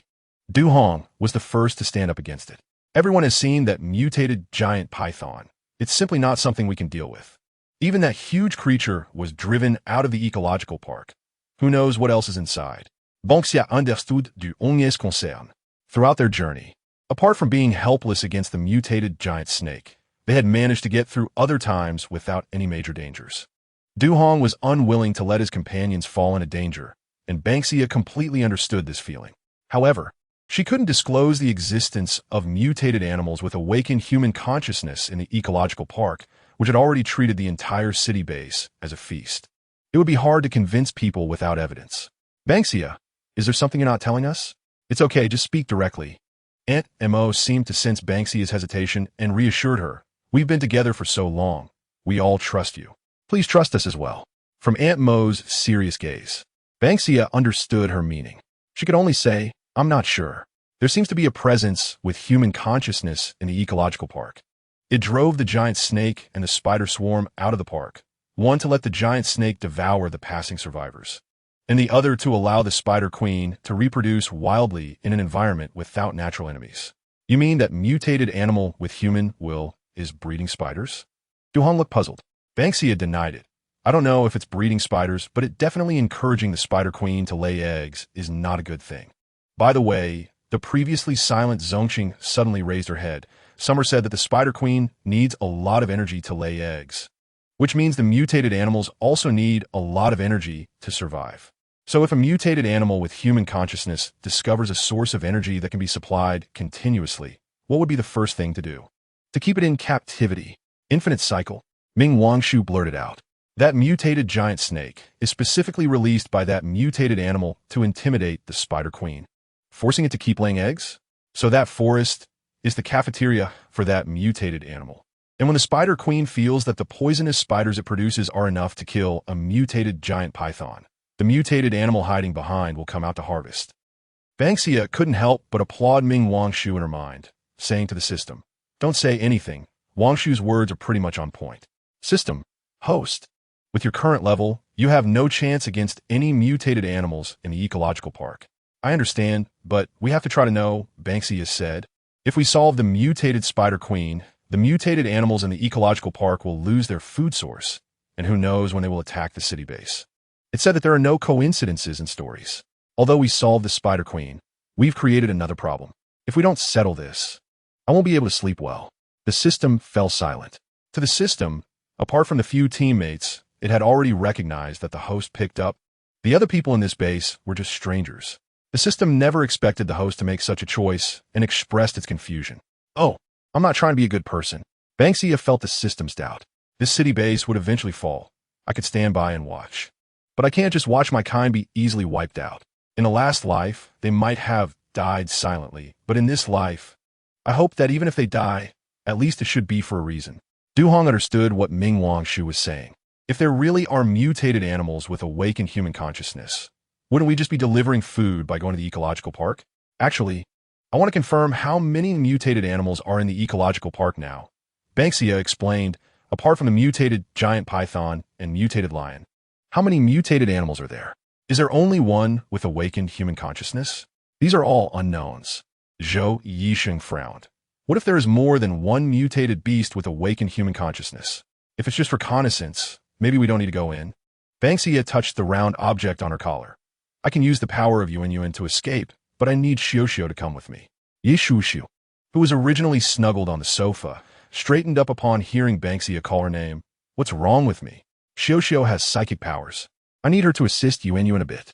Ban Xia explained in detail about Yuan's dream space. In this space, it can effectively confuse opponents. Previously, when An Mo and Yu Xingfeng went to find Yuan, they were indeed misled by Yuan's dream space.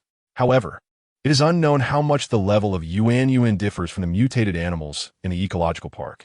Although Yuan's dream space has a fixed duration for confusion, mutated animals and humans are fundamentally different. I studied it carefully. If there is a psychic ability user to assist, Yuan's dream space can deepen the influence and extend the time. Upon hearing that Xiu was also going, Zhou Yisheng said, then I'll go too. No. The fewer people who go, the better. Ban Xia shook her head. Just me and Xiu is enough. Aunt Mo pondered for a moment. Ban Xia, are you planning to scout the ecological park before they arrive at the base? Yes. Following Wu Lai and the others would require hiding our strength, which is very inconvenient. Ban Xia said, I can quietly leave the base at night and also test how much influence Yuan's abilities have. Zongqing asked, Are you going to have Yuan release her abilities to cover the base at night? I don't agree with that. Why? It was rare to see Zongqing express an opinion, and Ban Xia straightened her expression to ask, is there something wrong? First of all, Yuan's abilities are merely deceptive and do not possess the ability to induce forgetfulness. Those who are deceived will eventually wake up, and there's no guarantee that someone with strong willpower won't be misled, Zongqing explained. Upon realizing that her abilities were underestimated, Yuan twitched at Ban Xia's collar in dissatisfaction. Ban Xia pressed it down. Yuan, don't be naughty. What Qingqing said makes sense. Zongqing didn't expect the plan to react so much, feeling like she had been caught talking bad about someone. However, Ban Xia signaled her to continue, and Zongqing bit her lip and continued. Secondly, it's hard to say that there won't be other special ability users hiding their identities in this base. If they notice Yuan, it will be harmful rather than beneficial for us. That's reasonable, but the base doesn't allow entry or exit at night. Doesn't that mean we can't leave? Ban Xia started to feel troubled. Zongqing secretly glanced at Du Hong and said, actually, we could let Brother Du open a way out from underground. I've seen that our villa has a basement. If we go a little further west, we can exit the base. Their villa is relatively more to the west. Indeed, very close to the outer wall. Ban Xia's eyes lit up as she looked at Du Hong. Brother Du, can we dig a tunnel? Chapter 53. Night Exploration of the Ecological Park, Part 2. The villa area was quiet in the deep night. In the spacious basement, Ban Xia and the others watched Du Hong use his abilities to turn the hard walls into soil. So amazing. Ming Wangshu couldn't help but say. Ban Xia looked at her and said, just like you can lower the temperature of water to form ice, Brother Du can also separate concrete into soil. However, Brother Du's abilities have been upgraded, so he can do it faster than you. I'm almost done here. You take little Xiao and follow me, Du Hong said. I'll send you out and then fill the soil back. He piled the separated soil at his feet and added, Wangshu, you walk at the back. I'll need your water abilities to help me when we come back. The others can just go to sleep. Okay. Ming Wangshu waved to Zongqing as she walked at the back. Qingqing, hurry and go back to sleep with Animo. Big Beauty, don't stay up late. Zhou Yisheng, standing nearby. Can't you see me, such a big person? Zongqing smiled without speaking, and Animo nodded. Be careful, we'll go up. Du Hong walked at the front, and thanks to Yi Xiuxiu's psychic abilities, they quickly reached the underground outside the base. Du Hong moved the soil above his head and crawled up first. He lifted Yi Xiuxiu, who was in Ban Xia's arms, and then pulled Ban Xia and the other person up one by one. Their location was right at the foot of the newly built city wall of the base, very concealed. In the deep night, only a few scattered guards occasionally patrolled the city wall, monitoring the situation outside. Ban Xia looked at the dark hole beneath her feet, not knowing what she was thinking. Ban Xia, I'll wait here with Wangshu. You guys go quickly and come back quickly. Du Hong didn't notice Ban Xia's unusualness and couldn't help but add, be sure to be careful. Ban Xia came back to her senses, picked up Yi Xiuxiu, and said, okay, I understand. Yi Xiuxiu also obediently tightened her grip around Ban Xia's neck, saying, I will be careful too. Watching Ban Xia and Yi Xiuxiu disappear into the darkness, Ming Wangshu and Du Hong leaned against the city wall to hide their figures. Du Hong cautiously sensed the situation at the hole to prevent the soil inside from collapsing and blocking the exit. Ming Wangshu suddenly asked, Du Ge, do you think if we humans can use our abilities to dig such a long tunnel underground, can those mutated animals suddenly emerge from underground? Just like the poisonous spider swarm that ambushed us before? Maybe, Du Hong replied absently, worried about Ban Xia and Yi Xiuxiu's safety. Tian Du Yi, what do you think those centipedes, loaches, and earthworms from before the apocalypse have become after the apocalypse? Ming Wangshu asked casually, not noticing Du Hong's unusualness. Du Hong replied without thinking, what could they have become? Either they went extinct due to failed evolution or evolved to become enormous. He realized something was wrong halfway through. The two stared at each other, and Du Hong said, you seem to have discovered something terrifying. Ming Wangshu swallowed hard. I also feel that. In another direction, Ban Xia, holding Yi Xiuxiu, approached the big door on the side of the ecological park under her guidance. Strange noises occasionally came from the overgrown bushes on both sides of the road, as if something was wriggling underground. Abandoned cars and buses were scattered on the road, and under the moonlight, zombies could occasionally be seen gnawing on corpses. Fortunately, Ban Xia had a ring that could isolate her breath, along with a round ability to confuse the zombies. They had to be especially careful at night, Otherwise, attracting the attention of zombies could easily result in being surrounded. She did not want to experience a massive escape in the middle of the night. Xiao, can you sense anything now? Ban Xia jumped onto a big tree. For some reason, she felt very safe standing on the tree. Ever since her affinity had increased, seeing greenery always made her feel close. Perhaps that was why she always wanted to get close to these big trees. Xiao spread her psychic power, and after a while, she gasped. What's wrong, Xiao? Ban Xia hurriedly asked. Xiao's small face looked a bit pale as she said, Sister, my abilities disappeared after entering the ecological park. Disappeared? What's going on? Ban Xia was momentarily perplexed. It's not that it disappeared. It feels like it was absorbed by something. Yes, it was absorbed. If I hadn't withdrawn quickly just now, I felt that thing could have drained all my psychic power, Xiao explained. It can absorb psychic power? What kind of ability is that? System, can you scan it? Ban Xia asked the system. The system replied, yes, but there are no specifics. Suddenly, a densely packed array of light spots appeared on the virtual screen in front of Ban Xia. Black, pitch black dots clustered densely on the map. Unlike the red dots representing zombies and mutated plants, the black dots representing mutated animals looked particularly terrifying. Some were concentrated in one place, while others were scattered.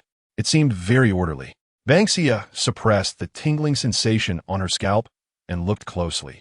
These black dots were actually of varying sizes and did not all appear to be completely black. On the east side of the ecological park, close to her, was a patch of black light that was impossible to count. To the south were two pitch black dots. There was one dot to the west and another to the south. What made Ban Xia most apprehensive was the area in the center of the ecological park. The outer layer of the black dots actually had a layer of red light. System, what does this mean? Isn't the mutated zombie animal represented by a red triangle? Ban Xia asked the system. The system replied, Host, the system suggests you leave here immediately. What's wrong? Ban Xia felt uncertain, and her grip on the tree trunk tightened slightly. Sensing Ban Xia's muscles tense, Xiao asked, What's wrong, sister? Ban Xia instinctively reassured her. It's okay. Xiao, let me think. Xiao did not ask further and just rested her arms around Ban Xia's neck. The presence that almost drained her psychic power had indeed frightened her a bit. The system said, Host knows that the previous Spider King was of royal level, right? Yes. Didn't you show me its panel before? Ban Xia was somewhat at a loss, wondering if there was a problem. The system continued. The mutated animals of royal level are displayed as black dots in the system's panel. The one with a black outer layer and a red layer is of a higher level than royal, the lord level. Ban Xia. The system added, The royal level Spider King is already something the host cannot deal with. The previous mutated Spider King merely appeared to have human-like thinking, whereas mutated animals of lord level possess human consciousness, and those evolving to the immortal level can transform into human form. Wasn't it said that they wouldn't become sentient? Ban Xia shuddered. So, the one we previously talked about that has human consciousness, is it? The system replied, It should be. It occupies the center of the ecological park, and there are royal level ones in each of the other 4 directions. The mutated giant snake and Spider King may have been driven out due to territory being taken away. But what are all these dense ones? Can they coexist? The system responded, They should have vast groups like the Spider King. The host has not noticed that those black dots are not all completely black. After looking at that patch of black again, Ban Xia thought. After looking at it for a long time, it's all just black. Forget it. As long as they aren't all difficult to deal with, it's fine.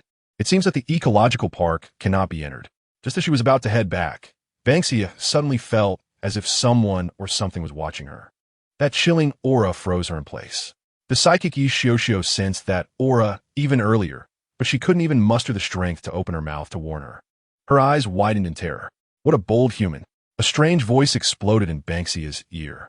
Ban Xia gritted her teeth and bit her lip, the pain stimulating her nerves. The moment she could move, she immediately had the ring wrap around her, and Xiao.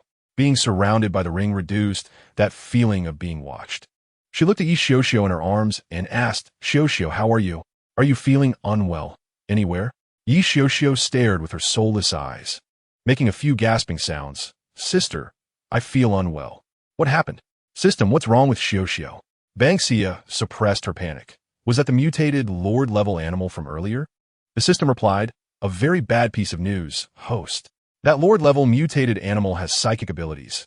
It sees Xiao as its food. Just before you had the ring surround you, it was pulling at Yi Xiaoxiao's psychic power. Huan's evolution level is currently not high, and the isolated aura can only be temporarily blocked. Host, we must leave immediately. Ban Xia decisively picked up Yi Xiaoxiao and said to Huan, tie me up and go find Du Ge and Wang Shu as quickly as possible. Okay, master. Vines unceremoniously wrapped around Ban Xia's waist, firmly tying her up within the encirclement of vines, and a round ball kept rolling in the night. The mental power tentacles extending from the ecological park lost their target and began to lash out angrily at the large tree where Ban Xia had just stood. Strange. Where did it go? The mental power tentacles climbed along the trunk, as if trying to confirm something. Suddenly, a burst of emerald green light emanated from the trunk, ruthlessly piercing the mental power tentacles like a sieve. The attacked mental power tentacles bounced off the trunk, circling the large tree with some frustration. The dense leaves swayed without wind, the rustling sound ringing like a warning bell to the mental power tentacles. The once robust mental power tentacles slowly shrank and wilted in the movement of the leaves. Before long, the mental power tentacles retreated into the ecological park at a rapid speed.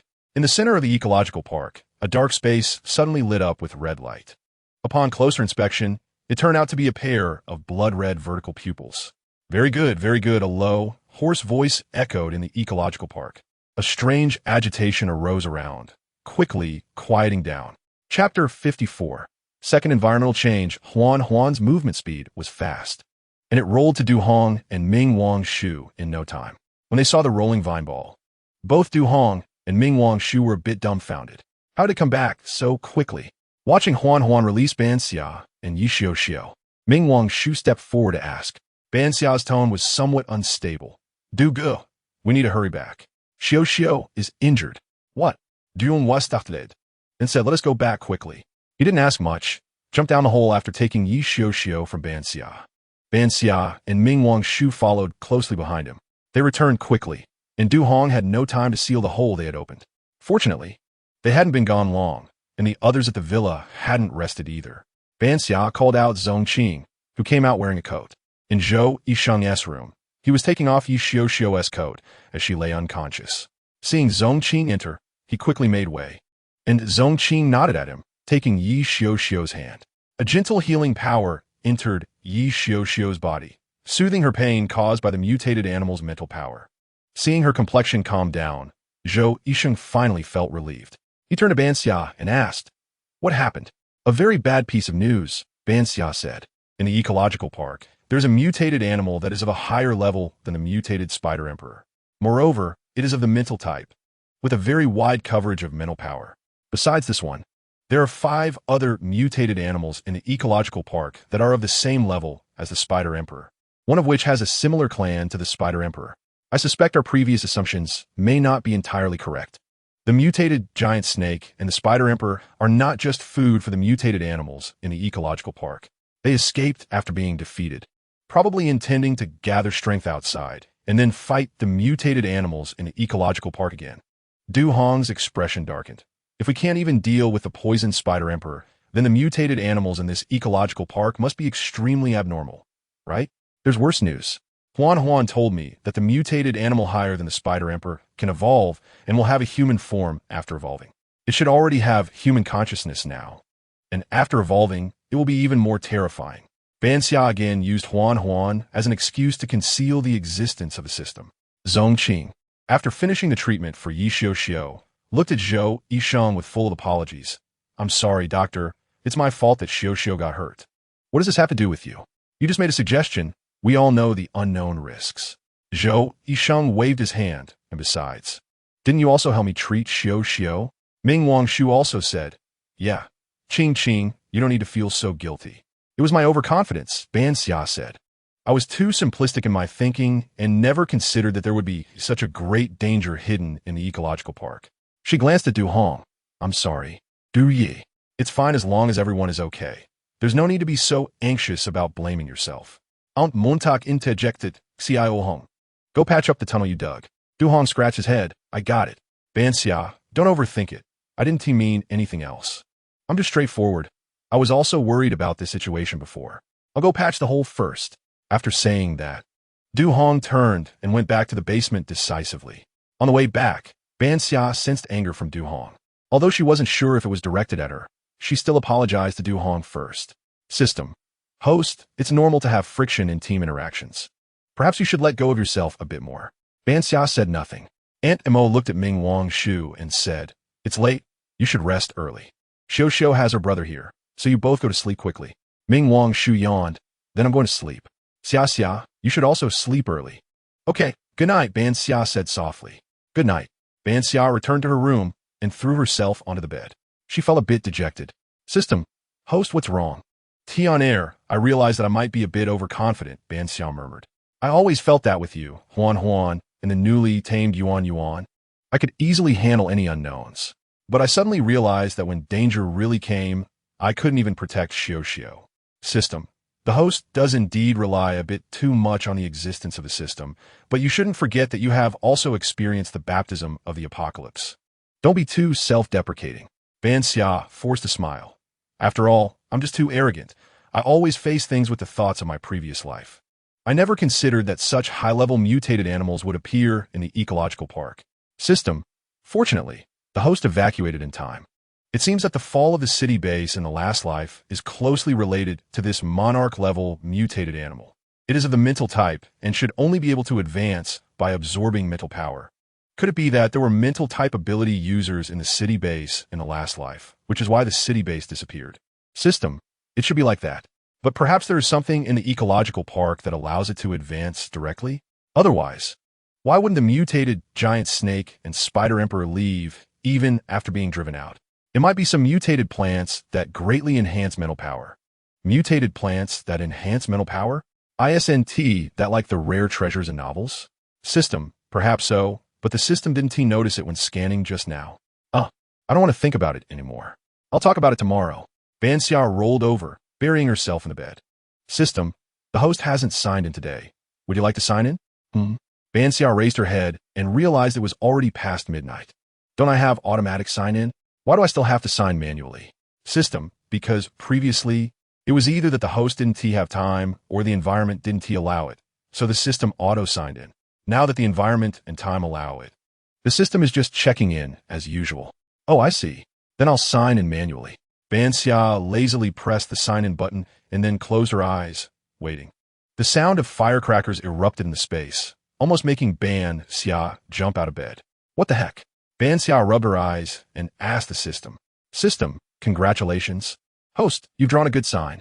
What? I'm lucky. Ban Xia stared wide-eyed at the spinning wheel, unable to believe what she was seeing. System. Host, you might want to check your backpack. Check the backpack? What happened to my backpack? Where are my rewards? Why are they gone? Ban Xia shot up in shock. Originally occupying a lot of space in her backpack, there were only 2 items left now. That strange sword tassel and that useless character card. Ban Xia was dumbfounded. How could so many rewards just disappear in thin air? System. It can't be that all the prizes were swallowed up. System. Due to the system upgrade, the backpack was refreshed, causing some items to be lost. This upper sign is the system's compensation to the host. Please don't be sad. I knew that you suddenly making me sign and wouldn't be anything good. Ban Xia looked at her nearly empty backpack with a gloomy face. What kind of system is this that can still lose things? I want to file a complaint. Complaint. System. Host level 2 low. Complaint failed. Ban Xia was so angry she was speechless. System. The host might as well look at the rewards from the upper sign. Look at what? Ban Xia gritted her teeth as the golden upper sign transformed into a leaf that landed in her palm. She lifted the golden leaf and saw a line of small text. Frost and snow fall on the sword's edge. What is this? Are we playing a guessing game? Ban Xia flipped the leaf over. The texture of the leaf was very peculiar, feeling cool to the touch, with clear veins visible on the surface. System. This is a summoning talisman. What kind of summoning talisman looks like this? Are you trying to fool me? Ban Xia said skeptically. System. When the system fell silent, Ban Xia asked again. Then how do I use this summoning talisman? Do I have to shout something? System. No, you just need to throw the leaf away. Throw it away. Ban Xia made a move as if to throw it now. System. Host, stop. Huh? Didn't you say I just needed to throw it away? System. It's a one-time use. I drew an upper sign, and it turned out to be a one-time use. Are you kidding me, system? What can the system do? The system was also speechless. who told the host to draw a one-time sword fairy. The probability of drawing a sword fairy is something the system couldn't determine if it was good or bad for the host. Ban Xia stuffed the leaf back in her backpack and asked warily, "It won't be lost again, right?" "System, it won't. Host can rest assured." "All right then, I'm going to sleep." Ban Xia lay back down on the bed and quickly fell into a deep sleep. The 3 prizes in her backpack lay quietly nearby. The next day, after getting up, Ban Xia immediately went to Zhou Yixing's room to see Yi Xiuxiu, who was being held down by Zhou Yixing to put on a thick sweater. "I don't want to wear it. It's too thick." Yi Xiuxiu protested strongly. Zhou Yixing patiently coaxed, "Xiuxiu, be good. You just recovered from your illness. It's getting colder outside. You should wear it." "It's getting colder outside?" Ban Xia walked over to the bed to help Zhou Yixing hold Yi Xiuxiu. Zhou Yixing quickly put the sweater on Yi Xiuxiu. Duga saw that it was snowing this morning and went to check our car. He said the temperature is 4 to 5 degrees lower than yesterday, so we should all wear more clothes. By the way, I forgot to bring you thick clothes," Ban Xia said as she took out a box from the space ring. Inside the box were several down jackets she had collected earlier, just right for now. Zhou Yixing looked at the box of clothes. "How come you have so many?" They hadn't collected many supplies on the way, and all of their clothes seemed to magically appear from Ban Xia's space. It wasn't surprising that she had women's clothes, but pulling out a bunch of men's clothes surprised Zhou Yixing and Du Hong. Ban Xia couldn't just say it was because the system collected a bunch of items without distinguishing between male or female or even size. "You all wear these for now. If it's not enough, I'll get you more." After Ban Xia finished speaking and was about to go deliver clothes to the other rooms, she suddenly heard a gasp from the living room. "Oh my, it's snowing harder outside." Chapter 55. Phantom offering Immortal butterfly outside the window. Heavy snow fell, and the wind carried the snowflakes, making a crisp sound as they hit the window. The roads were deserted, and the streets were quickly covered in thick ice and snow. The house was cold and bone-chilling without heating. Ban Xia took out heavy winter clothes and handed them to everyone. "Quick, put these on first. I'll see if there's a way to start a fire," she urged, looking at Yi Xiuxiu, whose little face was turning pale from the cold. Fortunately, the previous owner of this villa was quite luxurious, and there was a fireplace installed in the living room on the first floor. It hadn't been used for years and was sealed up, but Du Hong quickly unsealed the fireplace. A cloud of dust erupted from the dusty fireplace. Cough, cough, cough. But there were no charcoal embers inside. Du Hong checked and confirmed that the fireplace was fine. Animo came over. "There should be some stacked charcoal in the basement, right? I'll go take a look." "I'll go, Mom. You stay up here. It's definitely colder down there. I'll be back soon." After Du Hong said that, he ran towards the basement. The others huddled together, and even with thick winter clothes, they could still feel the chill penetrating through the fabric. "I'll boil some hot water. Everyone should take some cold medicine as a precaution." Ban Xia looked at everyone's pale faces. Getting sick now was no trivial matter. Zhou Yixing's expression was serious. "Later, I'll make some ginger tea, drink plenty." Okay. Ming Wangshu hugged Zhong Qing tightly. Even with thick winter clothes, Zhong Qing still looked very thin. She worriedly asked, "Qing, why are you so thin? How are you feeling now?" Wrapped in oversized clothes and embraced by Ming Wangshu, Zhong Qing only exposed her delicate little face. She smiled and said, "I'm fine, don't worry." Du Hong quickly returned, holding a handful of black charcoal. "I found a cabinet with charcoal in the basement, and there is quite a bit. I'll use this for now, and if it's not enough, I'll go get more." Du Hong tossed the charcoal into the fireplace. Animo was about to light the charcoal, but Ban Xia raised her hand. "Wait a minute, Animo, I'll have Huan check if the chimney is clear." Hearing her voice, Huan immediately dashed out from her wrist and climbed up the chimney. In no time, it returned covered in soot. Ming Wangshu carefully washed its leaves with water. "It's fine now, thank you," Animo Ban Xia said to Animo. Before long, flames ignited in the fireplace. Ban Xia dragged the sofa and chairs in front of the fireplace. "Let's all sit down and warm up. It'll be cozy in a bit." Zhou Yixing placed Yi Xiuxiu on the sofa. "I'll go upstairs to bring down some blankets." "Xiuxiu, wait for me here." Ming Wangshu squeezed Zhong Qing next to Yi Xiuxiu. "Qing, you and Xiuxiu squeeze together. It'll be warmer." Zhong Qing smiled and hugged Yi Xiuxiu. "Okay. Hee. Qing's sister smells nice," Yi Xiuxiu said as she leaned into Zhong Qing's embrace. Du Hong also ran back upstairs to bring down a blanket for Animo. Ban Xia looked and took out a few soft sofas from her space ring. "The chairs are too hard. It's more comfortable to sit on the sofa." Let us all warm up by the fire. I'll go get some hot water. Seeing Zhou Yisheng coming over with a blanket, Ban Xia said, Doctor, can you help me prepare some cold medicine for everyone? Sure. Zhou Yisheng handed the blanket to Zhong Qing and turned to follow Ban Xia into the kitchen.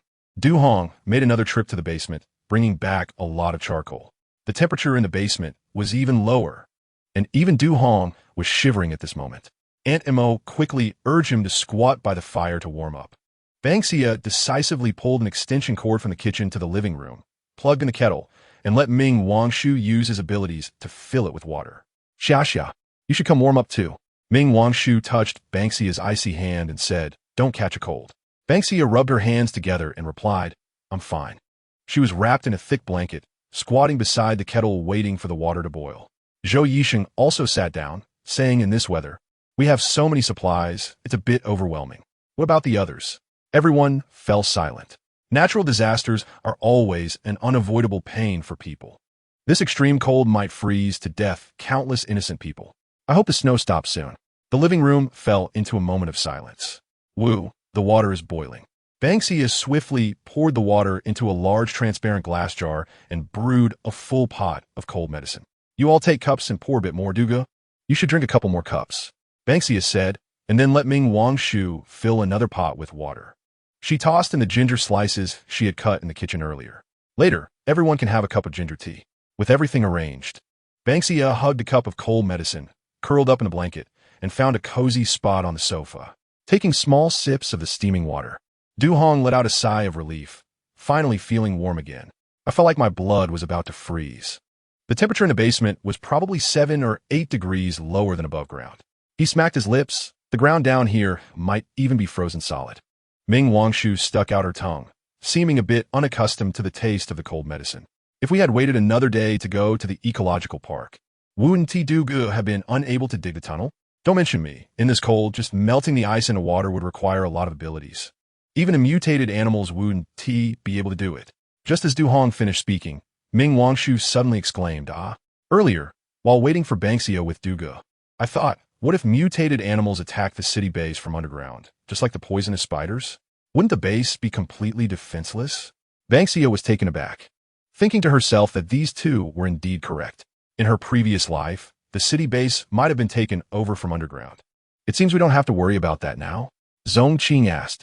Aunt Mo had already finished a cup of cold medicine and was preparing for Zhou Yisheng to pour her a cup of ginger tea. The snow will stop eventually, right? There might still be danger in the future. Hard to say, Ban Xia sighed. System, was there also a temperature drop like this at this time in the last life? Her memory became a bit hazy. Or was I hiding at this time in my previous life? System, no. The second temperature drop in the last life occurred in the second year after the apocalypse. At that time, the host had not yet encountered Chang Nanxing and was hiding in the city with the help of the Ji family. So that's how it was. Ban Xia lowered her head, not knowing what she was thinking. After a while, she moved her somewhat numb legs. Raising her head, she found Zhong Qing had fallen asleep on a sofa with Yi Xiuxiu and Ming Wangshu, while Du Hong leaned against the sofa with his eyes closed. Zhou Yisheng sat by the fireplace, staring at the ceiling, lost in thought. Upon hearing the noise, he looked over at her. She didn't see Aunt Mo. She shot Zhou Yisheng a questioning look. Zhou Yisheng pointed in the direction of the bathroom. Ban Xia, come over here. Aunt Mo's somewhat uncertain voice startled the sleeping people. Ban Xia stood up. Her long period of curling up had made her legs a bit numb. She staggered a few steps before steadying herself, tossing the blanket onto the sofa and jogging over. Aunt Mo stood by the bathroom window, pointing at the surrounding wall. Look, what is that? Ban Xia followed her pointing direction and saw something slowly waving on the wall amidst the swirling snow. Unlike the pure white snow, it had a dazzling and striking color, a beautiful hue she had never seen before. It flickered in and out of view, seeming to be both solid and ethereal at times. Doesn't it look like butterfly wings? Aunt Mo asked uncertainly. Du Hong, who had rushed over, saw the blurry scene from his height and exclaimed, Are there butterflies that big? A warning bell rang in Ban Xia's mind. System, scan it. System, please wait. With a beep, a virtual light screen appeared before Ban Xia's eyes. Name, illusory immortal butterfly. Monarch-level mutated creature in evolution. Level.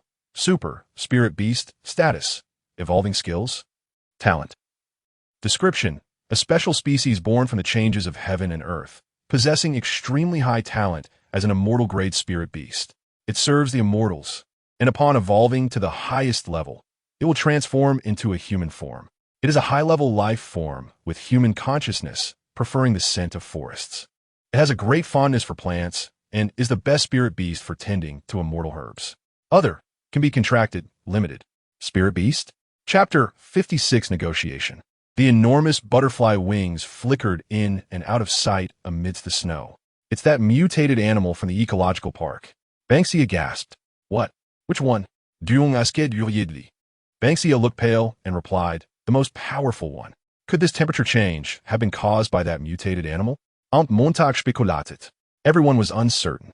After the butterfly wings flickered outside the wall, they disappeared quickly, as if it had been an illusion.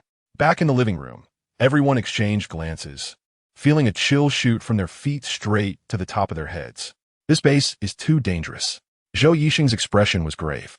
The distance from here to the ecological park is practically non-existent for mutated animals, and we can't guarantee that there aren't any other flying mutated animals besides that butterfly. Ming Wangshu nodded in agreement. Yeah, that big butterfly wing looks so beautiful. Isn't there an old saying that the prettier something is, the more dangerous it is? Xia said it's the most powerful in the ecological park, so it must have some extraordinary abilities. For the first time, Ban Xia felt that staying here was an extremely unwise decision. Do you think we can drive away in this weather? Ban Xia asked. Du Hong shook his head. Of course not. The snow outside is very thick. Walking is already a problem, let alone driving. The key is when this snow will stop. Until it does, we can't leave no matter what. Just when they felt a bit hopeless, the system suddenly spoke to Ban Xia. Host. You don't need to worry for now. The immortal butterfly just transformed its mental power into a butterfly shape. It won't come out in the snow. It hates snow. What? Ban Xia felt a glimmer of hope. System. The immortal butterfly has a very fragile body. It loves sunshine and gentle breezes. It absolutely detests snow, so it will never appear when it snows.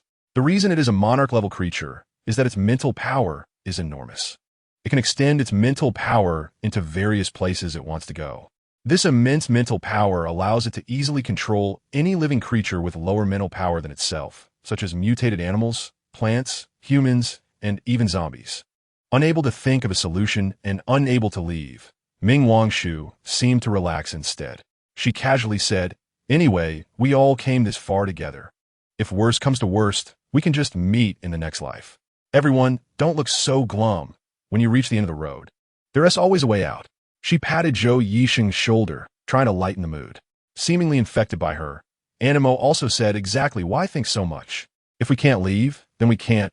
What if it's just passing by? The frozen atmosphere suddenly thawed, pushing Zongqing and Yi Xiuxiu back onto the sofa. Ming Wangshu waved. Du, come add some coal, or the fire will go out soon. Hey, I'm coming, Du Hong said, always simple-minded and without thinking much. He went over to pile coal into the fireplace across from Ming Wangshu. Aunt Imo shrugged at Ban Xia and Zhou Yixing. Then I'll go warm myself by the fire. Ban Xia, Zhou Yixing. What's wrong with these people? Don't they consider escaping a top priority? Ban Xia and Zhou Yixing exchanged glances. Doctor, are you worried about the parents in the city? Ban Xia asked suddenly. Zhou Yixing replied instead. I'm really not worried. My parents always have guards with them, and they live in a military district. Even if someone turns into a zombie, it should be controlled quickly. I'm just worried that we won't be able to get home quickly. This was the first time Zhou Yixing mentioned his family background, and it was surprising to find out he grew up in a military compound. Ban Xia thought for a moment and said, let's talk to the base leader again when the snow stops. If they're willing, it would be best for them to leave here as soon as possible. The base is already mostly established, and it would be nearly impossible for them to relocate in this weather, unless we have concrete evidence to prove that the risks here are high. Zhou Yixing looked at the snow outside, which showed no signs of letting up, hoping that the mutated animals in the ecological park were too affected by the heavy snow to pose a threat to the base for now. The sky remained gloomy, and concerned about the indoor electricity, the few of them tacitly moved the mattresses to the living room. After all, the living room was spacious and empty, and it was more than enough to lay out 5 or 6 mattresses side by side. Fortunately, Ban Xia had been charging the portable generator she collected with solar panels, so there wouldn't be any issues in the short term. At 10 o'clock noon, After snowing for a full 4 hours, the snowfall gradually lessened. However, the weather was still bad, and visibility remained poor. Ban Xia cooked a large pot of hot pot in the kitchen, mixing meat, vegetables, and noodles together. She scooped a big bowl and distributed it to everyone. Since there were beds in the living room, they didn't cook there. Everyone took their food outside to eat. Du Hong carried a full bowl, saying, "Who cares about the taste in the apocalypse? Haha. Hey, if it weren't for Ban Xia hoarding supplies and Wang Shu having water powers, I bet you wouldn't even want to wash up." Aunt Mo followed closely behind, unceremoniously criticizing him. Zongqing and Ming Wangshu exchanged amused glances. Thinking how Du Gu always managed to provoke, Aunt Mo don't mind him. This is just Aunt Mo's love for Du Gu, huh? Ming Wangshu winked at her. When Ban Xia turned off the fire and left the kitchen with her bowl, she saw Du Hong being chased to the side of the fireplace by Aunt Mo, pitifully squatting there, eating while watching the coals. The air was filled with a faint peppery smell, not too strong. Ban Xia estimated that they would soon forget this, so she felt at ease eating her lunch. After the meal, the snow finally stopped. Ban Xia walked to the door to check. The snow had already covered the area below the windowsill. It should be up to my knees. She estimated her height and told everyone. Who knows when this temperature will melt the snow? Du Hong exclaimed, "Should we go out and shovel the snow?" Animo walked over. "I can use my powers. This will be a good opportunity to practice. Using fire powers to shovel snow would definitely be effective." Ban Xia thought it was a good idea. So, she said, "Then Animo and Du Gu can go clear the snow in front of the garage." Animo and Du Hong both replied, "Okay, no problem." Ban Xia, are you planning to see the base leader now? Zhou Yixing asked as he noticed Ban Xia placing the blanket draped over her on the sofa. Ban Xia replied, "Yes, I want to communicate with the base leader while there are still no casualties at the base. I'm worried that if I wait too long, the base leader will get busy. You can see how heavy the snow is and how low the temperature is. I'll go with you," Zhou Yixing said without hesitation. Following her, Ban Xia didn't refuse. She opened the living room window and let Huan Huan out. Huan Huan flattened the snow at the door. "Okay, master." Huan Huan obediently spread its vines, heavily pressing down on the accumulated snow at the entrance. In no time, it cleared a path at the door. Ban Xia pushed the door open, and a biting cold rushed in. She shivered violently. "Are you okay?" Zhou Yixing asked. "Not too good," Ban Xia replied, quickly calling Huan Huan back and rummaging through its space to pull out a scarf and hat, handing them to Zhou Yixing. She wrapped herself up like a ball. Once her ears and face lost the feeling of being cut by a knife, she said, "It's much better now." The two left the villa area without much difficulty under Huan Huan's guidance. The crunching sound came from beneath their feet. Walking through the snow was somewhat challenging. After walking for a while, they finally felt their bodies becoming less stiff. The base leader lived in a well-equipped building in the city. When Ban Xia first entered the base, she heard that this building was prepared by the Ji family for a branch office. But the apocalypse hit just as it was completed and before it could be put to use. Since it was unoccupied and built very solidly, it became the office and living space for the base leader after the apocalypse. The building was quite tall, with 32 floors. However, the base leader only occupied the top 2 floors, while the 30 floors below were given to the military stationed in the suburban area and the ecologists who later escaped from the ecological park. Surrounding the building were other relatively intact structures, though some windows were broken and there were traces of blood. Ban Xia guessed this was caused by someone turning into a zombie in the office building after the apocalypse, but overall, the level of damage in this area wasn't high. This might be related to the timing of the apocalypse. There weren't many people in the office building during the holidays. Once they reached the main road, Ban Xia let Huan Huan return to her hand, and she and Zhou Yixing trudged through the snow, alternating between deep and shallow steps. By the time they arrived in front of the base leader's building, she felt her legs were about to give out. Zhou Yixing was also panting. "It feels like climbing a mountain." Wiping the sweat from his face, Ban Xia struggled to knock on the big door. "Is anyone there?" she shouted while knocking. After a long wait, a trembling voice came from inside. "Who? Who is it?" "We came from the villa area in the west. I need to see the base leader about something important." There was a moment of silence inside before they heard some rustling sounds. The door was pulled open just a crack, revealing a pale, unfamiliar face. "How did you get here? Hurry in." Ban Xia and Zhou Yixing quickly sidestepped and squeezed through the gap. Once inside the building, Ban Xia could see that the person who opened the door was a soldier wrapped in a military coat. The lobby of the building was empty. and the temperature was actually a few degrees colder than outside. The base leader is on the top floor. The soldier pointed to the nearby elevator. Seeing the elevator still operational, Zhou Yixing asked, "Is there still power in the building?"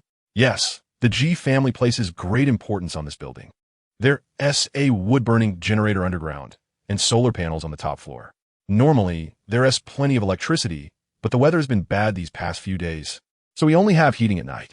After hearing the soldier's explanation, Ban Xia nodded. After all, it was a 30-plus story building, and the daily power supply must be considerable. Choosing to supply power only at night to ensure adequate rest was indeed a good way to save electricity. But it must be tough for the people during the day to endure the cold. After chatting briefly with the soldier, Ban Xia and Zhou Yixing took the elevator, which was moving very slowly.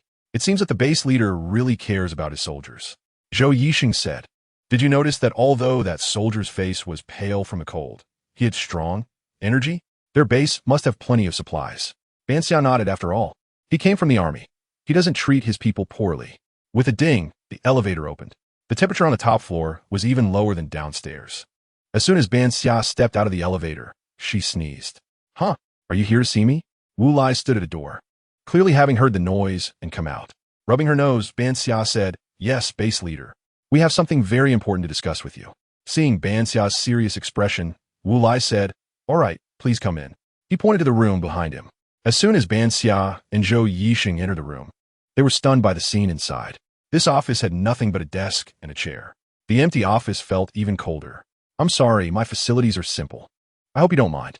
Seemingly aware of their surprise, Wu Lai said a bit shyly, "There were originally some office desks and chairs, but I had them moved out to be put together as beds.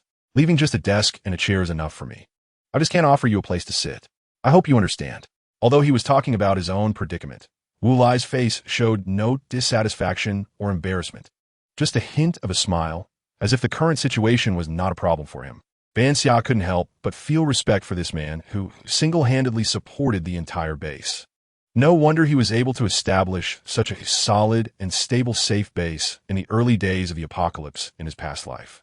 He truly deserved the title of base leader. If it weren't for the mutated animals in the ecological park, this person would surely shine in the later stages. Chapter 57, Negotiation Breakdown. "Let's just stand and talk," Ban Xia thought, wanting to resolve the matter quickly without wasting time. She straightforwardly told Wu Lai about the mutated animals approaching the base that she saw when it snowed today, emphasizing the danger of these mutated creatures. "My brother specifically asked me to come and communicate this matter with the base leader. He is monitoring the situation outside the walls and cannot come over." By the time she got here, she had already discussed with Zhou Yixing what to say about why it was just the two of them coming over. After all, their team leader was Du Hong, and it was indeed a bit unstable to leave such an important matter to Ban Xia, a girl. Keeping the ability users in the villa area to monitor and sending her younger siblings over to report made sense. After all, this was a family workshop-style team. Everyone had relationships and wouldn't easily abandon one another. Wu Lai's expression grew more serious as he listened to Ban Xia's description. He and Yu Xingfeng both felt that Ban Xia's team seemed quite extraordinary, so they didn't think she was exaggerating. Zhou Yixing occasionally chimed in. "We discussed it before. The base leader planned to send someone to investigate the ecological park, and I suggest you abandon that idea." "I understand. I won't easily let my people approach the ecological park without absolute strength," Wu Lai replied decisively. Ban Xia said, "No, base leader. What we mean is that this base cannot be kept. We must evacuate as soon as possible. Impossible." Before Wu Lai could respond, a sharp scream came from behind them. A petite woman wrapped in heavy military clothing rushed in and bumped into Ban Xia. Ban Xia stepped back 2 steps to steady herself, only to see Donginen's face, frozen and red, glaring at her fiercely. "What nonsense are you talking about?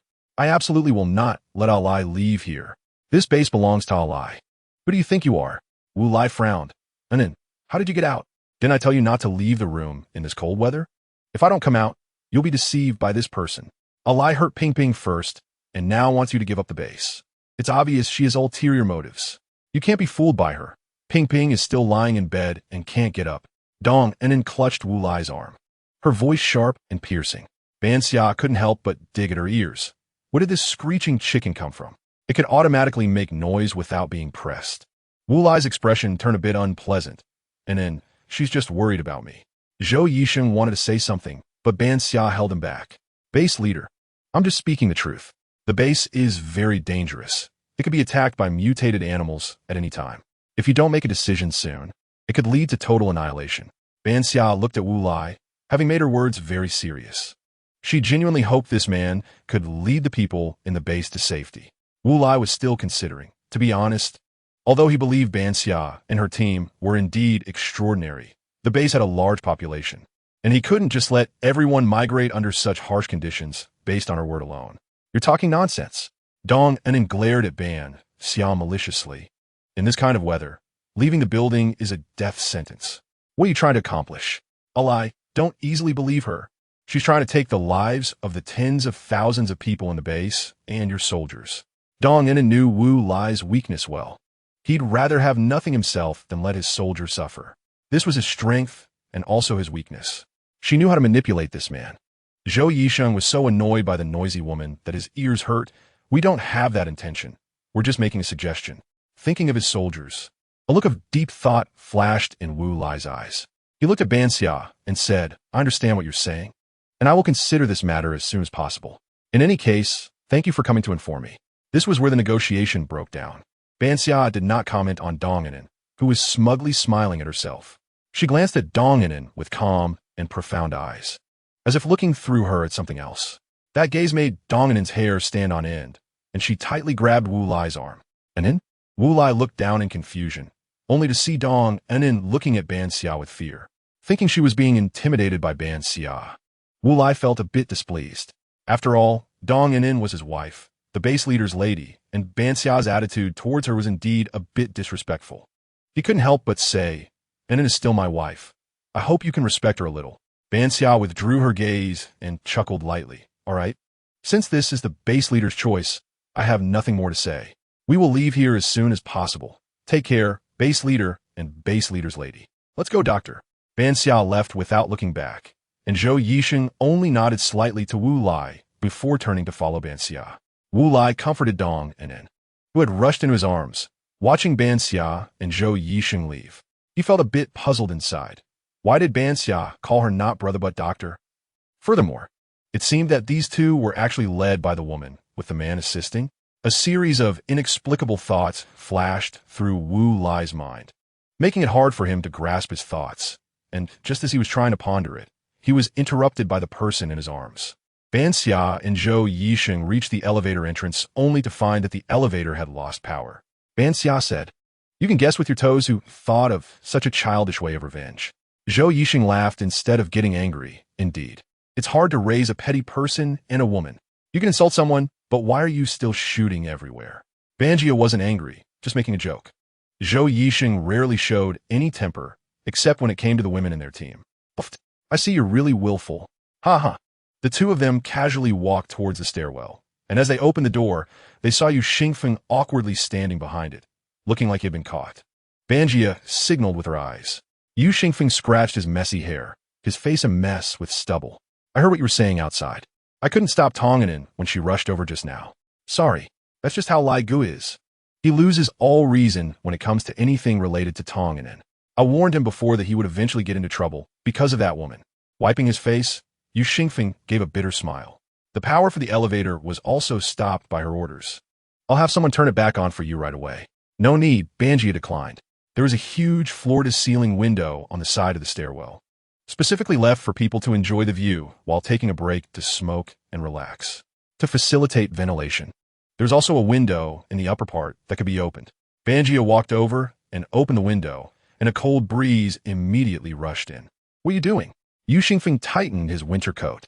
Of course, I'm leaving. She pulled Zhou Yisheng, who was a bit confused and in Yu Xingfeng's stunned gaze. A huge green vine detached from her wrist.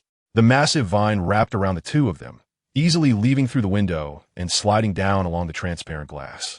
Along the way, it wrapped them in the vine to shield them from the wind, which was quite considerate.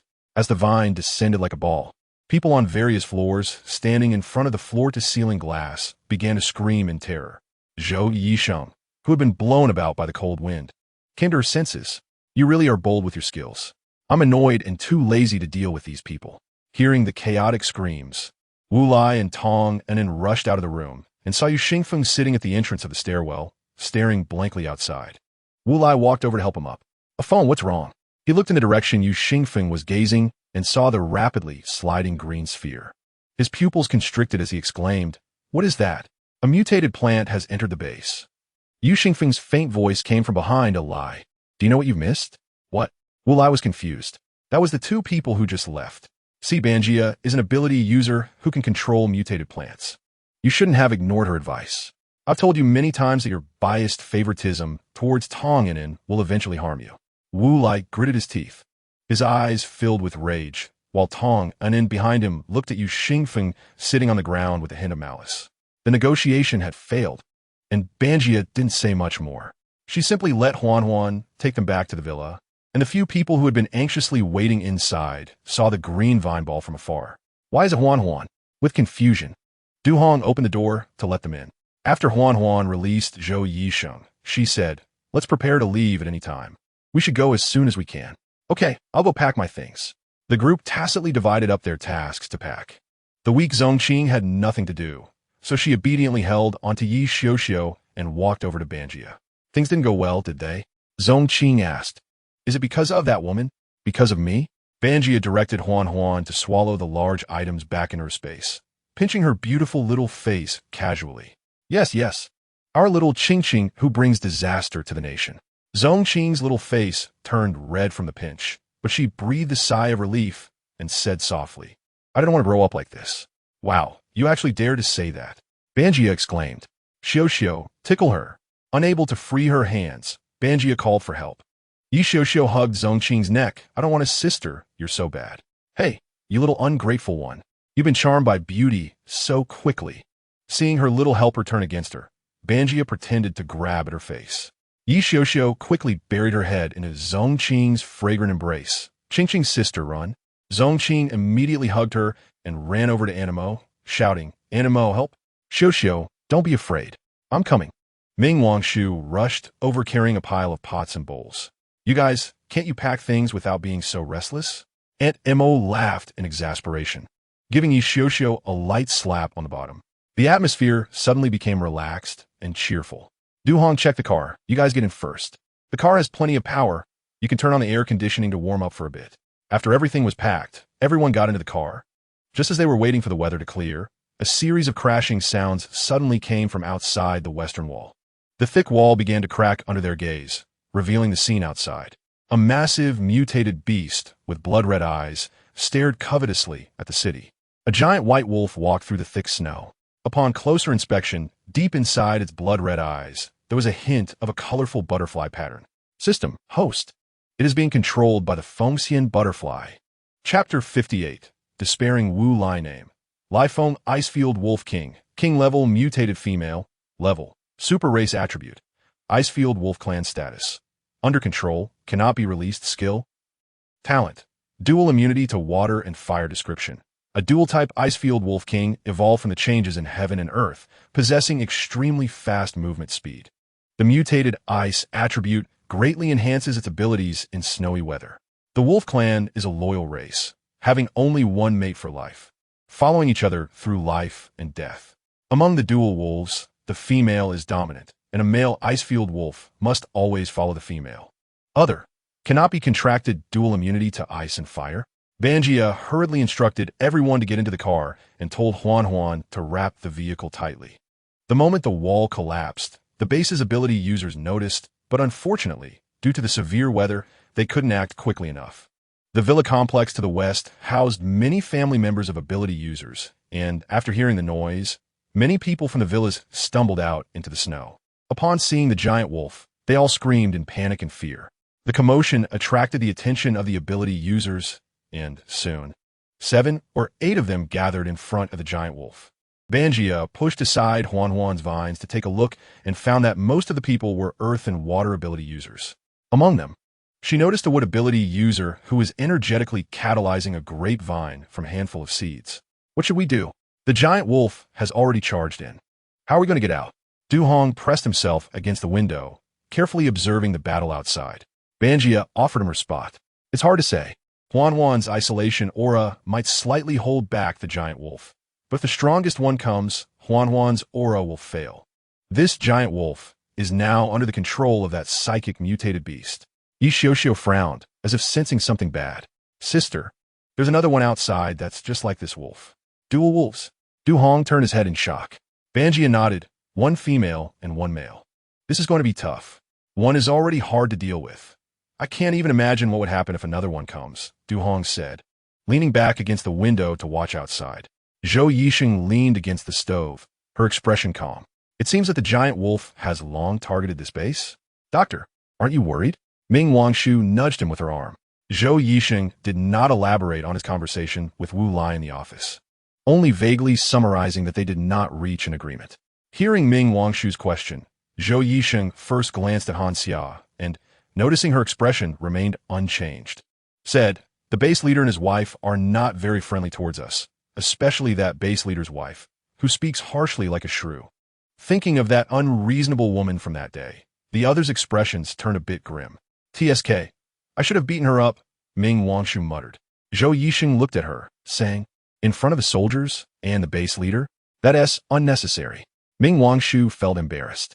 Outside, the ability users were desperately trying to stop the giant wolf's advance. But unfortunately, their water abilities had no effect on the giant wolf's fur. Earth ability users could only create obstacles with the ground, but the giant wolf, though large, was very agile, and those traps were completely ineffective against it. The giant wolf opened its bloody mouth and shot out countless ice arrows. An ability user caught off guard was instantly turned into a sieve, dying a tragic death. The corpse that fell to the ground was mercilessly trampled into the snow by the giant wolf, leaving a pool of blood on the snow. Stunned by this bloody scene, the previously resisting ability users scattered in all directions. Behind where they fled was the villa area where their relatives lived. Watching all this from the car, Han Xia and the others seemed to hear the screams coming from the villa area. So, are we just abandoning our family? Ming Wangshu asked blankly. At the beginning of the apocalypse, she was always with her parents, and even when captured by Old Black and the others, her parents were killed to protect her. They never considered abandoning their daughter, nor did she consider abandoning her parents. Seeing the scene suddenly made her eyes turn red and tears well up. It's normal. After the apocalypse, human nature will be maximally amplified, and everyone becomes selfish. Zhou Yixing had seen many such scenes while fleeing with his sister, and he instinctively wrapped his arm around Ming Wangshu's shoulders to comfort her. They were unfortunate because the apocalypse had come, and those weak, without powerful abilities could only struggle to survive in such chaos. They were also fortunate because they were saved by Han Xia. Encountering an existence like Han Xia, that was like a cheat. Du Hong glanced at Aunt Imo and then looked at the giant wolf rampaging outside, gritting his teeth without speaking. The giant wolf is very sensitive to scent, specifically attacking villas with humans. Fortunately, Han Xia and the others were spared due to Huan's protection. They then saw the giant wolf stomp down and collapse a villa, with blood flowing from the ruins. A sight too horrific to bear. The people inside the villa didn't even have a chance to escape before being trampled into meat paste. Zhongqing tightly closed her eyes, no longer looking outside. Just as these sounds continued, a roar came from afar. Stop! Stop! It was Wu Lai, accompanied by Yu Xingfeng and elite soldiers from the army. Rushing over, seeing the tragic scene before him, Wu Lai's tall body couldn't help but tremble. It was at this moment he felt how insignificant and fragile humans were in the face of mutated beasts. The base leader has arrived, along with Yu Xingfeng. There were also quite a few soldiers behind, looking like they had abilities. Du Hong relayed the situation outside. Wow. I thought there were only earth or water abilities in their base to protect so many people. It turns out their biggest reliance is in his troops. Wu Lai himself is a lightning ability user.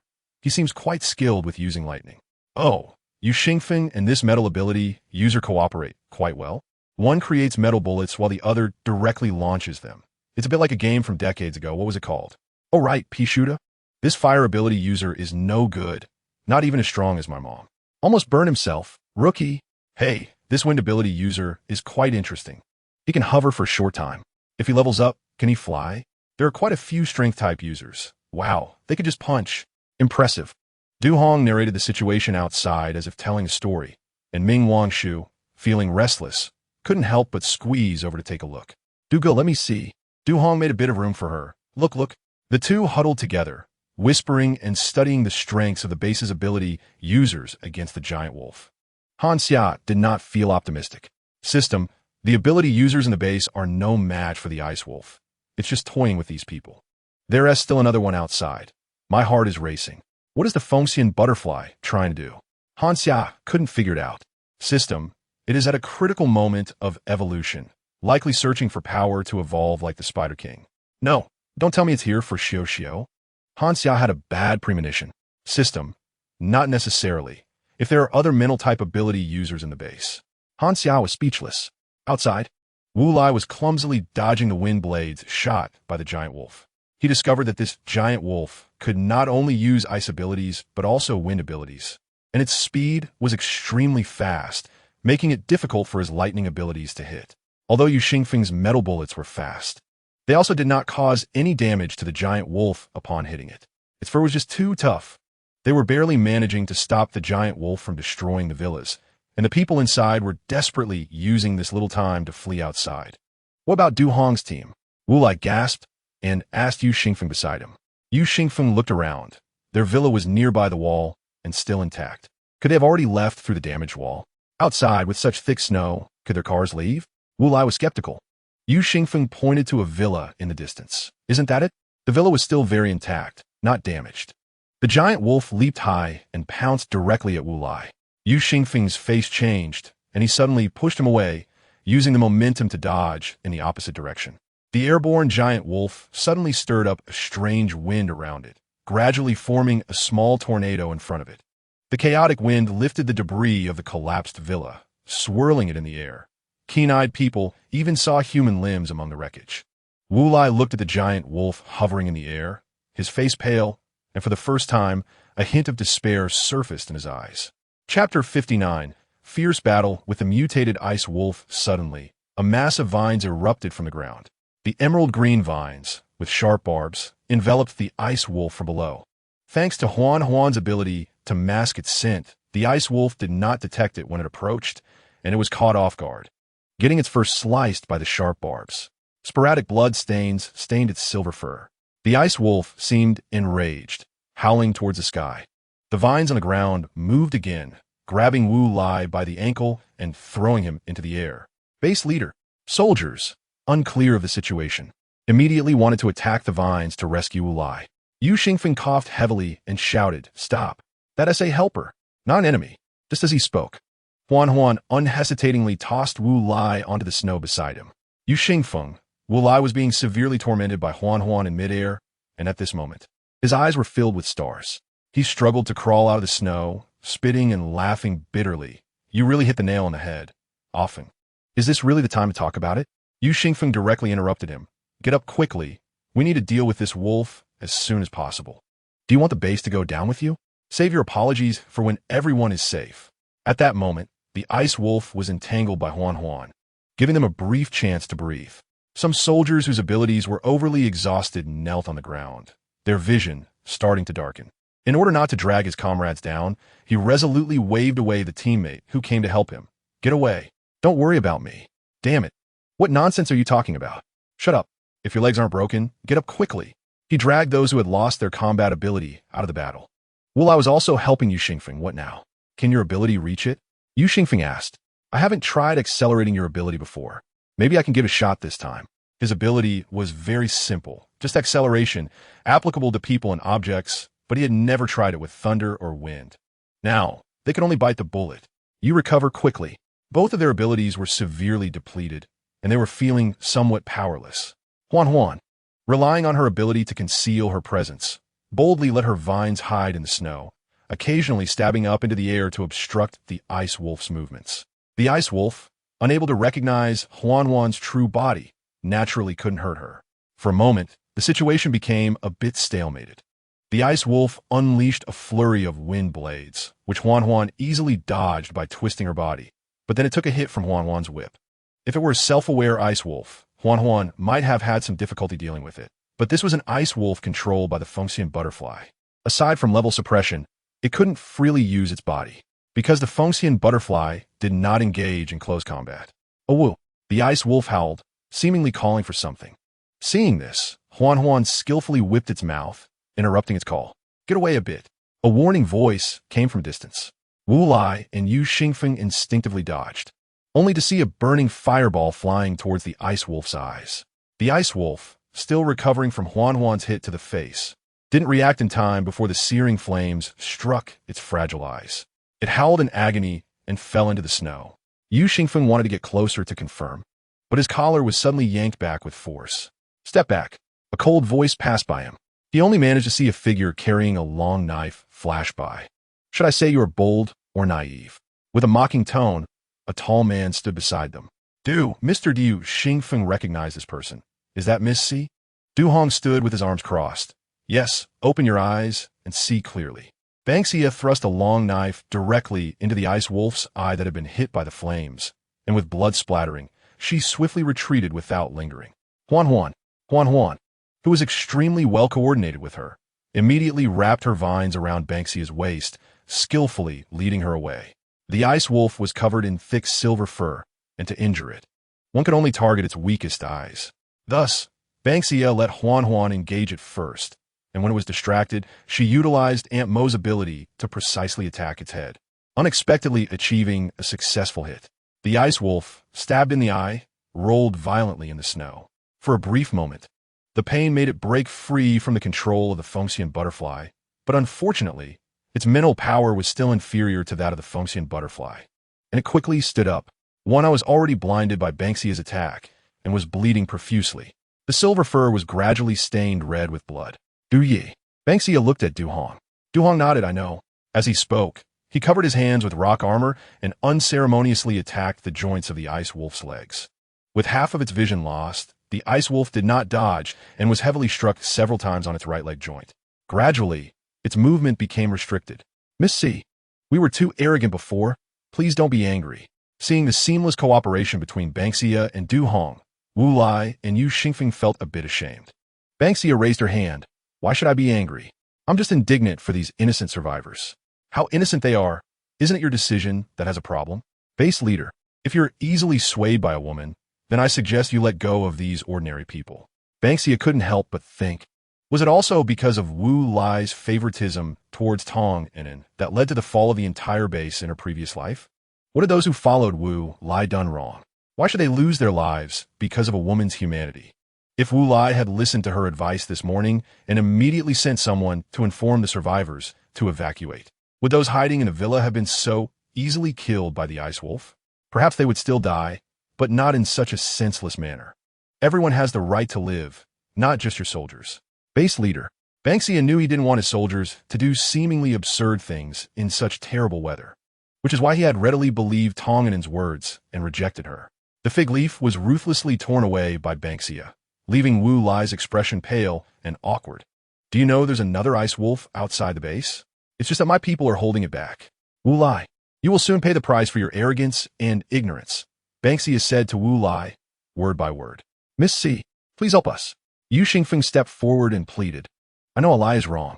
We don't seek your forgiveness, but we ask you to save the others in the base. Just like you said, they are all innocent. Looking at the panicked survivors rushing out of the villa, Ban Xia's expression was unfriendly. If it weren't for them, I wouldn't have acted. Ching, heal them. We need combat power. Ban Xia looked back at them, her tone gentle and soft. The two turned around to see a stunningly beautiful woman walking through the snow, her heavy cotton coat not at all hindering her otherworldly beauty. She smiled slightly at Ban Xia behind them. Okay, Xia. Then, with a cold expression, she walked in front of the two, seemingly disdainfully extending two pale, almost transparent fingers to press on their hands. A gentle and harmless power surged into their bodies, instantly sweeping away the fatigue and weakness caused by excessive ability consumption. This woman, who was beautiful beyond recognition, was actually a super rare healer. After seeing the two's complexion improve, Zhongqing eagerly retracted her fingers and, with Huan's help, came to Ban Xia's side. She linked arms with Ban Xia, her stunning little face leaning close to Ban Xia's eyes. Xia, Yuan has already released the dream space for Wang Shu and the others over there. That male wolf is trapped in Yuan's space, dreaming of something unknown. I just don't know how long Yuan can hold it. Aunt Mo's intention is for you to resolve this side quickly. If the two wolves meet, it might be difficult to handle. Ban Xia touched her face. noticing it was a bit cold. Are you okay? Did you get frozen when Huan Huan brought you over? She had left Huan Huan's vines on everyone, which would bring them to her side when needed. The only downside is that the connection between the vines is inaudible to them. Right now, Ban Xia's only hope is to sign in for a prop that can help her team understand what Huan Huan is saying. I'm fine. Huan Huan is shielding me from the wind. Zongqing raised her hand, a vine wrapped around her delicate wrist. I don't know if Huan Huan also likes beautiful people, but the vine on Zongqing's wrist was particularly lovely. The colorful little flowers among the scattered vines gently swayed in the cold wind, occasionally brushing against her skin like a gentle gentleman's kiss. Wu Lai and Yu Xingfeng, who had recovered, looked at the two of them with complex expressions. Miss C, I didn't expect you to be so deep and hidden. There are many things you didn't expect, Ban Xia replied coldly. Over there, Du Hong shouted, Ban Xia, come help me. This damn wolf seems a bit off. The group looked over to see the ice wolf being chased and hammered by Du Hong, its fur standing on end, looking from a distance like a puffed-up pufferfish. The one eye that wasn't gouged out was blood red, almost dripping with blood. The ice wolf opened its mouth, and a wave of heat spewed out. Du Hong realized something was wrong and turned to run. Ban Xia had Huan Huan block the ice wolf, protecting Du Hong as he retreated to their side. The air around the ice wolf seemed to solidify as it took a step forward. Just as Ban Xia was about to remind everyone to be cautious, the ice wolf suddenly spoke. Human, you're truly special. Chapter 60, The Void Space of the Fengxian Butterfly. It can talk? Wu Lai and Yu Xingfeng were stunned to encounter a speaking mutated beast for the first time, and both felt a bit overwhelmed. Can't you stay calm? It's the apocalypse. Nothing is strange anymore. Who knows when mutated animals will turn into humans? Du Hong stood aside, looking disdainfully at the two. Ban Xia looked at the ice wolf. Fengxian butterfly? You know my name? Sure enough, it seemed the ice wolf was speaking, but in fact, it was the Fengxian butterfly controlling the ice wolf to communicate with them. It was you who came to the ecological park that night, human. Through the ice wolf's eyes, the Fengxian butterfly looked at Ban Xia. Ban Xia did not deny it. Yes, I didn't expect you to be so alert. I was very careful, yet you still discovered me. Since you know my name, you should know that nothing can escape my mental powers coverage. As long as I want, I can see anywhere at any time.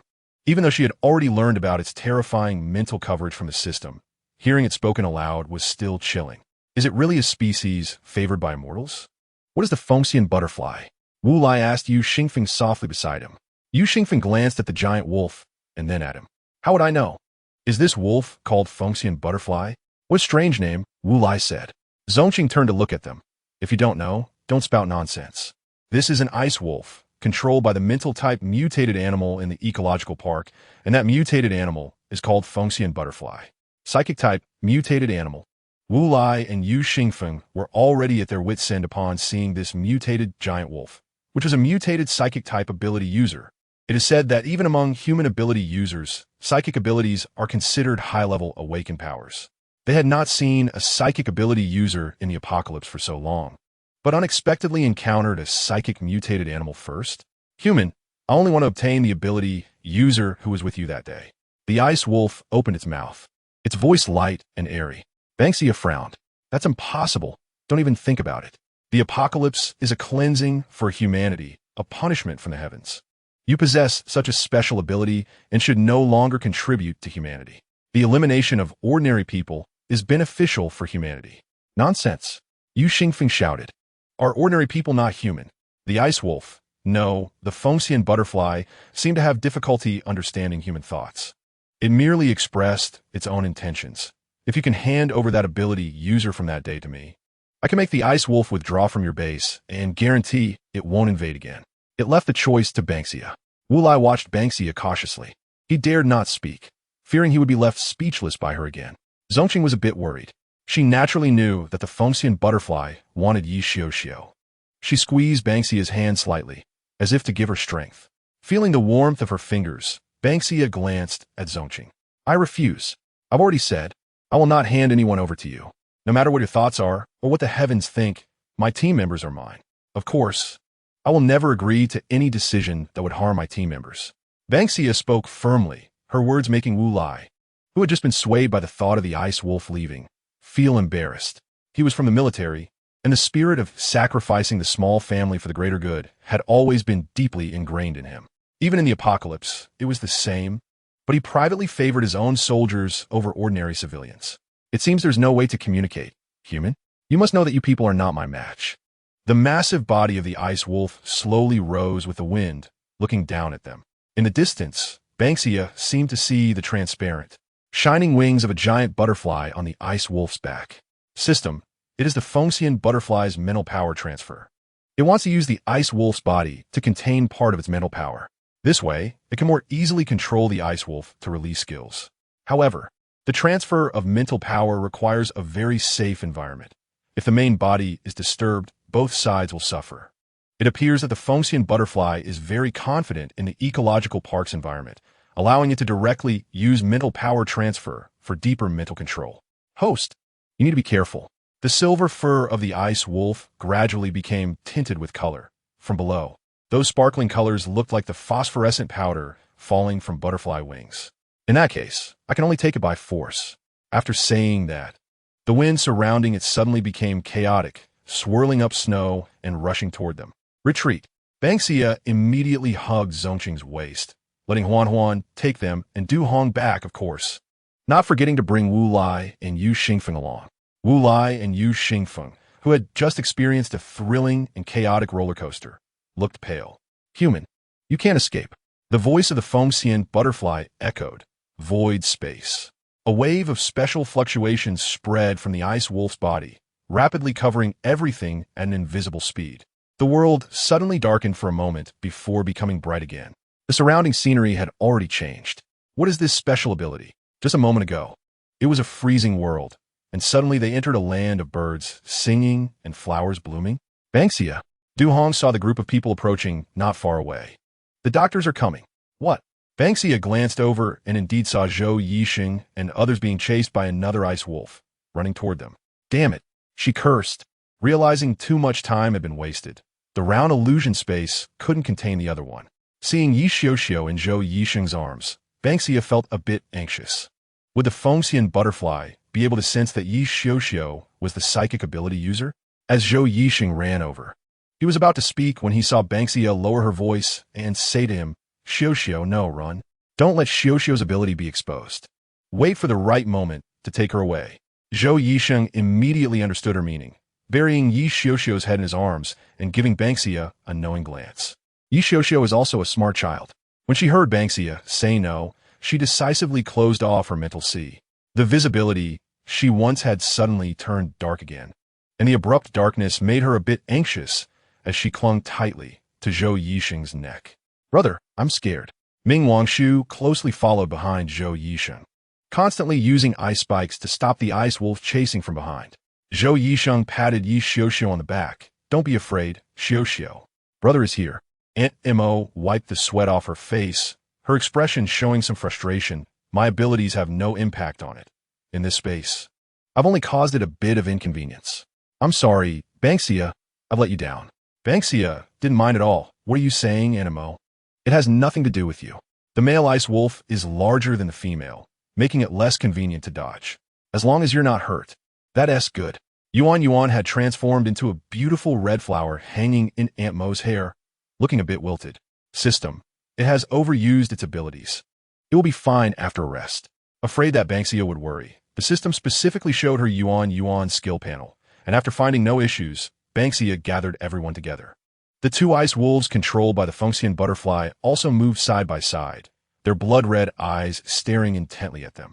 Humans, I will say it again, hand over the mental type ability user, and I can spare you. The voice of the Fengxian butterfly was still ethereal and unreal. In this locked space, the spring was vibrant. The warm wind blowing made them feel a bit stifled in their heavy clothing. Wu Lai wanted to take off his coat. Zhou Yixing said, if you want to die, go ahead and take it off. Yu Xingfeng quickly wrapped his scarf tightly around him. Stop it, Alai, don't take off your clothes. This is the illusion space of the Fengxian butterfly. It will strongly confuse those who enter through visual, auditory, olfactory, gustatory, and tactile senses. Don't think that it feels unbearably hot here. It's just the mental influence it has created. We are still in the base, and Haven Tea left. If you take off your clothes, you'll freeze to death soon. Ban Xia saw that they were feeling hot and explained to them, absolutely don't take off your clothes. Okay, I'll hold on. Even though Ming Wangshu felt drenched in sweat, he still managed to suppress his impulse. Mutants, how long do you think you can survive in my void space? Even if I do not attack you, under the influence of the illusion, you cannot escape. To break the void space, one must attack the Fengxian butterfly's true body or use strong power to directly collapse the space from within. However, this space is formed using the ice wolf's body as a medium, and unless they kill the ice wolf, they really cannot leave. The illusion will continuously increase various pressures on them.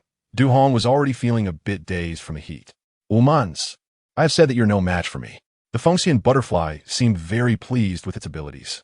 It was not in a hurry to let the ice wolves attack Ban Xia and the others, but instead just surrounded them. It seemed to want to make them surrender solely through the mental pressure of the illusion. Ban Xia also felt the pressure brought by the illusion. The scorching, irritable heat was boiling within her body. Just as she was about to take drastic measures, the unusable card in her system bag seemed to sense something, emitting a faint silver light from the card.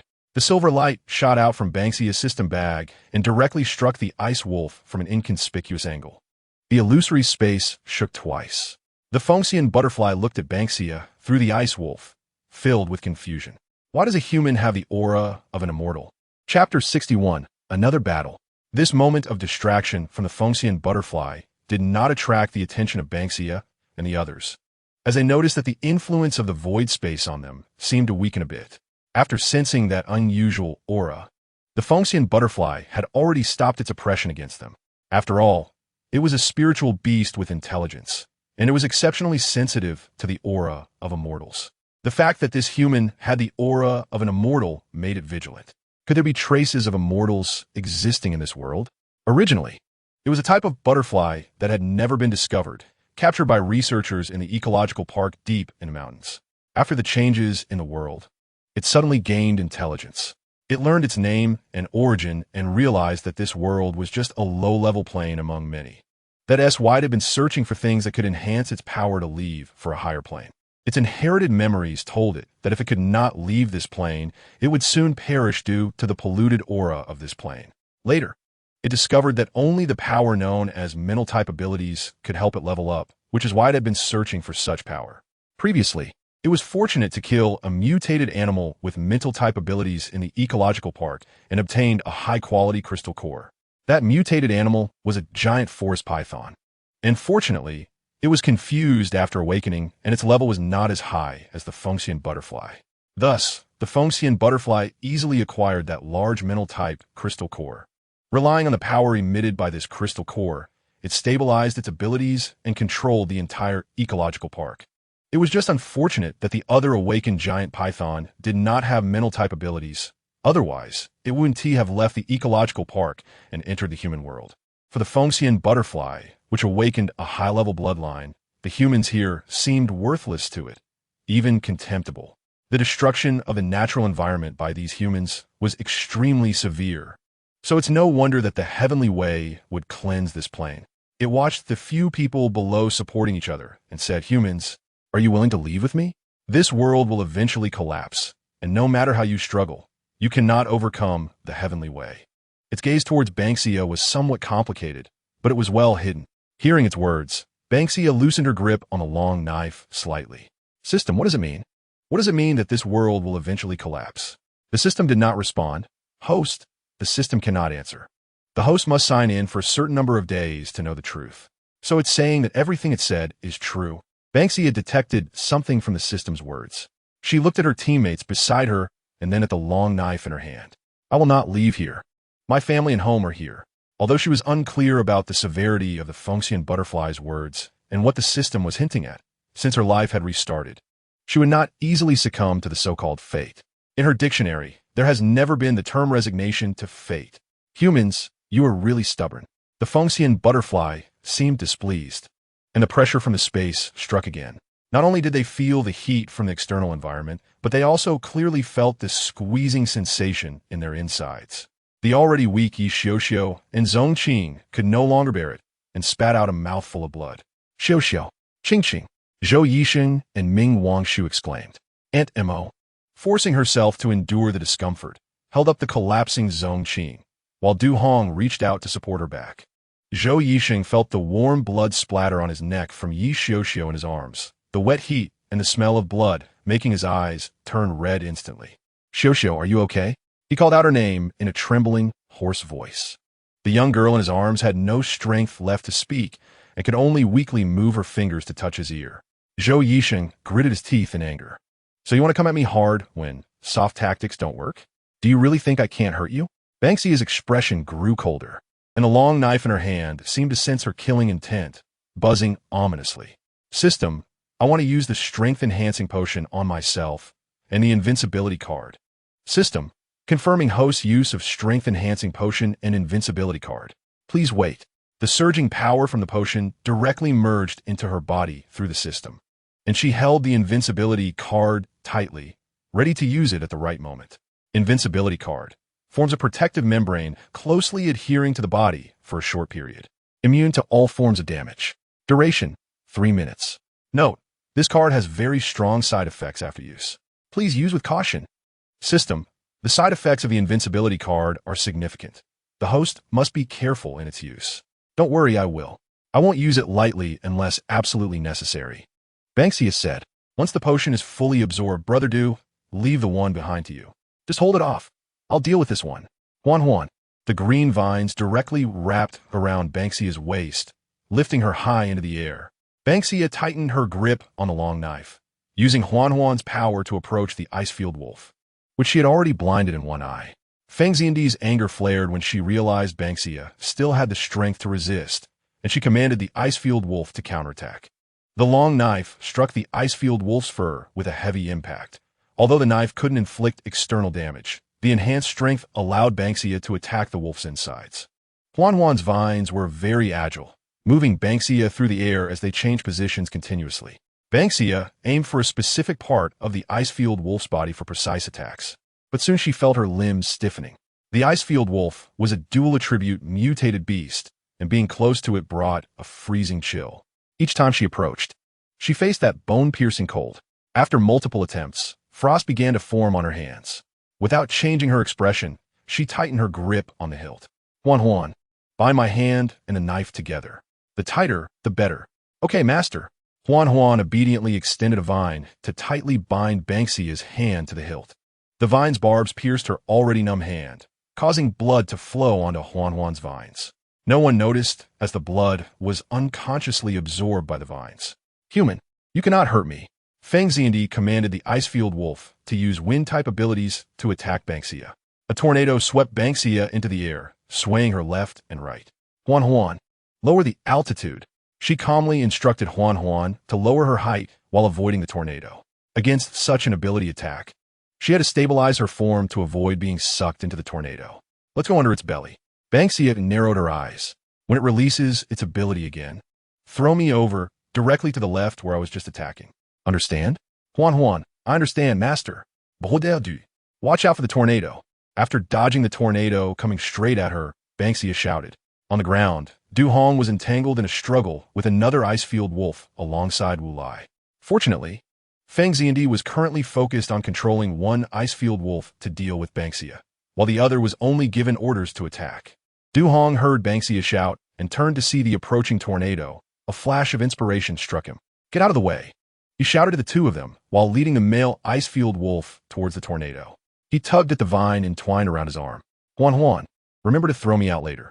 I don't want to be caught in the tornado. The vine moved slightly on his arm in response. Du Hong felt relieved. Ban Xia fixed her gaze on the ice-field wolf controlled by Feng Xiandi. She had noticed that the wolf instinctively looked up when releasing its abilities. The moment it raised its head would be her opportunity. You dodged the first wave. Let's see how you dodge the second wave.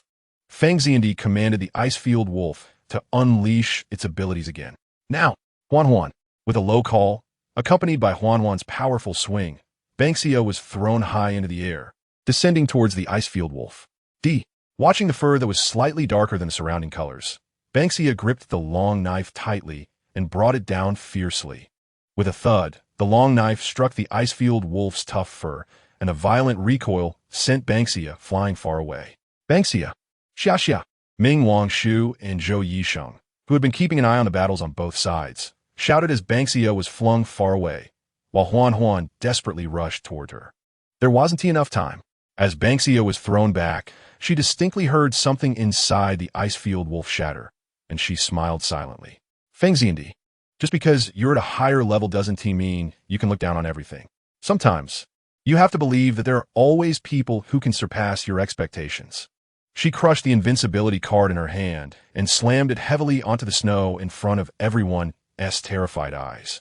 Chapter 62. The side effects of the invincibility card with Ban Xia's all-out strike. The ice-field wolf crashed heavily to the ground. The void space also shattered at that moment. Meanwhile, Du Hong had desperately led the male ice-field wolf into the raging tornado. Huanhuan's vine flung Du Hong to the side onto the snow.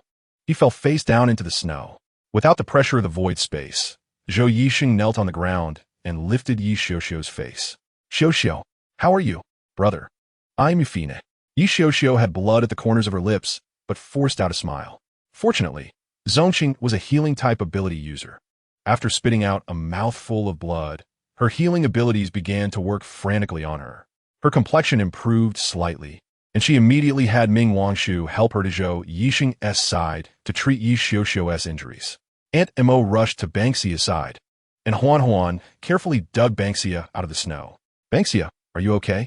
Aunt Mo looked at her, afraid to reach out to help in case she fell and hurt her bones. Ban Xia was protected by the invincibility card for 3 minutes, so she wasn't seriously hurt. But the sudden impact left her feeling a bit dizzy. She held her head. I'm Fine, Aunt Mo. How's the ice-field wolf? Seeing her speak with full energy reassured Aunt Mo, who then wrapped her arms around her. The base members, expelled from the void space, had become somewhat numb after experiencing the sudden disappearance and reappearance of the base leader and Ban Xia with the mutated beast. Seeing their base leader and deputy, they hurried over. Base leader, are you okay? How are you? You scared me when you suddenly disappeared. Soldiers asked with concern, all speaking at once. Wu Lai and Yu Xingfeng didn't elaborate much, but their gazes towards Ban Xia were filled with respect. This woman actually killed a high-level mutated beast. When the Feng Xiandi's mental force quickly withdrew as the Arctic wolf received a fatal blow, the female Arctic wolf collapsed lifelessly in the snow. Meanwhile, the male Arctic wolf, having lost control over it, was also on the brink of death after being injured by the tornado. It howled desperately, trying to wake its partner. Many people couldn't help but look away as they watched it struggle to crawl closer to the already dead Arctic wolf. Ban Xia closed her eyes for a moment to adapt to the snow. Mo, remember to remind brother to dig for the crystal core later. She didn't look at the 2 Arctic wolves anymore, but instead said to Wu Lai, base leader, I killed the mutant beast. It all belongs to me, right? No problem. Of course, no problem. Wu Lai dared not disagree. He was already grateful to resolve this big trouble. He quickly had the uninjured soldiers take the injured and leave with him. Yu Xingfeng also left, and before he left, he said to Ban Xia, thank you, Miss C. Without you, our base would have been lost today. I was just saving myself, Ban Xia replied. Du Hong had lain in the snow long enough and got up to join Zhou Yixing and the others. After seeing that Yi Xiuxiu looked a bit better, he asked, should we leave now or rest a bit before we go? I feel like that Feng Xiandi definitely hasn't given up. Judging from Ban Xia's expression, Zhou Yixing thanked Zongqing and stood up with Yi Xiuxiu. After a few of them gathered together, Ming Wangshu looked at Ban Xia and asked, are you okay, Ban Xia? Ban Xia started, but was interrupted by the system. Invincible card has expired. Please pay attention to the side effects. Before she could finish, Ban Xia collapsed completely. Mo didn't expect Ban Xia to be unstable and failed to catch her, causing Ban Xia to fall directly into the snow. Xia, Ban Xia. In a flurry, they dragged Ban Xia up, only to find she couldn't exert any strength. Du Hong had no choice but to carry Ban Xia. Let's get back to the car first. He held Ban Xia tightly and quickly ran towards the RV. Everyone hurriedly followed behind him. After opening the car door and placing Ban Xia on the bed, Du Hong quickly stepped back to give a spot to Zongqing and Zhou Yixing. Zongqing rushed in, and just as he was about to reach for Ban Xia, he heard her weak voice say, it's useless. It's just the side effects of overexerting my power. Your abilities are no use to me. Don't waste it. I'll be fine once I recover. Don't worry. Noticing her voice was barely audible, Zongqing's face turned red with anxiety, tears welling in his eyes. Zhou Yixing, holding Yi Xiuxiu, slowed down a few steps and saw Ban Xia struggling to shake her head at him. What's wrong? Ming Wangshu and Aunt Mo, who followed behind, were puzzled. Zongqing wiped his eyes and said, Ban Xia said she can't be treated. We can only wait for her to recover. Is it side effects? Zhou Yixing asked. Did you use some special means to amplify your power? Although it wasn't the side effect from amplifying her power, Ban Xia didn't deny it. You really are too reckless. What the side effects cost you your life? Looking at Ban Xia, who could barely nod, Zhou Yixing couldn't help but say, you absolutely cannot do this again next time. That's true. For now, I haven't drawn a second invincible card. Ban Xia thought to herself, fortunately, this side effect is just muscle weakness. System. Host should not have a mindset of luck. The system strongly advises against using the invincible card. System. I had no other choice at that time. By the way, how long will this side effect last? I'm afraid that Feng Xiandi will return. System. It's called Feng Xiandi. Please do not casually nickname others. Huh? Is this what your system manages to? System. It's difficult to communicate with this host, as we're simply not on the same wavelength. Given Ban Xia's current condition, we can't leave. Let's stay another day, Aunt Imo suggested. No one opposed. After such a battle, everyone was a bit tired. They slumped in various corners of the RV to rest. Unable to turn her head to check the situation, Ban Xia could only say to Huan Huan, Huan Huan, lift my upper body up. Huan Huan obediently propped Ban Xia's head up, and seeing everyone's exhausted appearance, Ban Xia felt a bit worried. Huan Huan, get some of that food from the space for everyone. Upon hearing Ban Xia's order, Huan Huan first gently placed Ban Xia down and then crawled to the table. It began to take out various foods from the space, including instant noodles, bread, ham, and snacks. It even humanely pointed to the food with its vines and then pointed to everyone one by one, even mimicking the action of eating. Ban Xia couldn't see it, but everyone else couldn't help but laugh. Yes, hurry and eat something. Aunt Imo shouted to Du Hong and Zhou Yixing, who were resting in the driver's seat. The two only came in after hearing the call. Ban Xia, wait for me a moment. I'll get you some water, Ming Wangshu said. I'll fill the water tank first. Those who need to shower can shower, and those who need to cook can cook. After eating, we will discuss what preparations we need to make next. Aunt Imo added. Okay, understood, everyone replied. Chapter 63. The limited contractual state. In the end, Ban Xia didn't get to eat because she fell into a deep sleep. The side effects of the invincible card not only left her physically weak, but also mentally exhausted. She slept until it was dark outside. To be precise, she was awakened by hunger. Blurrily opening her eyes, she saw Ming Wangshu sitting beside her with her head drooping, mumbling to herself. Wangshu, Ban Xia called out hoarsely. The burning sensation in her stomach made her frown uncomfortably. Ming Wangshu lifted her head in surprise and said, Xia, you're awake. Wait for me. I'll get you some water. After saying that, she quickly ran to the table and brought back a cup of warm water. She helped prop Ban Xia up. This is the sweet water Aunt Imo specially prepared, with a little bit of salt added. The doctor said it's better to replenish some salt and sugar since he slept too long. After drinking most of the cup with Ming Wangshu's help, her throat finally felt less uncomfortable. Whereas everyone, after realizing that there were only her and Ming Wangshu in the RV, Ban Xia asked. Ming Wangshu first adjusted her pillow. Brother Du went to help repair the base's walls. Aunt Imo is worried and went with him. Qingqing was begged by Yu Xingfeng to treat the injured. And the doctor took Yi Xiuxiu along too. I'm just here to keep you company. She continued, I heard the base is going to reinforce the walls. And they seem to have let the wood-type ability users catalyze quite a few poisonous thorns. It looks like Wu Lai is putting in a lot of effort this time. The doctor kindly reminded them to be careful underground, and Yu Xingfeng arranged for trustworthy Earth-type ability users to take turns monitoring the movements underground every day. TSK, anyway, they have plenty of Earth-type ability users. If it were any other base, they wouldn't have so many Earth-type users. Wu Lai is quite secretive. He actually has a few Metal-type ability users and some special abilities in his team. Ming Wangshu said as she brought over a bowl of thick pork congee that had been kept warm in the pot, carefully feeding it to Ban Xia. The rich and smooth congee soothed Ban Xia's burning stomach.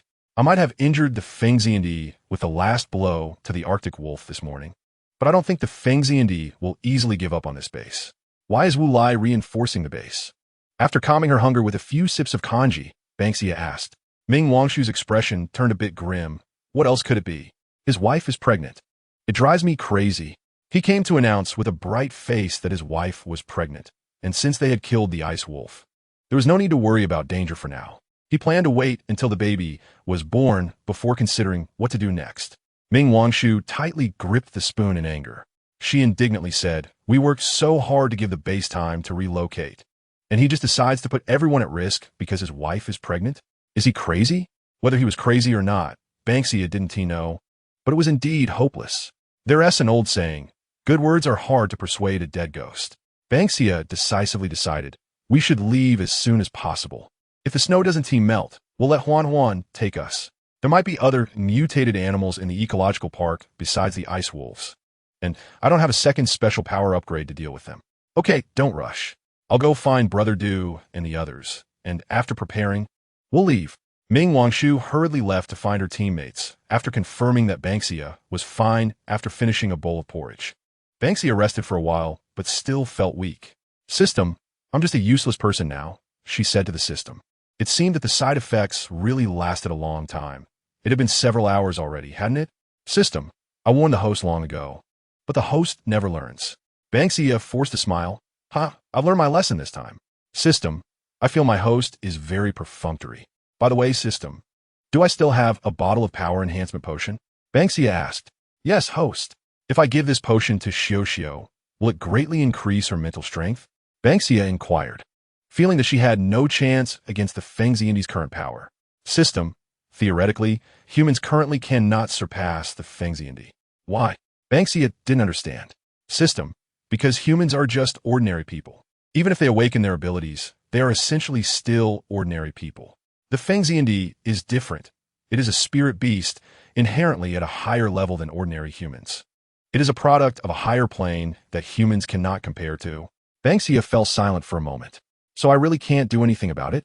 It poses an inevitable threat to Xiao. I can't let a sword of Damocles hang over my head all the time. Can I? The system was a bit surprised. The host actually knows this illusion? I must look at the host with new eyes. Ban Xia felt a headache coming on. Is this the time to praise someone? I'm trying to have a serious conversation with you, system. Actually, there's another way. I don't know if the host has seen it. Ban Xia asked what? The system pulled up the data panel for the Feng Xiandi for her to see. Look at the last line. Name, illusionary Feng Xiandi. Monarch level mutated being evolving. Level, super, spirit beast, status, evolving skills. Talent, void space introduction. A special species that appeared due to the changes in the world, possessing extremely high talent as a spirit beast.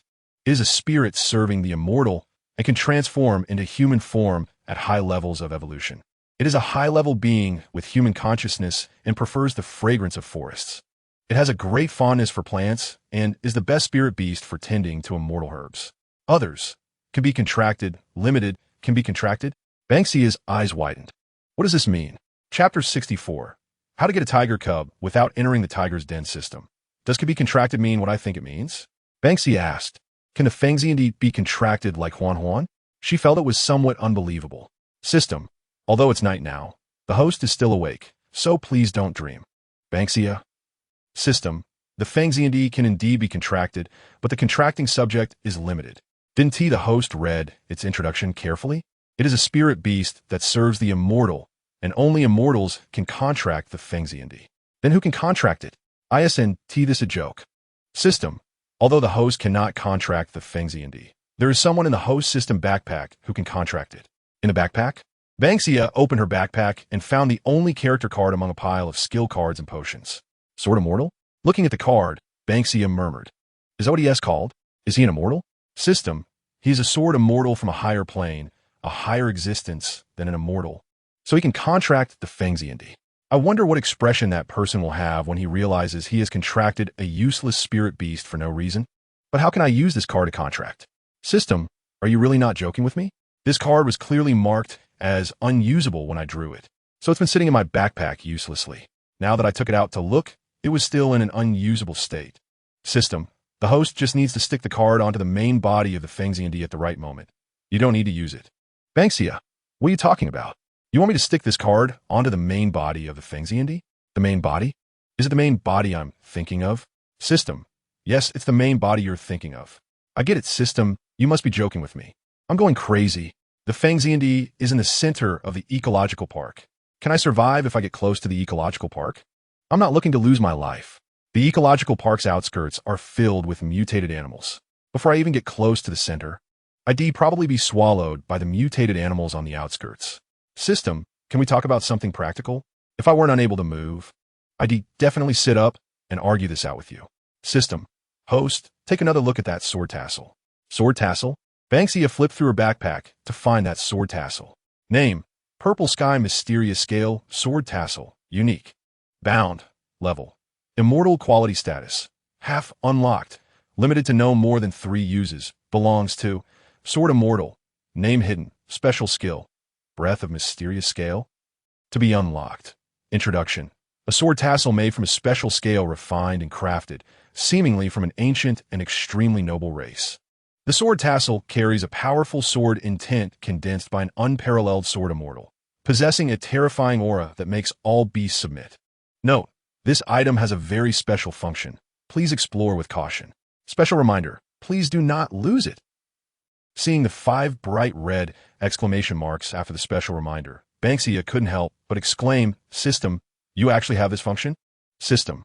This system is a product of a higher plane. Please do not question this system casually. Okay, I got it. I was wrong, is that enough? Ban Xia patiently coaxed. How come this sword tassel can suddenly be used? System. Because the host drew the unparalleled sword immortal. This sword tassel belongs to the sword immortal. Huh, it can work like that? Ban Xia found it a bit absurd. System. The host can use this sword tassel to enter the ecological park, as the aura of the sword tassel can intimidate the mutated beasts inside the ecological park. However, the host should be aware that this sword tassel has a limited number of uses and also has distance requirements. If the host misuses it, it could easily waste the number of uses, so please use it at the right moment to avoid waste. Ban Xia felt a bit frustrated. You tell me to be careful with it, but I don't even know how to be careful. ISNT, there any hint? Just 3 uses? If I mess it up, we'll be gone? System. Yes. You're quite straightforward about this, Ban Xia thought to herself. She not only has to consider how to use this sword tassel, but also how to keep it a secret from her teammates. Because this sword tassel can only be used by one person, this means she has to go to the ecological park alone. How is that possible? Her teammates would never let her take such a risk by herself. And even if she had a compelling reason to go, they would definitely insist on going with her. If she waited until night, when everyone was asleep, she still wouldn't be able to leave the base. The security at the base has become even stricter at night, and she can't even get out below. Thinking about this, Ban Xia felt overwhelmed. Before she could come up with a useful plan, Ming Wangshu and Zhong Qing returned with a few others. However, it looked like everyone's faces were not good. What's wrong? Ban Xia asked. Zhong Qing walked to her bedside. Are you feeling better? That damn base leader actually wants Qing to stay by his wife's side, saying that he needs Qing to help her with her pregnancy. Ming Wangshu slammed his hand on the table in anger. Zhou Yixing scoffed. After knowing my main job is a doctor, he still wants me to stay, saying he needs a doctor when his wife gives birth. What a pipe dream. It's infuriating. Ban Xia, does he have some serious illness? Zhou Yixing seemed much calmer than Ming Wangshu. That's not the main point. Ban Xia, I've noticed something. What? Ban Xia became tense as she saw his serious expression. Yu Xingfeng has been kicked out of Wu Lai's core team. Now Wu Lai's deputy is Tong Annan's brother. Zhou Yixing said. What? Ban Xia thought she didn't hear clearly. Receiving Ban Xia's gaze, Zhou Yixing shrugged. Yes, you heard it right. It's Tong Annan's brother. The one who harassed Qingqing, Tong Ping. This base is hopeless, Ban Xia sighed. Let's leave as soon as possible. I'm really desperate about this base. Ming Wangshu said. We can't leave now. Wu Lai, in the name of letting us rest well, has actually decided to keep us confined in the base. There are too many ability users in our team that they need, especially Qingqing. Healing abilities are too important, and Qingqing's healing ability is very powerful. Zhou Yixing said, if we want to leave, they will definitely stop us. Ban Xia thought for a moment. Once I recover, we will leave. It's ridiculous. Do these people really think they can keep us here? Are they joking with me? Ming Wangshu finally cheered up. I knew Xiaoxiao wouldn't want to stay here any longer. What's going on with you, Xingfeng? Thinking of that capable officer, wasn't he Wu Lai's most competent assistant? Why let Tong Ping take over? Zhou Yixing, because Wu Lai's wife is pregnant. Again, with this reason. I want to curse. Ban Xia said. System, not allowed. Zhou Yixing, not allowed. Ban Xia, doctor, what's wrong with you? Girls shouldn't curse, it's not ladylike. And Xiaoxiao is still here. Zhou Yixing glanced at Yi Xiaoxiao, who was sleeping on the other side of the bed. Ming Wangshu gave him a look and pouted. You're such a stick in the mud. I just think it's inappropriate. Zhou Yixing's ears turned red, feeling a bit embarrassed. When Brother Du and Animo come back, we can discuss it again. Zhong Qing smiled. If you are really in a dilemma, you can leave me behind. What kind of talk is that? Qing, you are our treasure. We won't leave you. Ming Wangshu said as he hugged Zhong Qing and shook her. Qing, don't think like that. Exactly. I'll get angry if this continues. Ban Xia also said. Watching Zhong Qing and Ming Wangshu playfully banter, Ban Xia's mood improved, until the system poured cold water on her again. Host, don't forget about the ecological park. You won't catch a tiger cub without entering the tiger's den. Host, you can do it. Damn it, I can't. Host, don't harbor resentment towards the system. The system can sense it. You win. Chapter 65. Trade you Xingfeng for Zhong Qing? Dream on.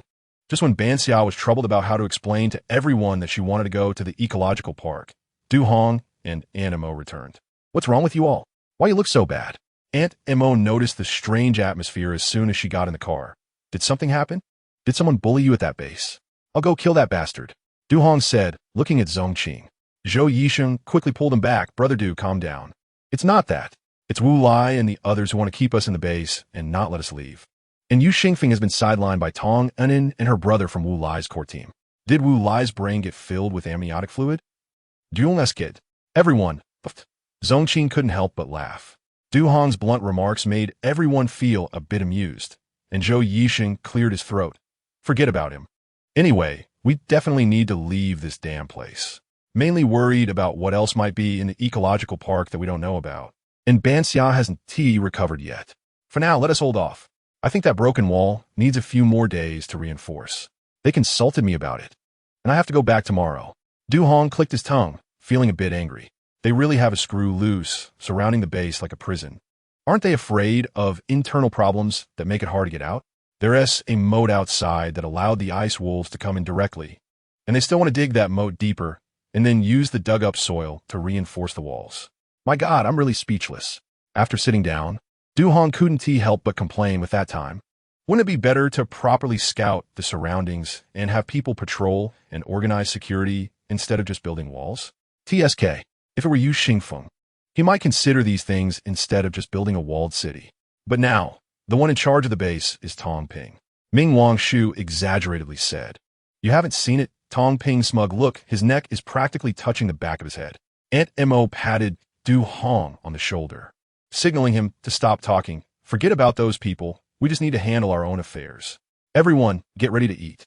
After dinner, let us all rest. Once Aunt Mo arranged everything, she went to prepare dinner. Ban Xia asked Huan to take out the ingredients for Aunt Mo, and Ming Wangshu helped bring the necessary items outside. When the vehicle was modified by the system, not only was there more expansion, but an outdoor stove was also installed. The system said that considering the number of people, cooking inside the car might feel crowded. They were now in a safe villa, so cooking outside would be much more convenient. Aside from being a bit cold in the garage, there were no other issues. Du Hong had also considered breaking through the wall to drive the car into the living room to use the fireplace for heating, but Aunt Mo refused, saying it was too troublesome. Anyway, they wouldn't be staying in this place for many days, so everyone was indifferent about it. Aunt Mo and Ming Wangshu cooked outside the car window, while Zhong Qing sat by the window, ready to bring the prepared dishes into the car at any moment. With such perfect cooperation, they quickly prepared a table full of dishes. Ming Wangshu used his ability to clean the pot and was ready to go eat with Aunt Mo. Just as they were putting the stove back under the car, a noisy commotion came from outside. Is anyone there? Don't you see our Officer Tong has arrived? Why aren't you coming out to greet him? Hearing the familiar shouting outside, Du Hong, who had initially felt hungry from the aroma of the dishes, lost all appetite. What a turnoff, he muttered. Why do they have to pick such a time? Are they really just here to mooch off food? Standing outside, Tong Ping was eagerly thinking about Zhong Qing's stunning beauty, with the enticing aroma of food wafting from the house. This made his heart even more restless. Even in their base, it was somewhat difficult to get good food. These people could actually eat whenever they wanted. How much supplies do they have? If he could wait for these supplies, then his status in the base would be even more secure. And that guy Yu Xingfeng wouldn't have the qualifications to command him anymore. As he thought about this, when he saw Du Hong walking out, he smiled and said, Hello, I am the first deputy of the base, Tong Ping. Speak your mind. Du Hong was not interested in his title at all and looked at him impatiently. Following Tong Ping was actually a familiar face. It was Li De, who had been kicked away by her during the ambush on Ban Xia that day. Another follower, Fang Yu, was surprisingly not by his side.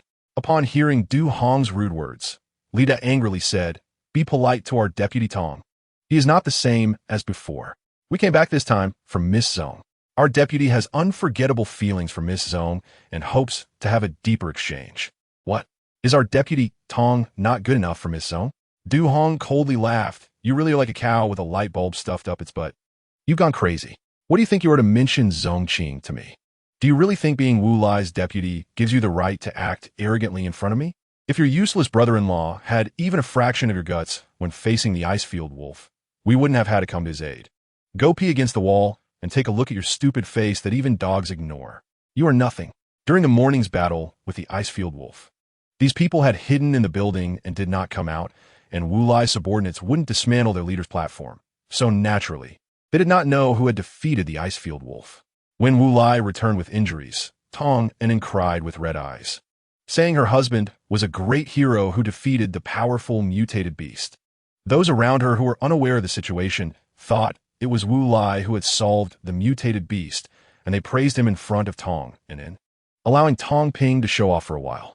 When Yu Xingfeng tried to clarify, he was directly chased away by Tong and in, who claimed to have a stomach ache, thus being excluded from the core team. Wu Lai was overjoyed because he was going to be a father and followed Tong and in's words without question. This is how misunderstandings arise. Tong Ping still dreamed that his brother-in-law was invincible, able to resolve even such a powerful mutated beast. Is it not suspicious that they, Wu Lai's team, resolved the mutated beast but did not obtain its corpse? Du Hong looked at them as if they were fools. Relying on the fact that there was only one person present, after directly scolding Tong Ping, Du Hong felt completely relaxed. It felt good to just curse. Duong tugt. Tong Ping had never been directly scolded like this before, and he instantly became furious. "You are really unreasonable. I came here to communicate with you, and you always push people away. I'm not asking for Miss Zong for nothing. Your team has so many women. What is wrong with giving me one? Besides, having more women is a burden. I can just trade Yu Xingfeng with you for a beauty." He said this with a bold expression, openly salivating over beauty. Du Hong's fists clenched tightly, and he directly raised his fist, not wasting words, and punched the nearest person far away, causing Tong Ping and several followers behind him to tumble backward like a stack of cards. "What is Yu Xingfeng? Our Zong Qing is worth 1,000 gold. 10,000 gold, and we won't trade her. How dare you shamelessly suggest a trade? You must be dreaming, you stupid fool. Get lost." Chapter 66. Yu Xingfeng is missing? Du Hong's punch did not hold back. Tong Ping and his followers were directly knocked far away, collapsing into a heap. Tong Ping, who was punched in the stomach by Du Hong, even vomited a pile of digested matter, filling the air with a foul smell. "Duga, you are really too uncouth. This is disgusting. You want to be able to eat later." Ming Wangshu, who came out to assist upon hearing the noise, almost vomited and, without thinking, threw a water ball to drench Tong Ping thoroughly. The filthy matter flowed down Tong Ping's face and chest onto the snow. It looked even more disgusting. "Ugh, let us go back. It's really an eyesore." Du Hong grabbed Ming Wangshu's hand and walked back. The villa's door slammed shut. Lita was not only used as a meat cushion by Tong Ping, but also got splattered with the stuff he vomited. It was utterly disgusting. He couldn't show it, so he suppressed his nausea and pretended to care, asking, "Tonga, are you okay? I'll take you back to see the lady right away." Tong Ping was so beaten by Du Hong that he couldn't even open his mouth. He left with a pale face, being dragged away by Li Da. Du Hong stood by the garage door, watching them leave before waving his hand in disgust and pulling the garage curtain down and locking it. "They're gone?" Zhou Yisheng, holding a bowl, asked Du Hong as he got into the car. Du Hong washed his hands and said they left. "If they didn't leave, I would have beaten his guts out. Ugh, so disgusting. Dugo, please stop talking." Ming Wangshu interrupted Du Hong before he could continue. And Imo also said, "Don't talk about such unappetizing things during meals." Okay, I'm wrong, ha ha ha." Du Hong laughed a couple of times and obediently sat beside Animo to eat. Ban Xia lay in bed waiting for them to finish eating, thinking that Tong Ping really wouldn't give up until he reached the Yellow River. "Du Yi, after you eat, go look for Yu Xingfeng. I want to know what he thinks." "Ban Xia, what do you want to do?" Ming Wangshu asked, chewing her food, her voice muffled. "I want Yu Xingfeng to seize power and take control of this base." Wu Lai will never change this habit of listening to Tong and In for a lifetime. If Yu Xingfeng still has a sense of protection for the survivors of this base, then he shouldn't just watch this base fall under Wu Lai's irrational control. Ban Xia said. Du Hong quickly finished his meal and wiped his mouth. All right, I'll go look for Yu Xingfeng now. This kid doesn't know where he is hiding. I haven't seen him all afternoon. I'll be back soon. After saying that, he jumped out of the car in a hurry. Once Du Hong left in a rush, Zhou Yixing also put down his bowl. He looked at Ban Xia. After all, Yu Xingfeng has always been Wu Lai's deputy. Do you think he's likely to betray Wu Lai? He can choose not to betray, but hasn't Wu Lai already given up on him? Ban Xia deployed. He can easily replace the deputy by his side. Hasn't he considered Yu Xingfeng's feelings? Or does he use some ridiculous excuse to coax his wife, telling Yu Xingfeng not to care about those empty titles? Zhongqing thought for a moment. I don't think Yu Xingfeng is someone who can be deceived by false feelings. He so readily agreed to let his position as deputy go to Tong Ping, probably because he is completely desperate for Wu Lai. By the way, Xia, Ming Wangshu suddenly said, have you considered bringing Yu Xingfeng into our team? I think he is quite good, has a strong sense of collective awareness, and is a military person. Ban Xia was surprised that Ming Wangshu would have this idea, looking at her in surprise. You think he is suitable for our team? Ban Xia tortid. Ming Wangshu was a bit apprehensive when she proposed this idea. She saw that Ban Xia's expression did not change and did not seem angry. So she said, I think his ability is quite special. We don't have this kind of ability in our team. It's somewhat like wind-based abilities, and it accelerates quickly, catching up to bullets. If it combines with my ice spikes and Du Ji's earth spikes, wouldn't that be very powerful? You have a point. Ban Xia said, but I'm just afraid that he might be too disappointed with Wu Lai's actions and no longer wants to join any team. Zhou Yixing replied, moreover, if he is worried about the survivors in this vast base, he wouldn't leave with us. Ah, I see. Ming Wangshu felt that Ban Xia and Zhou Yixing's analysis made sense, and her expression turned a bit disappointed. But she quickly adjusted. It's okay. I just suddenly thought of this. In fact, I think what Wangshu said is quite right. Zhongqing comfortingly patted her hand. Yu Xingfeng is someone with great ambitions. If he can think it through, we can still try to invite him. Qingqing is right. It's all about effort. And Mo said, seeing that everyone had finished eating, she stood up to clean the bowls and chopsticks. Ban Xia said, let's wait for Brother Du to come back and see what he says. Okay, Xia, do you feel better now? Ming Wangshu happily ran to Ban Xia's bedside, bouncing with joy at her idea being recognized. Ban Xia wanted to move her fingers to test her strength, but saw her struggling index finger trembling continuously. It doesn't seem to be working yet. Zhongqing laughed at Ban Xia's actions. It seems so, huh? Ban Xia laughed awkwardly. Ming Wangshu helped her adjust the blanket. Then don't push yourself. Just lie down for now. If you need to go to the bathroom, just call me, okay? You can sleep on this bed tonight. Right. Let Huan get a mattress out. Wangshu and I will spread a mattress on the floor of the car tonight. Aunt Mo can sleep on the bed in the back with Xiao, and Brother Du can sleep beside Aunt Mo's bed, letting the doctor sleep in the driver's seat. Anyway, we still have sleeping bags. Zhongqing said. Aunt Mo thought this arrangement was fine. Qingqing's arrangement is pretty good. I think it's okay. But is it all right for the doctor to sleep in the driver's seat? Zhou Yixing was wiping Yi Xiuxiu's face. It's fine, Aunt Mo. Didn't Brother Du also sleep in the driver's seat by himself before? Hey, isn't that Xiao Hong tough and resilient? I'm afraid you won't be used to it. Aunt Montauk Laukit. What could I be unaccustomed to? I've slept on the hospital benches during my internship and worked night shifts. I'm fine. Zhou Yixing waved her hand. After Aunt Mo finished washing the dishes, Ban Xia had the system control and opened the expansion in the car. Ming Wangshu and Zhongqing, like little squirrels, were busy laying out the mattress and spreading the sleeping bags. Du Hong came back after more than an hour, opened the door, and walked into the car. He looked quite displeased and said, I searched the entire base and asked all the guards and anyone who knew Yu Xingfeng. They all said they hadn't seen him since he returned with Wu Lai. Yu Xingfeng is missing.